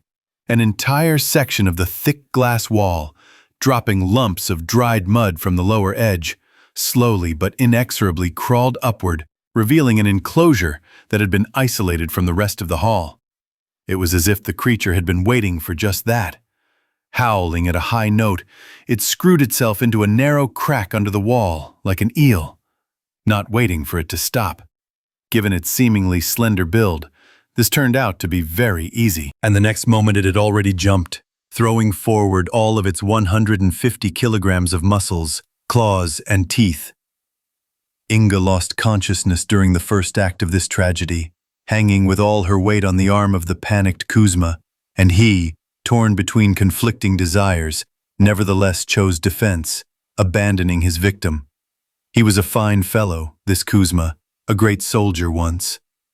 He even managed to fire a burst from his machine gun, and even hit the creature, knocking it to the floor.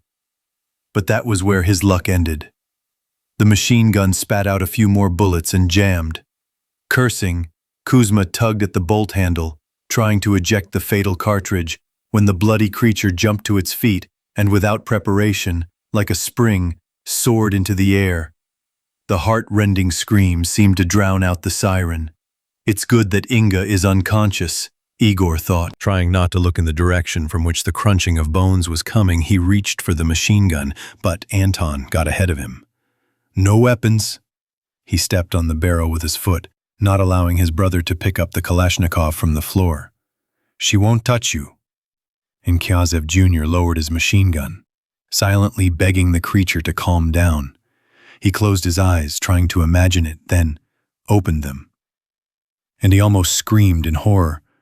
The creature was standing over Inga, who was still lying unconscious.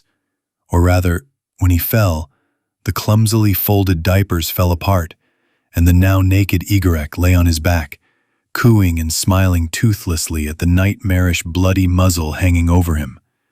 Just one movement of the terrible jaws was enough for the animal to bite the baby in half. But it hesitated, looking at the previously unseen sight. Everything is lost, the man groaned to himself. What should I do? I won't make it. Quiet, Anton whispered barely audibly, putting his hand on his shoulder. Look. And Igor froze.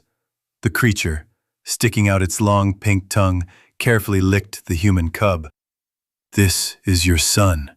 The brother smiled when the creature retreated back into the enclosure to lick its wounds. The glass rolled down, and the siren died down. The new master of the creatures, Nikolai Mikhailovich Saradin, had been in a bad mood since the morning. It would seem that there was no reason to be depressed on the day of the next elections, which had long since become routine and habitual. But, strictly speaking, there were no elections. The population of two fragments of a once mighty civilization, joyfully and willingly, as long ago for a May Day demonstration, gathered in one of two underground halls to once again, for another 4 years, extend the powers of their permanent president. Evil tongues, which are everywhere, even in the most united and purposeful communities, claimed, however, that the matter here is not at all about the expression of will of the citizens of the Pervomaiskaya Republic. They say that everything revolves around a luxurious banquet by underground standards and public festivities, which, according to tradition, will conclude the event. And the most inveterate, malicious elements whispered in the corners that the turnout at the elections was carefully monitored by the soldiers of the Presidential Guard, who were ordered to bring the most sluggish ones by the hand or under the arms. But this, of course, was the dirtiest lie and sheer insinuation. The people, in a single impulse, elected the first of their citizens for another 4-year term, and that said it all. Those who go against the society that is merged in a single impulse, the people will inevitably throw overboard, or send them far away. What are you sulking about, Kolya? Balagurov, who had recently exchanged his major's stars for colonels in the corresponding order for the Pervomaisky garrison, however, not a word was said about the reasons for such a sharp jump in rank, was beaming like a polished copper nickel. Pull yourself together, Your Excellency. Well, I'm not feeling well, Gray. The people's representative winced. The engine is acting up at night, and, in general, Are you nervous or something? The Joker grinned, flashing his brand-new camouflage. For the occasion, he had pinned the most sacred thing on his head, a maroon beret, earned 30 years ago, and several medals. Well, just like a girl ready for marriage. It's time to get used to it, Dad. You're getting married for the 5th time. Well, we'll drive away your nervousness. The colonel poured vodka into a faceted glass to the brim and handed it to his friend. Here, drink up. Drive away the melancholy and boredom. The president drained the vodka to the bottom as if it were water, and didn't even sniff the crust of bread that was obsequiously offered to him as was his habit. His cheeks turned slightly pink, but the melancholy in his eyes didn't go away. "It's sickening, Gray," he muttered, shaking his gray head. "For the 5th time, as you say, I'm getting married, and not one bastard has said a word against it. Just like under the communists, honestly. I approve completely. It's even disgusting. Long live the unbreakable block of communists and non-party members," said Joker solemnly, imitating a once famous television announcer, and laughed loudly. He had also had a swig of 100 with his friend, and was feeling great. In general, he rarely fell into despondency, this big and loud man. It's not funny. If only someone had remembered the Constitution at least once. But it's written there in black and white. The highest official of the state can be elected for no more than 2 consecutive terms. We crossed out that point in 1920. Have you forgotten? By a majority vote. You and me. Balagurov laughed again and reached for the bottle. Are you bored? Do you want to fight? Extreme sports? Well, let's organize it for the next elections. He wanted to fill the presidential glass and brought the bottle to him, but Batya covered it with his palm. We'll put together a couple of parties, or if you want, a dozen, if we have enough voters, and let them squabble for your joy.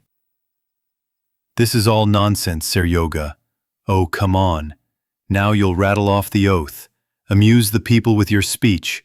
By the way, have you at least read the text that our bespectacled guys jotted down? Otherwise, it'll turn out like last time. Well, and then, to the bathhouse. Stepanich will just heat it up. We'll call the girls. Like before. It won't work like before, Colonel. The president rose heavily from the table, clinking his awards. We're not as strong as we used to be. You and I are old men, Gray. Well, let's go to the people. They've probably been waiting for our show there. The Prime Minister of the Republic, Mr. Kalatozov, as always, spoke smoothly and clearly, forcing those who love to whisper to bite their tongues and listen to his weighty words, rhythmically falling on the heads of those gathered. According to the Constitution of the Mayday Republic, we, citizens with the right to vote, have gathered here today to elect a new president of our state.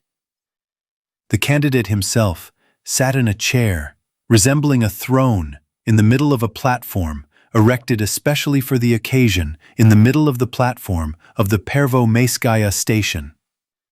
For the sake of the ceremonial event, the organizers even dismantled several dozen tents and stalls that had been crowding along the tracks like mushrooms. The owners, of course, were unhappy, but the compensation for a one-day downtime was more than substantial. But how happy were those traders, whose stalls were located closer to the edge of the station? With such a crowd of people, trade was more than brisk, and the managers barely had time to rush to the warehouses for goods and back. The notorious wits joked that the platform resembled a scaffold and dubbed it the place of execution. They were partly right. It was supposed to be the place where the president would fight with a contender if someone decided to challenge the people's choice, who had repeatedly confirmed his right to power.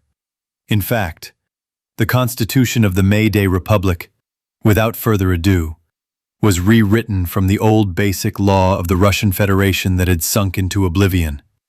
Is it worth racking your brains over the norms of life of a tiny group of its former citizens? The laws of the defunct state will do, especially since in that Russia and in this fragment of it, few people read this thin brochure to the end, despite the fact that it was studied in school, cited as an example with or without reason, and people remembered their constitutional rights when the going got tough.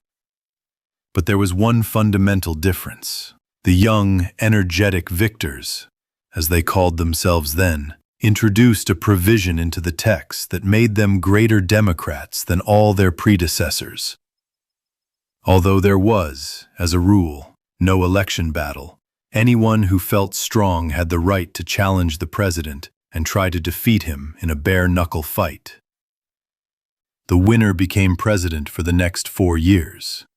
The only condition was that the assembled voters had to give their approval for the fight. But this single clarification was never needed for 2 decades. No one dared to speak out against the head of the Pervomaiskaya Republic, behind whom stood the main force of the state, the brave and daredevils who feared neither God nor the devil, the elite of the elite, the special forces. And its very personification, the indestructible and legendary Batya, who seemed eternal, with one look ground the hopes of applicants into dust. And how can one encroach on a person whose name the children of Pervomaiskaya began to pronounce almost before the word mama, thanks to whom the inhabitants of both stations were alive, and under whose direct leadership all more or less important affairs were done? Do you, my fellow citizens, agree that our president, Nikolai Mikhailovich Seredin, will remain in this post for the next 4 years? The answer was a unified hum of hundreds of voices gathered. Seredin, from the height of his pedestal, saw many faces turned towards him. He knew each of these people by name, and his heart was filled with warmth from their very sight. Perhaps, of course, it was the vodka he drank that was responsible for the attack of sentimentality, for the calming down. But the anxiety of the last few days already seemed petty and insignificant to him, like a toothache or a runny nose, something that could be endured and forgotten. They are mine, the president thought, touched, picking out familiar faces from the crowd. Everyone, even Batya's well-known critics, were unanimous in their outburst today. My comrades, associates, friends, how I love them, my Mayday people. I am ready to give my life for them, and they for me. Colonel Balagur, standing behind the chair, surreptitiously poked the president in the shoulder with his fist. See, I was right? Batya could not answer. Too many eyes were riveted on him, the first of the citizens, but he gently bowed his head, letting his old friend understand. I see, brother. Friendly support also warmed the heart. Just think, so many years they had been together. So many paths had been traveled, dangers had been endured, battles had been won. Meanwhile, Kalatozov, having waited for silence, began the most important part of the ceremony, although the most useless so far. If anyone wants to say that they do not agree with the election of the president and knows something because of which he cannot take this post, let them speak now, or remain silent until the next elections. The Prime Minister once dreamed of being a dramatic actor, but he was only able to graduate from a forestry technical school, then from a police school, and instead of the theater stage, he worked with a striped baton on the highways of the Moscow region until the Holocaust. He paused for the ritual, long enough to swat a fly, and was about to open his mouth when suddenly a hoarse young voice came from the back rows. I wish! And all those gathered, including the president and his entourage, turned their heads, looking for the violator of order. And there was a reason. For the first time in the history of Mayday democracy, someone dared to challenge the all-powerful junta. Who is this? Who is this? You don't know? Don't block it. Let me see. A whisper ran. What is this crap? Seredin turned his whole body towards Balagur. Crimson spots played on his cheeks. Veins bulged like ropes on his forehead. Who do I know? Colonel Balagurov's eyes widened and he craned his neck. Fedotov, mother! Where did he go? But the newly minted Major Fedotov was already making his way from the back rows, no less confused than his superiors. What is this, Major? The colonel hissed loudly at him, pulling him into his head, not embarrassed by the agitated sea of voters. You're doing a bad job. Do you want to be a lieutenant? A private? And why have you gone silent? He pounced on Kalatozov. Have you forgotten your words, artist? Who are you? The Prime Minister came to his senses and switched from his well-trained baritone to an indecent falsetto. Show yourself! But the demand was too late. The challenger himself was already walking towards the platform, and the excitedly noisy crowd parted before him, forming a living corridor. And now he stands before the dumbfounded president, head up and smiling, a calm and self-confident strong young man. Seradin, Balagurov, and Fedotov first recognized his weapon, a homemade sword on which the pretender leaned like a cane, and only then turned their gaze to his face. Can't be! Igor Knyazev was indeed hard to recognize.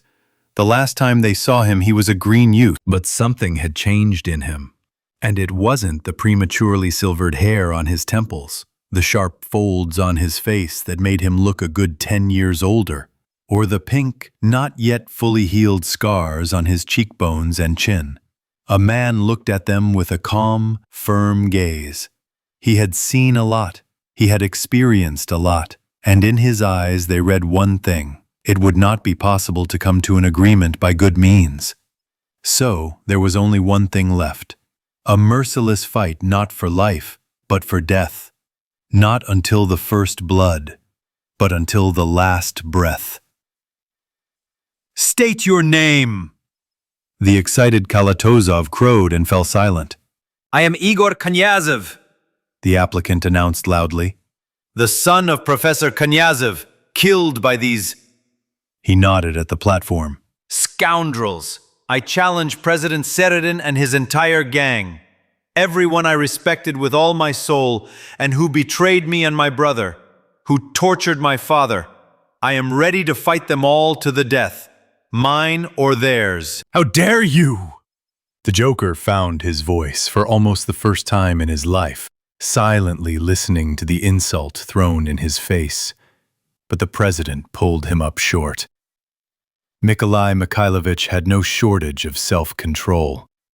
He even felt relieved that the anxiety that had been tormenting him for the last few days had been released in this way.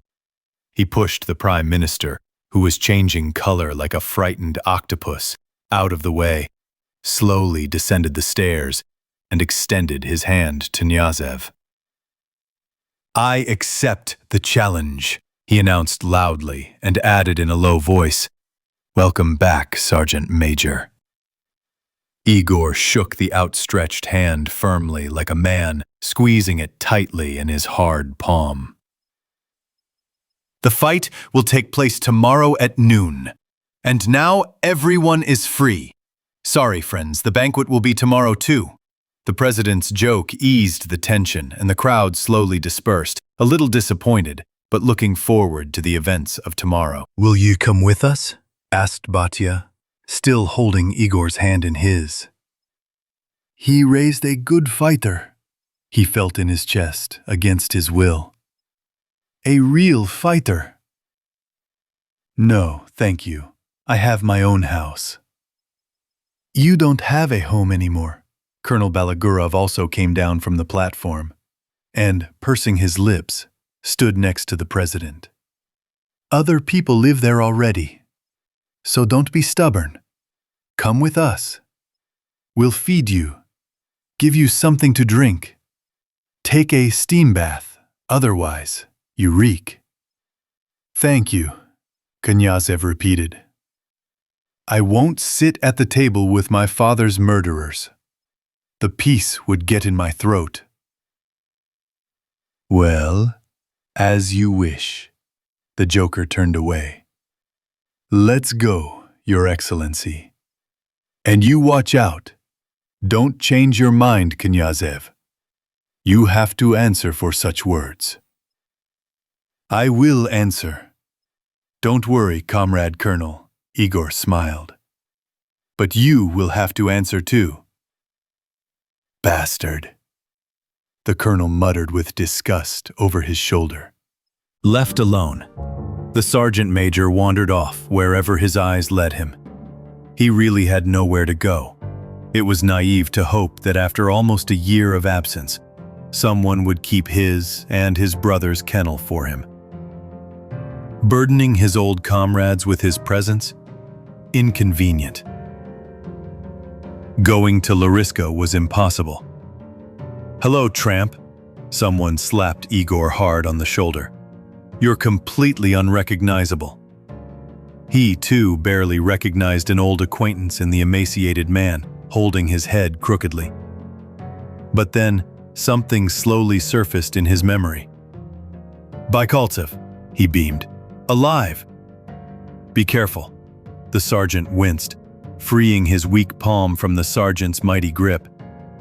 "I can't do this now. You see, I'm weak and fragile, like a glass vase." "What's wrong?" Igor became alarmed. "Later, all later." Baikaltsev pulled him into the dark mouth of the tunnel. "By the way, my name is Vlad, and I am Igor. So we've met. I know you have nowhere to stay. Let's go to my place." "What are we going to do?" asked the joker of the president when they were alone. "Overboard?" He eloquently drew his index finger across his throat. "Don't even think about it." Saradine cut him off sharply. "You already threw him overboard once, you botcher. And look, he swam up. If I'd known it would turn out like this, I would never have allowed it. I would have brought him closer to me, made him an officer. And all this is all yours. Who could have known? Do you think we won't get along?" "I don't know. It looks like it won't be possible to settle this amicably." Dad walked around the room, his hands behind his back, the medals on his chest jingling with each step. The silence dragged on. "Well," the president suddenly stopped, as if he had run into a wall. "I'm still an eagle, right, Balagur?" "You're something," the colonel bared his half-metallic smile. "So what? I'll have a go with the kid and knock the arrogance out of him. He's certainly matured. But where did he get my experience?" "You'll get away with it, of course," the old comrade noted cautiously. "But it won't be a fight until the first bloodshed. Who will beat whom? To the death. Can you handle it? The guy's about 30 years younger than you. So we can't give him this advantage, Joker. Hit him right away so he doesn't get up. And if he asks for mercy, I won't finish him off, you know me. And I think that this issue needs to be resolved radically. 1. The colonel chopped the air with the edge of his palm, and in Queens, just blink. Leave it, Saradin shook his heavy head. Go, Balagur. I need to rest before tomorrow. Well, as you wish. The disappointed Balagurov took hold of the door handle. Just remember, Batya, if you can't handle it, I'll go up against that kid, Knyazevsky, and I'll wring his stupid head. After all, he challenged me too. And I'm not one to let that happen. You're right. The president looked old and sick. The colonel came out and Major Fedotov, who'd been waiting for him, peeled himself off from the wall to meet him. Well? The old man has completely lost his nerve. The Joker shrugged his cast shoulders. I'm afraid he won't be able to cope tomorrow. You know what, Fedotov? Half an hour after his conversation with Balagurov, Major Fedotov was at his place on Shchelkovskaya. He lived poorly. And what does an officer who has dedicated his entire life to service need? He never had a wife, and there was no place in his life for a permanent woman. Her place was taken by weapons. Fedotov's room resembled, if not an armory, then a barracks gun park. Machine guns and rifles stood along the walls. Pistols and submachine guns were laid out on shelves. No one except him was allowed such liberties by law in the Pervomaiskaya Republic. But at this exhibition of firearms, there was not a single specimen belonging to the state. Most of the items in Fedotov's collection were found by him or his subordinates on the surface, often in terrible condition.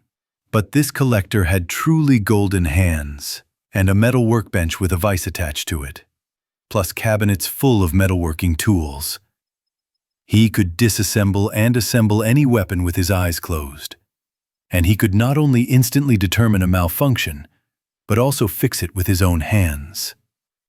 The gunsmiths of Cherkesyan had long ago promised the major mountains of gold if he abandoned his dangerous craft and went over to them.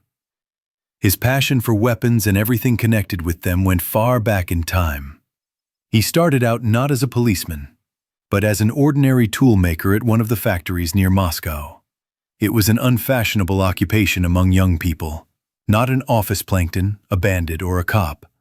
But the hard-working lad was always drawn to metal and complex hardware. And it just so happened that at the very end of the dashing 90s, an old friend gave young Lika Fedotov a bribe. He brought a submachine gun, assembled overseas, to repair. He then jumped at the new job with joy and repaired the machine in no time. But this tapestry turned out to have a history.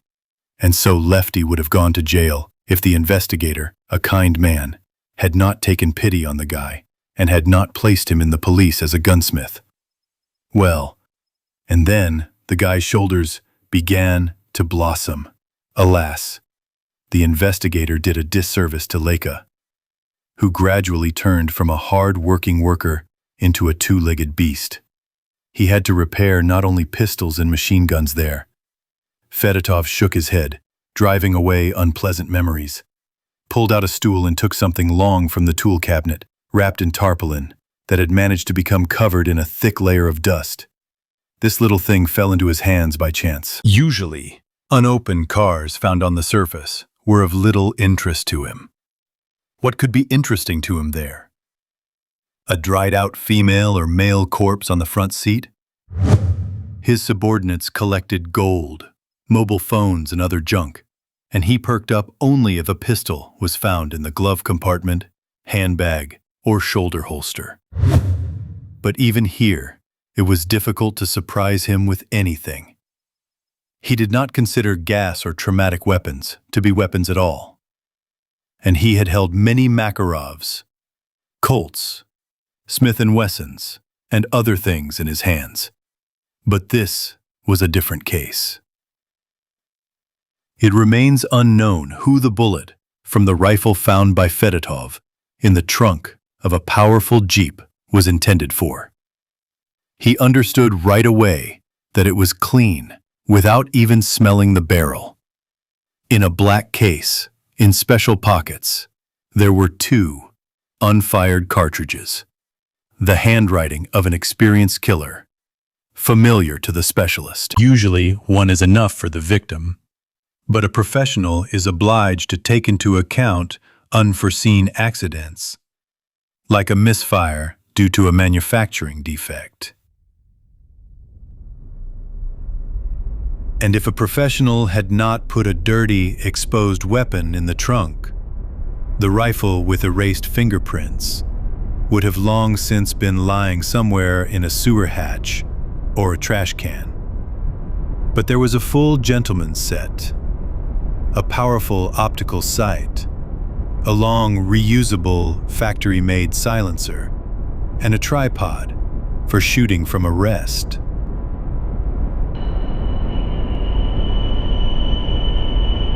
The major did not find out who the unknown killer was then. There were no documents with the body. And who, going on such a job, takes real documents? But the nameless murderer gave Fedotov a royal gift. Such a rifle cost more than 1,000 greenbacks. He was a serious man. He was not greedy, taking a disposable Chinese knockoff for the job. And the major then buried him like a human being. He set fire to the Jeep, giving the killer a fiery burial, like a pagan warrior who died in battle. One of the nameless soldiers of the undeclared civil war that raged in Russia right up until the Holocaust. Well, it's time for you to serve, thought the major, carefully. Like a child from a cradle, he took the rifle out of its case and gently ran his palm from the barrel to the black plastic butt. Fulfill your destiny. And suddenly it seemed to him that the cool blued metal warmed up for a moment. The weapon responded to its owner's caress with caress. There was an open bottle of vodka on the table. Where would a man-to-man conversation go without it after midnight? It wasn't Russian. But only the sergeant was drinking, and a glass of tea was cooling in front of Knyazev. There was no point in clouding his mind with alcohol before the decisive battle of his life, and his experienced interlocutor understood this, like no one else. That's how I became disabled, Igoreka, continued Bykoltsev in his confession. Well, there's a pension, this and that goes without saying. Vlad poured himself some vodka and swirled the cloudy glass in front of him. His hand was shaking badly. Everything's fine. Disability due to an injury received during military operations. Dad was even generous enough to give me a medal. Look, it's lying in the closet. But what good is a medal to me if I'm a 30-year-old man? I can't fill a glass to the brim. I won't be able to bring it to my mouth anyway. I'll spill half of it. Maybe it will pass, Igor noted uncertainly, looking with pity at the fighter who had turned into his shadow. Yeah, as soon as the grave worms start eating me, it will pass. Don't you know that almost all the creatures up there are poisonous? One bites you, it seems harmless, and you die. They say that all this happened for a reason. It wasn't blown in by the wind. They say that the military bred all this infection to drop on enemy cities. Ours are the Americans. Who knows? But I would twist the heads off these inventors in an instant if I got my hands on them. They've already turned away, Igor thought, looking at the table. You're late. It was strange. Now, looking at his comrade, disfigured by one of his father's pets, he felt a strange confusion. Yes, the murderers must answer. But was the Creator himself so sinless? Whose creations, having filled the once safe city, cut short and crippled so many lives? And was it such a blessing to make mutants of one's own children? Even if these mutations were imperceptible, indistinguishable from ordinary people by eye. Who knew what this posthumous gift would turn into in the future? What would grow out of his son, who was now happily blowing bubbles and cooing in his cradle? It seemed like all the doctors had fixed me up, patched me up, and then suddenly I got a fever. I turned completely black. My nails came out by the roots. Then one of the hospital farriers confessed to me that they wanted to kill me so that I wouldn't spread the infection. So what? They could have injected me with something, like a mangy dog. I would have fallen asleep and never woken up. For them bespectacled tadpoles, mincing a person for experiments is a piece of cake. My Marinka immediately wagged her tail, the bitch. Why would she need a disabled person who can't go to the toilet without getting splattered from head to toe? She found herself some idiot from Shchelkovskaya. Why am I always talking about myself, and how are you? Me? What about me? Knyazev shrugged and took a sip of cold tea, which tasted moldy. It was not fit to hold a candle to the one from Preobrazhenka. I wandered around, saw a few things, and you've probably been to the metro too? Bykoltsev winked. It happened, the sergeant said honestly. Lucky, the sergeant clicked his tongue in admiration. I didn't have that chance. Well, I wouldn't say I was lucky. So, how is it there? Vlad ignored his words. Better than here, I guess? Differently. Unexpectedly for himself, with difficulty choosing words, Igor told his interlocutor about what he had seen and experienced on the Red Line. About the hard work in the adits, ready to collapse and bury you alive. About the creatures hiding in the darkness. About the guards who were not much different from them. You're out of luck, brother. The sergeant shook his shaking head. Will you have a drink? No, you can't have one. He interrupted himself and poured himself a glass. Maybe it's not for nothing that they hide from the civilians that life is in full swing there, in the metro. Not only from civilians, Knyazev smiled wryly. I didn't know myself. You're not alone. Vlad lowered his eyes. Did you know then that there was no one alive on Pervomaiskaya? Igor asked point blank, a question that had been on the tip of his tongue for a long time from the moment he saw the sergeant. I knew, muttered Bykoltsev. Everyone knew. And are you leading me to my death too? We guessed. Many were against it, me too. But it's in order, you understand? The sergeant raised his eyes to Knyazev, in which tears were trembling, or they were simply watering from the drink. I heard how you wanted to warn me, Igor reassured him. And what about Fedotov? Did they give him an order too? He's a bastard, this Fedotov, Vlad muttered, pouring back another half glass, his teeth just chattering along the rim. He would have done it, even without an order. He's had a grudge against you for a long time, you know? He leaned toward his interlocutor. People say.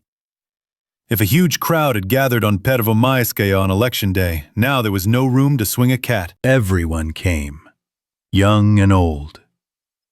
Old men who hardly ever got out of bed dragged along. Led by their children and grandchildren, nursing mothers brought their babies. And as for those who could come themselves, the only ones missing were the soldiers standing guard at the entrances to the dungeon. And even they were very envious of the lucky ones who would see the battle of the century. Unfortunately, it will be impossible to see it in the recording, and therefore stories about it will be passed on from mouth to mouth, growing with details and fiction, gradually turning from fact into legend. The people of Pervomaisk were not spoiled by such spectacles. Only a few were invited to the annual fights for the Maroon Beret, held in an abandoned underground warehouse, the personal merit of Colonel Balagur, who sacredly honored the traditions of military brotherhood, and all gambling was strictly prohibited by law. And if nimble little creatures could be set against each other somewhere in a secluded corner, then where on the submarine, which was 2 stations, could you find a place for gladiatorial fights? The average person at all times and in all lands thirsted, thirsts, and will thirst for blood, even after the end of the world. The main thing is that this blood is not his, but is spilled in abundance for his amusement. Shortly before the appointed hour, the president and his retinue stood on the platform, which had been transformed overnight into a real ring. Fencing ropes, red and blue corners appeared. Batya was dressed in a long terry robe. According to the rules, the participants must fight bare-chested in order to avoid any tricks, and the blood no longer warmed the aging body so well. In the morning, while dressing in front of the mirror, Nikolai Mikhailovich looked at himself and did not know whether to be happy or sad. He was glad that despite his years, he had still maintained excellent physical shape. His muscles would have been the envy of not only his peers, but also other young people. And there was also very little excess fat, mainly on his stomach, where the once prominent muscle ridges were gradually beginning to sag, although no folds were yet visible. He was sad because he saw an old man in the mirror. An old man. Well-preserved, athletic, pumped up even, but an old man. White, flabby skin with blue ropes of veins showing through here and there, red pigment spots staining it, crimson stars of dilated capillaries, dead, pearly gray, bald spots of old scars. He looks like a chameleon, not a human. You're an old man, Kolya, he thought, massaging the dark bags that had swollen under his eyes overnight. Despite the importance of the moment, he hadn't been able to fall asleep until morning. Even if you defeat this boy today, although it's not easy, so what? This isn't a fairy tale in which, having won, you can absorb the strength of the defeated. You're already old, and in a few years you'll be a complete wreck. Who will replace you? A joker? He's not much younger than you. Someone else. Who? The president regretted most of all that he had never continued his family line. At first it seemed that he would have time. Girls clung to the unattractive, but attractive with his animal strength, special forces soldier. There was no shortage of female affection. Not a single female person stayed in his life longer than a month. In the good old days before the Holocaust, and then, when responsibility for people fell on his powerful shoulders, this completely faded into the background. Not even into the background, but into the 99th. There was so much to do, decide, do. There was barely enough time to simply satisfy the needs of an organism boiling with energy. But now that he has everything, he can slow down and take care of himself. He is no longer a good-for-nothing old man. And he will never have a son, an heir. He suddenly felt envy. No, he was not envious of the young people now, like he had been many years ago. He was envious of the elder Knyazev, who had long since rotted away in the earth, and who had left behind 2 heirs. This weak, bespectacled intellectual, who had once decided to resist him, a real man, had won. He had collapsed, but had managed to sprout new trees. The winner was like a lonely oak tree, still mighty on the outside, but with dead dust inside. "You're lying," trying to calm his racing heart. Saradin saw in the mirror not himself, but the dying Knyazev, a face covered in bruises and caked with blood. The only surviving eye boring into him through the cloudy glass and the years that had passed. "You lost then. You lost completely. One of your sons is no longer alive, and the other has very little time left before the battle begins." "You're lying." The lifeless voice seemed real. "You failed at anything, and you know it. Give up, man. That's the best thing you can do for yourself. Dad never gives up." From a heavy blow of the fist, the mirror splashed with long, straight, knife-like fragments, sharply cutting the hand, but the ghost disappeared, sank into the dark square behind the broken glass. "Hey, what's wrong with you?" The Joker touched the shoulder of his frowning friend, who was gloomily looking at his bandaged fist. "Are you asleep or something? Shake yourself." "Well, I was just thinking. Is Knyazev there?" "Not yet." The colonel glanced at the smart Rolex on his wrist. "He's got 2 minutes left. If he's late, that's his business. Bread doesn't follow mouth." "The kid got scared," assured Kalatazov, having regained his aplomb. "He got his heels dirty." "No." The president cast a heavy glance at the half-baked artist, and he stopped short. "He'll come, I know." The Joker grinned. 1 minute. The second man in the Pervomaiskaya Republic was a carefree wit only on the surface. When a problem arose, he made every effort to eliminate it, and he acted in several directions at once, reducing the possibility of failure to 0. And now he was calm. The battle would not take place in any case. "I've arrived," came from below, and the colonel's whole body shuddered. In front of the platform, as yesterday, leaning on his sword, stood Knyazev, a little paler than yesterday, but still confident and calm. Only slow, like molten resin, black drops flowed down the tip. "Why are you standing there?" Saradin's voice sounded calm. "Come up here and let's begin. The audience is already tired of waiting." The sergeant who was climbing the stairs swayed, and Joker smiled contentedly. And the fighters were already stripping naked before the fight. "Yes, you're wounded, Knyazev." Batya squinted, nodded at his bloody side from which his opponent, wincing, was tearing off dried clothes. "This is a valid reason to postpone the fight." "A scratch!" Igor threw the blood-soaked lump of clothing over the ropes and straightened up. "I'm ready." The long cut on his ribs was bleeding profusely, and was apparently causing the sergeant a lot of pain. But the wound was not too serious. At least he got into a fighting stance with confidence. "The fight will take place in 3 rounds. Kalatazov began, but the president interrupted his prepared speech. "No rounds. We fight until victory. Those who can't handle it, that's their problem." "Nikolai," Balagur began, but in response, he heard a roar he knew well. "Everybody off the field!" And the battle began. Fedotov had taken a good position in advance, which offered an excellent view of the lists. The rifle was assembled, mounted on a tripod, and loaded. Through the powerful sight, one could even see the fibers on the ropes fencing the ring. Because he was not visible from the side, the major was sure that this position was his long-standing secret.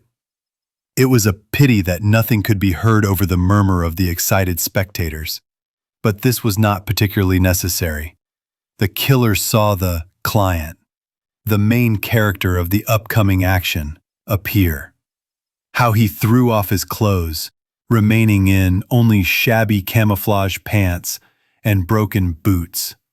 He saw a wide strip of blood flowing down his wounded side. Where is he? Fedotov thought involuntarily.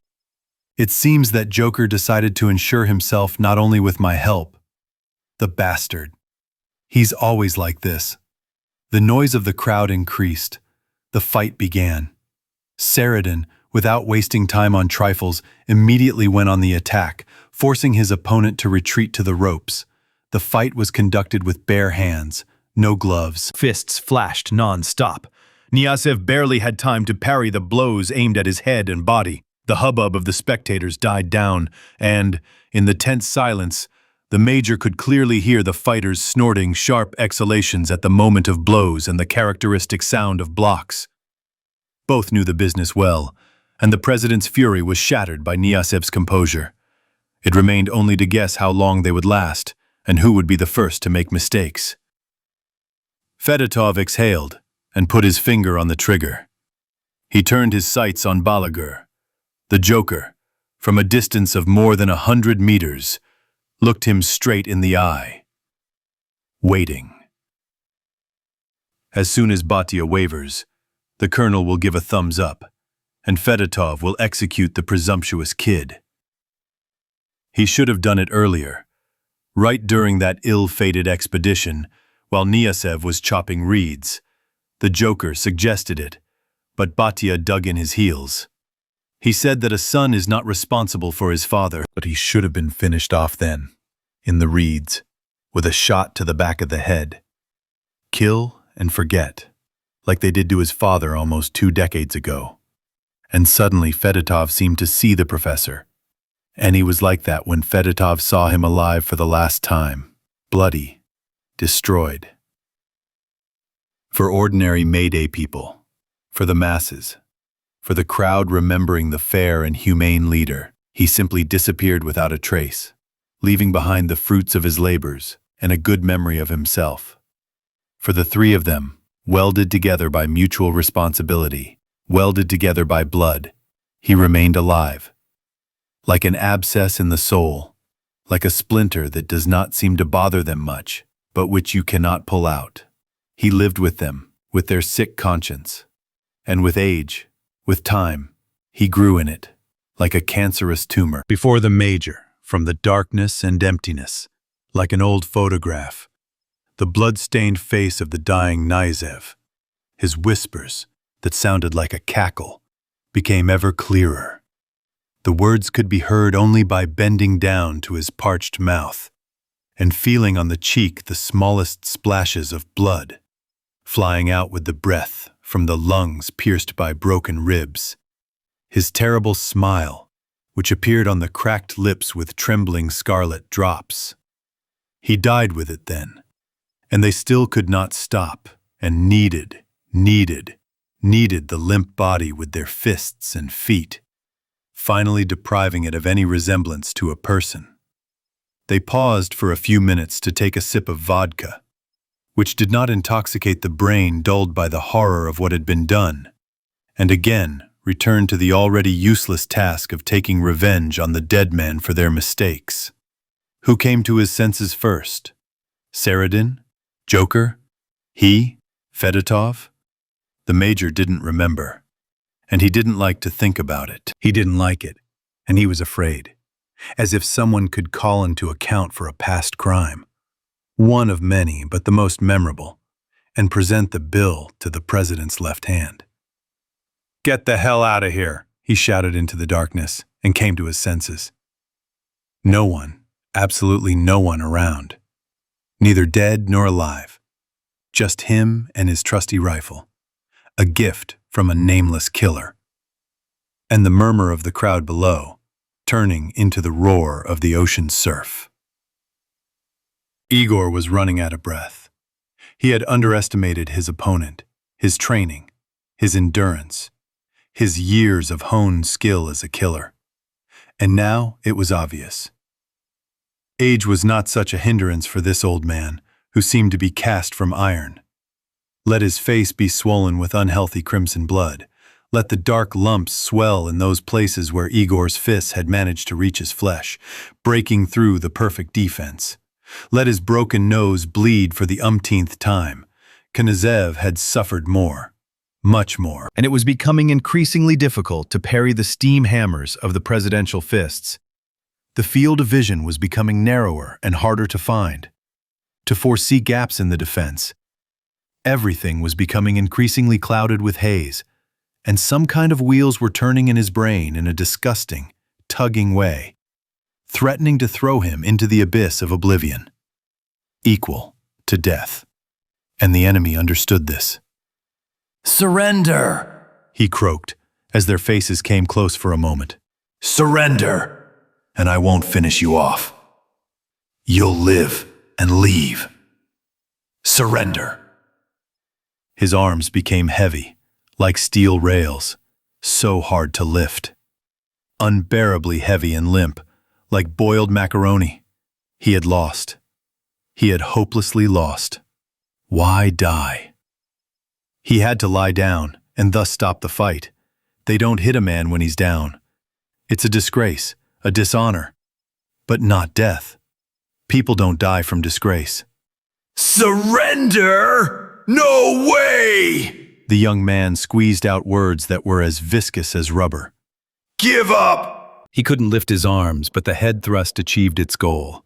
To the deafening roar of the crowd, the president flew back a few steps and froze, shaking his head heavily, like a bull that had been hit between the horns by a butcher's hammer. Don't miss the moment. Go ahead. The tired muscles seemed to stretch and snap like overloaded cables, but Igor, staggering, took a few steps towards Batya, who was still knocked down, preparing to deliver the decisive blow. And there, in his lair above, the major pressed his face to the scope's eyepiece, catching the candidate's cropped head, wet with sweat and blood, on the tip of the target designator. The black triangle, not lagging behind, crawled behind the dark birthmark on the pulsating temple of Knyazev, who was wandering as if in a dream. His index finger pressed the trigger of the damper with the pad, releasing the main one with a barely audible click, which now only remained to be touched. A movement that would not have shaken even a flower petal. Finita, Knyazev? A cruel smile touched Fedotov's lips. So you've finally lost. He was not addressing the fighter in the arena, but rather the one who could no longer respond. There was a millimeter between the finger and the knurled surface of the trigger. There was still one step left to the enemy, and Igor had no idea how he would strike. He didn't even have the strength to swat a fly off his nose, if necessary. When the incomprehensible happened, Dad suddenly butted the air in front of him and sank heavily to one knee, resting his bloody fists on the floor of the rink. One more step to the roar of the enraged spectators, but the decisive blow was not required. Saradin softly fell to the side and spread out on his back, throwing his limp arm far to the side. And the shocked crowd fell silent for a moment at the sight of the fallen idol, only to explode with a deafening cry a moment later. The king is dead. Long live the king! Fedotov darted his sights towards Balagur. He had no time for the major now. He was crawling under the ropes, hurrying to the arena. There's 0.5 millimeter left before the trigger. Igor stood on shaking legs, holding on with all his might so as not to collapse next to Batya's lifeless body, and stupidly watched as several people at once turned and shook the lying man, who dangled in their arms like a limp rag doll. He's alive! The medic raised his face to Balagurov, who was hanging over him like a stone block. Alive, although unconscious. A massive stroke, I suppose. All the symptoms are there. How long he'll last, I can't say. But he's alive. So it wasn't from this one's blow. The colonel nodded towards Knyazev, who was swaying nearby and ready to fall from any breath of wind. Last but not least, Most likely a pressure surge from overexertion. I would suggest, then let's continue. Straightened up, tore off and threw away his camouflage jacket. The president is alive, which means the challenger hasn't won. The fight continues. But the rules... Kalatozov rushed towards him and flew back from a brave blow to the chest. To hell with the rules. The fight is not over.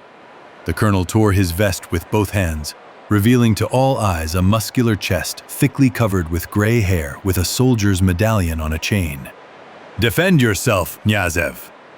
Igor looked at his new opponent with longing, not even trying to raise his hands. He had really lost. The full-strength Joker would simply sweep him away, crush him like an insect. But already ready to die, the foreman did not lower his eyes, as if trying to read something else in his opponent's face, other than animal rage. And the audience went wild. There was no light left, and the rifle hit the shooter hard in the shoulder. The fountain of hot blood that splashed into his face almost knocked Igor off his feet. Even a feather could have knocked him down. Balagurov's headless body stood on wobbly legs for a moment. And then, in the deathly silence that hung over the arena, it fell heavily, causing the entire platform to shake to its foundations. The chain that had torn off his neck clanked and flew right up to Igor's feet, as if the Joker had tried to reach his enemy even dead. The dark stream also did not reach his foot, powerlessly disappearing into a crack that had appeared on the way. The platform intended for the coronation became a scaffold, and then a shrill female scream penetrated my ears. Not believing himself, Fedotov looked from the rifle, which had just delivered belated justice, to the ring and back. Did I do this? He asked himself, stunned. Why? I was supposed to kill someone else. Numb fingers pulled the bolt, releasing the spent cartridge case, which smelled strongly of foreign gunpowder. The second cartridge slid into place. The sight found the target again, and the firing pin clicked loudly against the primer in vain. Misfire. It was not for nothing that the unknown killer carried 2 cartridges with him. After so many years, even the most reliable things can fail. Almost crying, Fedotov took out and inserted the damned cartridge again and again, clicked and clicked the trigger, until he suddenly clearly understood that everything that had just happened was not an accident. It was fate, and therefore he had nothing more to do here. Professor Knyazev nodded to him and smiled. The body of Balagurov and Batya, who still hadn't come to, had long since been carried away. But Igor was still standing in front of the agitated crowd, which had merged into one huge, indistinguishable spot for him, and didn't know what to do next. He won. He won fairly, no matter what the late Balagur said, but he had no idea what to do with this victory. Yes, the father is avenged. Yes, the criminals are punished. But next? What to do? What to say? Where to go? Antoshka could probably suggest something, but he is far away, together with Inga and his son. And what should he, the winner, do? Vlad Bykoltsev pushed his way through the crowd and shouted, throwing his face back. "You won, Igor! Tell us something!" He was silent for a long time, and began barely audibly at first. But with each word his voice grew stronger, and the noise died down, allowing his words to rise above the crowd to the low vault. "I can't promise you much, people. Don't expect promises and sweet promises from me. I don't promise you heaven on earth. Mayday, people." And after a pause, the people, frozen in anticipation, heard. "I just came to tell you the truth." Having emerged onto the surface via a passage known only to a select few, the major mechanically covered his eyes with his hand. Around him lay the ruins of a city long abandoned by its inhabitants, bathed in bright sunlight, Fedotov looked into the dark mouth of the tunnel for the last time and bared his teeth in a contemptuous smile. "May you all go to hell," he said, addressing the invisible Mayday people. "You've hung a young brat around your neck, and you're happy. This Knyazev will give you another taste of trouble. You'll wash yourself in bitter tears." He was at ease about himself. The road ahead lay through deserted, well-known quarters. There were few creatures here that preferred to stay closer to the jungle. The sun, invisible behind thick clouds, was clearly setting to the west. But before dusk he expected to reach a safe shelter and spend the night so that in the next dash, in the morning, he could reach the outskirts of Cherkasone. It was with this underground Babylon that he now linked his future. The money and other valuable junk he had saved up over a quarter of a century should easily last him until old age. The compact but weighty duffel bag pleasantly weighed down his shoulder.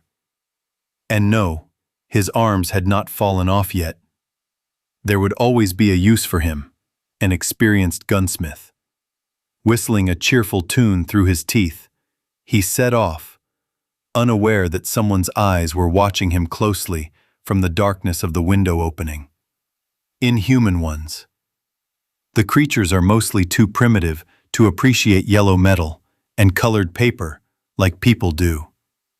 So the ripped-open kit bag was left lying in the middle of the pavement, in a pool of slowly thickening blood. The gold coins and precious stones that had fallen out of the bag sparkled in the sun. Far, far away from this place, deep underground, a baby was sleeping soundly in his cradle, having played to his heart's content with his real toys. And ahead was a new day, filled with games and discoveries. Shchelkovskaya, 2009-2010.